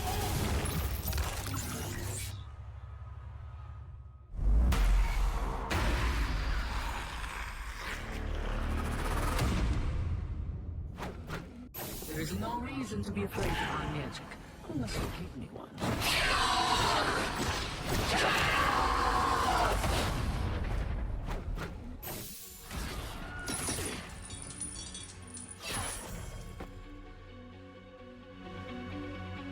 Oh shit, it's a 5-minute break. Okay, I'm gonna run the predictions right now. I had to go steal some of their candy. Some kids were reaching into the candy bucket outside, and before they reached in, I reached in and grabbed some before they took some, so that's where we are right now. I did not do that, by the way. I did not do that. That is a dick move. I would never do that. That's fucked up.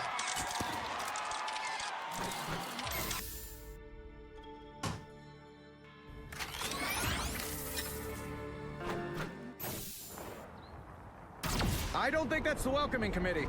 Bombs away.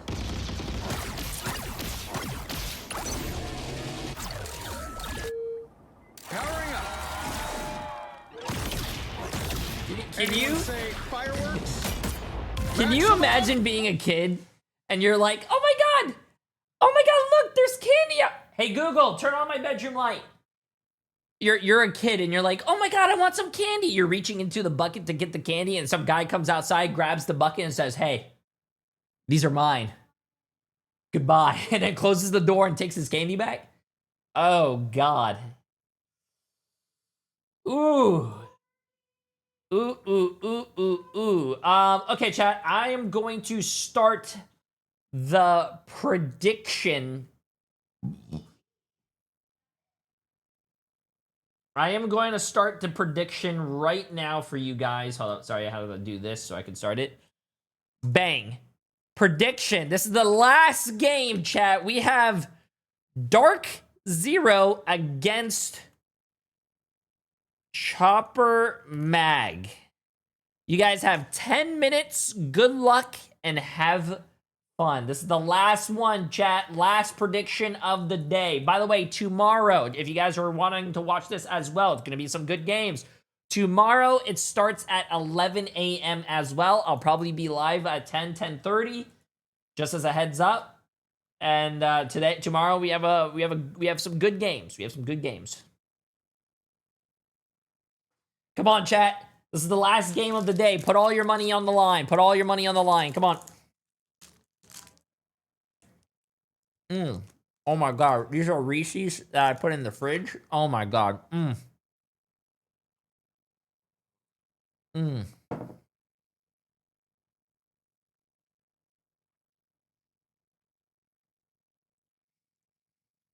Actually, I put them in the freezer. Oh, my bad, Jeremy. Oh my god.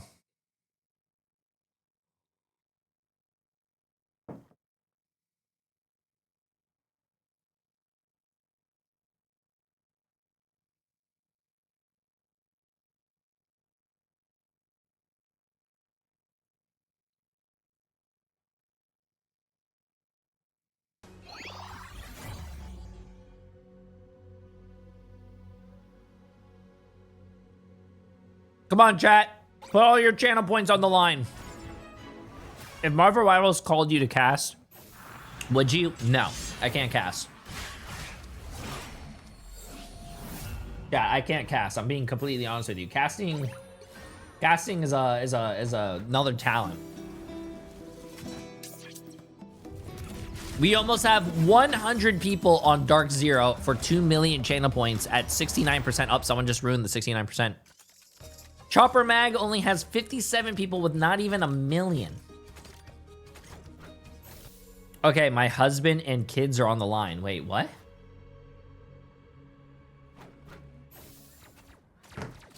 You know what to do, spiders? Wait, why did I just get a notification that my front door was unlocked?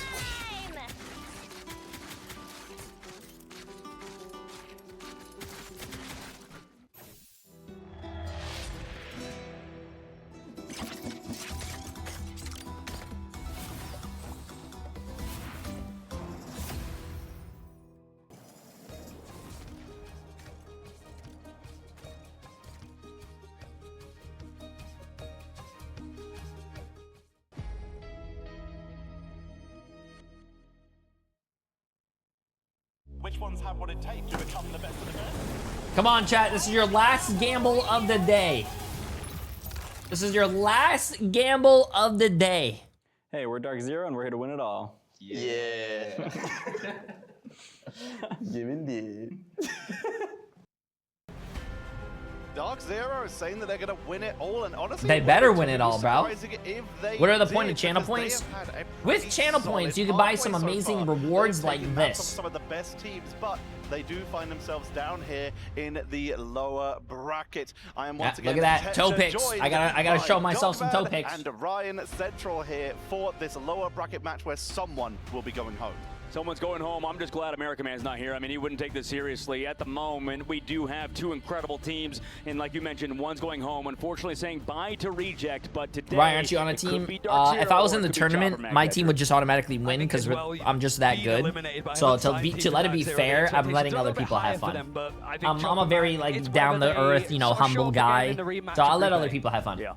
Let's talk about the game in just a moment, though, because a quick reminder that it is Halloween! It is spooky season, and we have some amazing skins for you because of that. We have Wanda in particular. If you've been watching Marvel Zombies, then the Queen of the Dead has made its way into Marvel Rivals, and it rises once more. There are multiple new costumes available for Spider-Man, Also, Iron Man, chat, and why of would I course, want to the be a pro Scarlet when I could just sit Witch. here with you Marvel guys, Zombies talk was shit, fantastic, and this also just skin eat food and get fat? Yeah, it is incredible. I mean, this is one of the best skins in the game just because Scarlet Witch alongside the new Iron Man skin too. I mean, there's so many beautiful skins that just came out with the new PvE game mode. I like that you've got the man spider, like the zombie one, and then just big shot Iron Man, like the three most terrifying things to see at DreamHack Atlanta this year. Yeah. Welcome to the spooky season. DreamHack we made the partnership skins for bundle. the scariest things we can think of. A zombie. We made a skin for a billionaire? Yep, pretty much. That's pretty scary to me. I don't know. Yeah, that's terrifying.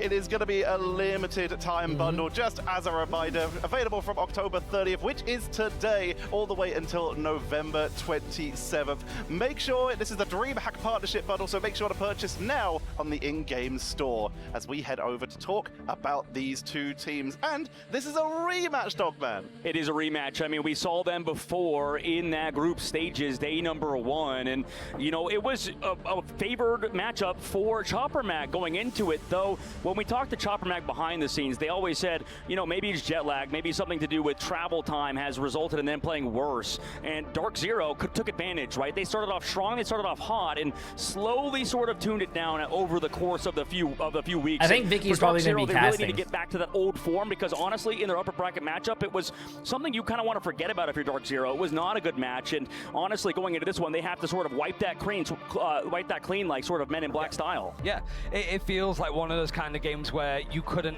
really show up against a team that you've been intimately involved with, right, from the Americas region. And here you've got Chopper Mag that we saw play so blisteringly fast that if you aren't ready for this moment, if you haven't had that quick BO5 that we just saw with Reject, that you have VOD review, make sure that you're prepared. You are going to go like a map down, 2 maps down before you know it, and then that's a really scary position to be in a BO5.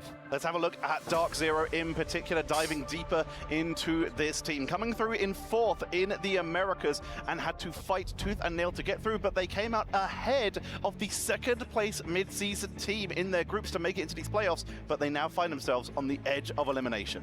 Yeah, edge of elimination at the current moment, and the squad, I think, across the board, it's still new, right? Everybody here has been, you know, throughout different rosters, right? With Impunity, we had him over alongside the X-Trot. X-Guy Smash as well has played throughout this game and has been sort of an up-and-coming guy, but Amazing and Kurova, they're the real veterans of this squad alongside Velocity's taking upon that sort of leadership role, and they're really those 2-star players, which we need to see a little bit more out of, I think, in this matchup. And, you know, Amazing is that guy who can flex onto basically everything, Tetcher. And this is a slightly different roster to what they were in Stage 1, for example, correct? Right, yeah. Yeah, it was. Yeah, it was a completely different roster. They pretty much dropped everybody. It was like Hogs before Amazing and them came. So a lot of actually ex-Sentinels players making their way through Dark Zero. Kurova looks like such a nice guy. Don't let him fool you. This event in particular, I said hi to Kurova in public before, and he, I was with my grandma, and he pushed my grandma over. And I said, why would you do that? And he said, does it feel like all of them need to be quiet before I do it again. I was like, what? Chance of winning Ignite here, would you say? Or even to go top 4, top 3 finish? It does kind of feel like that, yeah, because the biggest reason they had success back in the in Stage 2 was because, you know, there were just kind of my grandma's like a 7'3", 420-pound pure jack muscle god, just like me. So it's not easy to push her over. And I think they can't do it, right? We've seen good things out of Smash, but at least in the matchup in the upper bracket finals, Tetcher, I'm a little bit worried for them moving forward. They did seem to struggle a little bit. We're seeing actually, right you know why you can tell Kurova's not a good guy? He plays Jess. I'm sorry, Ada. You can tell if a person's nice or not if they play Jess. He plays Jess.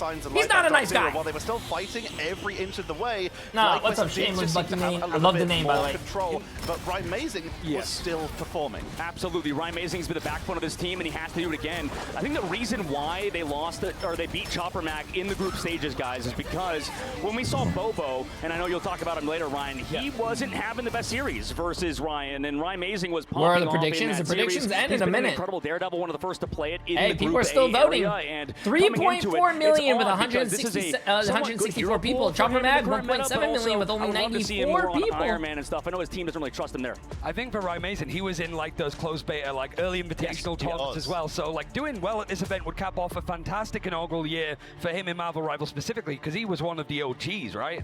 Absolutely, he was one of the OGs, right? Yeah, on that Sentinels roster back when, you know, War of the Realms was a thing for Marvel Rivals, and we've had so many tournaments, so many incredible events, the Invitational, but now in the Grand Finals, like you mentioned, Ryan, he has to cap it off with at least a win here in this LAN event. But we're not going to Since I started today, I am 52 sharks away from hitting level 91 in fishing. You just jumped off of casting that what stood out to you? Because I made 100,000 XP today. 13.5 only 1,000 experience a day. For Chopper Mag. Yeah, I think what stood out to me is I have no stamina because that was This just is old school stop. RuneScape. It was so quick. And What time are the I think matches as an tomorrow? unsigned team, as an 11 underdog to do a.m. well in this EST event, is when and to the just matches be, start. you know, it's Halloween, the Grim Reaper eliminating some big organizations and frankly getting some people fired. This is the perfect pace to play. Make sure that there's no reaction. Get into their faces, make them panic, make them scream. And I think for Chopper Mag, they sort of understood the assignment. And even if they do go out here, they're going to go out with a blaze of glory no matter what, because that's how they play. Who's been standing out to you on this roster so far? I think for Bobo especially, and I think the thing about it is like with any like Chinese player, somebody that's like had experience in other games like coaching Chinese players, there's definitely that focus of like they all have the ego, they all want to be the best, but if they underperform, it's like mechanical, right? Like I need to, you know, Israelite hit the trainers and stuff like that. I need to just grind more games in order to What do you make call that it? Prison match difference. in But I 16 feel months. from watching Bobo, especially in that series that we just saw with Citadel, he's so cerebral. He understands that it's all Prison match in less 16 about the tier mechanics 3 of all for about the 16 timing of months. taking those Absolutely insane. fights. Wait, He Chocolate, coordinated have you played on Arc another Raiders? team as well. When you're like Chinese with an OTE team, the fact that he synergizes I might so check well out with his Arc squad Raiders is a after the testament stream. to how good Oh, he no, is as like, a player. We after also this got to talk about tournament. players like Duet. We got to talk about who actually just took Poly to the limit with the Captain America. I might check it Bobo out. is who we're gonna be I looking at love in terms Tarkov of chat, statistics but in just a moment. I'll check out it. Really break down just Yeah, I'm gonna check it out. Do you want to play? I'm gonna play after this match. Yeah, I mean, he's been consistent, right? That's the tough I'm part. not home. Bobo has leveled up. I mean, he's a star player of our game for a good reason, Ryan, like you talked about. I mean, he's so good, and not only playing the game mechanically, but exactly cerebral. I think you put it perfectly. There's Imagine going out on Halloween night chat. Weird, bro. Every time we see him on camera, he said, "Pay me." He screamed right in the group stages after they beat Envy. I'm trying to look for your Discord. Where the fuck is your Discord? Oh wait, someone else is at my Discord. Someone's at my front door. On the way out, because maybe they could assign you to Envy International. Call me. Yeah, call Tasmo. Tasmo's like, pick up the phone. Bobo's calling. So let's actually talk about the series that we are heading into. We've managed to find out what the first map is going to be. Ryan, we are heading to Burn T'Challa. You've been keeping track of the map through this. What's the history behind these teams on this map at this These kids are too At this nice. event, neither team has played it so far. So because it's randomly generated as well, they'll sort of know briefly ahead of time. They'll set it up in the server and then Nick, go do the DM walkouts me, as bro, Cozy's so about to go through. do you want to But play yeah, tonight? It's just been completely avoided for both teams. And even I'm about to from run stage into 2 I'm about to run into you're Arc looking at, Raiders by like, myself without no 1 idea and how to 2, play. 0 and 2. It's not But I'm a often god, so played for I'll be Dark taking Zero or everyone's head Chopper off Mag anyways. because it's always going to be this like random choice. So you have to be able to adjust to it. The main thing is that Dark Zero in domination across this event has not been great. Yeah. It's been a little bit better for Chopper Mag, like winning 2/3 of the games, whereas it's the opposite for Dark Zero. Yeah, Dark Zero always manages to do well on those other maps, Convergence, Convoy, and especially maps like Central Park, but then Chopper Mag does what they did earlier and just look good on Central Park, so this is going to be a terrifying team. But Dogman, we just talked about it here. When Domination is the guaranteed first map of every series, you can't be underperforming on Domination. Absolutely. I mean, it's such a mechanically gifted map, or a mechanically skillful map, I suppose. I think Ryan brought it up that a lot of the players are like, you know, we just need to play better. We just want to have to, you know, pick up our pace. We saw J-Mac before earlier where he said, it's a skill issue. We need to level up. We played bad earlier, and it was still that close versus Citadel Gaming. And we're going to be heading over to the stage to get this underway. So Cozy, it's time to send someone home. Let's bring the hype. The lights are bright. It's our last fight of the night, ladies and gentlemen, as the clock is about to strike midnight for one of these Cinderella stories here on Halloween right now. Almost the end of spooky season, and we're going to start by welcoming the team that Did you go trick-or-treating? No, Chad, I don't do trick-or-treating. I'm here Please working, welcome, ladies and gentlemen, Dark Zero. Coming at you from the duelist position, the one, the only Mr. Amazing. Followed by Smash, the controller goat, the strategist of Velocity, and Kurova, the golden god, and of course... Wait, they got the order so fucked up. Impunity and Madara. Please welcome Dark Zero. Oh wait, no they didn't. Wait, that's weird. I think they did.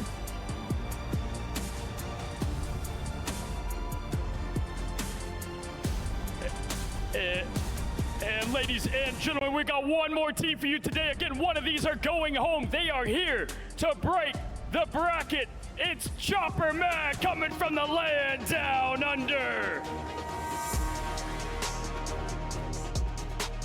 Coming at the strategist position, we've got Skittles and Fidel. Royal, and of course the man who's a legend in the making, Bobo!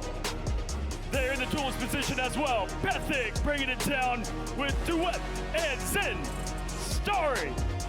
Let's get loud, Atlanta. Give it up for Chopper Mag.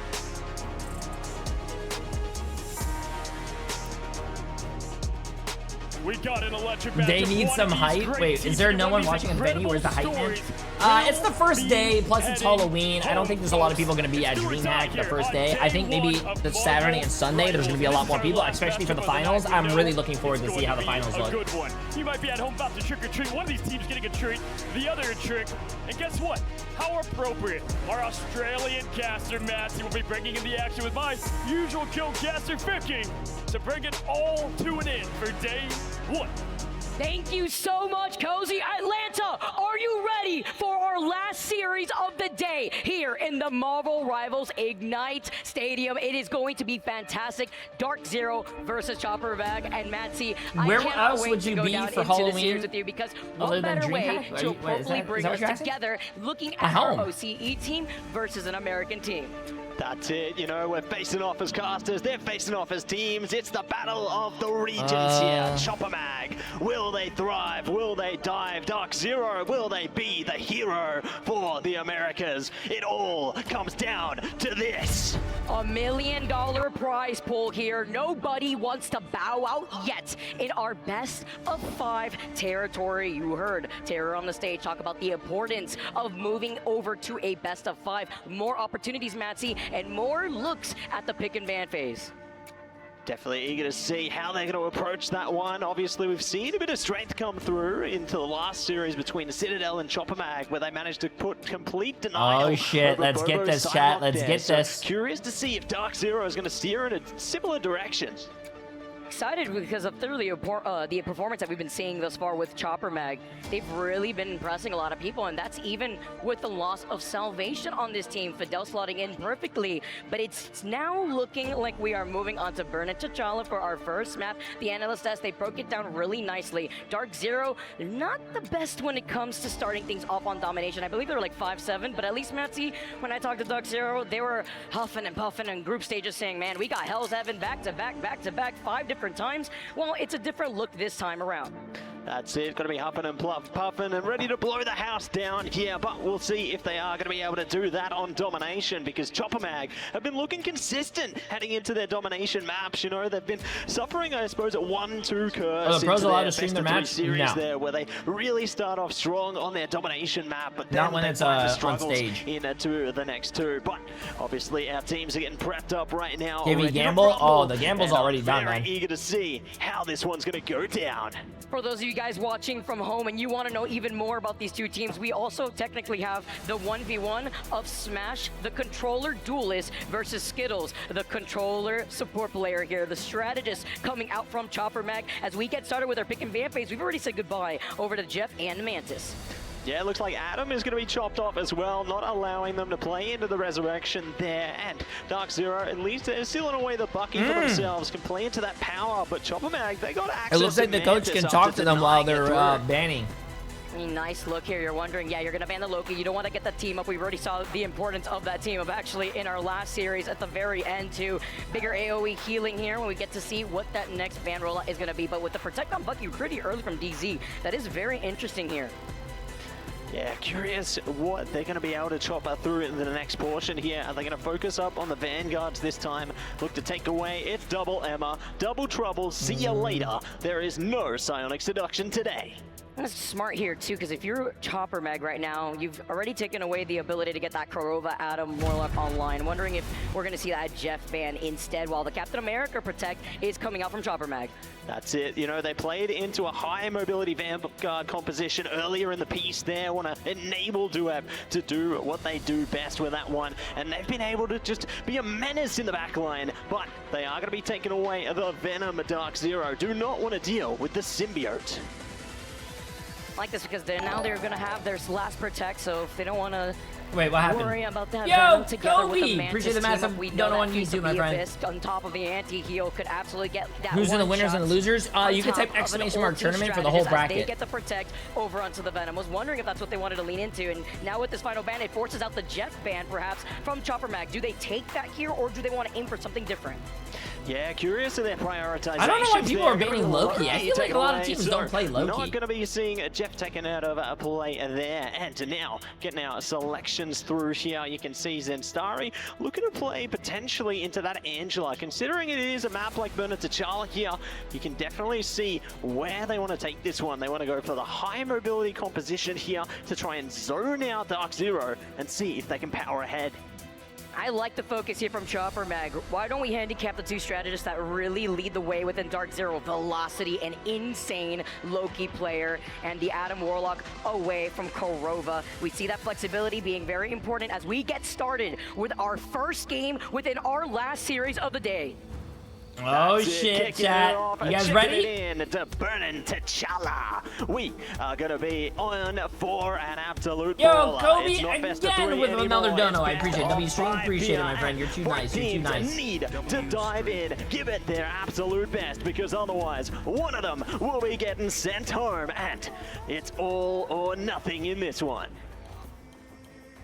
Can already see the highlights here as we get the nice fly. Okay, chat, last one. Let's get it. Last one. Burning T'Challa is where we start off our series.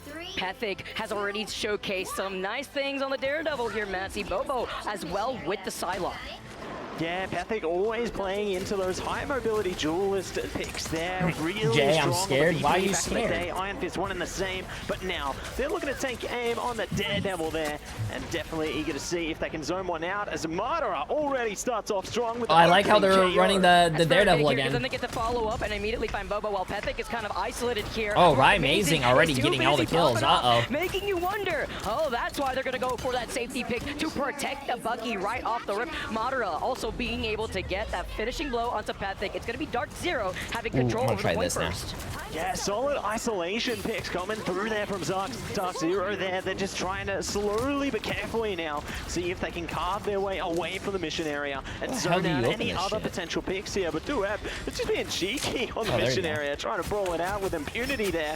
May be able to zone them out, but it is going to be Ryan Amazing once again taking aim. I like this positioning from Dark Zero too, because while you have impunity isolated, he knows with the Venom armor, you pop that, you force him to back away, while the rest of Dark Zero are terrorizing the backline of Chopper Mag, who were separated here. It was two members of Chopper Mag who wanted to roundabout go in through that middle choke, while now the rest of Dark Zero are looking to take the high ground. They have to think about the point after they want to recontest.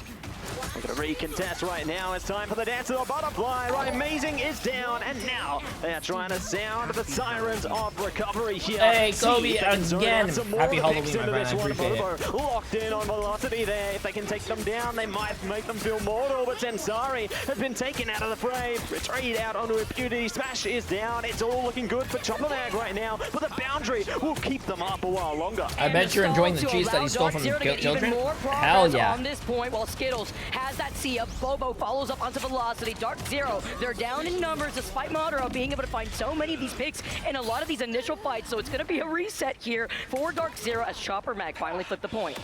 Nicely done to get it after Dark Zero achieved 65% there. So at least they've got a bit of time, you know, to be a bit flexible here. Chopper Mag getting a good amount of ultimates up as well. But I mean, Dark Zero one and the same. They have so many. Speaking of a Galactic Legend online, and no one is in the crosshairs here. Do find a Madara on the tail end of that ultimate, but maybe a little mistiming there, and that could come back to bite them. I mean, maybe expecting them to get through the choke, but can Dark Zero just hold back? They go up from the high ground, drop down below as Velocity. He's got I get a question mark? Beta Pulse Worlds coming in Please, together thank you. to come back That's where my brain is at right now. Ultimate to move everybody into position as the Heavens Ascent comes in from Zen's. Madara goes all the way up. Meteor M dropping down on top of the noggin. What was of that? Captain America. You see the Freedom Charge and the Itch Jeff from Smash. It's also a piece of not much you can do there, even when you get taken to sleep by Fidel. But the rest of Chopper Mag, they wipe out the probably a rest of Smash misclick. team. Probably a misclick, but Chad, Yeah, you can't misclick on $1 million. Staggering out the KO onto Impunity as well, so this will further their pursuit on Jay, these are pro players, you wouldn't understand. I guess, my bad. From them, but on the other side of it, no ultimates online for Chopper Mag right now. They're pretty close to the Galactic Legend, but they're going to have to be careful about Amazing here. They can chain together the Kraken impacts if they start to get rolling, and that could be a very nasty endeavor ahead of them. Chopper Mag, though, after winning those last two Wait, fights, his face cam is a little blurry. Gotta look at the Where's production? Amazing with that Kraken impact. They need the survivability. Kurova wants to build into this invisible boundary. That's gonna be important if he stays alive. While we see the Angela, the disruption, the follow-up with Dark Zero taking the high ground. Once again, a different roundabout rotation here from Dark Zero, but they have to recontest. Chopper Mag already nearing 96%. Getting closer and closer. Dark Zero starting to get some percentage back, though. It's into the OT timer, and the fight is pushing on here, but here we go, down to the butterfly coming out around the back line. If they can take down Amazing, this could be great, but they do find Impunity. Immediate trade on Apathic, though, and the boundary is going to keep them up a while longer. Sia as well, Skittles putting in the work. Apathic with the Galactic Legend there, trying their best to shut them down. They succeed, speeding past the OT timer, and just like that, it's the first round to Chopper Mag. Chopper Mag, they don't want to waste any time with a beautiful turnaround on that point, but I have to call into question here, Matsy. Kurova with that invisible boundary was made to at least try to save Impunity, but it was too late. Now you've burned up all that Damn, chat, we got ourselves a game. You won't have it going into this next we round. We got ourselves a game, chat. Yeah, it's going to be this a might tough actually one, go to match 5. It's like a give and take situation there. They have to consider the impacts of what they've lost with that. And well, as you already see, we might Dark go to Zero, a match they've got 5. great tools available to them. Kraken impact online. They can play into the dance of the butterfly there, so they could potentially slice and dice their way through the immediate mission area here. But obviously, Chopper Mag are pretty close to a couple of Vanguard ultimates as well. Look at Bobo right now. He's got the 5 final hits, but he's 12-1 and 10.8k damage done. He said, better have my money when I come to collect now. Always looking ahead as I was looking at him. Better have my money. Not been able to finalize any KOs just yet as we see the Doctor Strange portal off the gate. Ooh, looking to see if they can flank through there. Might be able to get Skittles' first casualty. Vidal going to be the first one down there, so nicely done for Dark Zero. I just left DreamHack thinking that 100 Ds was the last game of the day. So, Dark Zero trying to see if they can stall out their attention here before the mission area unlocks. They are looking to block them out. No one else going down just yet, but Zensari looking very close to going down. The dance comes through. Soul Resurgence up, but it's immediately punished there. And Dark Zero are just clawing at it. Negating the Soul Resurgence, Fidel has been the target for Dark Zero at the start of a lot of these fights. Now Amazing gets the again and again the Kraken impact listen, reset, but it's every time the round starts, Dark Zero looks amazing, and then they fold. They fold. Yeah, really impressed with how they've been able to take this early control away from Chopper Mag consistently here. They just single out those targets and manage to grow from there, building up that early percentage and building up a wall towards the front of the point here. But Zensari is trying to break their way around the gap already, brings down Heaven's Retribution here.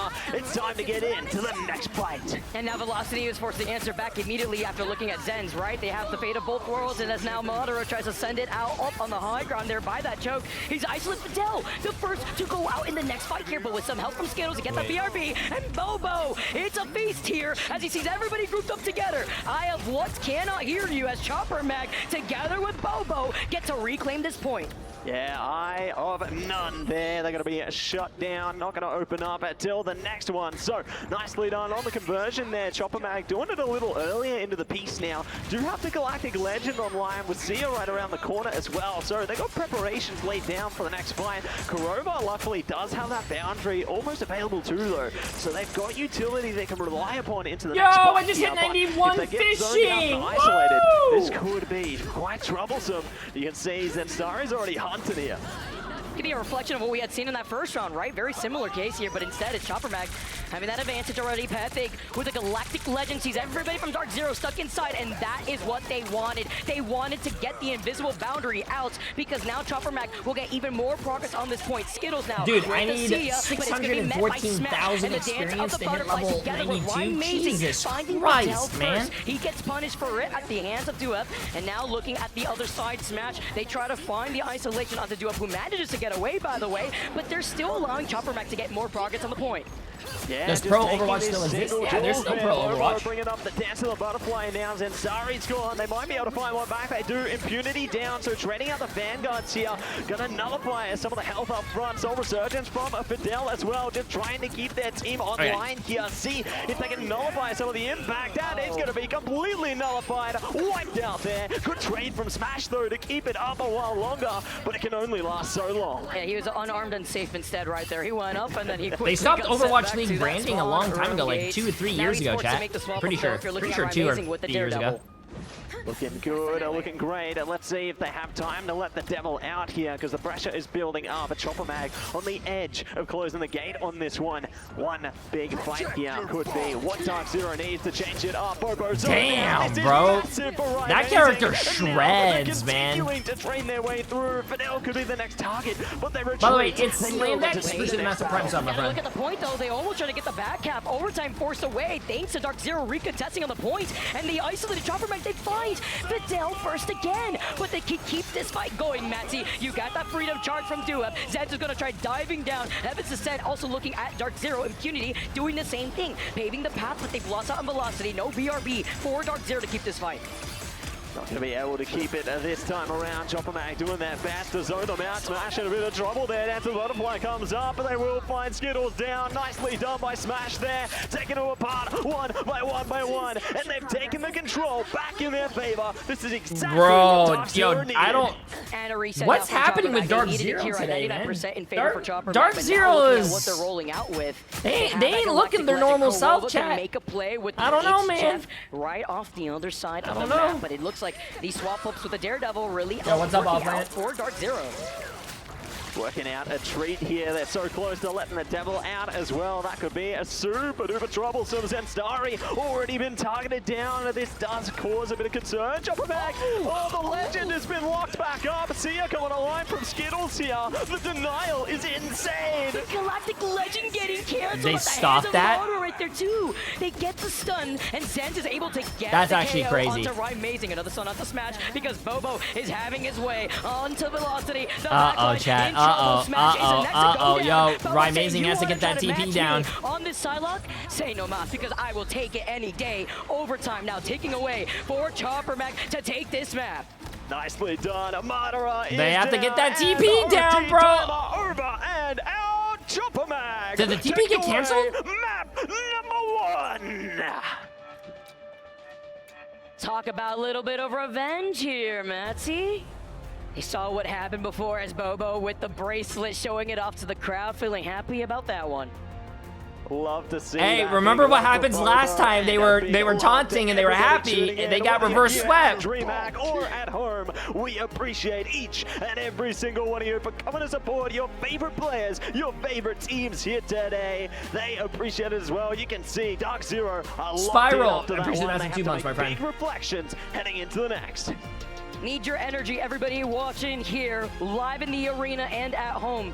Because it's getting a little bit of deja vu, right, Mancy? Because the last time both of these teams faced off against each other in the group stage, I believe it was Chopper Mag that was able to take that Dom match as well. Yo, kind of, Ron for 5 months. highlighting Appreciate it. the How you doing, issues my that friend? DZ may face whenever it comes to these Game 1 situations. Appreciate it. That's it. You know, last time I was on Hell's Heaven, and now we've seen it all go down in T'Challa. So great to see how Chopper Mag have been able to find their confidence on a domination, playing into their strengths there. But the next map is going to be where they're truly tested. You know, will they be able to break this 1-2 curse? Will they be able to push on ahead?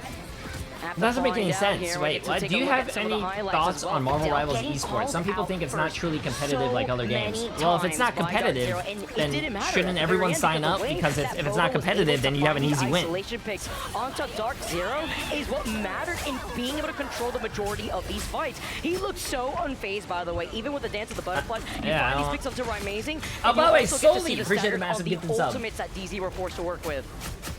Yeah, I was so impressed at how they were able to manage that ult economy there. And, you know, it goes to the communication between the team and tracking down those ultimates, making sure you don't commit I feel too like many people who say to something's not competitive is probably people who can't get into the scene. That's why. It's like, oh yeah, chat. I mean, Marvel Rivals is not competitive. I could have won this $1 million if I really tried.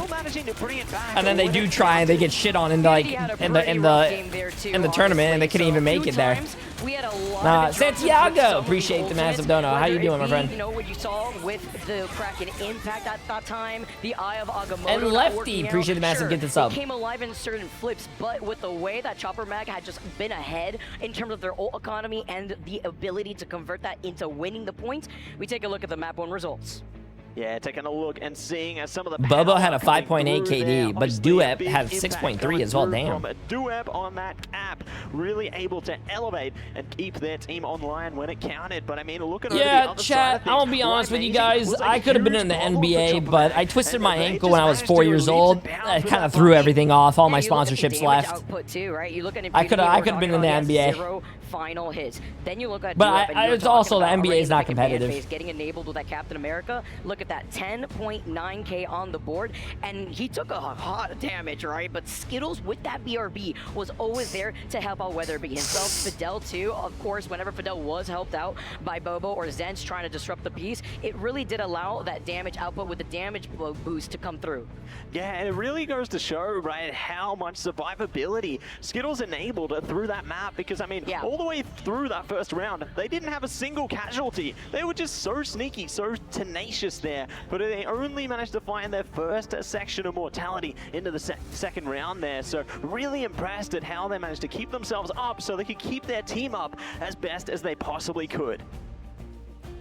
Getting ready here and looking at our second map now. We are going on to Central Being Park. 5'1" doesn't help. Hey. What the Des was talking about earlier, Central Park is one of the favorites for Dark Zero.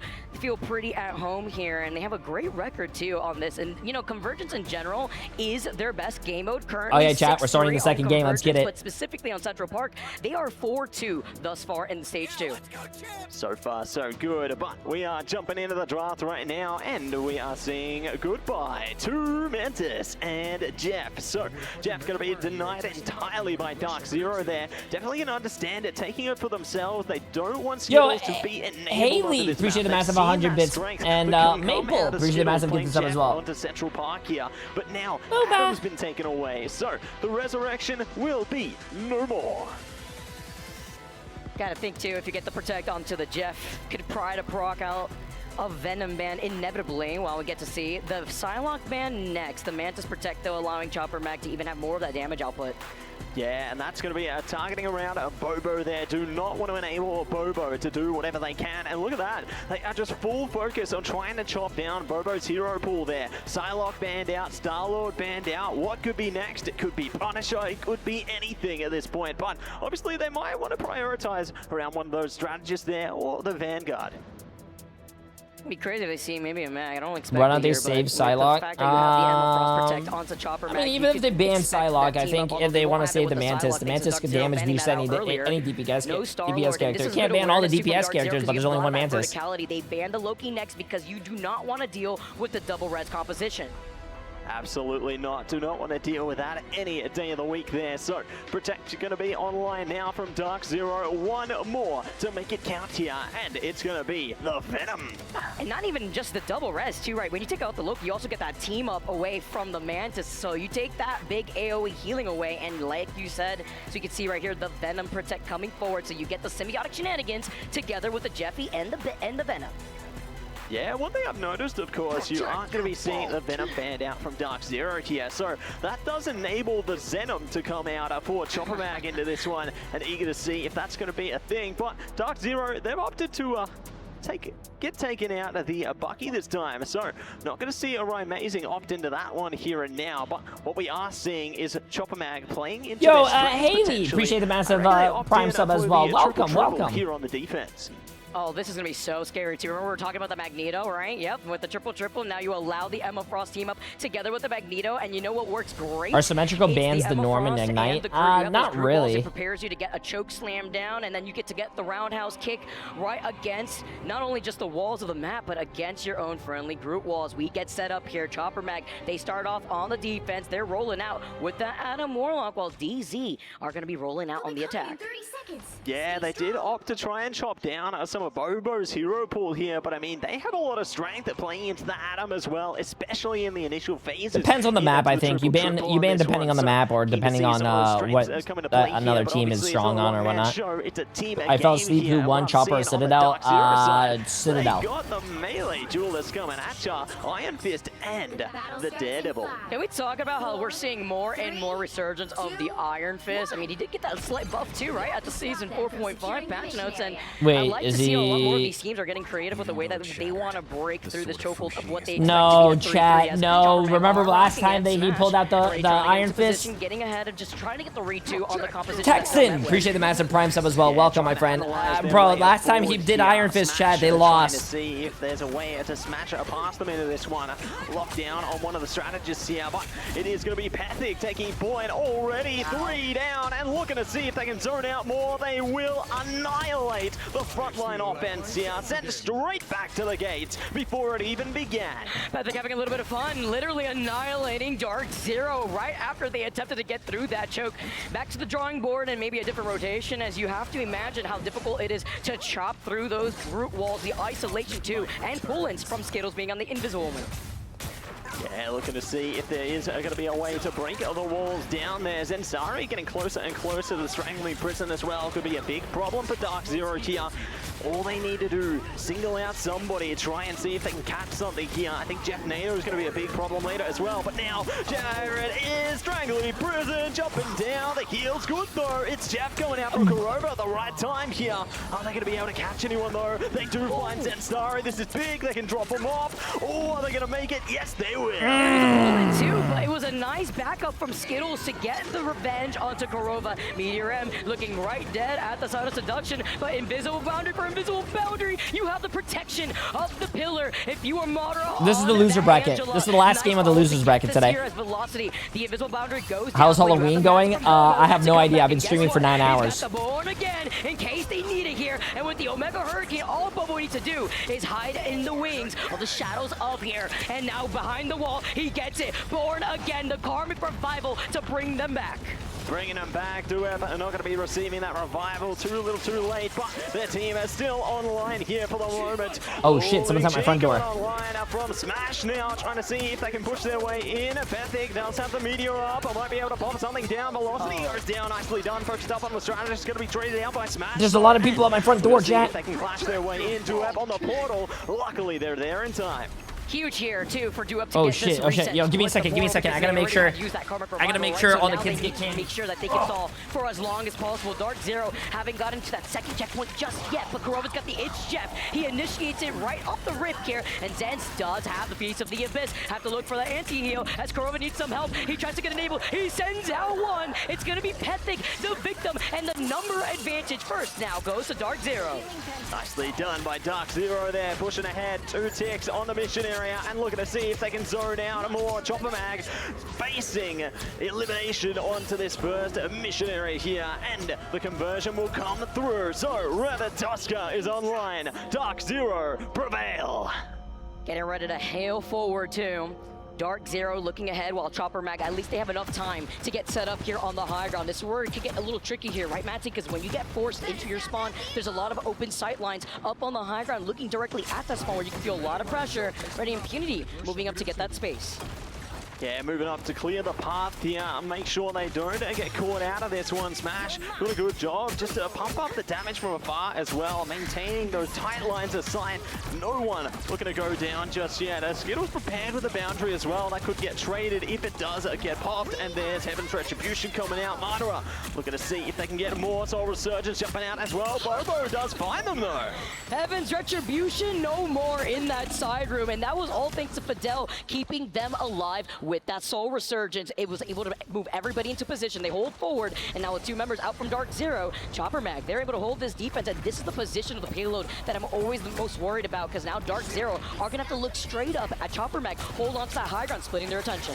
And now Bobo has the Karmic Revival online as well, so if things get a bit scary here, they can always bring their team back. Galactic Legend, we're gonna bring up a bunch of damage. Boundary gonna at least nullify that impact there, and they found Impunity in the meanwhile. Jeff coming up as well. It's time for the Kraken impact here, and they catch Kuroba. That is huge for Pethig. Jumping on the 2, looking to send them back in all the way to spawn. Pethig is him. Get over here, he says, and with the resets, he gets to go right back to the rest of his team. And I was looking at Velocity, who honestly had that invisible boundary for quite some time, but probably holding on to it to enable Smash with the Dance of Butterflies. You want to get that very impactful, but you could also wombo combo it without your ultimates getting staggered with Impunity and that Groot hug.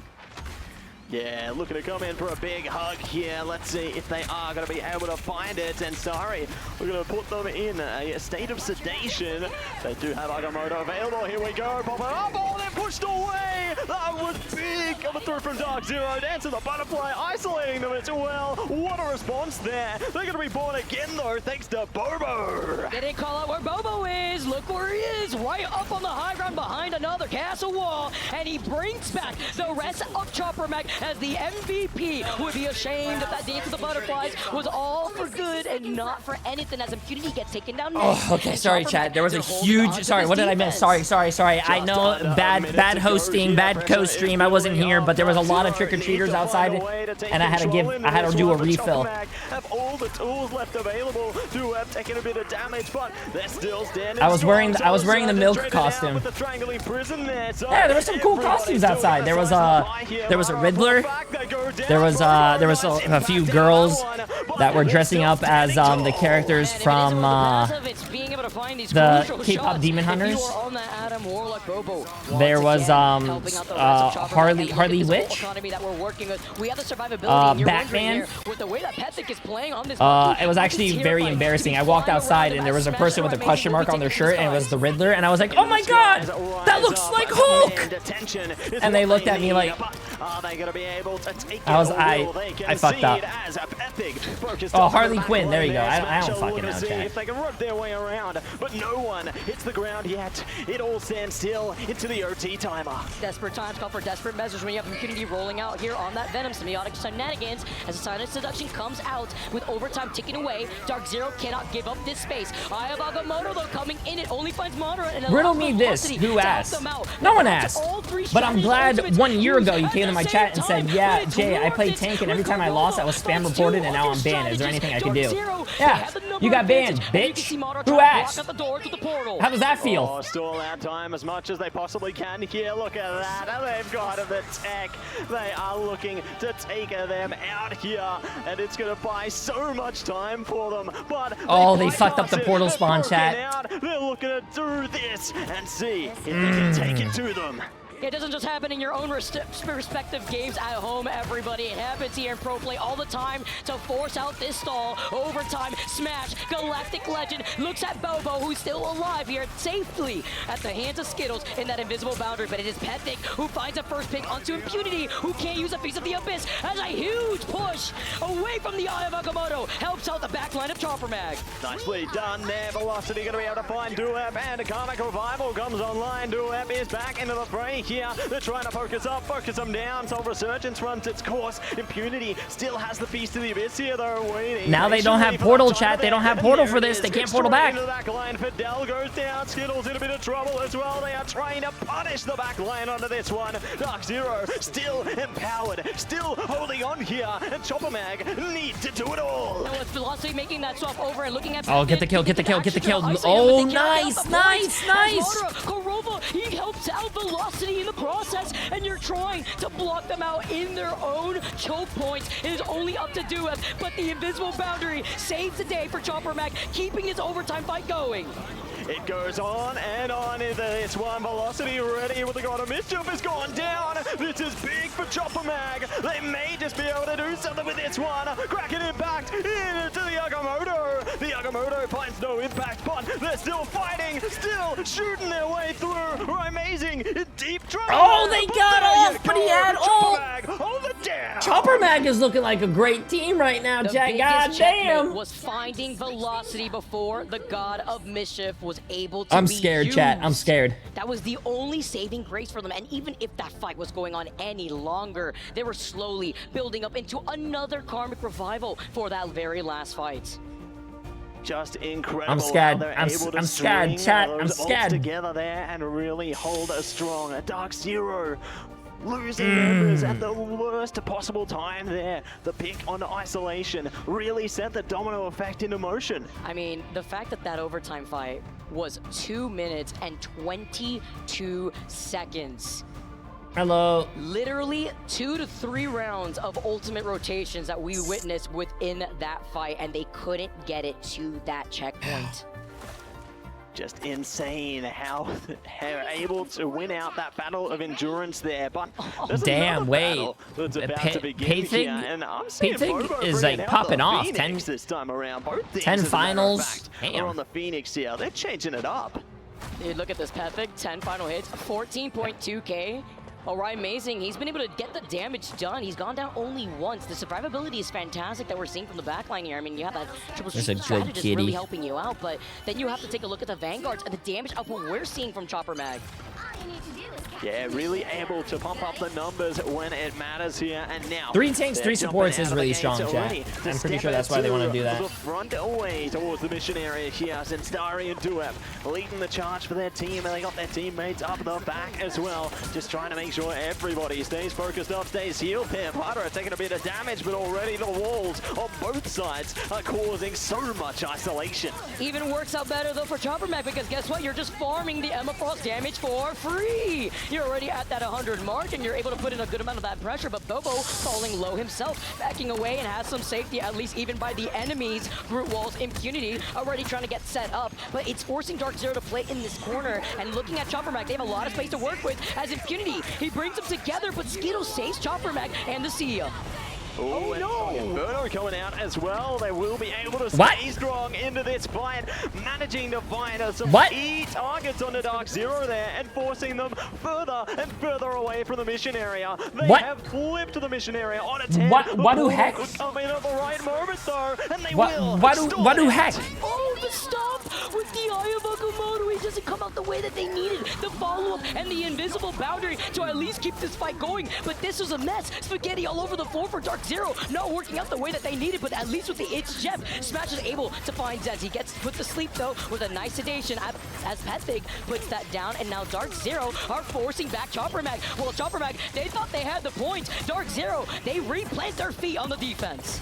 Yeah, great timing on the strange portal there. Keeps them online when it really counts. You cannot allow Chopper Mag to push on for free. Otherwise, they will fly high like a bird. And now, looking to see if they can fight on again. It's the boundary coming up. The picks coming through. They've doubled down. Looking for more around the corner as well. Dark Zero, the pressure is on. Amazing. Not able to get the Ensong Inferno off. Everybody will go down. And the fight rages on. Ratatoska takes the stage. And look at the time back that they have to work with, and they don't even need to get to that next checkpoint. They just have to go up that hill here, and Chopper Mag have 4 minutes on the clock. Looking at Dark Zero though, they need to hold forward. Look at Zed's positioning already too, wasting even more time.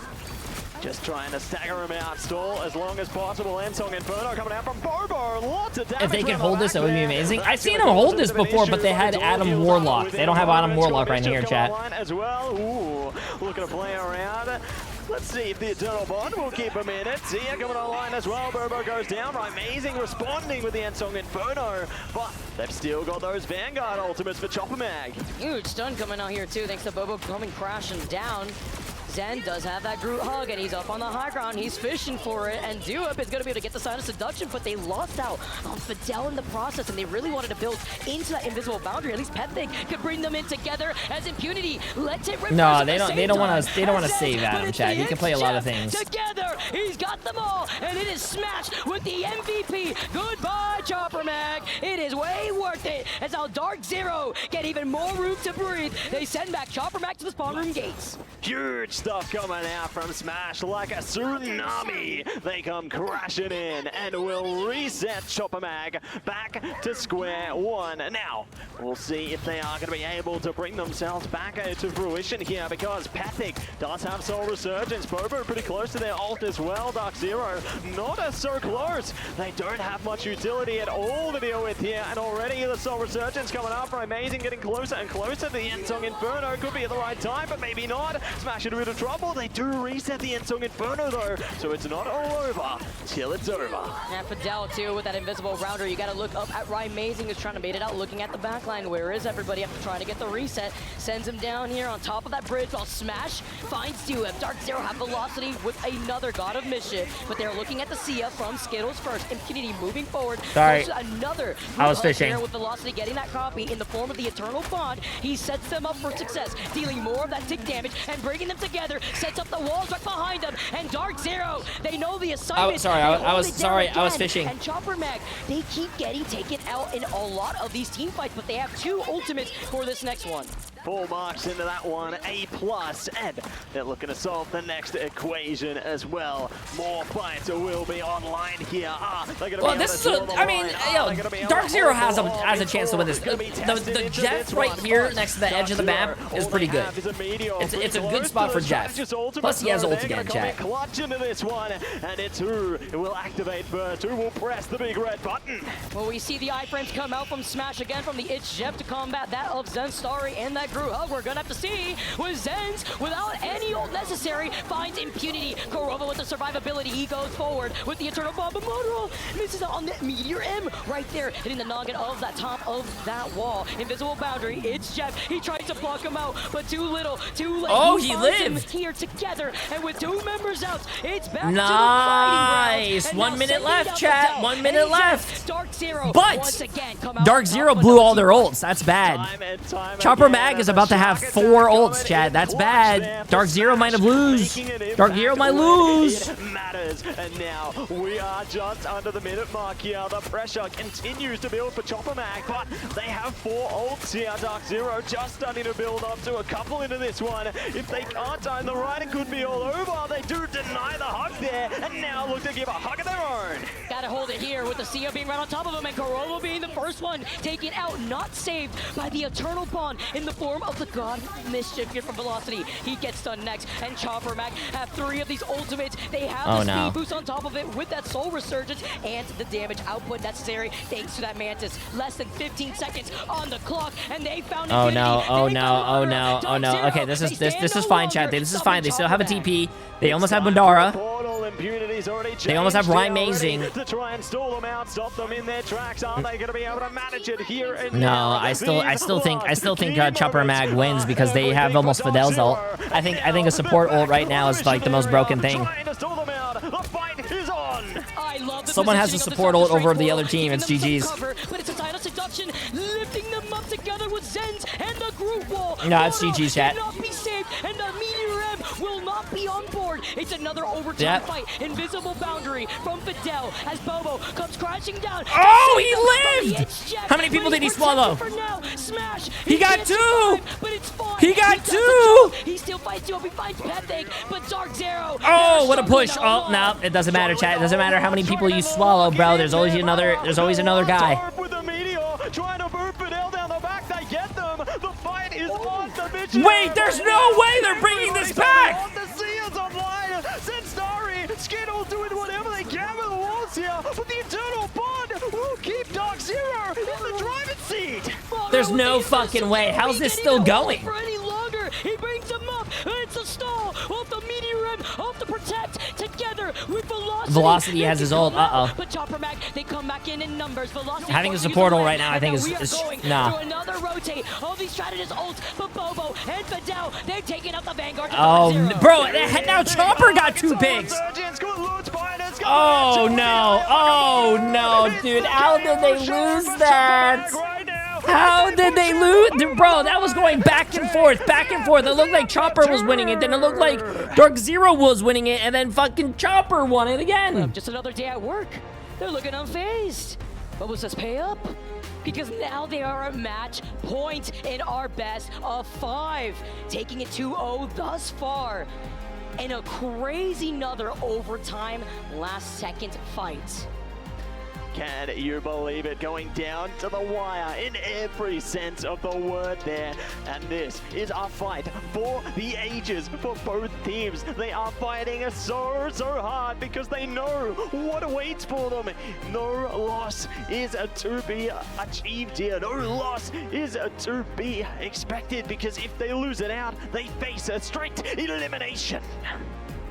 Dude, this stat line is crazy, by the way. Smash is 30-7 with 15,000 healing, 27,000 damage. Meanwhile, 32,000 damage shared right next to Zen and Bobo. I mean, the follow-up, the reset here. Wait, let me see something here. Zero really taking control over a lot of those fights around that corner before the hilltop, before that next checkpoint.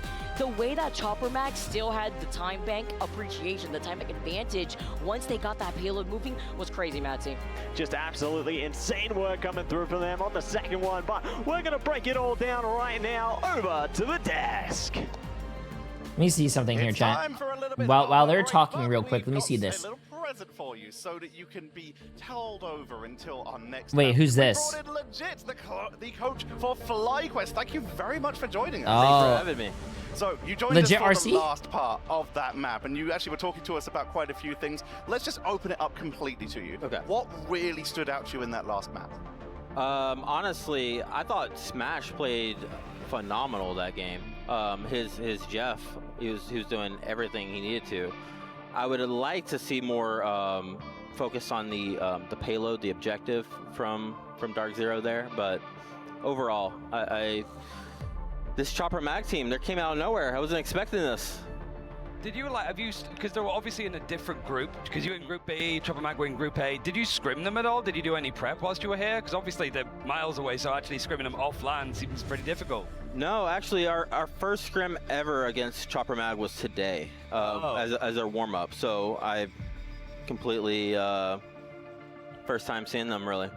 Well, we're going to have a bit more, a chance to see him here as we're going to jump into the highlights of the series so far. Chopper Mag currently sitting at 2-0. And you two, just talk me through this series, especially on this. Okay, chat, I want to see something real quick while they're talking. Okay, how do you, who goes here? Are they playing the loser between Virtus Pro and Na'Vi, and then that's who 100Ds plays? You're going to take Chopper Mag to the map where they beat Virtus Pro. And a map that has gone sort of decent. Okay, I thought it would switch. NB to actually qualify here. This seemed to be one of the high-octane cinema maps for them, right? Okay, I thought it would switch because they already played up here, so I thought they would switch with a FlyQuest and Citadel. Okay, so Virtus Pro and Na'Vi is tomorrow, chat. FlyQuest and Citadel's tomorrow, and then the 100 Thieves plays against whoever loses here between Virtus Pro and Na'Vi. And then Dark Zero and Chopper Mag. Well, you still have to do that, so we'll see. I wanted to see who they're playing. Was great. Again, it does switch, right? I thought it does switch. I really wish they put more focus on. They asked Tara about it in the interview. What did Tara say? It was FlyQuest or CTG. Okay, so it does switch. You play either FlyQuest or CTG, I Why would you think. prio front to back in that situation? I mean, it's objective game mode again, especially in these overtime. Yeah, I'm pretty sure scenarios. it switches in the mid-season finals. But the Jeff gameplay was good. Scary.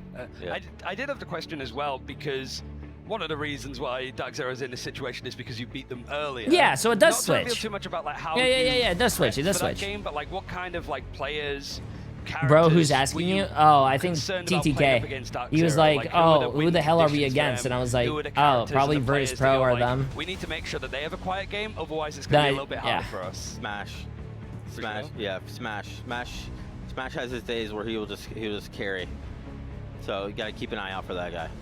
Very impressive. The next map we're going to be moving over to is Midtown, sticking with the New York maps, heading into the Empire of Eternal TTK doesn't even know. I don't even think TTK knows how to like tie his shoes, to be honest with you. That's why he wears slides. They were Dark Zero in particular, were in your region. What is there to look out for here? I think that's Dark Zero's weakest, honestly. So, and Chopper Mag, I think they might have something up their sleeve. So I also want to ask you about one player in particular. They played quite a bit earlier, and you saw them just in that last one. Duep, the tank player for Chopper Mag. We saw them actually match Polly in their match versus Citadel earlier. Have you had a chance to have a look at him? I haven't. Has he been sending out? Has he been sending? Has been. Really? I need to watch that back. He's been played a bit of Cap, he played a good amount of Emma just then as well on Central Park, and I guess there's always that sort of focus on the draft. Like that last game, a lot of getting Emma out first instead of a Mantis, instead of a Jeff. It seemed that we had like, it's a rock, paper, scissors on those three particular characters on which you want to get out first, so. From the little I have seen of Chopper Mag, they do seem to be not a team that will play the dive, and they'll play the front to back, which is like what you need in a tournament like this, right? So I think that's might be part of their success. Yeah, because that's a big question, I think, is just like, Chopper Mag want to play fast, Dark Zero want to try and slow the pace. One thing that you at FlyQuest are really good at is if you see Na'Vi or 100 Thieves or Citadel try and play fast into you guys, you are like, no. It's just like the big bully like holding him by the top of the head. Like, you dictate the pace. Like, how hard is that to do? Especially in games like this where you're Hold on, chat. While they're yapping, I'm going to go ask Emily if she wants to play Arc Raiders with me. Dark Zero are just going to start to fall apart a little bit, right? Listen, when you're on stage, everything changes, right? I think it really comes down to how teams go about utilizing their cooldowns and their ults, right? And you know, there's when nerves are on the line, those things get missed. So I hopefully we keep that up. So I want both of your final thoughts for that last series before we start heading into the others. The draft is coming up in a bit, so we'll start with Ryan. Final thoughts for that last match. This is a gamble, isn't it, really, I think, for Dark Zero. There must be a reason, whether it's something that they've seen a lot of what Chopper Mag have done on this map in particular. We saw it go pretty much all of the distance a little bit earlier on, right, with Chopper Mag and Citadel. Maybe that's the reason, I'd imagine. And any final thoughts for that last map? Nothing for that map, but this upcoming one, I know it's Dark Zero's weaker map, but I'm rooting for him. I want NA to go ahead. So here's the question. They lost that last map. Why do you think they're picking it? Honestly, they have to pick a convoy, and it's Midtown, it looks like. It is. Yeah, that's one of their favorite maps, so hopefully they can get this done. All right, well, jump on in here with us legit as we're going to be heading into the draft for our next map here. And it is already getting underway, and we're starting to see, you were talking to us earlier when you joined us up here before we jumped on stage, one-sided Mantis already being given over to Chopper Mag. Yeah. Was that Emma first? Yeah. So the Emma first on these convoys are very common because it does, you know, it puts you head in that front to back. So it's not that bad. I think honestly, what Dark Zero here is pretty good so far. They're trying to get that front-to-back advantage. Do you think it's worth it over the Mantis priority bans that we've been seeing pretty often? It's always team dependent. I think this team is going to try to get that Emma advantage in, and it's good. It's not bad. I feel like the main thing for Mantis, Emma, and Jeff is it used to be, you know, Emma like. Emily is trying to get me to play Overwatch with her, and if I play Overwatch, she'll try Arc Raiders with me. Triple strategist, Jeff, triple strategist. Yo, D10, which is that's a prime sub. 2-2-2 setups, like a little bit more balanced out in the books, and it lets the duelist shine a bit more. So Chopper Mag have been banning out the Winter Soldier here. We've already seen the Chopper Mag do like to play quite a bit of dive. Dark Zero already having the Emma. What other options are available to Dark Zero if Chopper Mag decide to go a bit more aggro here? I think Dark Zero bans are fine right now. Like again, they're banning that front to back. So it looks like a group ban there. Then a little bit of dive. They're just trying to force. Oh no! Sorry, I went to Emily's room and I had a fart. The triple Vanguard, triple strategist. Right. I think that's. Yo, what's up, Dad? Oh, yo, what's up, Daddy? The final Vanguard, which is something that teams did. Dad, I don't know if you saw, but just take as many you and me, we have 700 likes from the cap. Is probably a smart one for my dad and I. Look, that's my dad. There's me. My dad and I have Slug. He's beating me out. I'm Jeff. makes sense because you have got a one-sided Jeff actually in favor of Chopper Mag for this one. They're trying to nerf the dive a little bit. Yeah. Yeah. I'm going to put you on the podium for a little bit here and on the spot. Looking at these two drafts, which one do you prefer? I like Dark Zero, actually. I think their draft was good. Would you like to elaborate? Again, they're forcing them to get off that 3-3 on their defense and go for more front to back favor. And Ryan, what are you thinking? Well, you have B-Right back on the defense as well for Rocket. You have the Jep on your side. It's going really well, Dad. It's going really well. Have you had any trick-or-treaters? Making sure that everything stops. And Lukey Bear, appreciate that prime sub. Have you had any trick-or-treaters then? You could just go triple strategist. It feels like Dark Zero have a read here. Otherwise, why on earth would they pick this map? Well, thank you very much for joining us, Legit. Thank you guys. We are going to head back over to our casters, Vicky and Matzi, for this game number 3 in our final series of the day. Thank you so much, Tetcher. Let's get started. Let's not waste any time because at the moment, Chopper Mag are looking to take us home here, Matzi, and they just need one more game win to go. I've said I really like the breakdown. Did you get any trick-or-treaters, Dad? Zero? You got none? This also allows for over to have the Adam Warlock. Yeah, great to see that they can play Hey, that means all the candy's yours. Kurova already taking damage out the Jet here. We're going to take a tight line assignment. Velocity's gone down. Dueb on the Thor, bringing out that God of Thunder. And looking to see if that means more candy for you, Dad. Blunder here, but they are going to be taking it nice and slow. Good trade coming out from Madara to get things started. Because you also let the Emma Frost come by as well with Peptic trying to build up into that Omega. Okay, come on, Dark Zero. You got to win a game, bro. I don't want to see you guys get 3-0'd, bro. 3-0. They beat Chopper Mag before. I think they beat Chopper Mag 2-1 in the group stages. Yeah, keep him online. See, you're going to come up right now. Khonshu, immediate activation there. Not getting much from it. Bobo taking a lot of punishment around the back here. Zensari falls back as well, but they do find impunity. They can take down Madara as well. Great to see the front line comes crashing down there. So we will not see the impact of the triple, but we do have a strange portal potentially in the works here. They might just be able to stall them out and make sure they can't push this mission vehicle any further. Tim with the shield just in case before diving. Well, the reason I think my dad didn't get any trick-or-treaters is because when I was a kid, I think our whole neighborhood had kids, so it was like the best place to grow up. But like, we're all grown up now, and now I think all the kids in my dad's neighborhood are all like, you know, they're older, no one's there. Combine that with the team of Chopper Mag, Nom away. Wow, that was a huge play. Oh my god. Big res. Oh, 5-man res. The entirety of Dark Zero. As you can see, the Sonic Seduction at the hands of Madara and a nice repositioning from Zens to then just put himself behind them and the eye of Agamotto, but it gets blocked out. Beautiful retaliation from Dark Zero. Look behind them. The God of Thunder comes online as well, but amazing, keeping them up with the Seer here, pumping up the damage numbers, trying to see if they can pummel them down. Khonshu coming online from Bobo.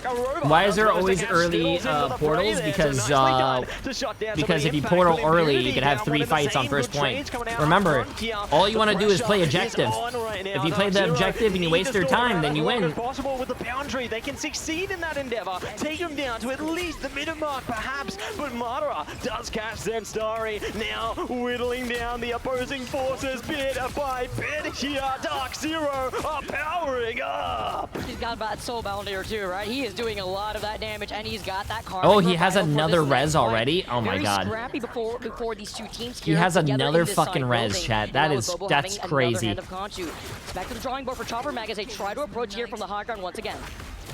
Try and take it to him, try and see if they can break through him. Impunity playing a game of peekaboo with him right now. Just tag your it and wait, where's he hiding? In this bit, so nicely done to see if they can capture some more Fidel. Ooh, good on the sedation there, but they won't be able to survive through that one. And a nice little wake up there too. Impunity is able to get the follow up right afterwards, and Chopper Mag, after being down Fidel, they won't have that soul resurgence as well, so they're just gonna back away and now go through the high ground. They want to split the attention of Dark Zero, and they have the ultimate. Oh, he's hiding right there. You can see him behind the walls, chat. You see him? You see him over there? Left side of your screen? They got a lot of tools at their disposal. Piece of the Abyss into the Soul Resurgence there. Fidel in a lot of trouble. Goes down. Good trade coming out on the right. They're all gonna die, and he's gonna get a massive res again. But they're born again. but Korova coming in clutch over and over. And from the back end here too, but while he brings them up, it could be above Faye as Pethic is forced to back away with the Sharknado in hand. He finds Velocity, at least takes one with him. And he's also trying to get Dark Zero to look at them while Chopper Mac just walked the dog with the payload. Yeah, just backlining the mission area there. Oh, he stunned everyone in that ult. Damn. While they do it, stalling their way through into the OT timer there, and they will get an impressive KO around the back. But now Dark Zero, they're right back up front, and they will not allow them freedom to pass. But at last, and they have another portal now to touch point. You see? Now they have another portal. Once again. But it didn't take so Jesus long Christ. Velocity and Korova to come right back around too. They're trying to get the body block through the portal, while Zenz, he's got that Eye of Agamotto, but with the Sonic Seduction coming out online, you have the Eye of Agamotto. Oh, I don't think he hit anyone. Velocity close to an invisible boundary. Look at Pethic though, and that Omega Hurricane. They may have to desync if he doesn't get it on time, depending on how Dark Zero try to take these fights. He activates it first. Skittles doesn't have it here with the It's Jeff, and he's trying to rotate around to isolate Velocity. Isolate the fine. I won't be able to get much from it though. Clobbering time coming up. Gonna try and see if they can isolate Velocity. Damn, she didn't die either. Impunity back with the Seer. Choke slam into it. Skittles. It's Jab is online. Are they gonna be able to catch them? Take their team through it. Ooh, they do. They've caught him. They've caught Amazing there. And look to fall back onto this one. And with Fidel here too, and the Soul Resurgence to bring everybody together, but Chopper Mag, they're down in numbers, and Dark Zero, they're keeping the stall going. All eyes on Korova if he has that passive, as he's got the board again. The Karmic Revival. I ran out of candy, and now I'm ignoring the knocking. That's fucked up. Just whip out your wallet. Start giving them like cash or I don't know, like groceries. Give them groceries are expensive. Start giving them eggs. Eye of what? Zenz, he uses it first as Amazing. He gets caught off, and the Eye of Agamotto at the hands of Zenz finds 3. Huge stuff coming through from Chopper Mag there. At long last, they blast through Dark Zero. Wow, they actually capped first point. That is wild. Online. Thank you, Dad. Reloaded, and we push on for another stretch here. Amazing stuff coming out. Dude, that interruption onto Amazing's Eye of Agamotto, the fact that they found Korova, that was 2 win conditions that Dark Zero needed to lean into, off the table. Chopper Mag, they stopped them, and now they have some space to work with here, while Zenz, we're seeing some swap ups. It's the Angela for the disruption. Pull an old person and give them cough drops. Like the changes coming out here, but I like to see the devil. Do you have floss? Give them floss. Give them some toothpaste. Well, definitely can find a lot of impact through from all these versatile changes. Bethany's one in the same. Chat. We're on Daredevils. We're on Daredevils. We have the lawyers. We have the lawyers. Daredevil though, forcing him back as Pethic gets some safety in Monero with Sonic Seduction. Gets cut off. It is that story with the shish kebab off the Angela, and now Amazing is trying to build in to that Devil's ultimate now as Duop has the freedom charge, bringing everybody forward. But look at Smash. If it's not on the Jeff, it's on the Psylocke instead. But they lose out onto, and Amazing does have that ultimate. May want to hold on to it as Impunity dives down. Chopper Mag, they've lost out on Skittles and Fidel originally here. No strategist, no retaliation in finding that foundation, and they still have a minute and less than 10 seconds on the clock. They have caught some trades back though into that fight, still staying on top of the mission vehicle here. Oh no, no French here, bro. No French here. Disappointing for Dark Zero, now having no ults online compared to a full arsenal. Basically for Chopper Mag here, the boundary is going to be critical from Korova into this one, and already Heaven's Retribution coming right around the back. The strategists are in deep trouble here. They need to run it back, and they've already forced the boundary. They had to use it there too. They have to stay alive because if they get staggered here, it's let the devil out, and then he just fucking fell down, bro. That's so funny. Let the devil out! Here and this choke, they find Smash next, and it's that Psylocke 1v1, but a nice little back cap attempt from Impunity will fail. Like Dark Zero had a really good hold here on first point. At second point, not really, but like I'm surprised that Chopper Mag is still pushing it through. Towards the next capture point here.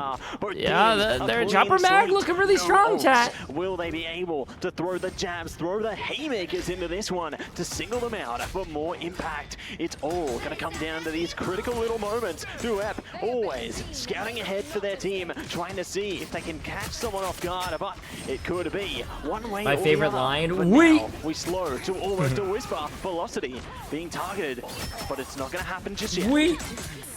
Trying to creep here over to the side, and it's going to build into Skittles and that invisible boundary. The Strategist ultimate online first in favor for Chopper Mag, while Bobo just keeps getting the damage done, building into another Dance of the Butterfly. Mythic jumps up, the Devil v Devil fight here too. They try to unleash it as Zen Starring is going to be able to find Madara. Once again, the interruption between the double Angela and Chopper Mag are trying to clear the space around that next corner, forcing them back. Zen, another pickup, this time onto Smash. I love the follow-ups that we are seeing within Chopper Mag. Huge stuff coming through from them there. They single out, wipe out Dark Zero here. It could all come down to one last fight into this one as Herbie is going towards the final stretch here. It's going to come down to who pops first, who is going to be able to find such impactful KOs. And Starry already isolating them in spawn there, gaining a little bit more distance on the mission vehicle. But it's a Dance of the Butterfly right off the back here. Bobo has gone through. Look at it, see. Bobo's carrying right now. Bobo's actually hard carrying right now. Everything to stay online here, but it's going to be enough, Vicky. Oh no, and even with the Sia, Impunity gets taken out at the hands of Bobo. He's found 3, he's found 4 at the start of this fight as you let the devil out at the hands of Ryan Mazing, trying to find everybody. Korova with the invisible boundary. It's going to be a Venn diagram together with that and Skittles, but Bobo is not getting stuck. He is looking to get this payload to the finish line. He gets another Dance of the Butterflies, but it's actually on the other side of Smash. He tries to get the follow-up with Impunity, finding Pethic. They have some time to breathe. Overtime ticking away, and Chopper Mag, they have not gotten into the finish line, but it is the stall that allows Zens to come back and be the insurance policy for Bobo. Insurance policy online, but the Dance of the Butterfly is online once again. Velocity down and more to Bobo is carrying, chat. Bobo's carrying. Dark Zero, don't let up, but Chopper Mag, push it through the gates. Not a single second left on Bro, that timer. remember, hey, remember, they almost got full held. They almost got full held and they pushed it all the way through. Dark Zero almost full held, but they just got fucking fully capped. If I was Dark Zero, my mental is fucking boomed right now, chat. My mental's gone. What the answer was my mental would be gone. Damage between the Angela and the Psylocke. It was just a jab for jab for jab there, desperately trying their best to focus on their answers. Just look at the face of that player, Bobo, just locked in on these fights right here. No emotion, fearless into that fight. The clutchness, the Dance of the Butterflies, and the sustainability from Skittles and that invisible. Are you streaming for 4 hours? Those 3 members of Chopper Mag, I've been streaming already for almost 10 hours. So after this, I'm probably going to go try a different game. I want to try Arc Raiders. Swap up with Chopper Mag sitting on the defense. Yeah, nice change up of the heroes here, and curious to see. I will be live again tomorrow for another 10 hours. Yeah, I don't know what they're gonna bring into this one, but it looks like they are changing it up. And now, yeah, I think I'll be live again tomorrow for a very long time. I'm rubbing my eyes right now. How are you gonna call me a lazy streamer? I've been live for 10 hours on Halloween, bro. You guys have me like chained down to my fucking chair.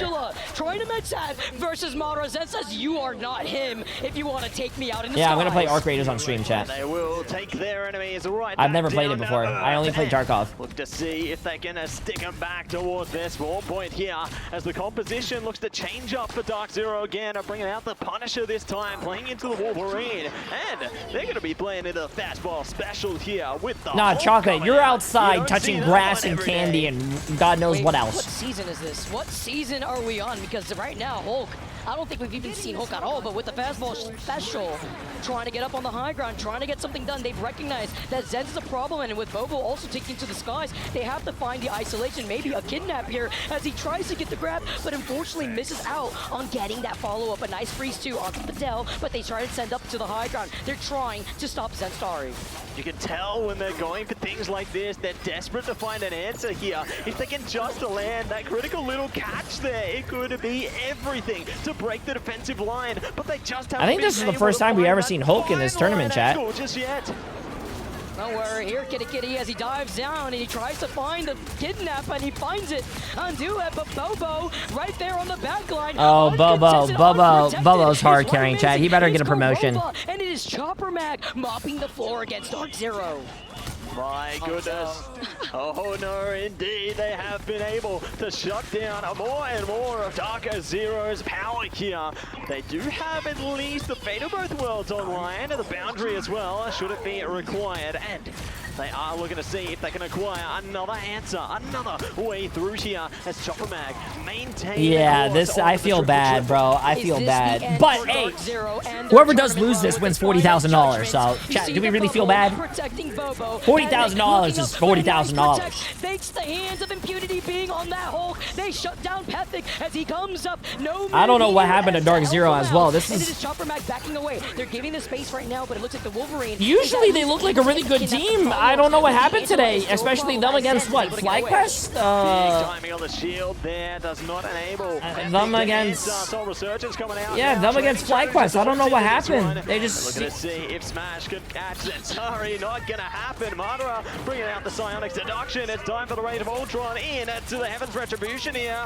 Boundary gonna be coming up as well. They're trying to catch something through. No, half of it doesn't go to the org. I think that the org will take like 20%. Big timing. Zedstari's out of here. Freedom charge, keeping them on for a little longer, and they found velocity. I don't know. It depends on the contract. 15, 20%. The triple stun with Fidel. Gonna be able to help them out though. While they were fixated at enabling Smash, guess what? Fidel just has his way here, and we may see some swap ups because now they are down to less than a minute on the clock to get to that first checkpoint.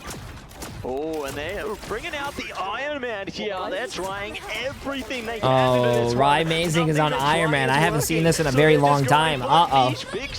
Iron Man is transcending. I think they're trying to do anything right now at this point. Tony, I don't feel so good here. Smash is able to find the double onto the Vanguards. Now make it 3. Triple Vanguard's gone here. And with less than 30 seconds on the clock, they need all the space. They need all the stall for them to benefit. Skittles with the itch chef, though, as Impunity is going to be able to go berserk, get the reset, and jump right back over to this payload. They need to try to get it to the first checkpoint, but it gets recontested thanks to the portal from Zen. Wait, the portal is blocking. Did you see that? The guy tried to jump through, but the cart was blocking. Impunity down as well. This is a major pick onto the Vanguard there, trying their best to beat up the front lines here. The OT timer still runs through. Smash in deep trouble. The Rage of Ultron right around the back. Velocity desperately staying alive, but they find double strategist. Invincible pulse cannon. Oh, that's GG's, bro. Chopper Mag are ripping them to shreds. They tip the Oh no, bro. And with a number advantage and a Meteor M point blank at their spawn room gates, Dark Zero desperately crawling, trying to stay alive, but Chopper Mag, they're looking at that prize pool and they're looking to stay in the tournament. They have done it. Chopper Mag. Oh no, Chad, our Dark Zero, bro.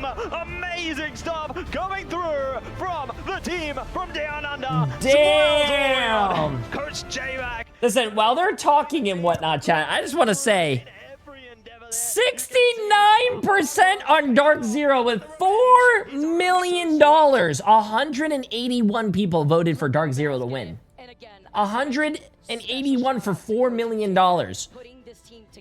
Only 106 people voted for Chopper. Oh, I said only 106 people. That's still a lot of people. 106 people for 1.8 million on Chopper Mag with 31% with a 1-to-3 return ratio. If you bet 250K, you just won over $750,000. With almost 50,000 damage off of a full hold. God damn. 5 gifted, and I'll give all the channel points to Dark Zero right now. 5 gifted. All it takes is 5 gifted, and I'll rig the system, chat. 5 gifted. The overtime was going in for both rounds. Just absolutely insane how higgledy